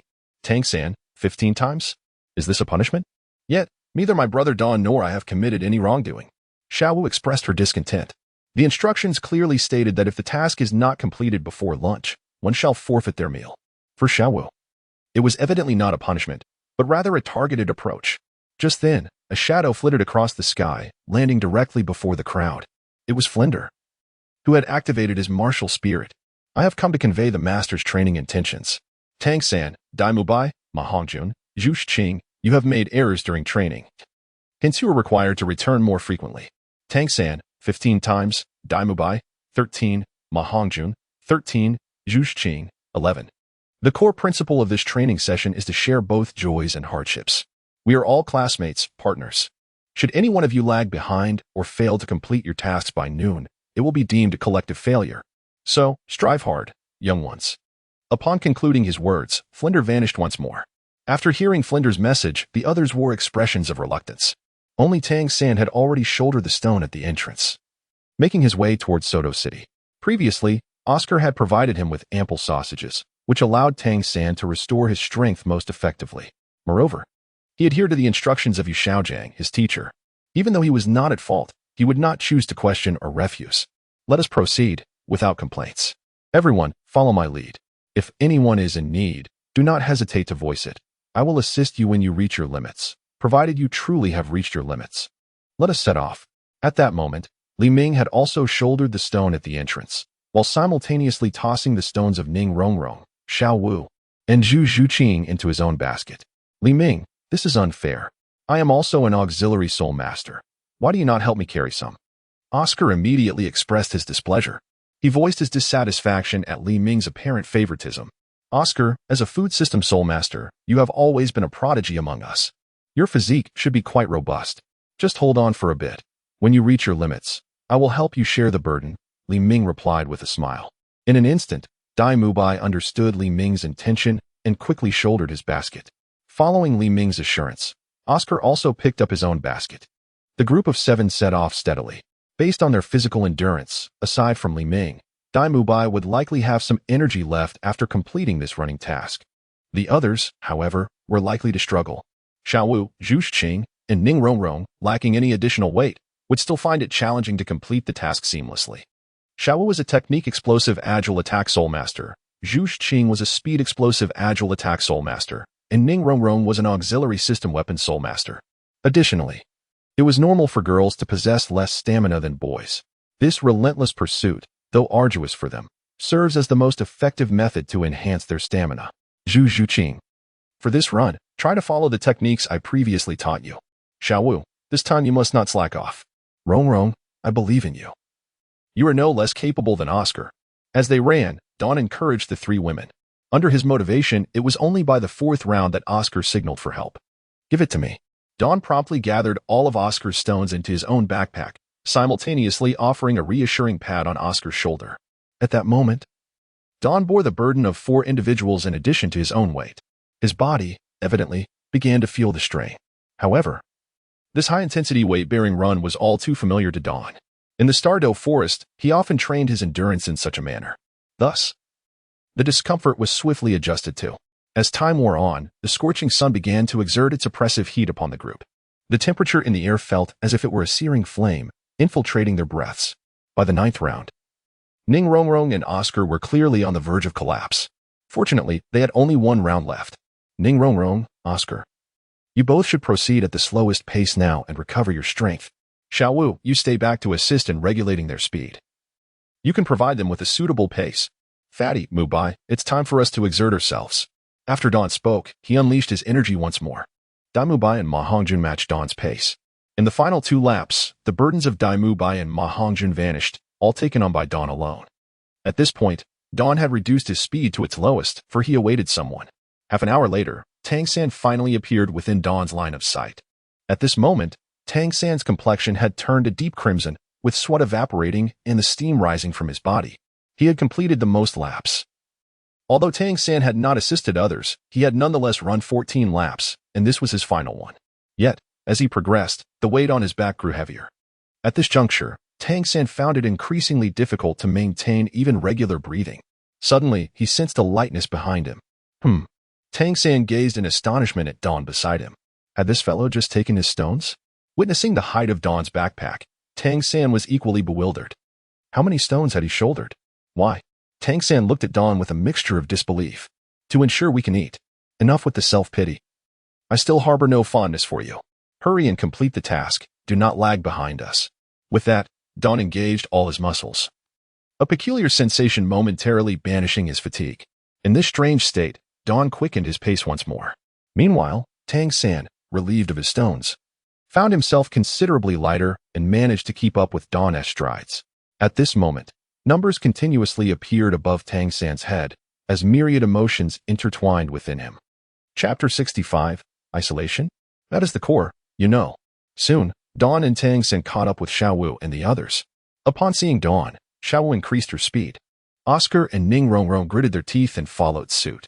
The group of 8 quickly converged together and ultimately arrived at the finish line. As soon as they arrived, Ning Rongrong could no longer resist the urge to sit down. She felt as though her legs belonged to someone else. We cannot rest. First, let us gently massage our legs, then engage in light exercise to acclimate our bodies to this sensation. If we rest now, we will certainly be unable to rise this afternoon. Dawn firmly grasped Ning Rongrong and spoke softly. Hearing his words, the others drank a bit of saline water before commencing their light adaptive exercises. Meanwhile, in the resting area, Yu Xiaojiang, upon hearing the results, displayed an expression of disbelief. Are you saying they returned simultaneously? And that Dawn even assisted Tang San? Yu Xiaojiang clearly had not anticipated such an outcome, even with his understanding of Dawn. He believed that such a proud individual would never perform such an act. The more talented one is, the more prideful they tend to be. During team adaptations, they often appear out of place. Yet, Dawn had met the previous conditions. Why was he able to act in such a manner? According to Yu Xiaojiang's conjecture, Dawn should have been the only one capable of reaching the finish line without fainting. Yet now, due to Dawn's extraordinary actions, everyone had completed this trial, even retaining energy to regain control of their bodies at the academy entrance. This entirely surpasses his theoretical understanding. I must investigate. Although Yu Xiaojiang's body was somewhat weakened, He felt compelled to see for himself in such circumstances. No, you mustn't. Before Flander could utter another word, Yu Xiaojing shot him a furious glance. Very well. But once you go, you may. Flander refrained from continuing, offering his support to help Yu Xiaojing leave the lounge. Upon arriving at the school entrance, Yu Xiaojing was the first to rush towards Tang San, eager to assess his condition. 15 laps back and forth, and all without utilizing soul power, under heavy burden. However, upon encountering Tang San, Yu Xiaojing was astonished to discover that Tang San's breath was steady and robust, evidently indicating a breakthrough in physical stamina. Upon examining the others, Yu Xiaojing's astonishment deepened. Everyone, even the friliest among them, Ning Rongrong, had surpassed their physical limits. Ma Hongjun and Dai Mubai had achieved at least 2 breakthroughs. Yet, the case of Li Ming was the most peculiar. It seemed there was no indication of having surpassed his physical limits. First, take a shower, then proceed to have lunch. In the afternoon, there are no additional training sessions scheduled. However, everyone is required to engage in soul power cultivation after lunch. Tomorrow morning, we shall gather for class. After Yu Xiaojing finished speaking, he turned and departed from the scene. Although everyone was somewhat puzzled, they complied with Yu Xiaojing's instructions. Only Don wore a faint smile at the corner of his lips. This training is far from mere physical conditioning. That fellow Yu Xiaojing is quite cunning. According to this training method, the only one who can effortlessly accomplish it is Don. The others, in order to succeed, must rely on external assistance. Furthermore, Yu Xiaojing's analysis of Don suggests that he will undoubtedly seek to stand out and strive to complete the task independently, aiming to become a prominent figure. Thus, although Don accomplished the task independently, within the team, it proved to be detrimental. It is all too easy to be marginalized. Even if this time the desired outcome envisioned by Yu Xiaojing is not achieved, what about future attempts? Such a distinctive personality, once etched into the perceptions of the masses, is likely to lead to the isolation of Don. However, this may merely be the conjecture of Yu Xiaojing. Xiao Wu and Ning Rongrong would certainly not turn against Don. Zhu Zhuqing, who seeks to gain something from Don, would also refrain from severing ties easily. Dai Mubai and the portly fellow are relatively straightforward in nature, not prone to overthinking. The only one likely to ponder excessively is the astute Oscar. Undoubtedly, Don's recent actions will disappoint Yu Xiaojing. Far from isolating Don, this training has instead established him as the unconscious focal point within the group. The manifestation of this situation may not yet be conspicuous. However, should Yu Xiaojing continue to scheme in such a manner, Li Ming would not hesitate to engage in a strategic contest with him. Upon entering the bathroom, the medicinal bath prepared by the academy was already set. What is this? It reeks. Ma Hongjun immediately expressed his disdain as he gazed upon the murky brown concoction before him. It must be some form of potion aimed at restoring physical vitality. There is no time to waste. Quickly immerse yourself, Li Ming urged, and without further ado, he stepped into the bath. Through his heightened perception, Li Ming swiftly discerned the ingredients of this medicinal soak: golden vine, blood lotus, and bone strength herb. Within this realm, there exists an astonishing variety of over 30 unique medicinal herbs. Upon entering, waves of energy began to permeate through my body. After diligently cataloging these herbs, Don prepared to concoct some for personal use. With such a substantial fortune at hand, it would be folly to squander it on trivialities rather than invest in enhancing one's own prowess. Soon, the others also ventured inside. As the fatigue gradually dissipated and hunger surged, Don opted to exit the medicinal bath, cleanse himself thoroughly, and proceed to the dining hall. The others, having recovered sufficiently, arrived in succession. It must be noted that since Yu Xiaojing's arrival at Shrek Academy, the quality of the meals had indeed improved. Coupled with the significant energy expenditure they had all experienced, the food was swiftly consumed. After returning to their dormitory, they engaged in their cultivation. In the deep of night, 2 figures appeared at the academy gate. "Dean, do you think our actions might displease your little lover?" Don inquired with a grin, gazing at the figure of Flinder. "What little lover?" Flinder retorted with a shrewd expression. "Don, as agreed, I shall claim 80% of all gains from this outing." With a nod, Don replied, "Very well. Let us proceed." Subsequently, Flinder unleashed his martial soul, swiftly whisking Don away. Their destination was none other than the Soto Great Soul Arena. Indeed, Don had sought out Flinder, proposing a visit to the arena while presenting an irresistible temptation. All gains would be shared, with 80% allocated to Flinder. Chapter 66. Taking Flinder to Make Money. This was primarily due to Yu Xiaojiang's arrival. The expenses are exorbitant, not to mention the medicinal baths, which alone cost Flanders over 10,000 gold soul coins. Even the meals. The price of breakfast, lunch, and dinner now rivals dozens of times that of the previous dining arrangements. After all, the previous fare at Shrek Academy consisted merely of pickles and steamed buns. Such expenditure has compelled the frugal Flander to consider even taking up a job to earn money. Yu Xiaojiang, being uninformed about the cost of daily necessities, cannot afford such naivety in his role as the dean. Therefore, when Li Ming presented this request, Flander did not hesitate and readily agreed. Dean, you must have sufficient trust in me. Here, I present you with 10,000 gold soul coins to serve as your initial capital. I recall that someone specializes in betting on the periphery, so you must place your bets on me. In a modest eatery, Li Ming handed over a card containing 10,000 gold soul coins to Flander. No problem. By the way, Li Ming, can you truly guarantee a complete victory? Flander inquired, his expression laced with skepticism. Although Li Ming is indeed a prodigy, his current soul power level stands at merely level 35. Faced with soul spirit constraints or exceptionally talented opponents at level 39, can Li Ming genuinely assure total victory? Dean Flander, you must have heard Master say that in the realm of soul respect, in a one-on-one scenario, Tang San can theoretically be invincible, right? And I can defeat this theoretically invincible soul respect. Do you truly believe I cannot secure victory in battles at the soul respect level? Li Ming chuckled, opting not to elaborate further.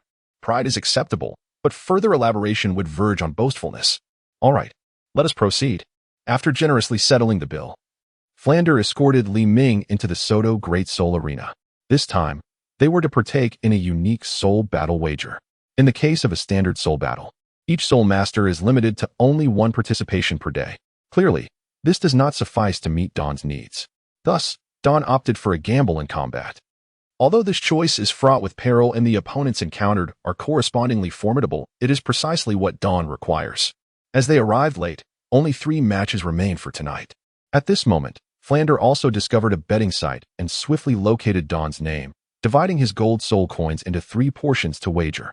The odds for the first match stand at 1, the second at 1, 2, and should a 3-match victory occur, the odds rise to 1, 5.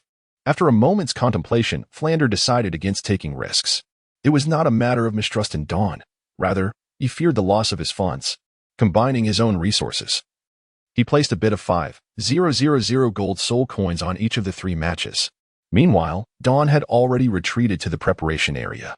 As for spectating, he chose not to attend, as he needed to calibrate his soul power to its most optimal state. Over an hour later, it was finally Dawn's turn. Ladies and gentlemen, next we present the legendary winning soul master, Dawn, in a gambling challenge. The announcer proclaimed, his enthusiasm palpable. At that moment, a number 01 appeared above his head, indicating his excitement as the same host from before. Dawn, the soul master? Is he the one who defeated the bear master? Dawn, I wish to bear your offspring. Madam, please maintain decorum. Elephants do not give birth to monkeys. Amidst the eager gazes of the crowd, Dawn entered the 6th soul combat arena.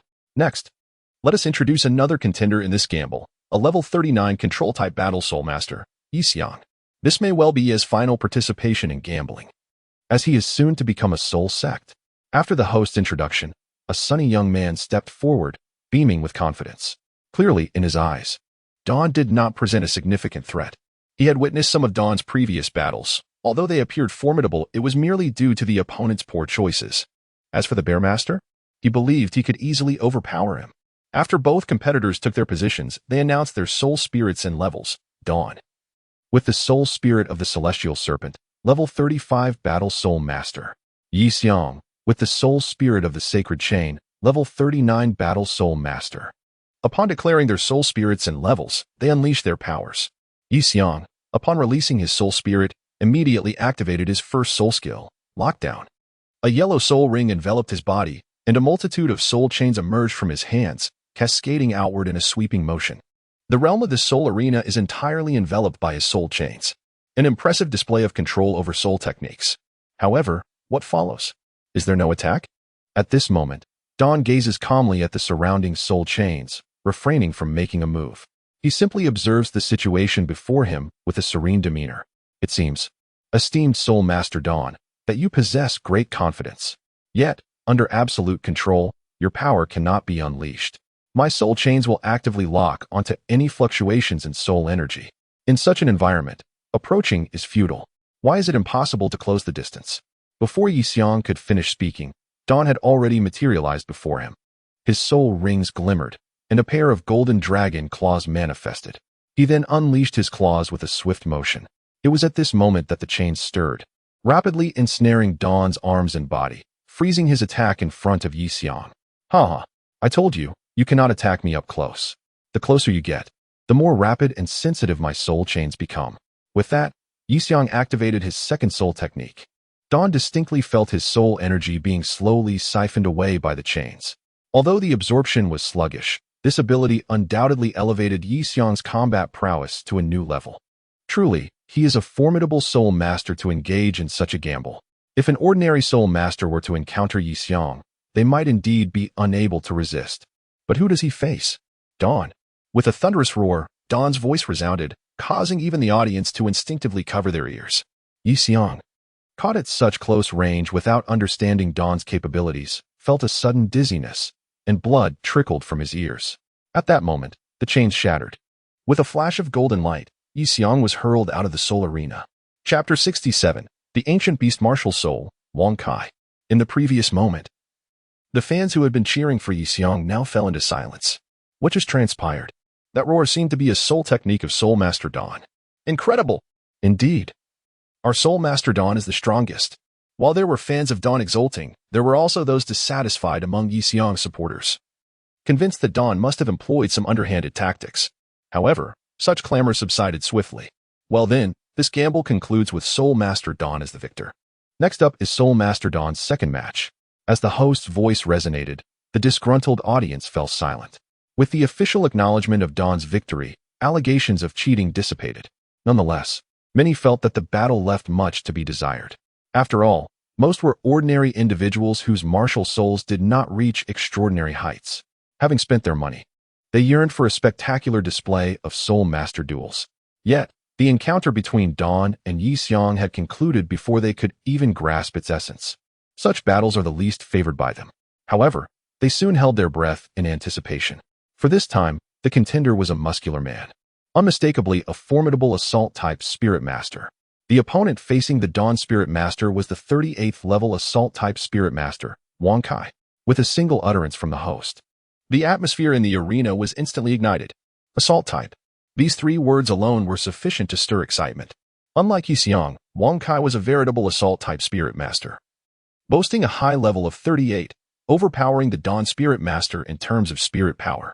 Such a battle requires no deep contemplation to recognize its inherent brilliance. Wang Kai, a level 38 Soul Master, wields the ancient soul beast, the saber-toothed tiger. Upon the conclusion of Wang Kai's self-introduction, a flicker of astonishment flickered in Li Ming's eyes. An ancient beast martial soul? It is well known that those possessing such a martial soul typically hail from families with a legacy. However, one would expect a family soul master to refrain from participating in such gambling duels. Are you harboring some doubts upon hearing of my martial soul? Worry not, for I am not affiliated with any family or sect. I am but a solitary wanderer. Therefore, during the battle, feel free to unleash your full potential. After declaring this, Wang Kai immediately summoned his martial soul. A terrifying wave of soul power surged forth, surpassing even the earlier display from Yixiang. Despite Yixiang's level of 39, he would find no ease in confronting Wang Kai. In fact, he might very well face defeat. This is the advantage and power bestowed by the strength of one's martial soul. Dawn, a level 35 battle spirit master, summons the celestial serpent. As Dawn manifests his martial soul, a magnificent serpent materializes behind him. Simultaneously, his body begins to undergo a transformation. What an overwhelming aura. Ha ha ha, my suspicions were not unfounded. Your martial soul is also that of an ancient beast, is it not? Dawn, do you dare to wager something intriguing with me? Upon witnessing Dawn's martial soul, Wang Kai's eyes gleam with excitement. It is evident that he has come solely for Dawn. How shall we wager? Dawn utters the words devoid of any emotional fluctuation. Very well. Just as we did before, if I win, you shall be my subordinate. If I lose, I will serve as yours. Wang Kai exclaims with exuberance. Upon hearing Wang Kai's proposition, Dawn wears an expression of resignation. Are these formidable assault-type spirit masters truly so simplistic in their thinking? Particularly in such circumstances, It seems they operate devoid of intellect.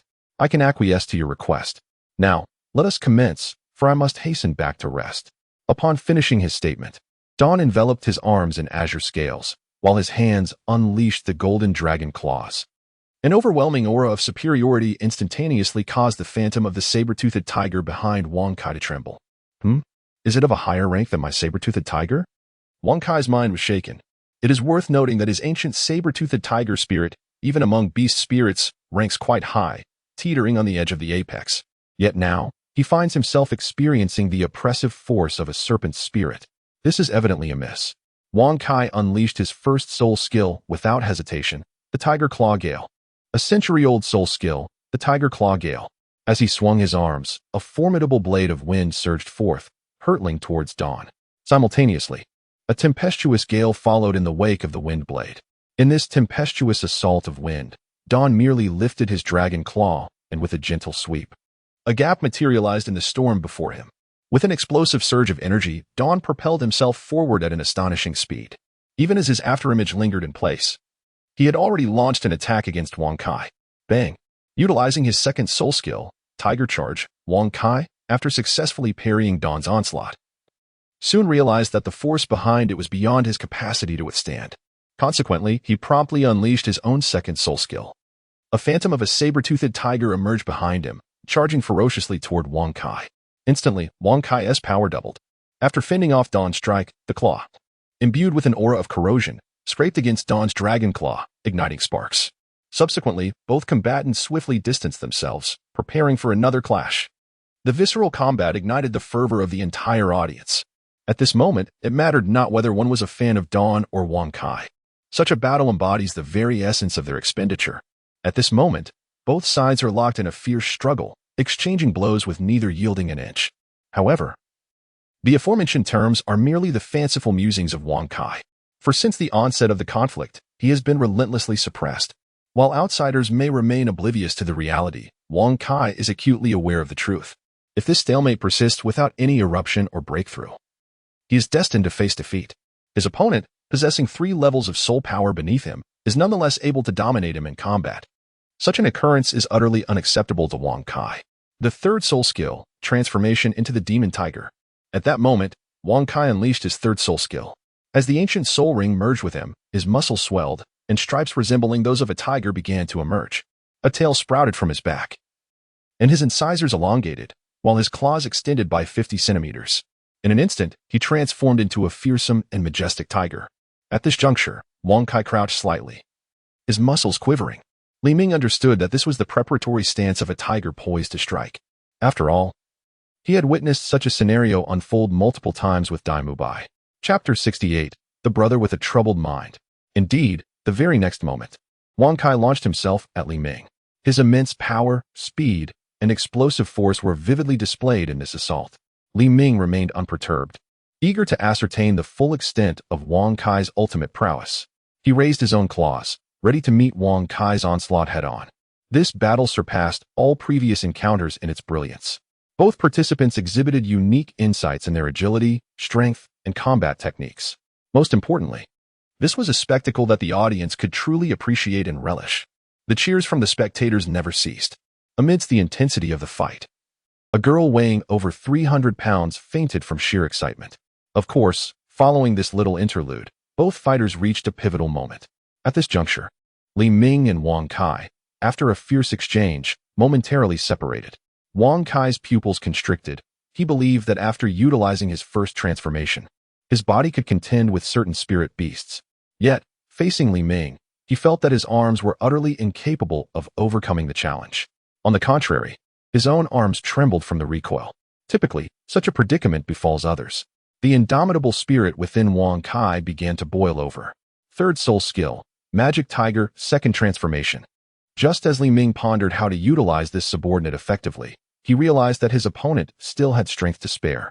With the emergence of the Magic Tiger's Second Transformation, Li Ming finally adopted a serious demeanor.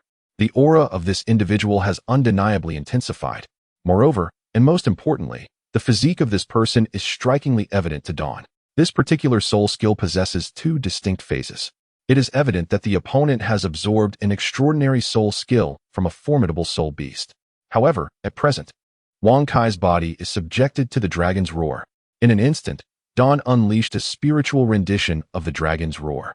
Wang Kai, who had initially intended to launch an assault on Dawn, suddenly felt as though his already taut mind had been forcibly extracted and cast aside, subsequently struck by a colossal boulder.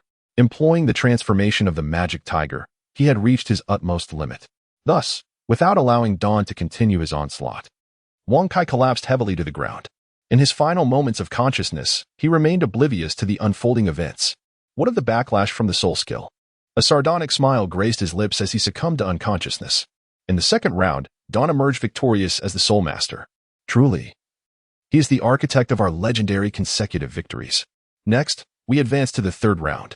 As the soul battle concluded, Dawn exited the arena and, upon stepping outside, encountered Flandra, who was engaged in fervent prayer.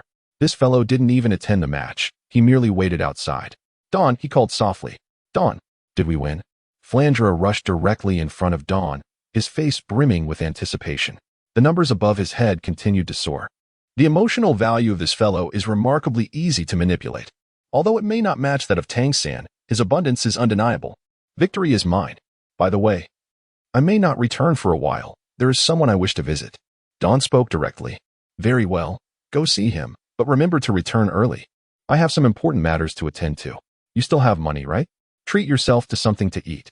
After saying this, Flinder had already vanished. Having spoken while making his exit, seeing Flinder depart, Dawn could only feel a sense of embarrassment. Flinder truly dedicated himself to Shrek Academy. Not dwelling on it further, Dawn proceeded directly to the emergency room of the Soul Arena. Alas, the money he had saved was entirely depleted.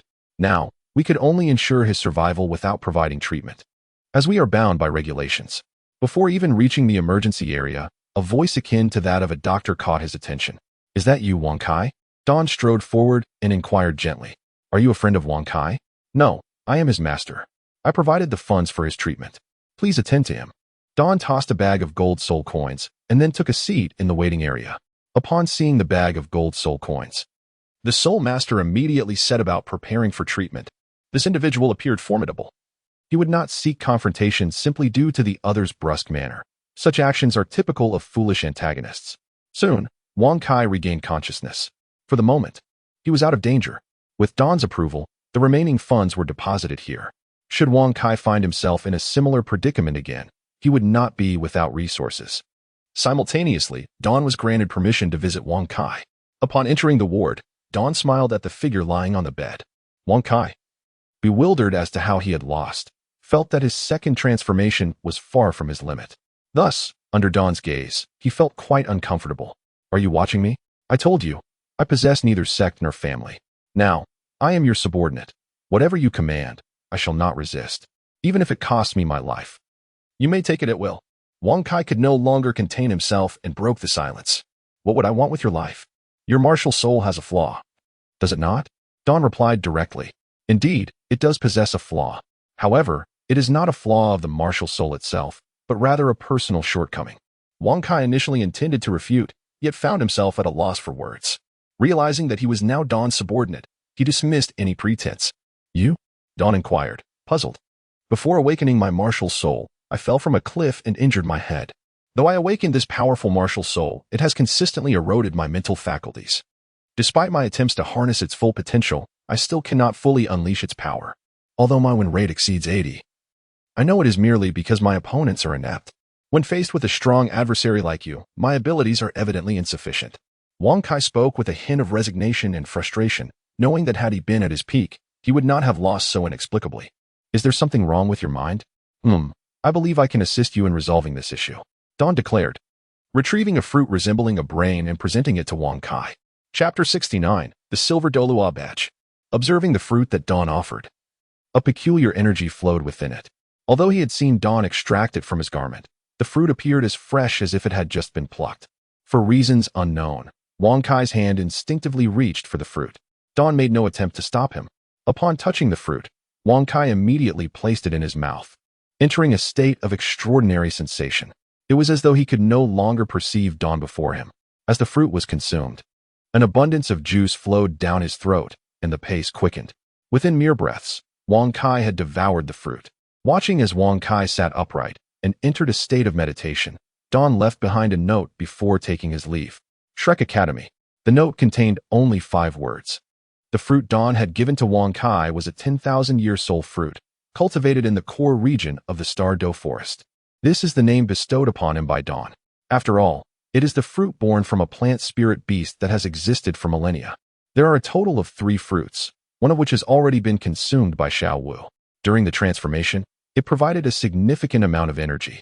This is the second one, a fruit resembling a brain flower.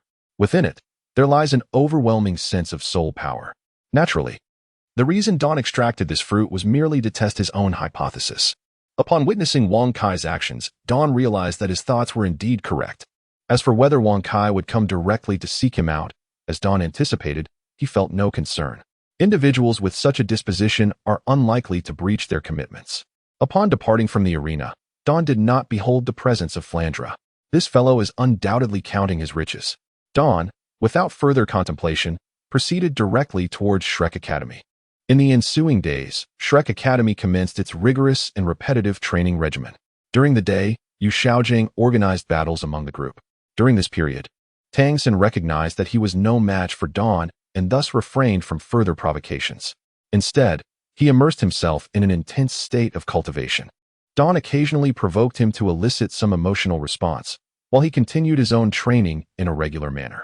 In the evenings, Don took a private jet provided by Flander to the Grand Soul Arena to level up, simultaneously aiding Flander in earning some money. On the 7th day, Wang Kai arrived. Despite the stipulation at Shrek Academy of not admitting anyone over the age of 12, he secured a position as a janitor for a hefty sum of 10,000 gold soul coins. This also allowed him to successfully meet Don. Consequently, the number of individuals accompanying Don to the Grand Soul Arena in the evenings increased by 1. Flander was deeply moved by Wang Kai's decision to forego any payment and donate everything to the academy. He made an exception and admitted Wang Kai into Shrek Academy as a reserve student. This identity brought Wang Kai immense joy for several days. In the blink of an eye, 3 months have passed.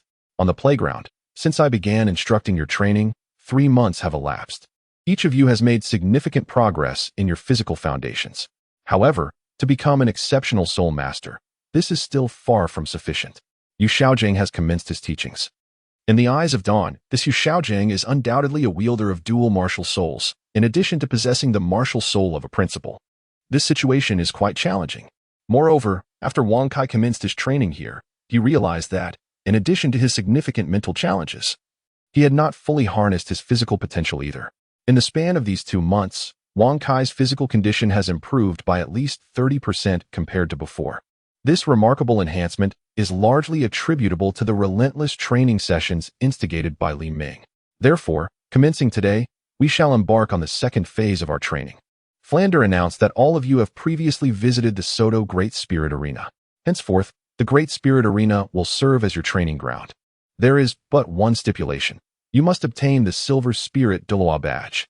During this period, you may choose your accommodations and meals at your discretion, as the Academy will no longer intervene. Yu Xiaojing then laid bare the details of the forthcoming training. A palpable sense of relief washed over the majority of the students. In comparison to this rigorous training, venturing to the Great Spirit Arena seemed a relatively trivial task. Moreover, there is another crucial point. In addition to securing the individual badge, you are also required to acquire the team badge. Furthermore, it is imperative that you conceal your names and appearances. Masks must be worn, and you shall use code names. Additionally, the use of hidden weapons is strictly prohibited. Lastly, irrespective of victory or defeat, each participant must engage in at least 2 spirit duels daily. Before anyone could react, Yu Xiaojing spoke again. Master, must I also partake? Both Ning Rongrong and I are support-type spirit masters. Should you choose not to participate, you may remain here and continue with this training until they secure the Silver Spirit Douluo badge. Yu Xiaojing interrupted Oscar's lamentations decisively. Well, I am not entirely averse to the Great Spirit Arena, and I trust that Master has his reasons for this arrangement. Oscar promptly revised his stance. Ning Rongrong chuckled from the side. If one cannot triumph in a personal battle, what is to prevent a duo from succeeding? Brotherly Ming, Sister Xiao Wu. Who among you is not a pillar of strength? Embrace that, and success is assured. After concluding the matters at hand, the group promptly journeyed to Soto City. Dawn opted for the largest room, understanding that there may be times when he would not be alone in this space. Yu Xiaojiang, seizing upon the size of Dawn's chamber, summoned everyone to gather there. The grouping was left to free association, hence no discussions transpired at that moment. Now, it was imperative to assign each individual a code name. Take a moment to ponder and select a code name, then inform me so I may register you anew. Master spoke directly. Perhaps I should no longer participate in this training? Dawn interjected at that moment. I believe I may also be exempt. Wang Kai chimed in. Upon hearing their remarks, Yu Xiaojiang wore a perplexed expression, while Flandra, standing aside, endeavored to remain out of Yu Xiaojiang's line of sight. In the next instant, the two produced their badges, gleaming silver emblems. You have already attained the silver Douluo badge. Yu Xiaojiang was taken aback, quickly turning to glance at Flandra, who was attempting to evade scrutiny. This individual is undoubtedly exceptional. Otherwise, it would be impossible for these two to stealthily partake in soul battles. Now that both have acquired the Silver Spirit Douluo badge, it would be unreasonable to expect them to attain the Golden badge, wouldn't it? Chapter 70. New Regulations. For a moment, Yu Xiaojiang found himself in a quandary. Should he assign them specialized training, it would disrupt the entire training regimen of the group. However, given that they have both received the Silver Spirit Douluo badge, it would be inappropriate to allow them to continue engaging in soul battles, wouldn't it? Suddenly, an idea struck Yu Xiaojiang. Dawn, Wang Kai, since you have both obtained the Silver Spirit Douluo badge, your training tasks will need to be adjusted. Currently, within Shrek Academy, those who have reached the Spirit Elder rank include Dai Mubai, Tang San, Xiao Wu, Oscar, and Ma Hongjun. The remaining members are Zhu Zhuqing and Ning Rongrong. Furthermore, as Oscar is a food system spirit master, he is not particularly adept in combat. Therefore, your training requirements, along with Wang Hao, will entail at least 2 sessions each day, involving Zhu Zhuqing, Ning Rongrong, and Oscar in paired soul battles. Moreover, you must ensure that the win rate does not fall below 60. As Yu Xiaojiang's words resonated, the group was taken aback. It is essential to note that paired battles differ significantly from individual contests. If one's teammates are lacking, it would be akin to facing 2 opponents alone. Additionally, with Dawn now a Spirit Elder, even if he were to team up with Zhu Zhuqing or Ning Rongrong, he would be confronting a duo of Spirit Elders. The adversaries could very well consist of 2 Spirit Elders at level 39 or thereabouts. It is quite evident that this situation is unjust. Indeed, fairness is a rare commodity in this world. When Xiao Wu and Li Ming first ventured into human society, Yu Xiaojiang imparted a valuable lesson to them. No problem, Li Ming replied with an air of calm. Meanwhile, Wang Kai felt a twinge of anxiety about whether he could meet the expectations, as he did not possess the same extraordinary capabilities as Li Ming. Nevertheless, the thought of facing 2 support-type soul masters, a food system soul master of the Soul Emperor rank and a soul master from the 7 Treasures Glazed Tile School, crossed his mind. The 2 individuals seemed quite content with their chosen enhancements. Upon reflecting on this, Wang Kai nodded in agreement. Now, it's time for you to bestow upon yourselves a title, Yu Xiaojiang stated with an expression of calmness. He found no surprise in their compliance. I shall be known as the Fiery Phoenix, exclaimed Ma Hongjun, his face brimming with joy. It is worth noting that he had conceived this name the moment Yu Xiaojiang mentioned it. I am similarly inclined. I shall be the Wicked-Eyed White Tiger. Dai Mubai chimed in. And what about me? How does super invincible, most handsome sausage vendor sound? Oscar said excitedly. Let us just call you Lecherous Sausage. Oscar, that name suits you perfectly. We'll simplify it to Sausage Vendor. No need for complexity. Soon, everyone's attention shifted to Tang San and Li Ming, as one was their leader while the other was somewhat of an outlier. As for me, I will be called the Dragon Soul. Li Ming pondered for a moment before settling on a straightforward title. In truth, whether Li Ming adopted this name or not held little significance. During this period, he had been actively participating in the soul arena, and thus, most spectators had already memorized this formidable individual. Choosing a title now seemed utterly trivial. I shall be known as Qianshou Shilua. Tang Sen was also contemplating what name to adopt. Eventually, he settled on this moniker. Qianshou Shilua, such an ostentatious name. Yet, it is fitting, considering his hidden weapons surely require 1,000 hands, does it not? Well, when shall we commence? Should we take a moment to rest tonight? Soon. Everyone confirmed their titles. Long Hun Liming, Xie Miao Bai Hu Dai Mu Bai, Xiang Chang Zhuan Mai Oscar, Ruga Meru Xiao Wu, Xie Feng Wan Ma Hongjun, Ji Bao Liu Li Ning Rongrong, Yuming Ling Ao Zhu Zhiqing, Jian Chi Hu Moan Kai, Qianshou Xiulua Tang San. The 9 of them embarked on their soul combat journey here. Naturally, none could foresee that, on a future day, the entire world would tremble due to the actions of this team. As night fell, the city of Soto began to bustle with life. Unlike the mundane calm of the day, once night descended, it transformed into a haven for the affluent. The Soto Great Soul Arena epitomized such a place. At that moment, a group of 12 stepped into the Soto Great Soul Arena, drawing the attention of many. After all, among these 12, 9 were masked individuals, representing the illustrious Shrek Academy. Alongside the 9 students were Xiao Wu, Flander, and Yu Xiaojiang. In this occasion, they were divided into 13 arenas. According to the original plan, many eagerly signed up for participation. However, after competing individually, Dawn once again included everyone in his list for paired battles, with Tang San among them. Initially, Tang San was reluctant to fight alongside Dawn, as he harbored a deep desire to eliminate him. Who could understand the torment of his family? As he dreamt of providing emotional energy to Dawn, truly the epitome of a destined worker.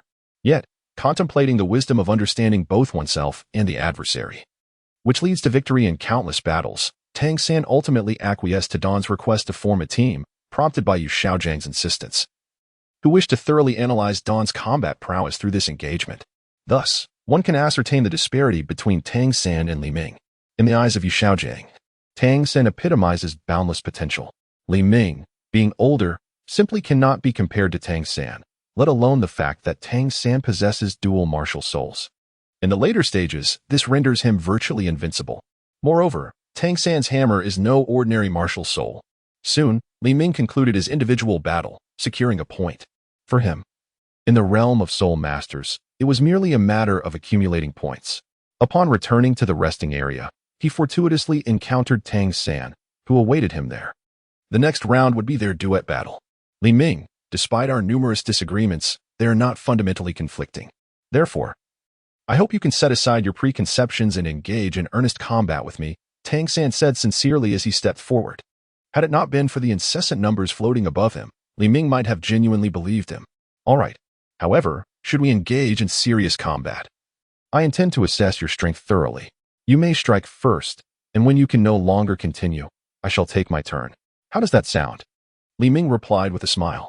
That seemingly innocuous grin, paired with his handsome visage, could easily enchant anyone. Thankfully, Tang San was not a girl. Otherwise, he might have been utterly captivated.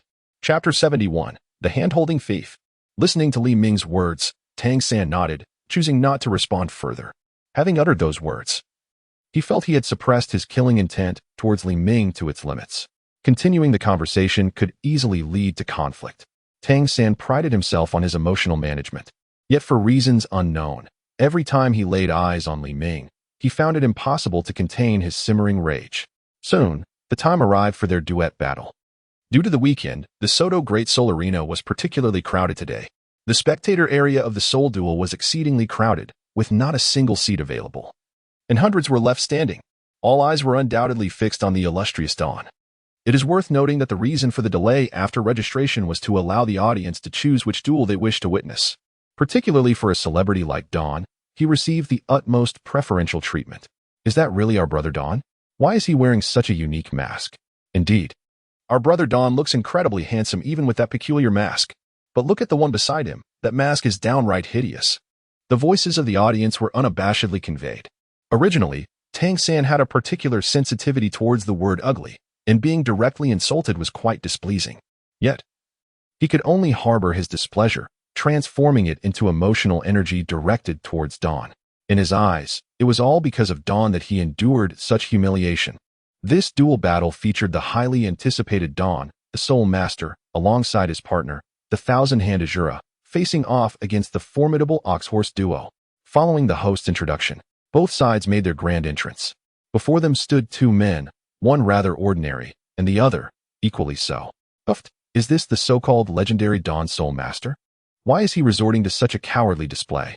One of the unimpressive men scoffed, revealing himself to be Su Kuan, whose martial soul was the Savage Bull. Such a character may merely be superficial. Let's teach these two a proper lesson. The other ordinary man spoke next, introducing himself as Relai, whose martial soul was the Fiery Horse. Relai, martial soul, Fiery Horse, 38th level Soul Master. Su Kuan, martial soul, Savage Bull, 38th level Soul Master. Although they expressed disdain, Both promptly unleashed their martial souls, announcing their names and ranks. Thousand Hand Azure, Martial Soul, Blue Silvergrass, 31st level Control Type Soul Master. Dragon Soul, Martial Soul, Ascending Serpent, 35th level Soul Master.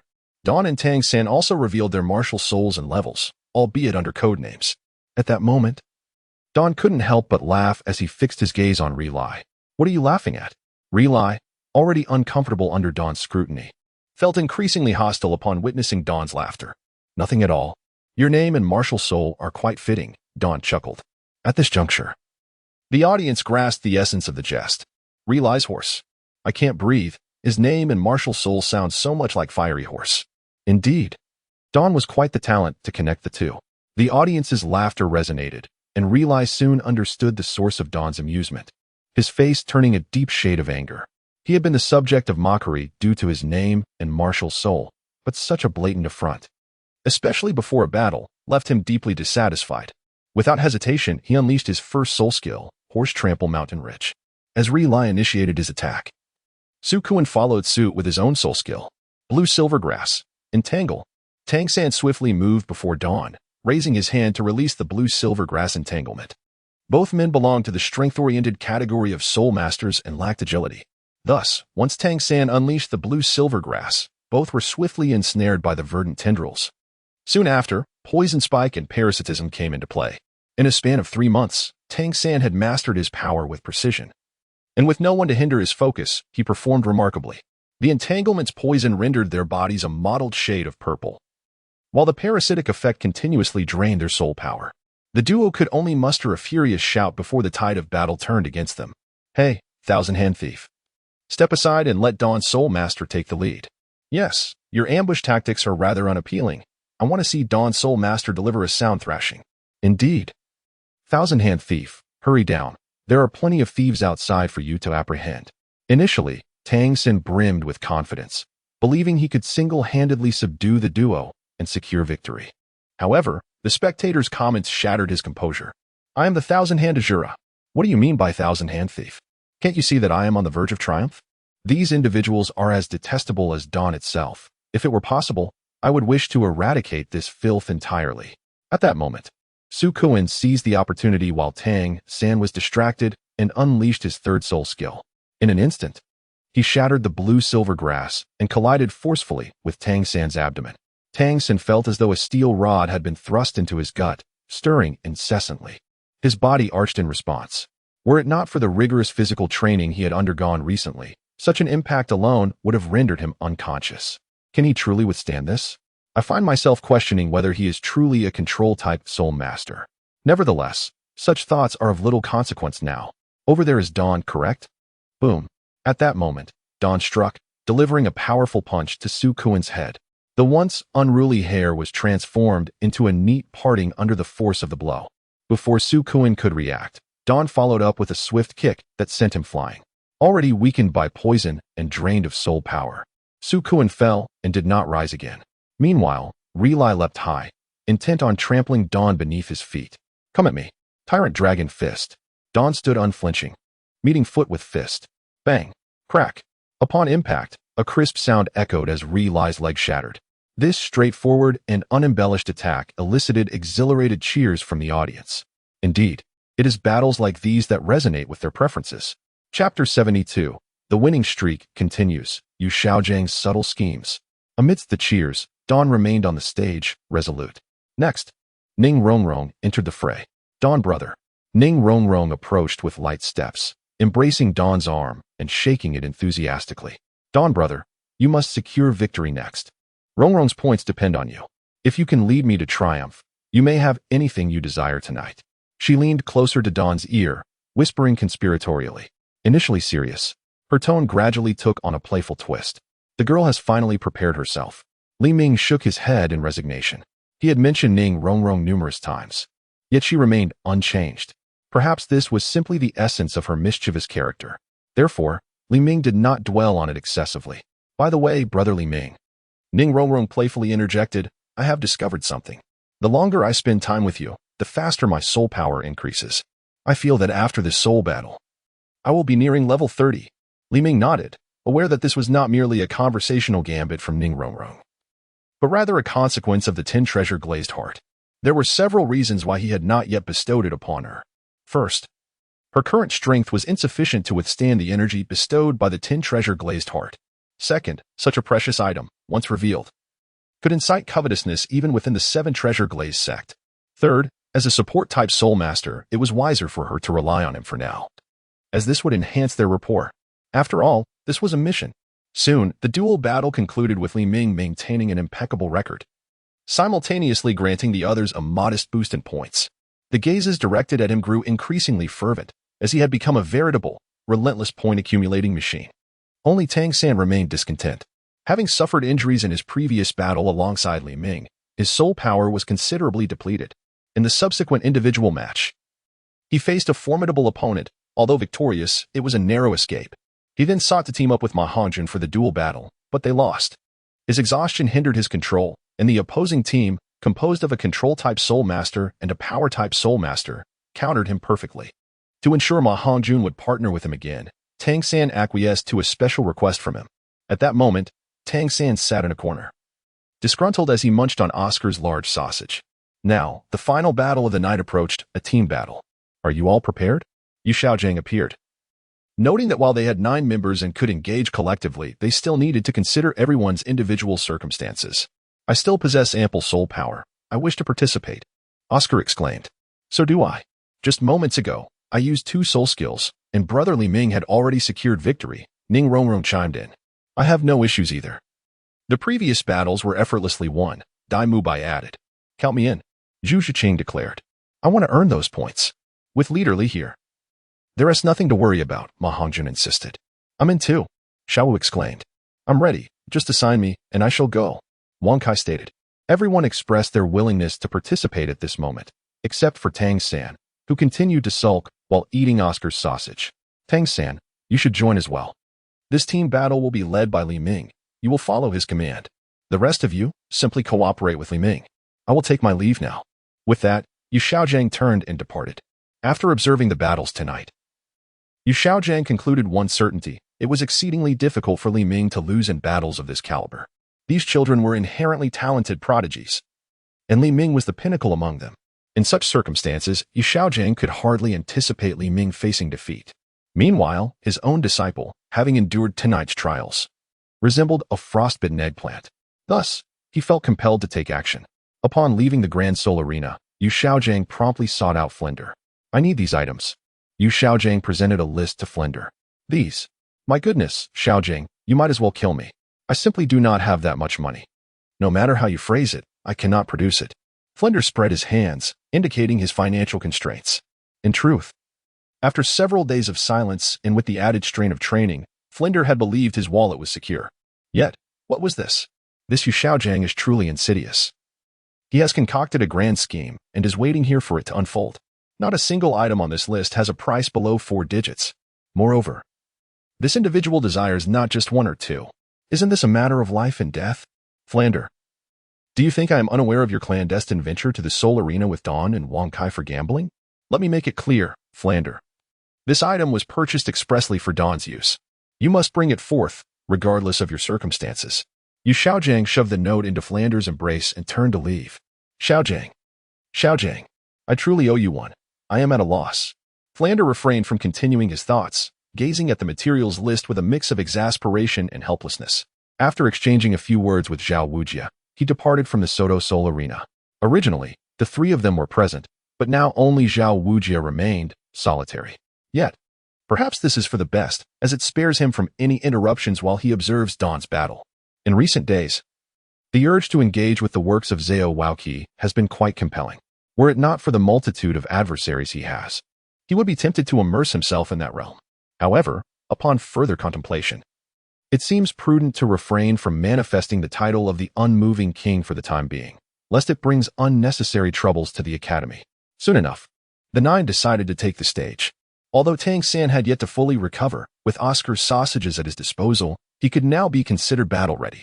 Additionally, with a bit of time remaining before the team battle commenced, he could recuperate further. After all, he would not disdain any points acquired without effort. Half an hour later, it was time for their team battle. Upon witnessing the masked appearance of their opponents, the leading Soul Master immediately recognized them.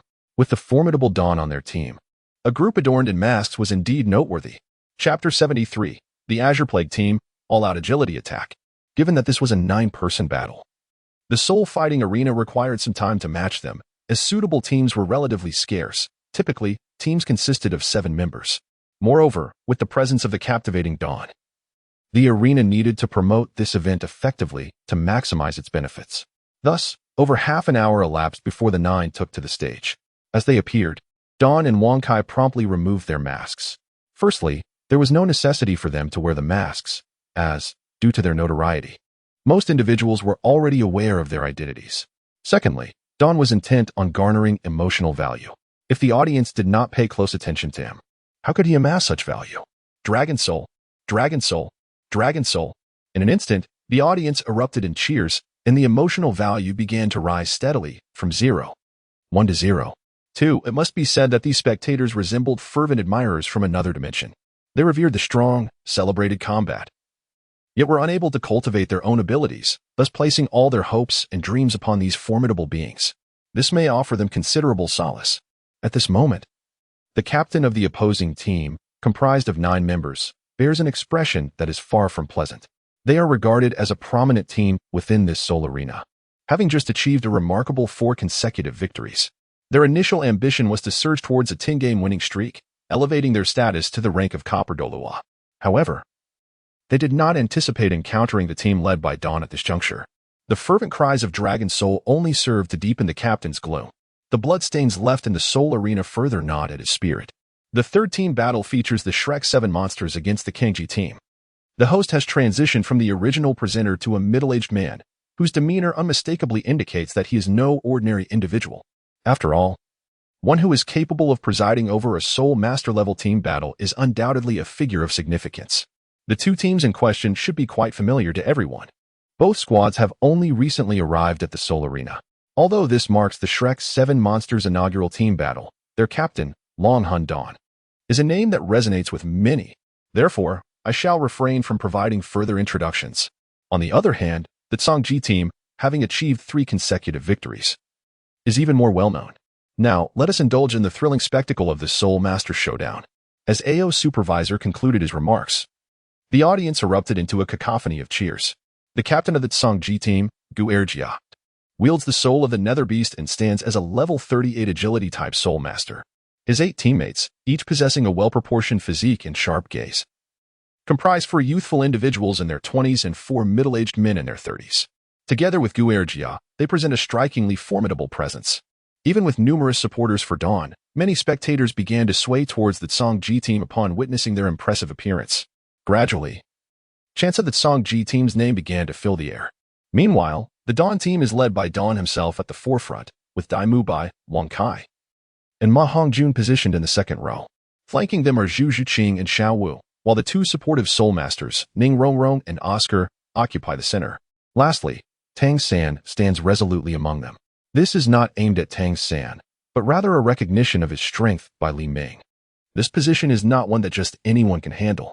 However, Tang San sees it differently. In his perspective, it is merely a ploy by Li Ming to showcase his own prowess by placing him in this role. The emotional energy he provides is seemingly boundless, almost as if it were free. Nevertheless, Li Ming is currently too preoccupied to pay attention to the provision of emotional energy. Instead, his gaze is fixed intently on the Kangji team before him. From the aura emanating from Gujiel, along with that of his companions, it is not difficult to deduce that their soul power levels are likely comparable. At around 20 years of age, achieving a soul power level of approximately 38 indicates that they are certainly not weak. Furthermore, their consecutive victories serve as a testament to their strength. On their side, they also have Ning Rongrong and Zhu Zhuqing, 2 formidable Soul Masters. Although Ning Rongrong is classified as a support-type Soul Master, she still possesses significant capabilities. At times, such disparities can be sufficient to lead to a defeat in battle. Open the Soul Rings, Li Ming commanded. In an instant, everyone activated their Soul Rings. Observing Li Ming and his team, the opposing side promptly followed suit. In that fleeting moment, Li Ming's yellow and purple Soul Rings shone brilliantly, making him the most striking presence on the scene. Remarkably, his second Soul Ring is a Millennium Soul Ring. What profound essence does this individual possess to cultivate a being capable of enduring a Millennium Soul Ring as its second? Furthermore, the others also boast optimal soul ring combinations: yellow, yellow, purple, yellow, yellow. In comparison to the Shrek Academy, the soul rings of the Kanji team are slightly inferior, though merely by a whisker. Opposite them stands a perfectly aligned assembly of 9 soul masters, aside from 2 middle-aged individuals adorned in white, yellow, and purple. The remaining 7 are all distinguished by yellow, yellow, and purple. This team of the Kanji is undoubtedly composed of individuals far from ordinary. They are members of esteemed sects or prominent families. Otherwise, it would be utterly impossible to attain such a remarkable level of prowess. The appearance of the nether beast behind Gurga envelopes him in an extraordinary radiance. Furthermore, the others are all united by a commonality of beast martial souls, including the nether wolf, the shadow leopard, and the zephyr beast, all of which predominantly embody the essence of speed.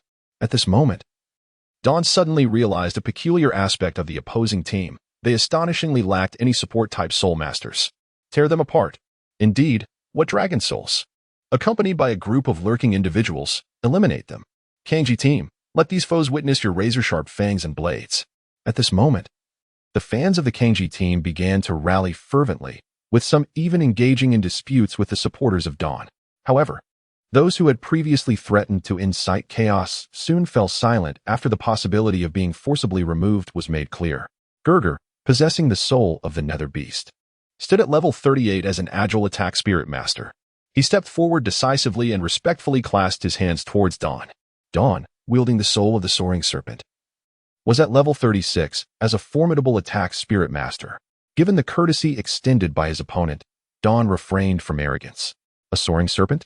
What a unique beast spirit indeed. Nevertheless, as it is an attack-oriented spirit, I eagerly await your guidance. Upon concluding his words, Gurgur's first soul ring ignited instantaneously, and in an instant, his speed surged like a tempest. His dual claws, gleaming with a chilling light, lunged towards Dawn. This assault, regardless of its appearance or previous encounters, is undeniably formidable. Chapter 74, The Exchange of Advantages. The instant Gurgur made his move, the remaining 8 individuals followed suit. Moreover, at the moment of their attack, they exerted their utmost effort. Upon entering this arena, Gurgur had informed them that they were facing a tremendously powerful adversary. It was imperative to dedicate their full energy to this confrontation, leaving no room for underestimation. Thus, even upon witnessing the presence of 2 formidable soul masters on the opposing side, they were resolute in their immediate and full response. Roar! As the enemy launched their assault, Ning Rongrong, Oscar, Zhu Shiqing, and the others were momentarily at a loss as to how to respond. Dawn unleashed his dragon's roar. The tremendous sound momentarily stunned even Gurgur. I have a mushroom sausage. Oscar was the first to regain his composure, beginning to conjure the mushroom sausage. 7 treasures, first, strength. 7 treasures, second, speed. At this moment, Ning Rongrong also bestowed enhancing buffs upon all those preparing for battle. Let's engage, my friends. This marks our inaugural battle. We must showcase the might of Shrek. Otherwise, the master will force us back into that grueling training regimen. Golden Dragon Claw. With that declaration, Dawn wielded his dragon claw and charged forward. White Tiger, Diamond Transformation. Dai Mubai simultaneously unleashed his third soul skill. Since the opponent had initiated the encounter with full force, they too needed to respond appropriately. After a brief moment of hesitation, the enemy renewed their assault on Dawn. Gurgur's target was none other than Dawn. With his keen attacks, Gurgur managed to narrowly evade Dawn's strikes while landing his own blows upon him, gradually seizing control of the battle's dynamics. Given that Dawn's side was supported by 2 auxiliary soul masters, someone had to provide protection, creating a natural gap in their defense. When Gurgur discerned that he could not inflict effective damage on Dawn in a short span, 2 other youths joined the fray. The 3 formed a besiegement against Dawn. How can this fellow's defense be so robust? He is merely a level 36 powerful attack-type soul master, yet possesses such fortitude. No, wait. I previously witnessed the Tyrant Dragon Fist. Just as Gurgur pondered this, Dawn instantaneously unleashed his Tyrant Dragon Fist. The immense force compressed the surrounding space as his target was one of the approaching youths. The young man's martial spirit is the Shadow Leopard, its speed rivaling that of the ancient ghost beast, the Gurgur. However, due to his passive stance against Dawn's onslaught, he recklessly advanced. Now, he launches an assault against Dawn. Their strikes align in the same direction, leaving him no opportunity to halt his momentum. I am a level 38 Soul Master. You, at level 36, dare to challenge me? He proclaimed with a fierce glint in his eyes. With a single claw, he vowed to rend Dawn's arm asunder. The third soul skill illuminated, manifesting a layer of azure phantasm over his claws. Merely sensing the energy radiating from it evoked an aura of razor-sharp cutting force. Boom. In the next instant, a phantom of Azure Dragon emerged from Dawn's fist. The terrifying power obliterated the Azure Claw projection upon contact.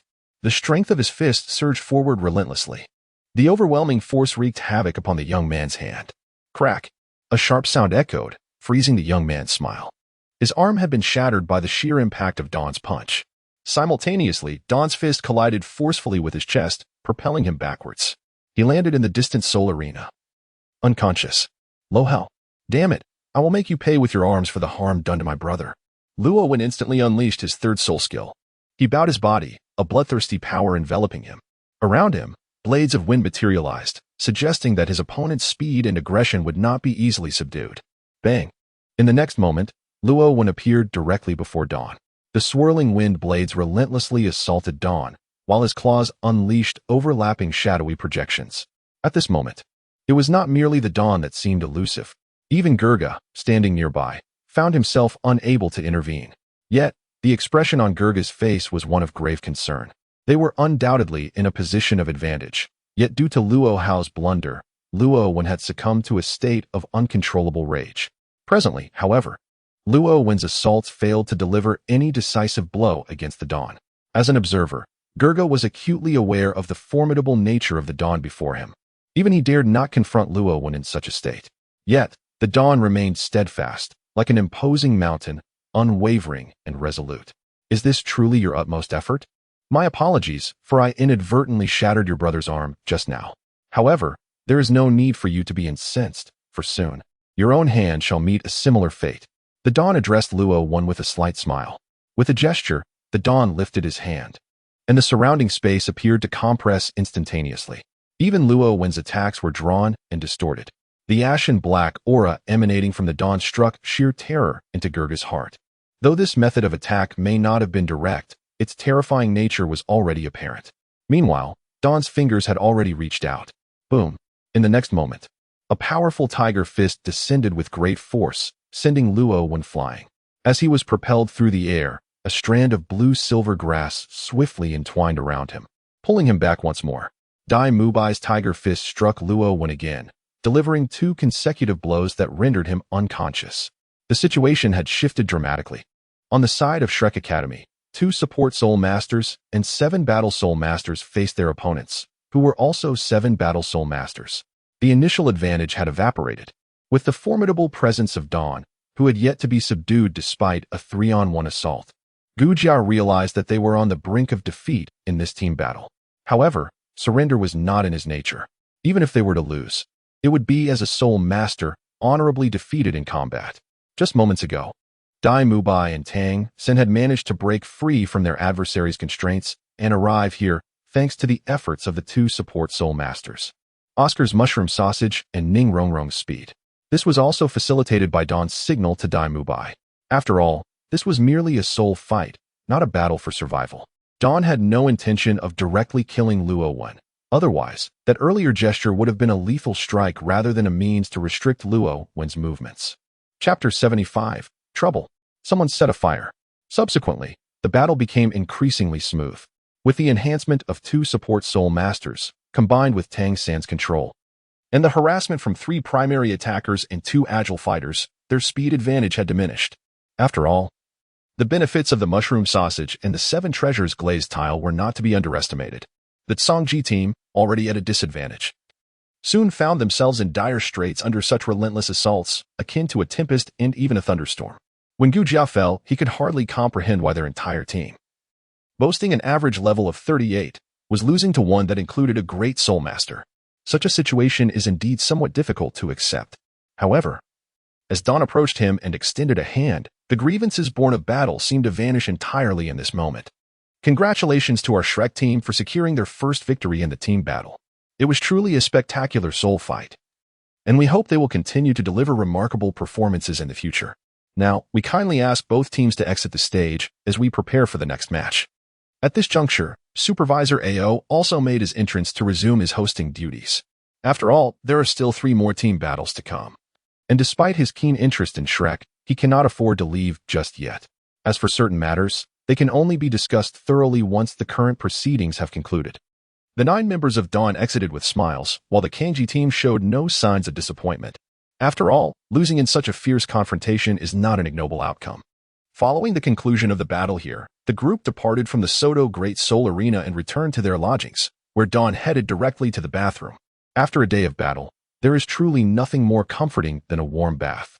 The steam of the hot water envelopes Dawn's body as she reclines in the tub, her breathing gradually becoming steady. In truth, during the confrontation with Tuanzong, Dawn's intention in employing the Void Annihilation Finger was not merely to restrict Luo Wen's movements, but rather to genuinely eliminate him. This was fueled by the intense murderous intent that Luo Wen harbored towards Dawn. Under such circumstances, Dawn would show no mercy to his subordinates. As the embodiment of the Azure Dragon, how could he allow those who exhibit a murderous intent towards him to survive? However, he soon recalled that the opponent was merely a soul master participating in the competition. Thus, he signaled for Dai Mubai and Tang San to engage in battle. This instinctive reaction left Dawn's breathing uneven. Thus, he chose to soak in the bathtub at the earliest opportunity, hoping to calm his fervent blood. "Brother Dawn, you look so handsome in today's final team battle." Xiao Wu's voice reached Dawn's ears. "What are you saying? When have I ever not been handsome?" "Xiao Wu, didn't I mention that you've grown up a bit now? You shouldn't just come into my bathtub casually." A few minutes later, Dawn obediently lay in the bathtub, allowing Xiao Wu to scrub his back. The girl appears to be acting with intention. However, when it comes to age, Xiao Wu is not merely an adult. She has already begun to mature. A soul beast that has existed for 100,000 years is no trivial matter. "Brother Dawn, will our upcoming battles be like this?" Xiao Wu inquired softly. "Today must be a peculiar circumstance. Although I'm unsure why, this team has undoubtedly been specially arranged by the Soto Great Spirit Arena." Dawn, with narrowed eyes, relished Xiao Wu's massage as he spoke quietly. "Specially arranged? Yet this is our inaugural battle. Why would they deliberately assemble such a formidable team?" Xiao Wu remained puzzled. "Though this is our first team battle, it is not our first soul fight.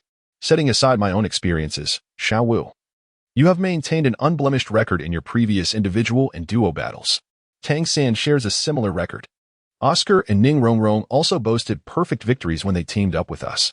With such a winning rate, do you not think we would attract the attention of the Soto Great Spirit Arena?" Dawn smiled as he continued. "So, will we be arranged for more such team battles in the future?" Xiao Wu expressed her anticipation. In today's combat, Xiao Wu truly let herself engage fully, demonstrating her skills in instant movement and enchantment. Undoubtedly, today served as an excellent opportunity for synergy. Such a battle is precisely what Xiao Wu requires. Although the combat within the academy is commendable, the familiarity among peers hinders the manifestation of their utmost potential. Perhaps there might be some exceptions. However, Xiao Wu, could you refrain from groping my backside? Li Ming rose, taking a towel to dry himself. Simultaneously, he tossed a bath towel to Xiao Wu. Am I late?" "No, I must also scrub Brother Li Ming's back." At that moment, the bathroom door swung open once more, and in walked Ning Rongrong, wrapped in a pale yellow towel that elegantly cloaked her exquisite figure. Her long, slender legs and the subtle curves were enough to leave Li Ming momentarily breathless. These two girls, are they here to cool off or to ignite a fire? Ultimately, Ning Rongrong was unceremoniously tossed into the bathtub to frolic with Xiao Wu. While Li Ming swiftly exited the bathroom, he feared that lingering would lead him to err, and such an error would be a grave one. Upon returning to his bedroom, Li Ming quickly composed himself. He raised his hand and summoned his panel. At that moment, his emotional value had reached an impressive 50,000. 5 high-level draws awaited him. However, Li Ming did not rush. It was either 10 high-level consecutive draws or 10 mid-level draws. A single draw? Only a fool would opt for that. Miracles do not manifest so easily. Soon, Li Ming entered a state of cultivation. 2 hours later, a knock resonated at his door. Xiao Wu and Ning Rongrong had sprawled across the large bed, sound asleep. One must admit, these two girls were indeed a fitting pair. Li Ming rose and approached the door, opening it to reveal Mu Bai. "What brings you here?" he inquired, puzzled, for they had returned quite late, and now, 2 hours later, Mu Bai's visit seemed urgent. That fellow, could he have gone to the tavern to listen to music and found himself without funds? "Boss Li, something has happened to Tang San and the fatty. You must follow me at once. There is no need to summon Xiao Wu and Ning Rongrong. Let us depart. Dai Mubai naturally noticed Xiao Wu and Ning Rongrong on the large bed. Though he felt a twinge of envy, this was not the moment to voice such sentiments. Chapter 76. Trouble Arises. Upon hearing Dai Mubai's words, Li Ming felt a flicker of confusion. They had all returned together. Surely, everyone had retired to rest. Moreover, Tang San and the fatty. How did these two individuals come to be together? More importantly, something has gone awry. Although Don was perplexed, he refrained from asking further questions and simply followed Dai Mubai outside. Despite his disdain for Tang San, Don would not hesitate to act ruthlessly if anyone dared to threaten his mobile ATM. Soon, the two arrived at a barbecue spot in the night market. At that moment, the trio across from them had already unleashed their martial souls. While soul masters are generally prohibited from engaging in personal battles in bustling areas, this rule is often disregarded by those who set it.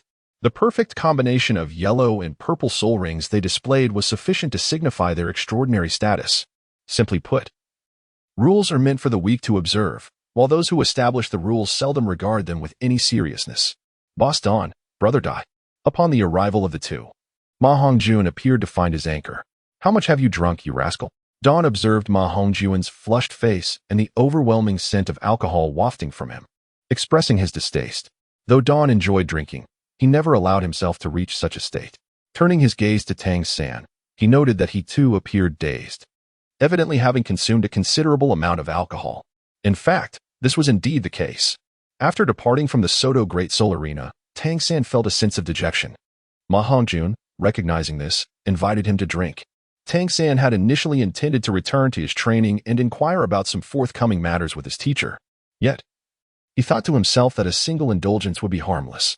Thus, the two ended up at this place to drink. At first, Tang San maintained a degree of restraint. However, as they drank and conversed, his frustrations began to spill forth like beans from a jar. Eventually, he even began to boast. It was due to one of Tang San's remarks that provoked the trio, leading to a confrontation. Prior to Don and his companion's arrival, the two parties had already exchanged words. Both the fatty and Tang San were far too intoxicated to contend with their adversaries. It was then that Ma Hongjun signaled with his flames. Fortunately, Dai Mubai noticed, otherwise, it was likely that the two would have faced a severe beating that night.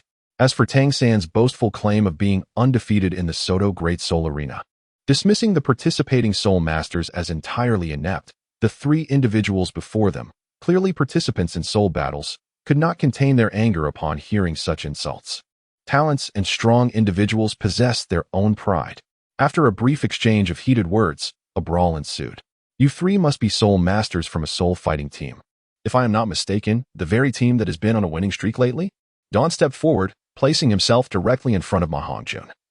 Simultaneously releasing his martial soul, three dazzling soul rings appeared, yellow, purple, and purple.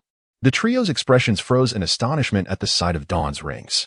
They, who considered themselves geniuses, could not help but glance sideways at the remarkable combination before them. The second soul ring, 1,000-year soul ring, Dragon Soul Dawn? The leader of the trio approached with a grim expression. He had initially intended to take the arm of the one who had spoken recklessly, the one who had boasted about being a pickpocket. He thought to sever the hand and then discuss matters further. However, with Don's appearance, the situation had grown weighty. Merely a minor name. I believe you have heard of me. If possible, let us consider today's events concluded. However, if you desire to fight, then let it commence. Upon finishing his statement, Don's golden dragon claw appeared instantaneously, emanating a ferocious aura. The onlookers instinctively stepped back several meters. The oppressive pressure had surpassed their capacity to endure.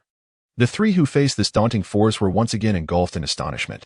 Before them stood Don, appearing even slightly younger than themselves. Yet, in a one-on-one confrontation, they held no hope of victory. They did not even dare to confront the piercing aura emanating from Dawn. Let us meet in the Soul Arena. I believe we shall reunite soon, declared the leader of the Soul Masters, before turning away and departing from the scene. They would not engage in endeavors devoid of certainty. This is their pride. Moreover, the two just now have fallen into a disadvantage, having been beaten by the three of them. In such circumstances, they no longer needed to continue causing trouble. Hey, I did not say you could leave. Lan Yin Chao, Long Yin. Without waiting for Tang San to release Lan Yin Chao, Li Ming directly unleashed Long Yin. Tang San was already somewhat disoriented, and with his mind further assaulted. Lan Yin Chao erupted uncontrollably, binding Tang San tightly. The three opponents were taken aback. Humph, a soul master who cannot even control his own martial spirit. I truly do not understand how he ended up in your team. I hope during the battle, we are not subjected to such shameless soul skills. The man snorted coldly, offering no further comment on Tang San's earlier bravado. A mere taunt was all he provided before departing. After the three left, Li Ming also took the two back. Ma Hongjun was relatively unscathed, merely suffering from some superficial injuries. Tang San, being the focal point of care, now bore not only external wounds but also some toxins within his body due to the earlier incident with Lan Chao. With his mind further battered, Tang San fell into unconsciousness as the three departed. Soon, the four returned to their residence. It would be best not to inform the dean about this matter, to spare them unnecessary worry. As for Tang San's condition, he should confront his own toxins. It should not pose a problem. Fatty, take good care of your injuries. Do not let it affect tomorrow's soul battle. Mu Bai, I shall retire for the night, Li Ming concluded, turning directly to return to his room. Second brother, why did Li not take action against those people? Ma Hongjun asked languidly after Li Ming departed. After all, Li Ming appeared somewhat angered moments ago. Although Ma Hongjun was curious, he did not dare to inquire directly. Those individuals seemed to be part of a formidable team. Li must have recognized their identities as well.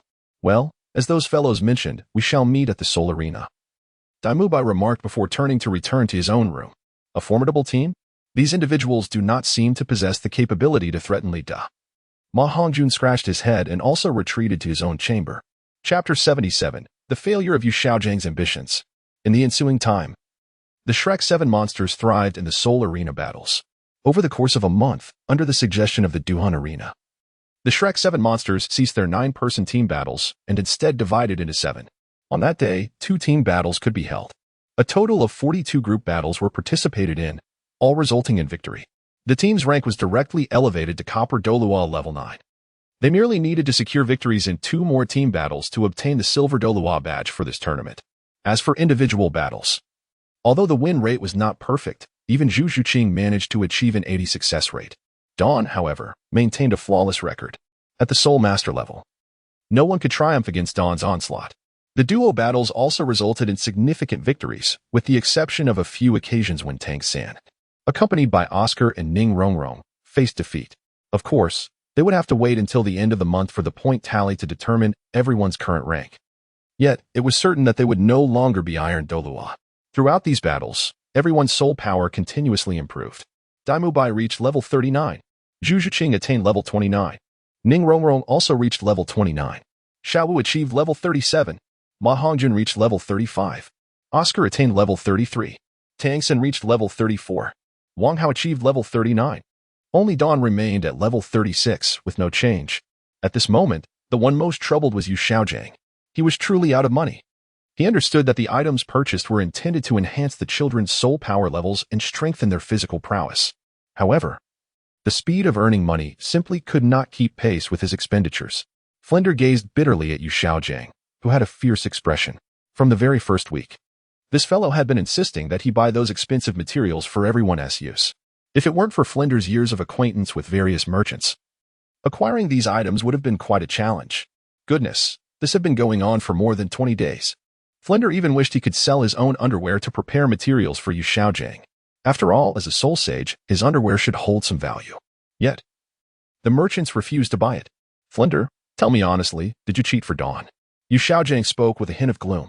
In fact, he had noticed a problem when everyone's soul power levels began to rise. Dawn was using these items, yet his soul power did not improve? Well, even if Dawn was a prodigy with profound foundations, he would still require a considerable amount of energy for enhancement. Yu Xiaojiang even increased the dosage for Dawn. Yet, more than 20 days had passed. Even a pig should have leveled up by now. Yet, Dawn remained utterly unchanged. Such circumstances left Yu Xiaojiang in a profound state of distress. What on earth are you trying to convey, Xiaojiang? Flander found himself perplexed by Yu Xiaojiang's words. Logically, they had once formed a harmonious golden triangle, with their soul bond achieving a remarkable compatibility of 99. Under such circumstances, their synergy should have been impeccable. Yet now, Flander felt as though he scarcely recognized Yu Xiaojiang. The statements just uttered by him were utterly incomprehensible. Alas, Dawn is currently navigating a perilous phase, one that you all seem oblivious to. Yu Xiaojiang suddenly wore an expression of grave seriousness. Perilous. Has there been a disruption in his training? Or has something gone awry with his soul? Flander immediately grew concerned. After all, Dawn was the shining jewel of his Shrek Academy, not to mention a source of potential profit. Since arriving at the Great Soul Arena, have you ever witnessed him suffer a defeat? Yu Xiaojiang suddenly spoke up. Never. Such an unbroken streak of victories must surely be a record in the Great Soul Arena, is it not? Surely, this is a positive development. Flander began to feel anxious. The words lingered on the tip of the tongue, difficult to articulate, causing considerable discomfort. It was all due to the unbroken streak of victories. Young individuals are inherently prone to impatience and restlessness. Moreover, until now, Dawn had never faced any setbacks. Such a situation is detrimental to his growth. The last time they were captured by the Titan giant ape, was this not an issue? Why was it that the strongest, Dawn, was the one taken? It was solely because he failed to consider retreat at the critical moment, a perilous oversight. At this juncture, the adversaries they face are relatively equitable at the Soul Master level. But what of the future? As they step into the realm of Soul Masters, the battles they encounter will never be fair. If he retains this disposition, he will undoubtedly suffer great losses. Yu Xiaojiang's expression was one of earnest concern, yet a flicker of jealousy shone in his eyes. The Soul Master level was a threshold he could never surpass in his lifetime. Now, a prodigy who was invincible at the Soul Master level had struck a nerve. Furthermore, the conflict between Dawn and Tang San only exacerbated Yu Xiaojiang's discomfort. Thus, he resolved to utilize these special herbs to elevate everyone's ranks. In Yu Xiaojiang's view, Dawn possessed the highest talent and would certainly progress the fastest, undoubtedly being the first to break through to the Soul Sect level. At that point, in the Grand Soul Arena, a freshly minted Soul Sect would clearly become a target for others to gain experience. Daily battles would utterly crush Dawn. However, what Yu Xiaojiang did not anticipate was that the first to reach level 39 was indeed Daimo Bai. Such circumstances left Yu Xiaojiang somewhat taken aback. Your words, abundant as they are, must bear some truth. However, in situations like this, how can I engage in deception? The items I procured for you have proven effective for everyone involved. Yet, if Li Ming has not seen an enhancement in his soul power, there is no need for alarm. Let me earn some additional funds. As Flandre spoke, he noticed the increasingly grim expression on Yu Xiaojiang's face. With a sheepish smile, he fell silent. Let it be for now. Everyone's levels have been rising swiftly. It would be prudent for them to consolidate their strengths before proceeding. Yu Xiaojiang refrained from pressing Flandre for money any further and turned to leave. Watching Yu Xiaojiang depart, Flandre felt a sense of relief wash over him. Grateful to have preserved his dignity. Nevertheless, he harbored a curiosity regarding Li Ming's stagnant soul power, though he chose not to inquire further. Some matters are best left to unfold naturally. Chapter 78. A new arrival at the Soul Arena. Meanwhile, within Li Ming's chamber, he mused. Am I on the brink of a breakthrough? He regarded Ning Rongrong, who replied with a cheerful demeanor, Yes, I am already at the pinnacle of level 29. I estimate that with another month of consolidation and enhancement, I shall reach level 30. Ning Rongrong's joy was palpable. I, too, have felt my soul power rising rapidly. I am nearing a breakthrough to level 37. Brother Dai has even surpassed level 39. The others had shown significant advancements, leaving Xiao Wu puzzled as she looked at Li Ming. Why is it that you, Brother Li Ming? The collective progress was evident to all, especially as each notable achievement was often flaunted, particularly by Daimo Bai, who asserted he would be the first to ascend to the Soul Sect among them. Thus, everyone was well aware of one another's levels. I am uncertain. Perhaps my accumulation of soul power is insufficient. He then urged, All right, let us rest well. Tomorrow brings the soul battles. I want Brother Li Ming to hold me while I sleep, exclaimed Xiao Wu. Wow, Sister Xiao Wu, you are quite cunning. I want that too. The night passed in silence. The following day, the group once again separated to enter the Sodo Great Soul Arena. To avoid overlap, they each registered in different soul fighting areas. Of course, the registration for the team battles was handled by one of the trio, Flandre, Zhao Wujia, or Yu Xiaojiang. Together, the three entered the team battle registration zone. Upon reaching the registration point, Yu Xiaojiang presented the Shrek Team's registration badge to the staff. Excuse me. I would like to register for the team battle, he spoke softly. During this period, his enthusiasm has undeniably waned. After dedicating so much time to the study of martial spirits, he now finds himself perplexed by the martial spirit of a mere youth. Moreover, this individual is someone with whom he has a contentious relationship. To his dismay, he is now compelled to impart guidance to this very person. Such occurrences left the petty-minded Yu Xiaojiang utterly perplexed.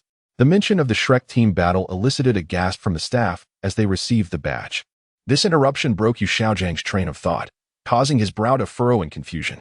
Why was the quality of the staff at the Great Soul Arena so lacking today? Excuse me, sir, may I inquire if you are the leader of the Shrek 7 monsters? The staff asked tentatively. I suppose so. Please expedite the registration. I have pressing matters to attend to, Yu Xiaojiang replied, his dissatisfaction growing. Such a situation has never occurred before. Moreover, he must contemplate the modifications for the third phase. Simultaneously, it is essential to reorganize the approach towards Dawn. In such circumstances, he had little inclination to engage in pleasantries with the staff before him. Sir, please hold on for a moment, the staff member said, utterly oblivious to the inky pallor of Yu Xiaojiang's face, as he hastily departed with a badge in hand. Although Yu Xiaojiang felt a tinge of dissatisfaction, the badge had already been taken, leaving him with no recourse to register at another window or section. He could only stand there, somewhat disgruntled, awaiting further developments. Xiao Wu and Flander, two naive souls, were even more perplexed by the unfolding scene. Unbeknownst to the trio, regardless of where they attempted to register today, they would encounter such treatment. Fortunately, the staff member soon returned, accompanied by a familiar figure, the supervisor AO, who had previously overseen their initial group battle. Yu Xiaojiang recognized him from that occasion as he had been an observer. Greetings, esteemed team leader. I am AO, the supervisor of the Sodo Great Soul Arena. Might I trouble you for 2 minutes of your time to discuss a matter? AO approached with an earnest demeanor. Are you representing yourself or the Soul Arena? Yu Xiaojiang had not anticipated such a turn of events, yet his wealth of experience allowed him to remain composed. I am, of course, representing the Sodo Great Soul Arena. AO promptly responded, and Yu Xiaojiang nodded in acknowledgement. It was only a matter of time before the Sodo Great Soul Arena took notice of them, given the remarkable performances of the Shrek team. If they were not recognized, that would indeed be unusual, especially considering the continuous victories of Dawn since entering the Sodo Great Soul Arena. Based on Dawn's winning streak, they were now even worthy of ascending to the rank of Golden Douluo badge. Although Yu Xiaojiang was somewhat reluctant to engage with the Soul Arena, viewing them as self-serving opportunists, he understood the necessity of their platform for fair competition, albeit with the underlying motive of capitalizing on the characteristics of Soul Masters. Team leader. I will be direct. We from the Sodo Great Soul Arena wish to invite 7 of the Shrek 7 monsters to participate in battles at the Central Soul Arena. AO stated outright.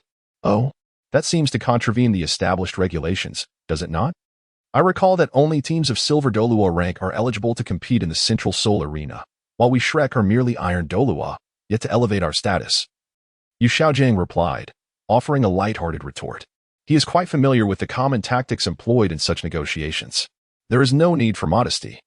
It has become evident that the Shrek team's achievements this month have made the ascent to Silver Douluo a mere formality. In fact, Captain Dawn should be able to reach Gold Douluo following the calculations. It is precisely for this reason that we sought you out at the end of this month. If necessary, we could even elevate the Shrek team to Silver Douluo status a day in advance. Supervisor AO spoke with utmost sincerity. After all, what is one day in the grand scheme of things? Yu Xiaojiang also began to understand. This individual, or rather the Sodo Great Spirit Arena, seeks assistance from them. However, this enigmatic demeanor has piqued Yu Xiaojiang's curiosity. Allow me to elucidate. There exists a unique team, of which we only learned 3 days prior that they were invited by the nobility. Initially, they joined separately, and after reaching the Silver Douluo rank, they commenced team battles 3 days ago, with the aristocrats placing substantial wagers on them. Over the past 3 days, we have incurred significant losses. Thus, Supervisor AO swiftly recounted the events leading up to this moment. It is evident that he is quite anxious. Subsequently, upon gathering information about this team, Yu Xiaojiang's expression brightened with delight. If they are indeed such a formidable group, once they have reaped sufficient rewards and acquired intelligence on their opponents, Yu Xiaojiang was assigned to the VIP lounge. Meanwhile, Li Ming and his companions, being staff of the Sodo Great Spirit Arena, were summoned to assist. Chapter 79, The Royal Combat Team. Within the VIP lounge, Li Ming and his 9 companions had already arrived. Yu Xiaojiang, maintaining a composed demeanor, conveyed all that Supervisor AO had previously shared with him. Upon hearing this, Li Ming could not suppress a smirk of disdain in his heart. This individual is evidently intent on proving something to himself. The fervor reflected in his gaze has betrayed Yu Xiaojiang's true thoughts. Xiaojiang, is this truly a wise course of action? The opponent is a formidable Silver Douluo, after all. Furthermore, To render the Soto Great Soul Arena so passive, one must possess extraordinary prowess, certainly not an ordinary soul master. Moreover, I can't shake the feeling that the initial asking price is rather low, merely 10,000 gold soul coins. Upon arriving, Flender could no longer suppress his critique. Just outside, after Yu Xiaojiang accepted this endeavor, Flender had been poised to speak. However, with others present, he refrained from undermining Xiaojiang's dignity, for this man holds his pride dear. When did you become so concerned about finances? Yu Xiaojiang shot Flender a displeased glance. Your words come easily, yet during this period Flender was on the brink of retorting, but remembering that Dawn and the others were present, he stifled his urge to voice his grievances. Goodness, when funds are scarce, it's all about Flender, yet when there is wealth, it's you who becomes so mercenary. Pray tell, is this even coherent? Should we emerge victorious, our earnings would amount to 1,000 gold soul coins. The students are not lacking in resources. This sum would be entirely allocated to the academy and the upcoming training phase, Yu Xiaojiang declared forthwith. This statement was directed towards the assembled students, for ultimately, it is they who will venture into battle. Li Ming, indifferent, merely shrugged his shoulders. The sum of 10,000 soul coins held no allure for him. It was scarcely sufficient for Xiao Wu to indulge in a casual outing. The others were equally unconcerned about such trifles, as their recent soul battles had yielded considerable rewards. In the words of Ma Hongjun, they could finally relish the freedom of venturing into establishments without the anxiety of financial constraints. For now, let us set aside matters of currency and turn our attention to the adversaries they are about to confront. This impending clash promises to be exceedingly arduous. After Yu Xiaojiang's remarks, he gestured towards a stack of meticulously arranged documents on the table. The exquisite presentation of these materials clearly indicated the effort invested by the Soto Great Soul Arena. The glossy cover alone spoke volumes. It contained well-organized information regarding their opposing soul team. Upon reviewing the contents, a collective gasp of astonishment escaped the audience, with the exception of Li Ming. According to the regulations of the Soul Arena, team battles are dictated by the side with fewer members. Thus, it was already established that Li Ming and his companions could not all participate simultaneously. The Royal Battle Team, 7 members Captain, Yu Tianheng, Wu Huan, Blue Lightning Tyrant Dragon. Level 39 Attack Type Soul Master, Soul Rings, 2 yellow, 1 purple. Vice Captain, Du Guiyan, Wu Huan, Green Scaled Snake. Level 38 Control Type Soul Master, Soul Rings, 2 yellow, 1 purple. Team Member, Shi Mo, Wu Huan, Xuanwu Turtle. Level 37 Defense Type Soul Master, Soul Rings, 2 yellow, 1 purple. Team Member, Yu Feng, Wu Huan, Wind Chime Bird. Level 36 Agility Type Soul Master, Soul Rings, 2 yellow, 1 purple. Team Member, AOC Luo, Wu Huan, Ghost Leopard. Level 36 Agility Type Soul Master, Soul Rings, 2 yellow, 1 purple. Team Member, Yi Lingling, Wu Huan, 9 Hearts Begonia. Level 35 Support Type Soul Master, Soul Rings, 2 yellow, 1 purple. The document does not mention the opponent's soul abilities, as such abilities can be deliberately concealed. Should there be any inaccuracies in the intelligence gathered, the corresponding battle strategies would inevitably falter. In such circumstances, the consequences could be dire. Thus, the Soul Arena has decided to allow the members of Shrek to explore and discover on their own. At this moment, several individuals turned their gazes towards Dawn, only to discover that he appeared lost in thought. The opponent was formidable, and Dawn's demeanor spoke volumes. Leaderly displayed little concern. This team must have engaged in extensive soul battles in a certain city, honing both experience and innate strength. Ah, Xiaojiang, you shouldn't have agreed to this soul battle, Flandre remarked, somewhat helplessly. Given the current pace of Dawn and his companions, fulfilling the training tasks assigned by Yu Xiaojiang seemed a foregone conclusion. Reflecting on the prior statements made by Yu Xiaojiang, Flandre began to understand why Xiaojiang chose to undertake this confrontation. Additionally, the name and lineage of the opposing team's captain weighed heavily on Flandre's mind. Pressure serves as a driving force. Mere victories do not afford the best training for everyone, and youth should inherently possess a spirit of daring to confront challenges. Yu Xiaojiang spoke calmly. Although directed at Flandre, his gaze also fell upon Dawn. Ding. Yu Xiaojiang's emotions were somewhat complex. Emotion points 3. Dawn was not lost in thought. Rather, he was examining his system. The audience was still discussing him, sporadically contributing minor emotion points. At that moment, Yu Xiaojiang's emotion points suddenly surged. Dawn, puzzled, lifted his gaze to meet Xiaojiang's eyes. Ha ha. I must concede to your insightful words this time, you sourpuss. One must face challenges head-on. Just as a master knows he cannot breach my defenses, yet still endures the pain of his own fists to strike me. Xiao Wu joined in the laughter. Yu Xiaojing, who had been observing Dawn, found himself momentarily speechless at Xiao Wujia's remark, his expression darkening. All right, let's heed Xiaojing's advice, Flandra interjected quickly to ease the tension. After all, no matter how irate Yu Xiaojing might become, he would merely end up with a swollen fist. Our immediate task is to select participants for this team battle. The adversary has only 7 members, while we have 9. So, please share your thoughts. Yu Xiaojing took a deep breath, suppressing his rage. After all, he could not contend with Xiao Wujie. Teacher, may I use hidden weapons? Tang San was the first to step forward. If they were permitted to employ hidden weapons, this team would not be intimidated. Not allowed, but you may utilize the 8 spider lances.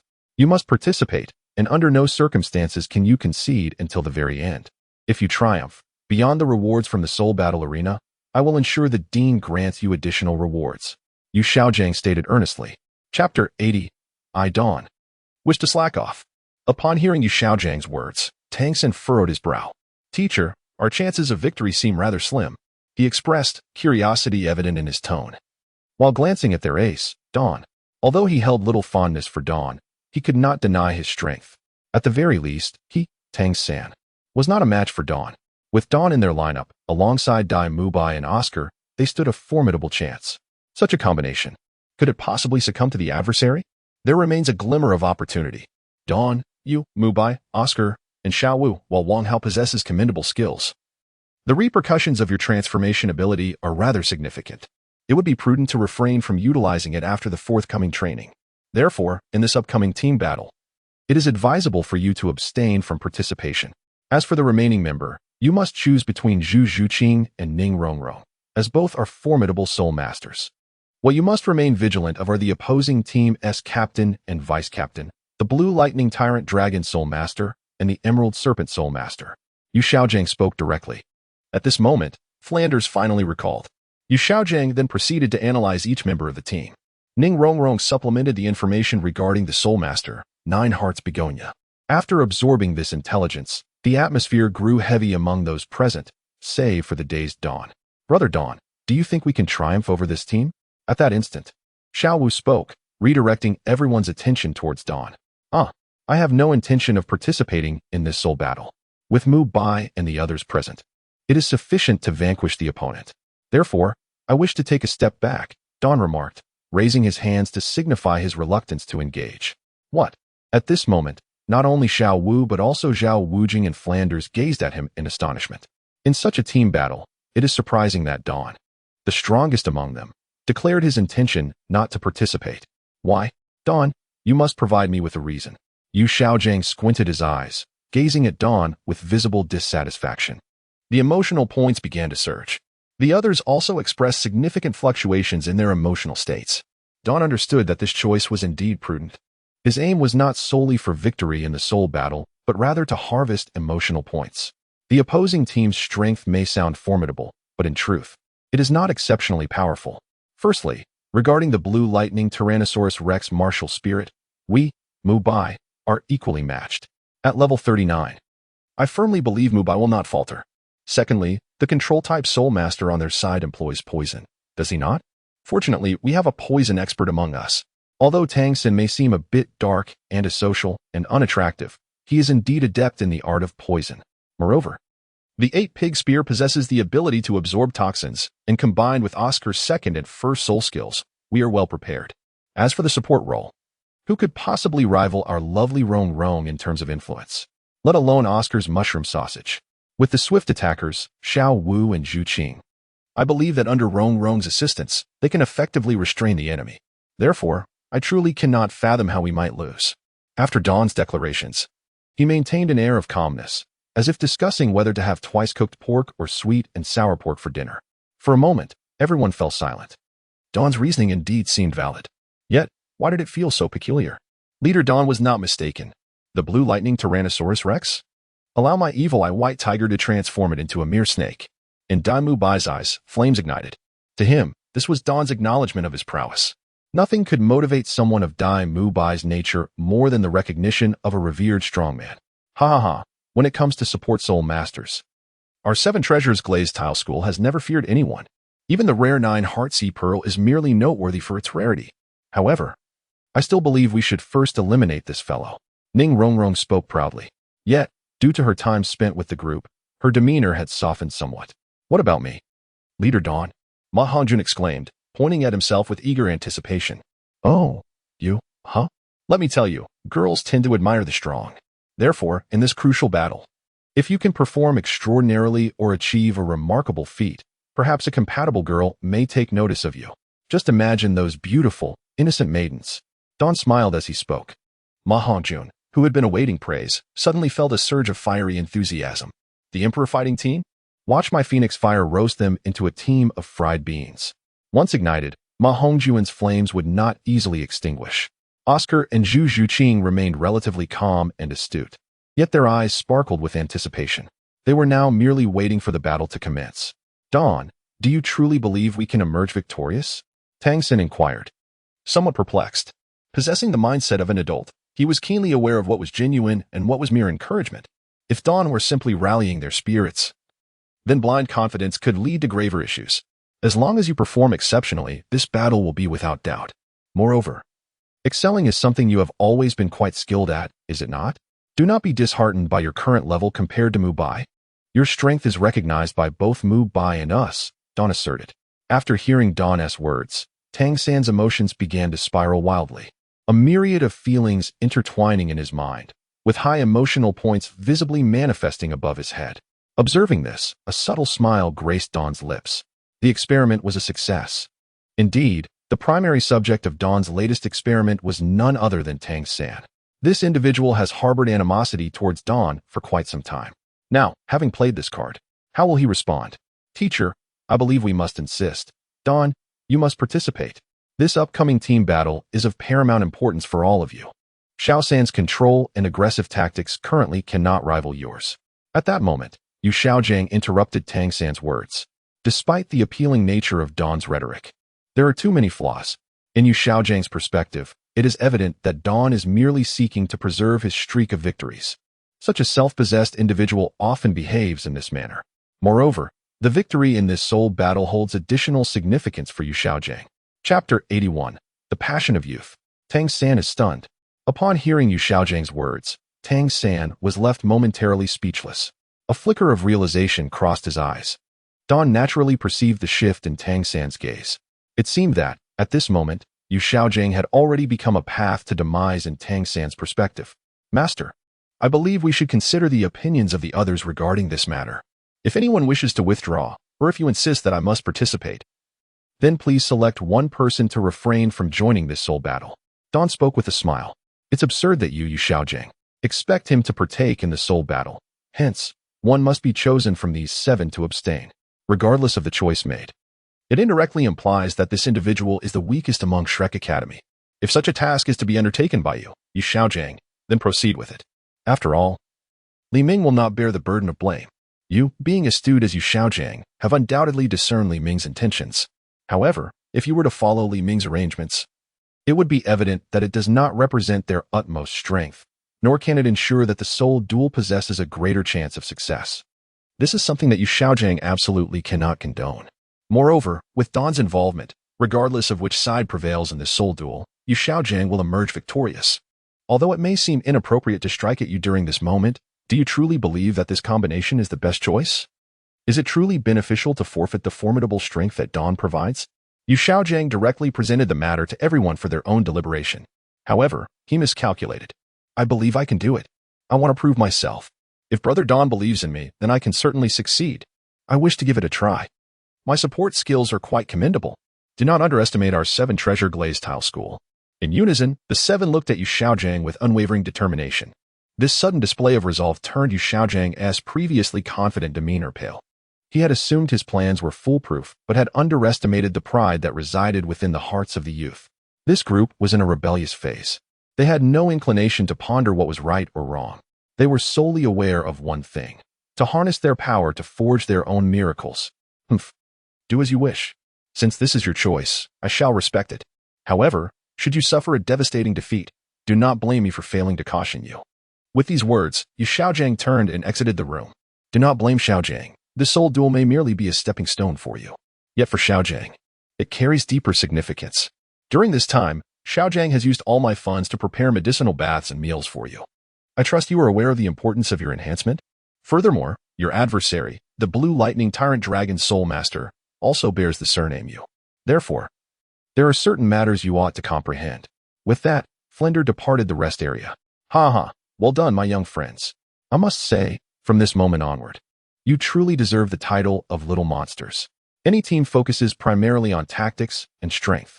However, I believe there is something even more crucial, the pride and tenacity of being a soul master.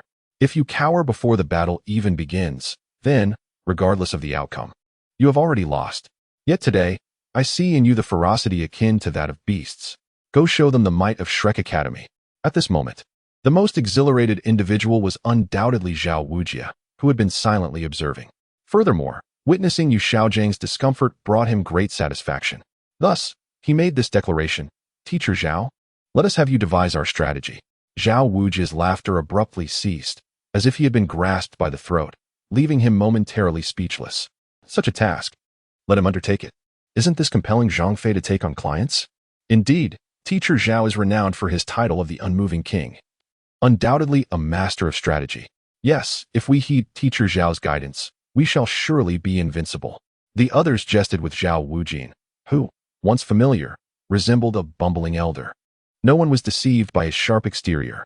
All right, let us refrain from teasing Teacher Xiao. This time, we shall not rely on him for tactics. Tang San, in terms of strategy, I believe you are well suited for this role. Mu Bai and Xiao Wu, you must also adhere to Tang San's directives. Let us entrust the leadership to Tang San. Dawn spoke slowly. For a moment, not just Tang San, but even the others felt that Dawn's words were somewhat surreal. When had their relationship become so amicable? Furthermore, he specifically instructed Xiao Wu to obey Tang San. This is evidently not a mere facade. Tang San, momentarily taken aback, suddenly raised his hand to point at himself, his face a canvas of disbelief. When it comes to strength, he truly believed himself on par with Dai Mubai and Xiao Wu. Yet, these words belonged to Dawn. They were spoken by him. Tang San's already intricate emotions became even more convoluted. On his left, a little figure whispered, "Do not be deceived by his facade. Once you amass enough power, you must eliminate him, seize all the women by his side, and obliterate everything he possesses." On his right, another little figure urged, "This is the essence of youth. There is no obstacle insurmountable. One must be magnanimous." His emotions surged wildly, and the smile on Dawn's face grew even brighter. He approached Tang San directly, exclaiming, "I trust my judgment. You can do it. Everyone, take a moment to rest and restore your strength. The upcoming battle is arranged such that we will automatically triumph in the Soul Arena. There is no need to participate. Thus, prepare yourselves in the best possible condition to face the adversary." With that, Dawn grasped Wang Kai's hand and departed the lounge, feeling no need to linger. After all, should Yu Xiaojiang return in a fit of madness, Dawn had no desire to confront him. Instead, he opted to purchase a ticket and made his way early to the viewing area. In the lounge, following Dawn's departure, an enveloping silence fell. The most tumultuous emotions belonged to Tang San, who still struggled to process Dawn's sudden transformation. Meanwhile, the others accepted the situation and began meditating, striving to optimize their states. As they were about to face a formidable team battle, simultaneously, within another exclusive VIP lounge, a group of young individuals rested, their opulent attire betraying their distinguished status. Just then, the door swung open, and a middle-aged man entered. Instantly, all the soul masters, including Yu Tianheng, stood up in unison, respectfully addressing him as teacher. Indeed, this man was the leader of the Royal Combat Team and their mentor. "Please, take your seats. I have something for you. It is best to first examine the details of your upcoming opponents, arranged temporarily by the Soto Great Soul Arena." Qin Ming spoke gravely. Upon seeing the team's information, Qin Ming was initially incredulous. The Shrek team had recently garnered immense popularity, with their captain, Longhun Dawn, being the most renowned and formidable of them all. Yet, this time, Dawn was absent from the roster. Another soul master of level 38, wielding an ancient beast martial spirit, was also not present. Instead, 2 soul masters of significant caliber had been assigned to the 7-member team set to battle them. Such an unusual arrangement surely held ulterior motives. It is worth noting that Qin Ming had broken through the threshold of level 60 and achieved the title of Sole Emperor at the age of 34. Yet he found this configuration utterly opaque. Teacher, why are there 9 profiles? Yu Tianhing inquired, glancing at the documents in confusion. Indeed, teacher. Are we to engage in combat against a 9-member team? He pondered, excitement tinging his voice. No, your adversaries consist of only 7 members.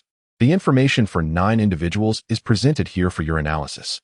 If you were to select participants for the team battle, which 7 would you choose? Qin Ming responded swiftly. 7, you say? Longhun Dawn, Martial Spirit, Sky Serpent, level 36 Assault Type Soul Master, Soul Rings, 1 yellow, 2 purple. Evil Eye White Tiger, Martial Spirit, White Tiger. Level 39 Assault Type Soul Master, Soul Rings, 2 yellow, 1 purple. Thousand-Handed Azura, Martial Spirit, Blue Silvergrass, level 34 Control Type Soul Master, Soul Rings, 2 yellow, 1 purple. Evil Fire Phoenix, Martial Spirit, Evil Fire Phoenix, level 33 Assault Type Soul Master, Soul Rings, 2 yellow, 1 purple. Nether Spirit Cat, Martial Spirit, Nether Spirit Cat. Level 29 Agility Type Soul Master, Soul Rings, 2 yellow. Gentle Bone Charm Rabbit, Martial Spirit, Gentle Bone Rabbit, level 37 Agility Type Soul Master, Soul Rings, 2 yellow, 1 purple. Sausage Specialty, Martial Spirit. Sausage, level 33 Food Type Support Soul Master, Soul Rings, 2 yellow, 1 purple.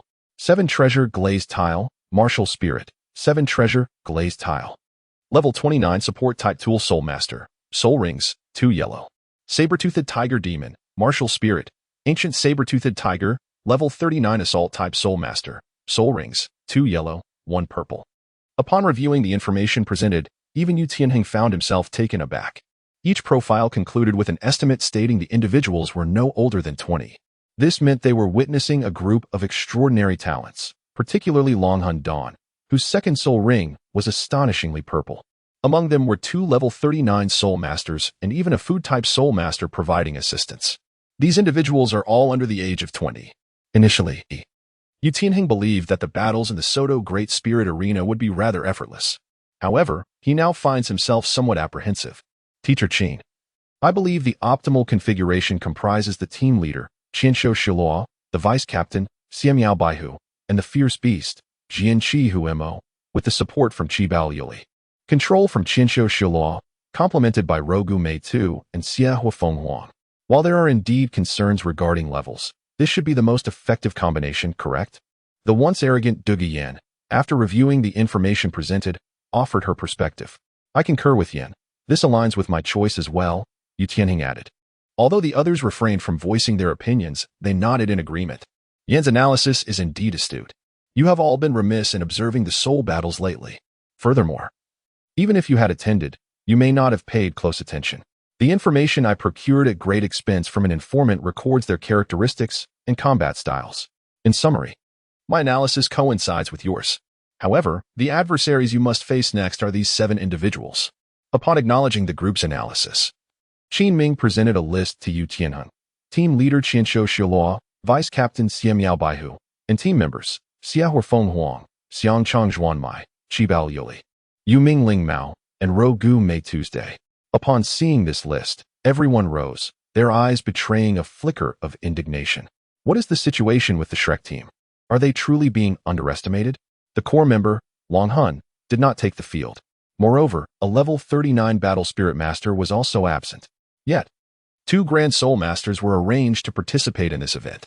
Is such a situation reasonable? Clearly, it is not. The only possible explanation is that the other party does not regard them at all. Teacher?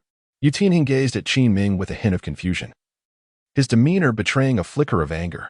It was not only he who felt this way, even the Soul Master of the 9 Hearts Begonia, who had been lingering in the corner, approached, eager to discern Qin Ming's intentions. As for the specifics, I am unaware, as I departed earlier. However, given that the other party has made such arrangements, we must exert ourselves to the utmost, no matter what.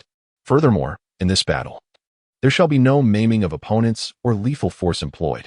As for the reasons behind this, I shall elucidate after the fight. With that, Qin Ming turned and left the scene. This battle may prove to be somewhat different, influenced by the arrangements of that individual.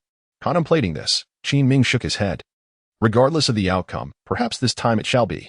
After Qin Ming's departure, the jade ring in Yu Tianheng's hand was crushed to pieces. Captain, that individual from last time was likely the dragon soul.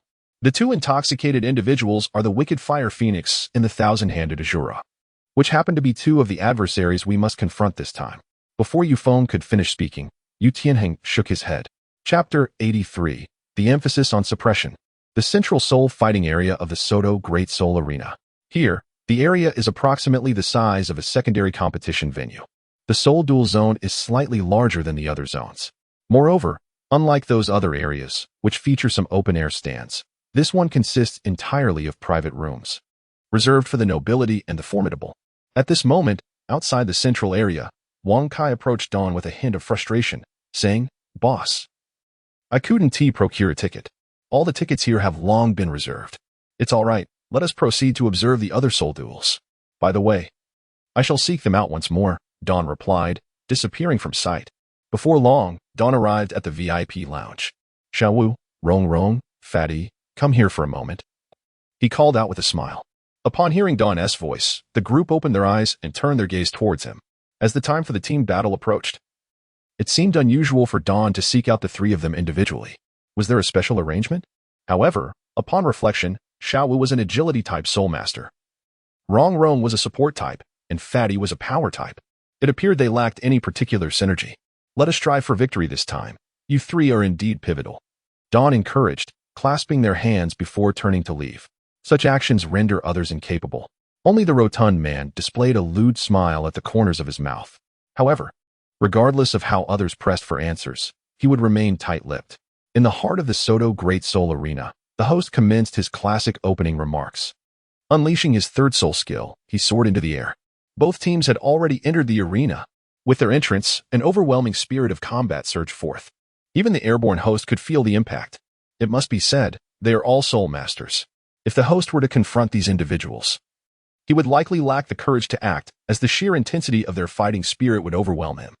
The two leaders of the opposing sides were none other than Dai Mubai and Yu Tianheng. The fighting spirit radiating from their eyes was so potent it seemed almost tangible. "Attention, combatants. You now have 1 minute to unleash your martial souls. Once I announce the start, you may engage in battle until one side is incapacitated or concedes." As soon as the words left the host's lips, both sides promptly unleashed their martial souls. At that moment, onlookers Flander and Zhao Wujin recognized the leaders of the opposing team, and a smile crept upon their faces. It seemed that regardless of the outcome, this battle would not lead to significant issues. Meanwhile, Yu Xiaojiang wore a perpetually somber expression. Neither Li Ming nor Wang Kai had come to spectate. These two were absent. As both sides released their martial souls, a fierce clash of soul power erupted between them, due to the presence of two defensive soul masters on Yu Tianheng's side. Much of that energy was mitigated, resulting in minimal impact on the soul masters behind them. On the other hand, Shrek's side had Dai Mubai at the forefront, exuding an air of arrogance. He stood resolutely against the opposing combatants' fighting spirit and energy surge, emanating an even more intense resolve. Flanking him were the rotund man and Tang San, who remained unperturbed. With three individuals shielding them, they hardly felt any significant pressure. "Begin." With the utterance of the host's command, both sides sprang into action. Dai Mubai let out a roar, charging forward like a tiger descending a mountain. He recognized that the adversary, Yu Feng, was the very individual who had assaulted the rotund man and Tang San during their previous encounter at the night market. As for the other two, they were unrecognizable to him, likely friends of Yu Feng. Nevertheless, since they had crossed paths here today, it was time to reclaim their honor openly. Blazing Phoenix, wings of the Phoenix ascending. The rotund man swiftly unleashed his second and third soul skills, simultaneously consuming the mushroom sausage that Oscar had provided. He aimed directly at the airborne Yu Feng. Did they not have flying soul masters of their own? With Oscar present, it could be said that they all possessed the ability to fly. The initially playful Yu Feng, who had intended to tease the host, was taken aback by the sudden charge of the flame-wreathed Ma Hongjun. The fluctuations of soul power felt strangely familiar. However, due to Ma Hongjun wearing a mask and the battle already commencing, Yu Feng had little time for contemplation and promptly launched his own attack. With a resounding chime, Ma Hongjun, who had been ascending, trembled momentarily but quickly regained his composure. Phoenix Ray. Not only was Ma Hongjun unaffected by his opponent's second soul skill, but he also immediately counterattacked. The terrifying flames compelled Yufeng to evade at the first opportunity. This flame, she harbored no doubts about its potency. Wind blade slash. As the gusting blades sliced through the air, they became entangled within Ma Hongjuan's fire. At that moment, however, a smile crept upon Ma Hongjuan's lips. Hey, hey. Don't you ever consider your teammates when you attack? He remarked with a grin. Ma Hongjuan's flames possessed an adhesive quality, propelled by the wind blades towards Yu Tianheng. Previously, Yu Tianheng had already sensed the formidable strength of Dai Mubai, and now he found himself further disrupted by his own ally. Although Yu Tianheng remained silent, the interference undeniably affected him. Damn it, I thought you were easily provoked last time. Are you a little girl or something? The rotund figure taunted while unleashing his soul skill, Phoenix Fireline. The accelerated flight lasts merely a minute. This fleeting moment must be seized, otherwise, when the effectiveness of the mushroom intestine fades, he doubts he will be able to catch up with the current Wind Rider. Last time? You were that portly figure from that night. How could it be possible? You, Wind Rider, are now entirely in a passive position. At this moment, another individual finds himself ensnared in a similar predicament. Oris. As the agile attacker of the Imperial battle team, he was promptly targeted by Xiao Wu. Her instantaneous teleportation and graceful techniques rendered Oris utterly defenseless. Most notably, the enchanting soul skill ensnared him, each time plunging him into an endless illusion. By the time he regained consciousness, he was already ensnared by Xiao Wu. The terrifying force swiftly inflicted severe damage upon him. Were it not for the assistance of the 9-Heart Sea Buttercup, he would likely have been eliminated by now. At this juncture, Yu Tianheng was quite anxious. However, his urgency proved futile. The ground was not only overrun with vast swathes of blue-silver grass, firmly restraining the Shimo brothers, but it also seemed that Du Guyan's toxins were known to the adversary, who cleverly avoided contact with her. Even when contact occurred, it was with that fellow known as Qinsho Azura. The blue-silver grass was laden with toxins, rendering it difficult to significantly impact Tang San in a short span. Moreover, the assistance from the 7 treasures glazed tile and the sausage vendor made Yu Tianheng's confrontation with Dai Mubai increasingly arduous.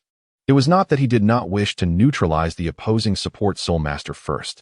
Yet, with Wind Rider at a disadvantage and the agile attacker Oris being thoroughly dominated, while Du Guyan's toxins were restrained, Yu Tianheng began to comprehend the words of teacher Qin Ming.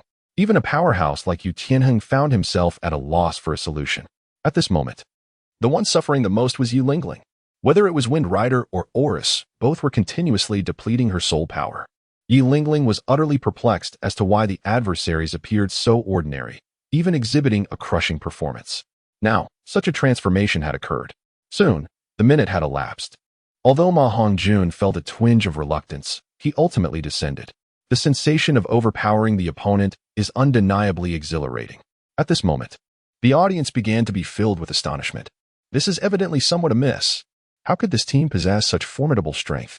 They had witnessed the battles of Shrek Academy, and yet they chose to place their bets on the Imperial fighting team because, in their eyes, despite Shrek's prowess, it was ultimately limited and could not be compared to the Imperial fighting team. However, what they are witnessing now is so astonishing that, were it not for their certainty that the Imperial fighting team would not hold back, they might even suspect foul play. Unlike these nobles, at this moment, Flander, Zhao Wujia, and Yu Xiaojiang from Shrek Academy are equally unable to believe their own eyes. In this context, both Ma Hongjun and Xiao Wu have exceeded expectations. The combat prowess displayed is utterly beyond their usual capabilities. Even Ning Rongrong seems to cast her enhancements with an astonishing swiftness, as if they were given without cost. She flawlessly maintains an uninterrupted stream of support. Moreover, even Oscar benefits from her augmentations in both strength and speed. This is precisely what they cannot comprehend. Dean, when did these children become so formidable? Could it be that their recent training has led to such a terrifying enhancement? Zhao Wuji's was utterly bewildered. He was not particularly adept at contemplation, especially not under such intricate circumstances. I'm uncertain. Xiaojiang, could it be that your methods have borne fruit?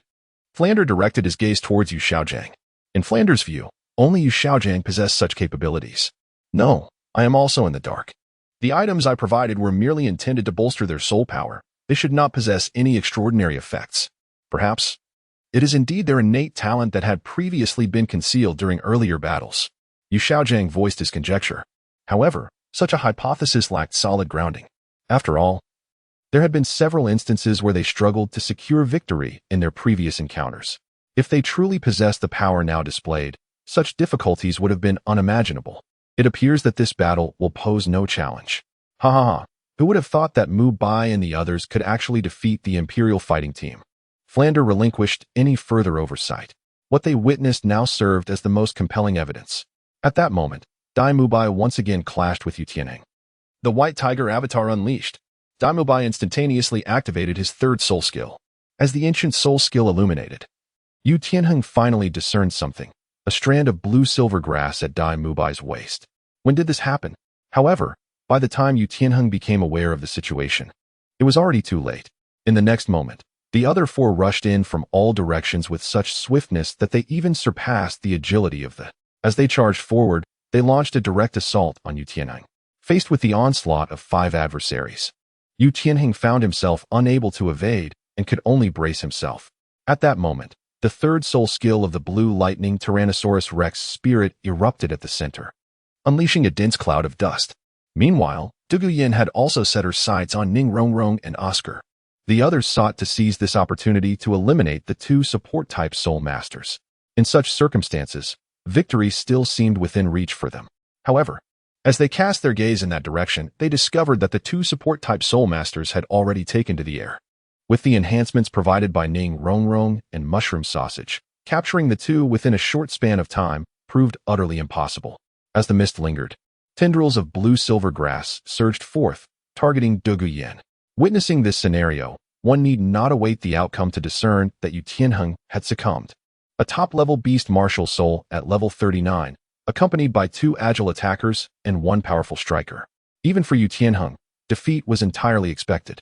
Nevertheless, with Yu Tianheng's downfall, the ensuing battles unfolded with relentless ferocity. No one could withstand the onslaught of Dai Mubai.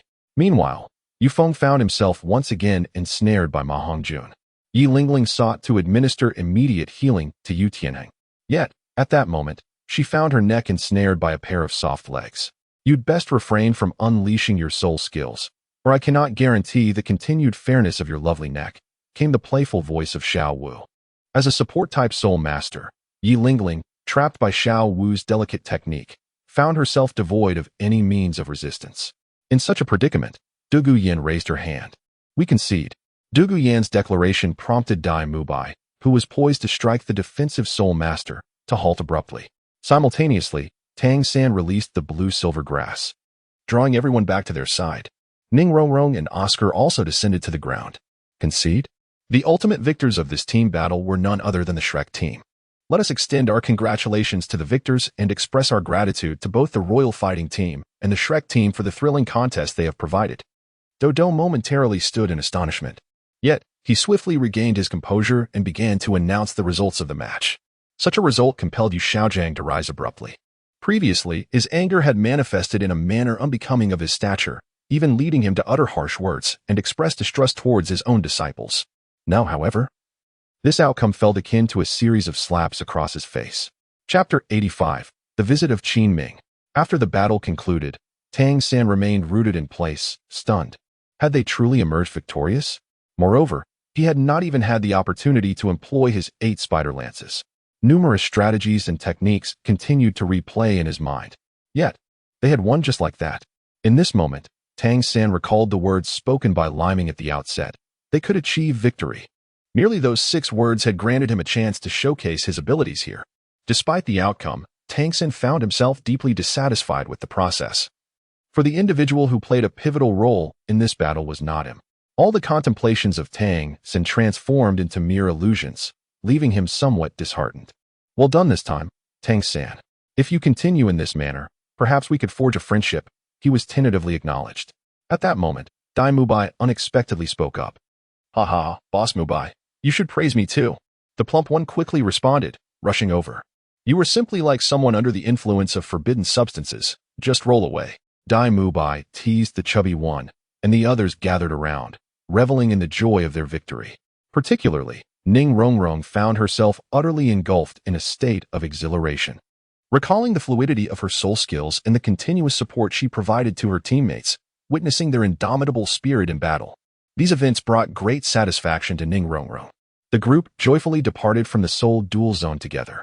Tang Sen lingered behind, his expression a tempest of uncertainty. One could only speculate what thoughts occupied his mind. Yet it was evident that they were not of a favorable nature. Meanwhile, the members of the Emperor fight team had approached Qin Ming. You have performed admirably in this battle, he acknowledged. However, the uncertainties posed by the opponent were considerable. For instance, the evil Fire Phoenix, under the enhancement of 2 support soul masters, exhibited astonishing prowess. Furthermore, the capabilities of their support soul master were beyond expectations. The 7 treasures glazed tile S soul skills were unleashed with remarkable speed. The agility and mental fortitude of that agile attack soul master were also exceptional.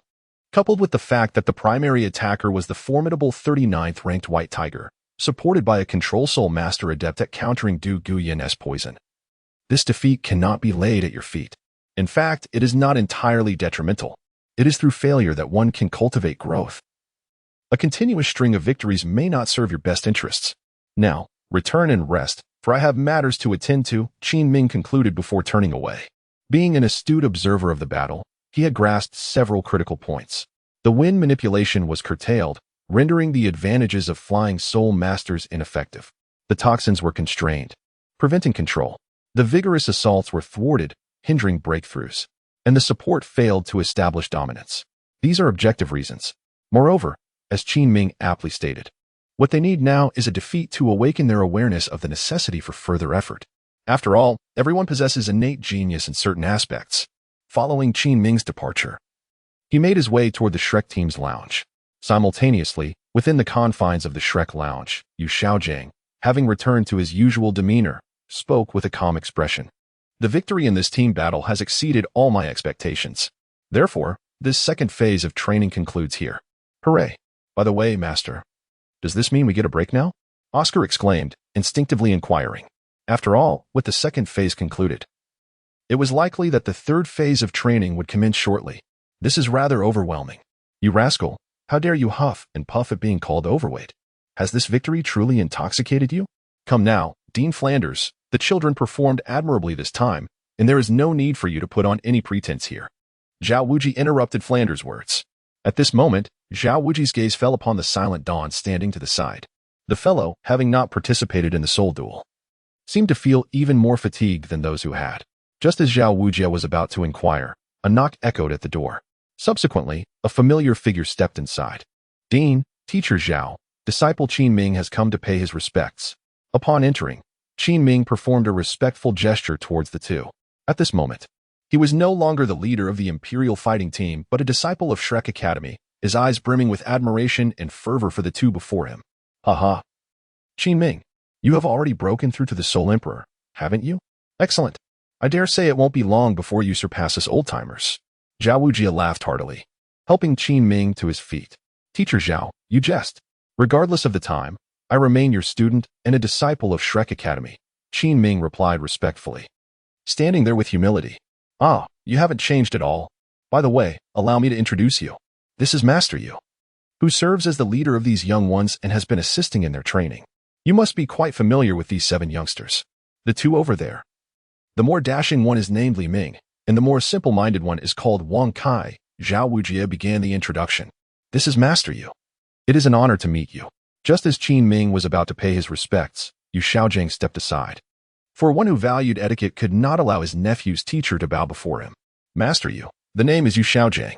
He is the uncle of your team member, Yu Tianheng, so your gesture of respect shall not be accepted, Flender interjected. Flender, what are you saying? Yu Xiaojiang was momentarily taken aback, his expression shifting to one of displeasure. Xiaojiang, such matters are unnecessary, he said, not waiting for Flender to continue before turning to leave. Tang San, preoccupied with his thoughts, did not notice Yu Xiaojiang's departure. Master, is he from the Blue Lightning Tyrant Dragon family? Dai Mubai was the first to sense the underlying issue. Yet, why has the master never mentioned this? And he coughed. Before Ma Hongjun could elaborate, Flender cleared his throat. Let Xiaojiang take a moment to gather himself. Qin Ming, your visit should not merely be for pleasantries, should it? Flender inquired with curiosity. Chapter 86. Never forget your roots.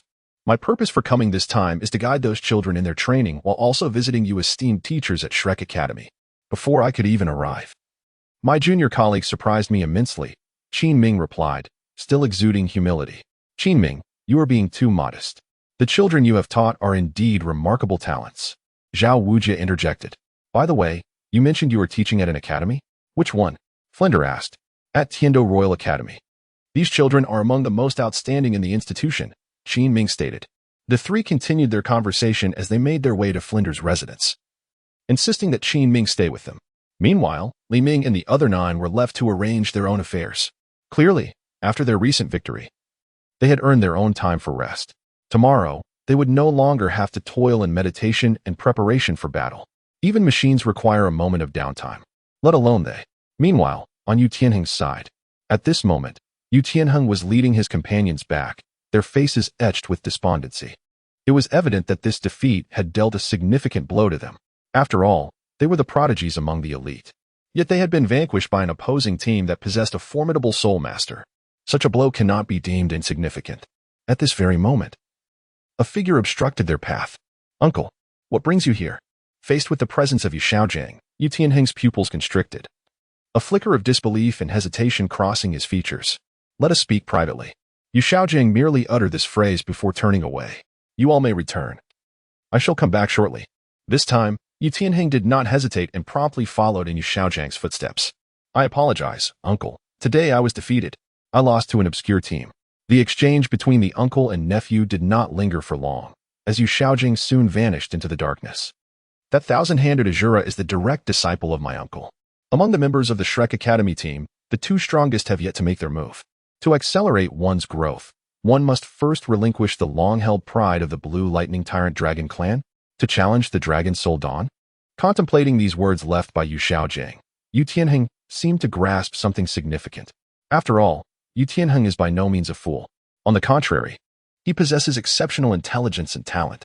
With the guidance of Qinming and Yu Xiaojing, he has begun to seize the keys to his own path of cultivation. However, the foremost task at hand is to challenge the Dragon Soul, the true strongest member of Shrek Academy. At this moment, the Shrek group has also returned to their residence. Dawn has slightly improved in her recovery during the journey. It is no joke, just now. The Fatty and Rong Rong were using their soul power and mental energy as if they were free. This is indeed the dawn of sharing. This also explains the weariness felt by those who did not participate in the battle yet were more fatigued than the participants. After consuming a few restorative sausages, they began to feel somewhat better. Upon entering, they spotted Flandra, Xiao Wu and Qinming in the dining hall below. The 9 of them ascended directly. Well, it seems we are in for a treat tonight. Is the dean preparing to reward us? The chubby one rushed forward, gazing eagerly at Flandra. Of course. It is not often the dean concedes. Tonight's expenses are on him. Xiao Wu chuckled heartily. Are these individuals also students of the academy? It appears the academy is gearing up for action. Qinming observed the youthful faces before him with delight. As a former student of the academy, he harbored hopes for its continued success. These 7 were, after all, the Shrek team that had just battled the Royal Fighting Team. Right? They were wearing masks earlier. Let them introduce themselves, Flandra declared proudly. Xiao Wu, 12 years old, level 37 Agile Attack Soul Master. Dai Mubai, 15 years old, level 39 Powerful Attack Soul Master. Li Ming, 16 years old, level 36 Powerful Attack Soul Master. After each introduced themselves, Qinming realized how naive his previous thoughts had been. The recent battle had indeed been fought by children aged 12 to 15 against their Royal Fighting Team. He could ascertain that had the ages been comparable, their Royal Fighting Team would have had no advantage whatsoever. They would have been utterly overwhelmed. At that moment, Qinming's attention was particularly drawn to Li Ming and Dai Mubai. Wang Hao, being 18, was slightly older but still garnered attention. What a pity. If the younger students were not from Shrek Academy, I would do everything in my power to bring you into the Heaven Do Royal Academy. Qinming lamented. What? Do our Shrek Academy students not merit your recruitment? Just then, Yu Xiaojing entered the room. Master, I wonder what your earlier statement meant. Qinming looked at the master with anticipation, for from the master's words, he perceived a glimmer of hope. We can temporarily allow these 9 to join the Heaven Do Royal Academy. I recall that in a year, the grand event will grant 2 spots to the Heaven Do Royal Academy, correct? The next step would involve negotiations with the Heaven Do Royal Academy. Such matters did not seem to concern Dawn, for he understood that venturing onto a grander stage would allow his emotional resonance to flourish more rapidly. Thus, he remained seated, engrossed in the system panel, appearing to others as if he were lost in thought. Dawn, What is your perspective on this? At that moment, Flanders suddenly inquired. It is indeed an opportunity. I recall that the reward is a soul bone, is it not?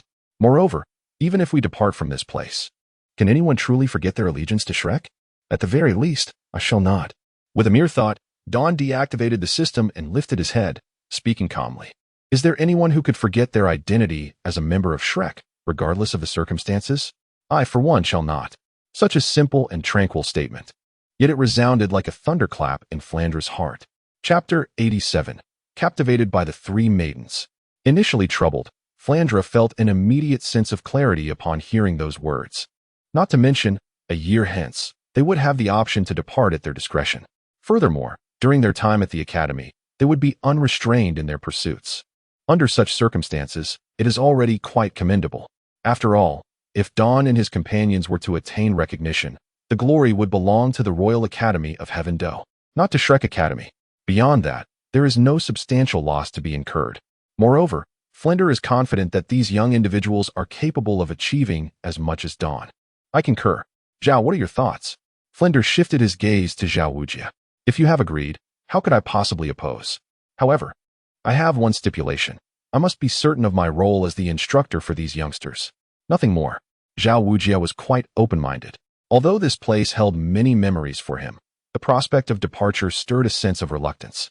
Yet, life here had become somewhat monotonous. Thus, he felt a tinge of anticipation for the unknown.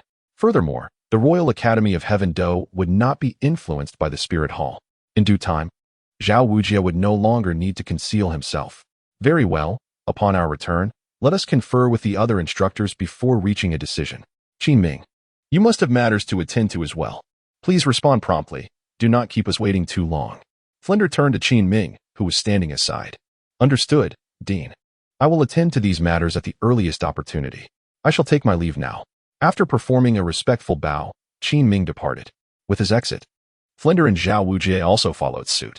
As for Tang San, he was called aside by Yu Xiaojiang.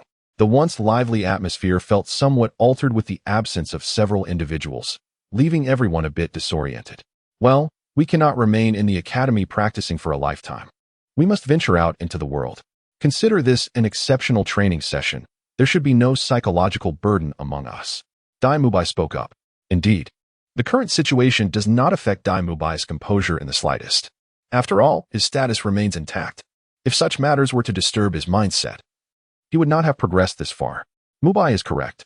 Fatty, go fetch some wine. Let us all unwind this evening. Perhaps this is merely the beginning of our journey as spirit masters. Don chimed in. Don, about the meal expenses. Ma Hongjun suddenly remembered. Qin Ming, who had initially offered to pay, had already left due to the extraordinary circumstances. It was not that he was unwilling to pay, rather, the matters he was attending to were far more pressing than settling a bill. Consequently, he had momentarily forgotten. With 2 instructors and a master departed, it naturally fell upon the shoulders of the leader, Don.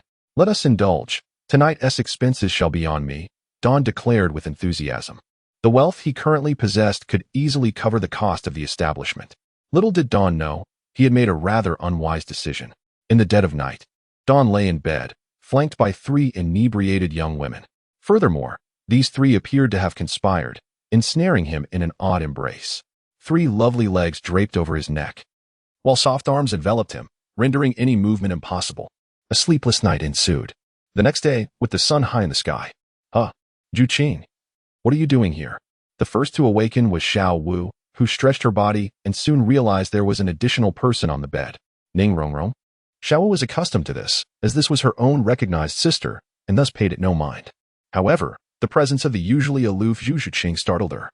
Xiao Wu, could you kindly remove your legs from my neck? Don's voice floated through the air. Had it not been for his robust physique, he might have succumbed to the 3 young ladies last night. Zhu Qing was stirred awake by the commotion. Upon noticing her disheveled attire and her thigh resting against Don's head, she felt utterly mortified. She quickly rose, adjusting her clothing, and resumed her icy demeanor before hastily exiting the room. Ugh, how noisy. I was still drinking. Once I awaken, we shall continue our revelry. Ning Rongrong, still lost in her dreams, mumbled. Xiao Wu chuckled, removed her legs, and playfully dashed off to the bathroom to freshen up. This gave Don the opportunity to rise. He could not recall how much he had consumed the previous night. Ultimately, they had all stumbled back to their respective quarters in a haze. Oscar and Fatty had even embraced, mistaking each other for different women. Dawn was oblivious to the exact events that transpired. After a brief stretch, he glanced outside. It was nearly noon. With Xiao Wu occupied in the bathroom, Dawn instinctively accessed his interface. Presently, several tasks had been issued by the system: Dai Mu Bai, Ning Rongrong, and Zhu Zhuqing. As for Oscar and Ma Hongjun, no tasks were pending for them, nor for Xiao Wu. However, Dawn found himself perplexed. During this period, Ning Rongrong has been quite clingy. However, her progress halted at a mere 70. In contrast, Zhu Zhuqing inexplicably surged to 80. Dai Mu Bai had also remained stagnant at 85 for quite some time. Clearly, certain special conditions must be met to further advance this progress. At present, the focal point is Ning Rongrong. Li Ming gazed at Ning Rongrong, who lay on the bed, unabashedly revealing her youthful allure. He approached her slowly. "Get up when you wake," he said. "Pretending to sleep is not the behavior of a well-behaved girl." "Hee. How did you know I was pretending to sleep?" "Brother Li Ming?" Ning Rongrong opened her eyes, playfully sticking out her tongue. It must be acknowledged that Ning Rongrong possesses an exquisite foundation. Her skin is fair and flawless. With an innocent and romantic demeanor, she embodies the dream girl for countless young men. Yet, at this moment, all her beauty subtly unfolded before Li Ming's gaze. Even when being watched by him, she instinctively arched her delicate form. "Rongrong, I will provide you with what you need, so there is no need for such hardship. I prefer the authentic you." A beam of sunlight illuminated Li Ming's face, and his handsome features, coupled with his gentle words, left Ning Rongrong momentarily speechless. Gradually, numbers began to float above her head. Chapter 88, The Zhuge Divine Crossbow? I can craft that too. Upon hearing Li Ming's sudden remark, Ning Rongrong's playful smile faded, replaced by a look of confusion and bewilderment. "Brother Li Ming, well, I honestly don't know what is wrong with me. The main thing is that I sense a special aura from you, something that captivates me. It's not just because you are handsome, your strength is formidable as well. However, above all, it's that feeling. Thus, I genuinely want to become someone close to you. I am not certain of your preferences, but I believe that no one dislikes a cute girl." As Ning Rongrong spoke, her youthful shyness was fully revealed. Li Ming had initially assumed she would continue to feign ignorance. To his surprise, Ning Rongrong openly expressed her innermost thoughts at this moment. "Is there no other reason?" Li Ming inquired again, his gaze slowly widening as if he could see through her. Under Li Ming's scrutinizing gaze, Ning Rongrong felt a sense of unease wash over her.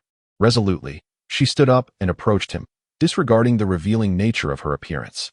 She reached for a nearby box, dragged it over, and opened it to unveil a remarkable item: the Zhuge Divine Crossbow. Upon seeing this, Li Ming comprehended the reason behind Ning Rongrong's stagnant progress. It was due to the existence of this artifact. Indeed, Tang San had bestowed the Zhuge Divine Crossbow upon Ning Rongrong. "Brother Li Ming, do you recognize this?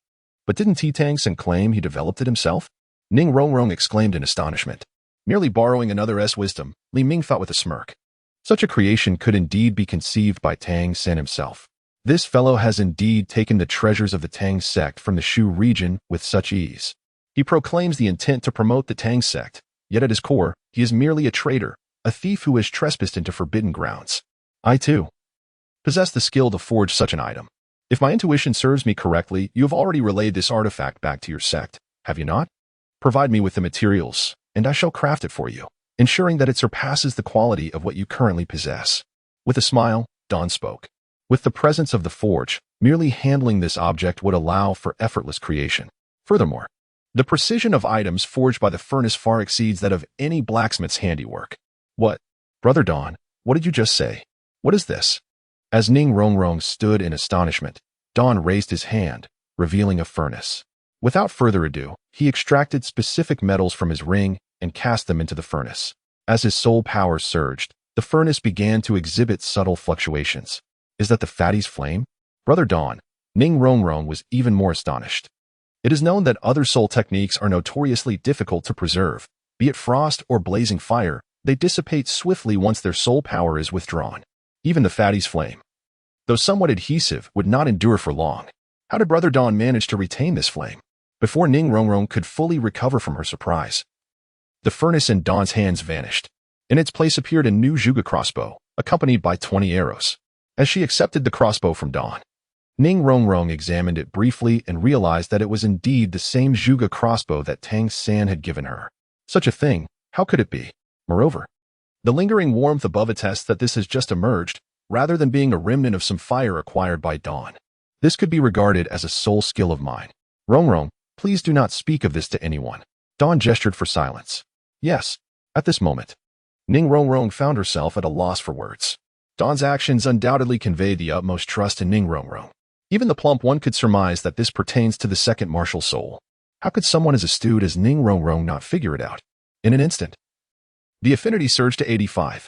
Observing this figure, Dawn could ascertain with certainty. Indeed, it was Tang San who was orchestrating events behind the scenes. Furthermore, Dawn gleaned insights into the tendencies of the system through this incident. It seems that any character associated with Tang San, if they lean towards him or have been influenced by him, may impact the progress bar. Clearly, it warrants closer attention to this fellow. Well, you need only to know about this matter. There is no need to spread it around. I have no use for this item, but if you require it, feel free to seek me out at any time. Now, I shall go freshen up. Xiao Wu, you should be able to come out by now, right? Dawn swung open the bathroom door, and Xiao Wu, who had been peering through, leapt directly into Dawn's embrace. Brother Dawn. I refrained from emerging because I saw you both speaking so seriously. Xiao Wu stuck out her tongue. The girl is so inept at lying. Each time, she displays the same expression. After a refreshing wash, the three departed from the room. Upon arriving at the dining hall, they discovered that the plump fellow and his companions were already present. Bossly, over here. The plump fellow waved at Li Ming upon seeing him descend. Wait a moment. Why do you still possess such vigor? Did you not engage in a fierce battle last night? Li Ming inquired, his curiosity piqued. The plump fellow replied, I simply went to sleep after returning home. I didn't rise at all. By the way, Bossly, it seems the malevolent fire within me has been less frequent than before. Furthermore, the recent battles and training have left me with little energy to dwell on such matters. Could it be that I have begun to rectify the flaws of my martial spirit? The plump fellow spoke with excitement. However, Li Ming understood that the plump fellow's malevolent fire was merely being temporarily suppressed. To achieve a complete cure, he would still require those exceptional items. A brief suppression is a positive development. Let us first focus on enhancing one's strength, for opportunities will arise in the future. Amidst their laughter and joy, the group finished their meal and made their way back to Shrek Academy. It is not too far from here to Shrek Academy, and soon the group returned to the academy. Upon arriving at the entrance, they noticed someone moving things out. The figure was none other than Dean Flender. Dawn was taken aback. At that moment, he was grinning widely, directing people to carry items. In his hand, he held a purse, wearing an expression of utmost satisfaction. Is this fellow truly planning to sell the school? Chapter 89, Stuffing Bricks. You're back, huh? As you can see, I have begun to dispose of some of the unused items belonging to the academy, Flander remarked with a relaxed demeanor. By the way, Dawn, I have also sold the dormitory you constructed. For the time being, you all should seek out a place to cultivate your skills. In 2 months, we will head to the Tiando Royal Academy. Dawn approached Flander and enveloped him in a warm embrace. Rest assured, Principal, in the name of Shrek, the future of this institution, shall always identify ourselves as students of Shrek Academy. Therefore, as long as we are here, the Academy endures, no matter where we are. As long as even one of us remains alive, Shrek Academy shall never vanish. Dawn spoke earnestly. Flander's expression, which had initially been cheerful, now shifted to one of somberness. It was not anger that clouded his face, but rather a tinge of melancholy. He had intended to appear carefree, yet he found it utterly impossible. This impudent boy had metaphorically stuffed bricks into his eyes. This fellow does not take care of any matters at all. As long as we remain, Shrek shall endure eternally. At this moment, Xiao Wu, Ning Rongrong, Zhu Xing, Dai Mubai, Ma Hongjun, and Wang Hao all shouted in unison. As for Tang San, he had already retreated with Yu Xiaojiang into their own world, thus absent from this scene. You little rascals! Flender was on the verge of tears. Enough, Flender. Unable to contain himself, yet reluctant to weep in front of these youngsters, roared those 2 words before vanishing from sight. Well, it seems we cannot return to the academy now. What are your plans? Dawn shook his head and turned to the few individuals before him. I intend to return home for a while. Brother Dawn, you will miss me, right? But in 2 months, we shall meet again. Our sect is in close proximity to the Heavendo Imperial Academy, and there are certain matters of importance that I must discuss with my family. Ning Rongrong spoke up. My brother Don and I also plan to return home. Our families must be longing for us. By the way, Rong, when we meet next, will you have become a soul elder? I am eagerly anticipating your third soul skill, Xiao Wu said with a cheerful smile. At this moment, Ning Rong had reached the 29th level and was poised to ascend to the 30th level imminently. After all, the accumulation during this period was no trifling matter. Two young girls had scurried off to whisper amongst themselves. As the eldest sister, Xiao Wu was well aware of Ning Rong's intentions to converse with her family upon her return. Being the primary wife, it was her duty to offer counsel to her younger sister. I shall not return home. I will remain here to accompany Oscar and Fatty. It is likely that there are numerous matters within the academy that require our assistance, Dai Mubai remarked. I will head home and reconvene here in a week's time. Zhu Zhiqing stated slowly. What about me, boss? Wang Hao suddenly pointed to himself. He had long lost his home and, being an orphan, his time spent with the Shrek group was the happiest he had ever known. I need you to assist me with something. I will explain shortly, said Li Ming, with an air of mystery. After arriving at the academy and enjoying a meal together, they each departed. In the evening, at the outskirts of the Stardo Forest, a resounding beastly roar echoed, causing the surrounding soul beasts to scatter in terror. Soon, the tremors of the earth followed. All the soul beasts within the Stardo Forest fled as if the end of days had descended upon them, with even those in the central regions dashing towards the periphery due to the violent vibrations.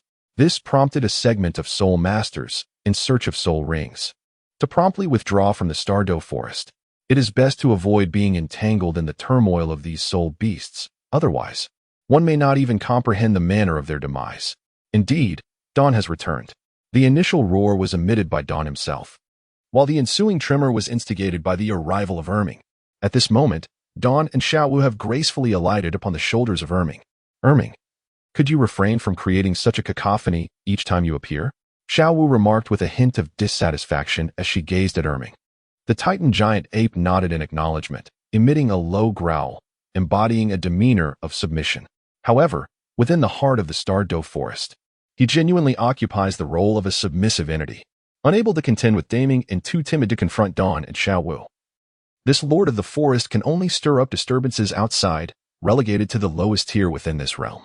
Before long, they returned to the Lake of Life. A colossal bull's head gradually emerged from the water. Sister Xiao Wu, Brother Dawn, Daming exclaimed, respectfully bowing towards the two, his eyes brimming with uncontainable excitement. During this period, Xiao Wu and I have gleaned numerous insights from human society. I shall impart all that knowledge to you forthwith. Moreover, you are now poised to embark on the endeavors we previously discussed. As Dawn spoke, he commenced the transmission of new ideas to the two colossal beasts. Should anyone have the fortune to witness this scene, they would surely be left astounded, a young man instructing two monumental creatures, while a young girl playfully splashed in the water, radiating an aura of innocence. Furthermore, on the periphery of the lake, a congregation of formidable soul beasts gathered. These soul beasts, each one poised with utmost dignity, attentively listened to the words of the young man before them. Time swiftly passed, and more than a month had elapsed. In the span of over a month, it should be the happiest time for Xiao Wu. At the very least, she is no longer compelled to engage in rigorous training. Dawn, however, feels a sense of fatigue. Despite the replenishment from the Lake of Life, the energy expended during this period cannot be entirely restored. After a slumber lasting a full 3 days, Dawn once again assumes his human form. Brother Dawn, your true form is undoubtedly more handsome. Why must you take on a human guise? Xiaowu inquires.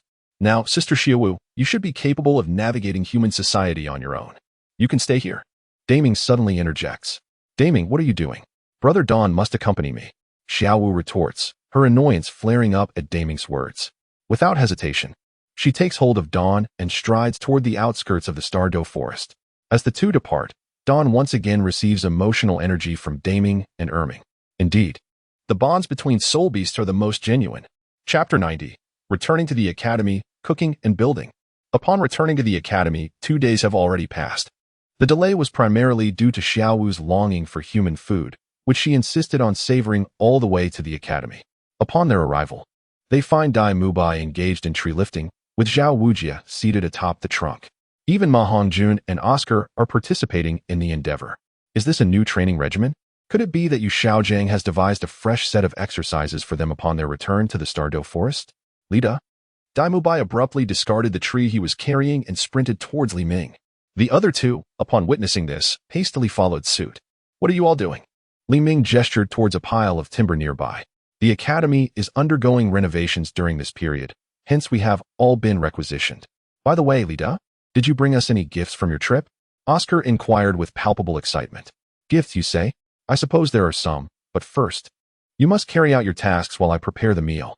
With that, Li Ming made his way directly to the academy. Preparing a meal?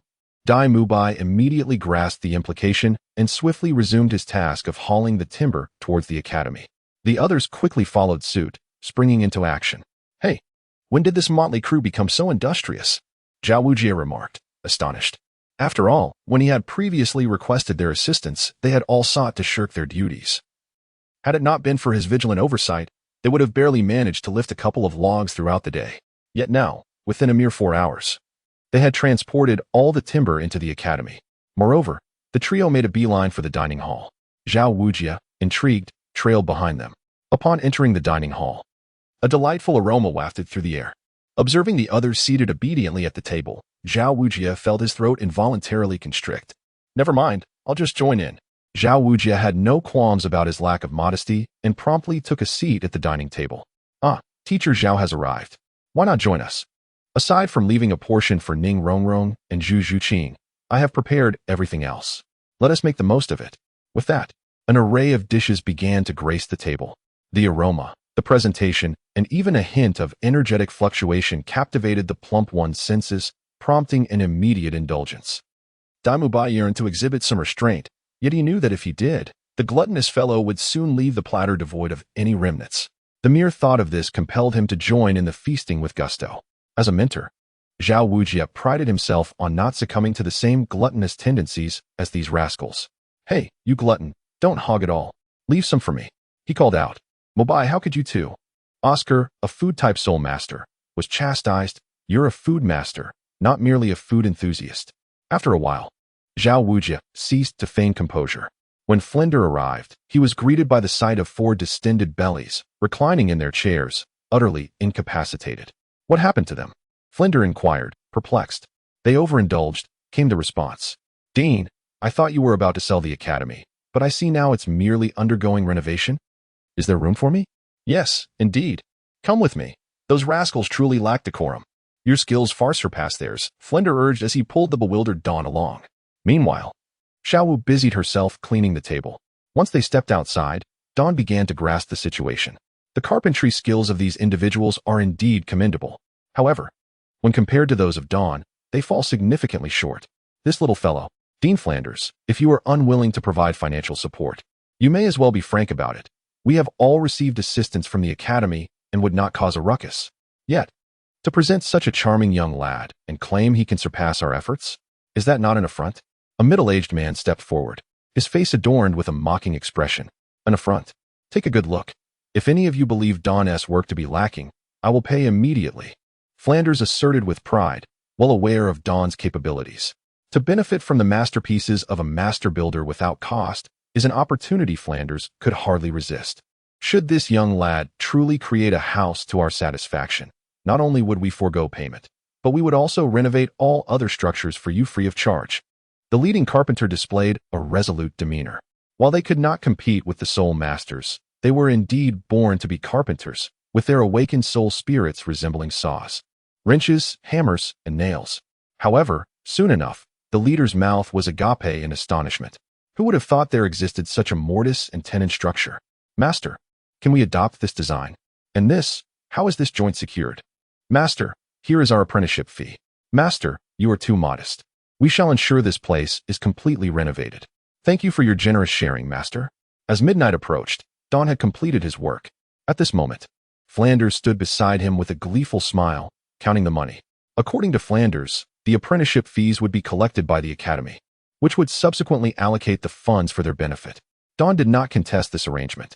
Money is easily earned. Dean, when shall we set off? Has Zhu Zhuqing returned? Dawn inquired slowly.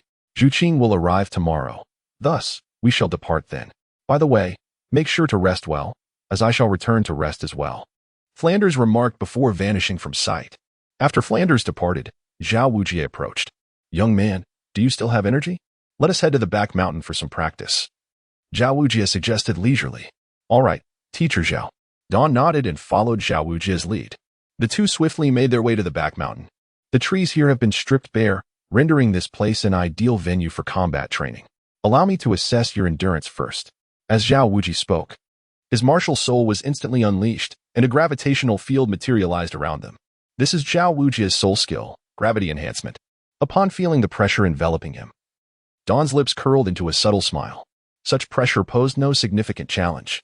Subsequently, Dawn commenced his weighted running training, circling Xiao Wu in the broadest possible arc at full speed. Observing Dawn's silent compliance with his directives, Xiao Wu's face illuminated with a gratifying smile. In Chapter 91, Dual Development. Typically, when others undergo training, they lament their struggles and exhaustion. Yet, Dawn instilled in Xiao Wu a sense of comfort. Xiao Wu's gaze grew increasingly bright. At this pace, it would not be long before Dawn flourished. Xiao Wu recognized that this was not merely his achievement. It was predominantly Dawn's inherent talent. Nevertheless, Xiao Wu wished to play a supportive role in the development of this prodigy. Moreover, a tinge of personal ambition lingered within him. Having once endured a thorough beating in this very forest, Xiao Wu harbored a singular desire to see Dawn grow rapidly. At the very least, he wished to witness the day he could deliver a sound thrashing to that individual. Although this notion might seem fantastical, Xiao Wu remained unwavering in his conviction. The youth before him was undoubtedly destined to create miracles. As time passes, the burden becomes increasingly oppressive, with gravity gradually intensifying its grip. Simultaneously, due to a significant depletion of both physical and mental strength, Dawn's footsteps have grown heavy. Is this the limit of my physical prowess? No, this cannot possibly be my ultimate threshold. At the very least, it is not a limitation I am willing to accept. Dawn's heart roars in defiance. What felt like leaden legs suddenly takes a step forward once more. After taking this step, Dawn is startled to feel a sudden lightness enveloping his body. This is not a diminishment of Xiao Wu's gravity. Rather, it is Dawn who has transcended his limits during this rigorous physical training. Suddenly, a spark of enlightenment illuminated his mind. Having coexisted with humanity for an extended period, combined with his inherent human soul, he momentarily forgot his true essence. He is, after all, a soul beast. Beyond the formidable soul power and skills bestowed by the system, he possesses strength and physicality that are unmatched by any human. These were previously overlooked by Dawn due to the incessant notifications from the system. Moreover, during their time in the Starry Forest, the protection of De Ming and Air Ming allowed Dawn to focus solely on how to effectively utilize the system once activated. Master Xiao Wu, the gravity is insufficient. Please enhance it slightly. A glimmer of brilliance sparkled in Dawn's eyes, and he found himself engulfed in a state of exhilaration. At this moment of dawn, one truly begins to see oneself clearly. It also becomes evident which direction one should pursue for future development. With the aid of the system, one becomes a soul master. Through personal cultivation, one communes with soul beasts. Both paths of cultivation must not be neglected. These, indeed, are his unparalleled advantages. Failing to harness such advantages and allowing them to lie dormant could result in dire consequences. Xiao Wu, upon hearing this, did not express surprise, but rather displayed a look of exhilaration. He immediately intensified the gravitational release. Following the augmentation of gravity, Dawn distinctly felt his body resonating with a low growl. He could clearly communicate with his own physique. Every muscle began to respond to him. Gradually, peculiar strands of energy began to manifest around Dawn's body. It was a form of energy distinct from soul power. At this moment, neither Xiao Wu nor Dawn noticed this phenomenon. After more than 2 hours, the martial soul, Dawn's physical form had reached its limits. In an instant, he unleashed his soul power. With the infusion of soul energy, Dawn's pace quickened once more. Yet, even so, it appeared scarcely more advanced than an infant's crawl. Not only Dawn, but Xiao Wu's face also bore witness to this transformation.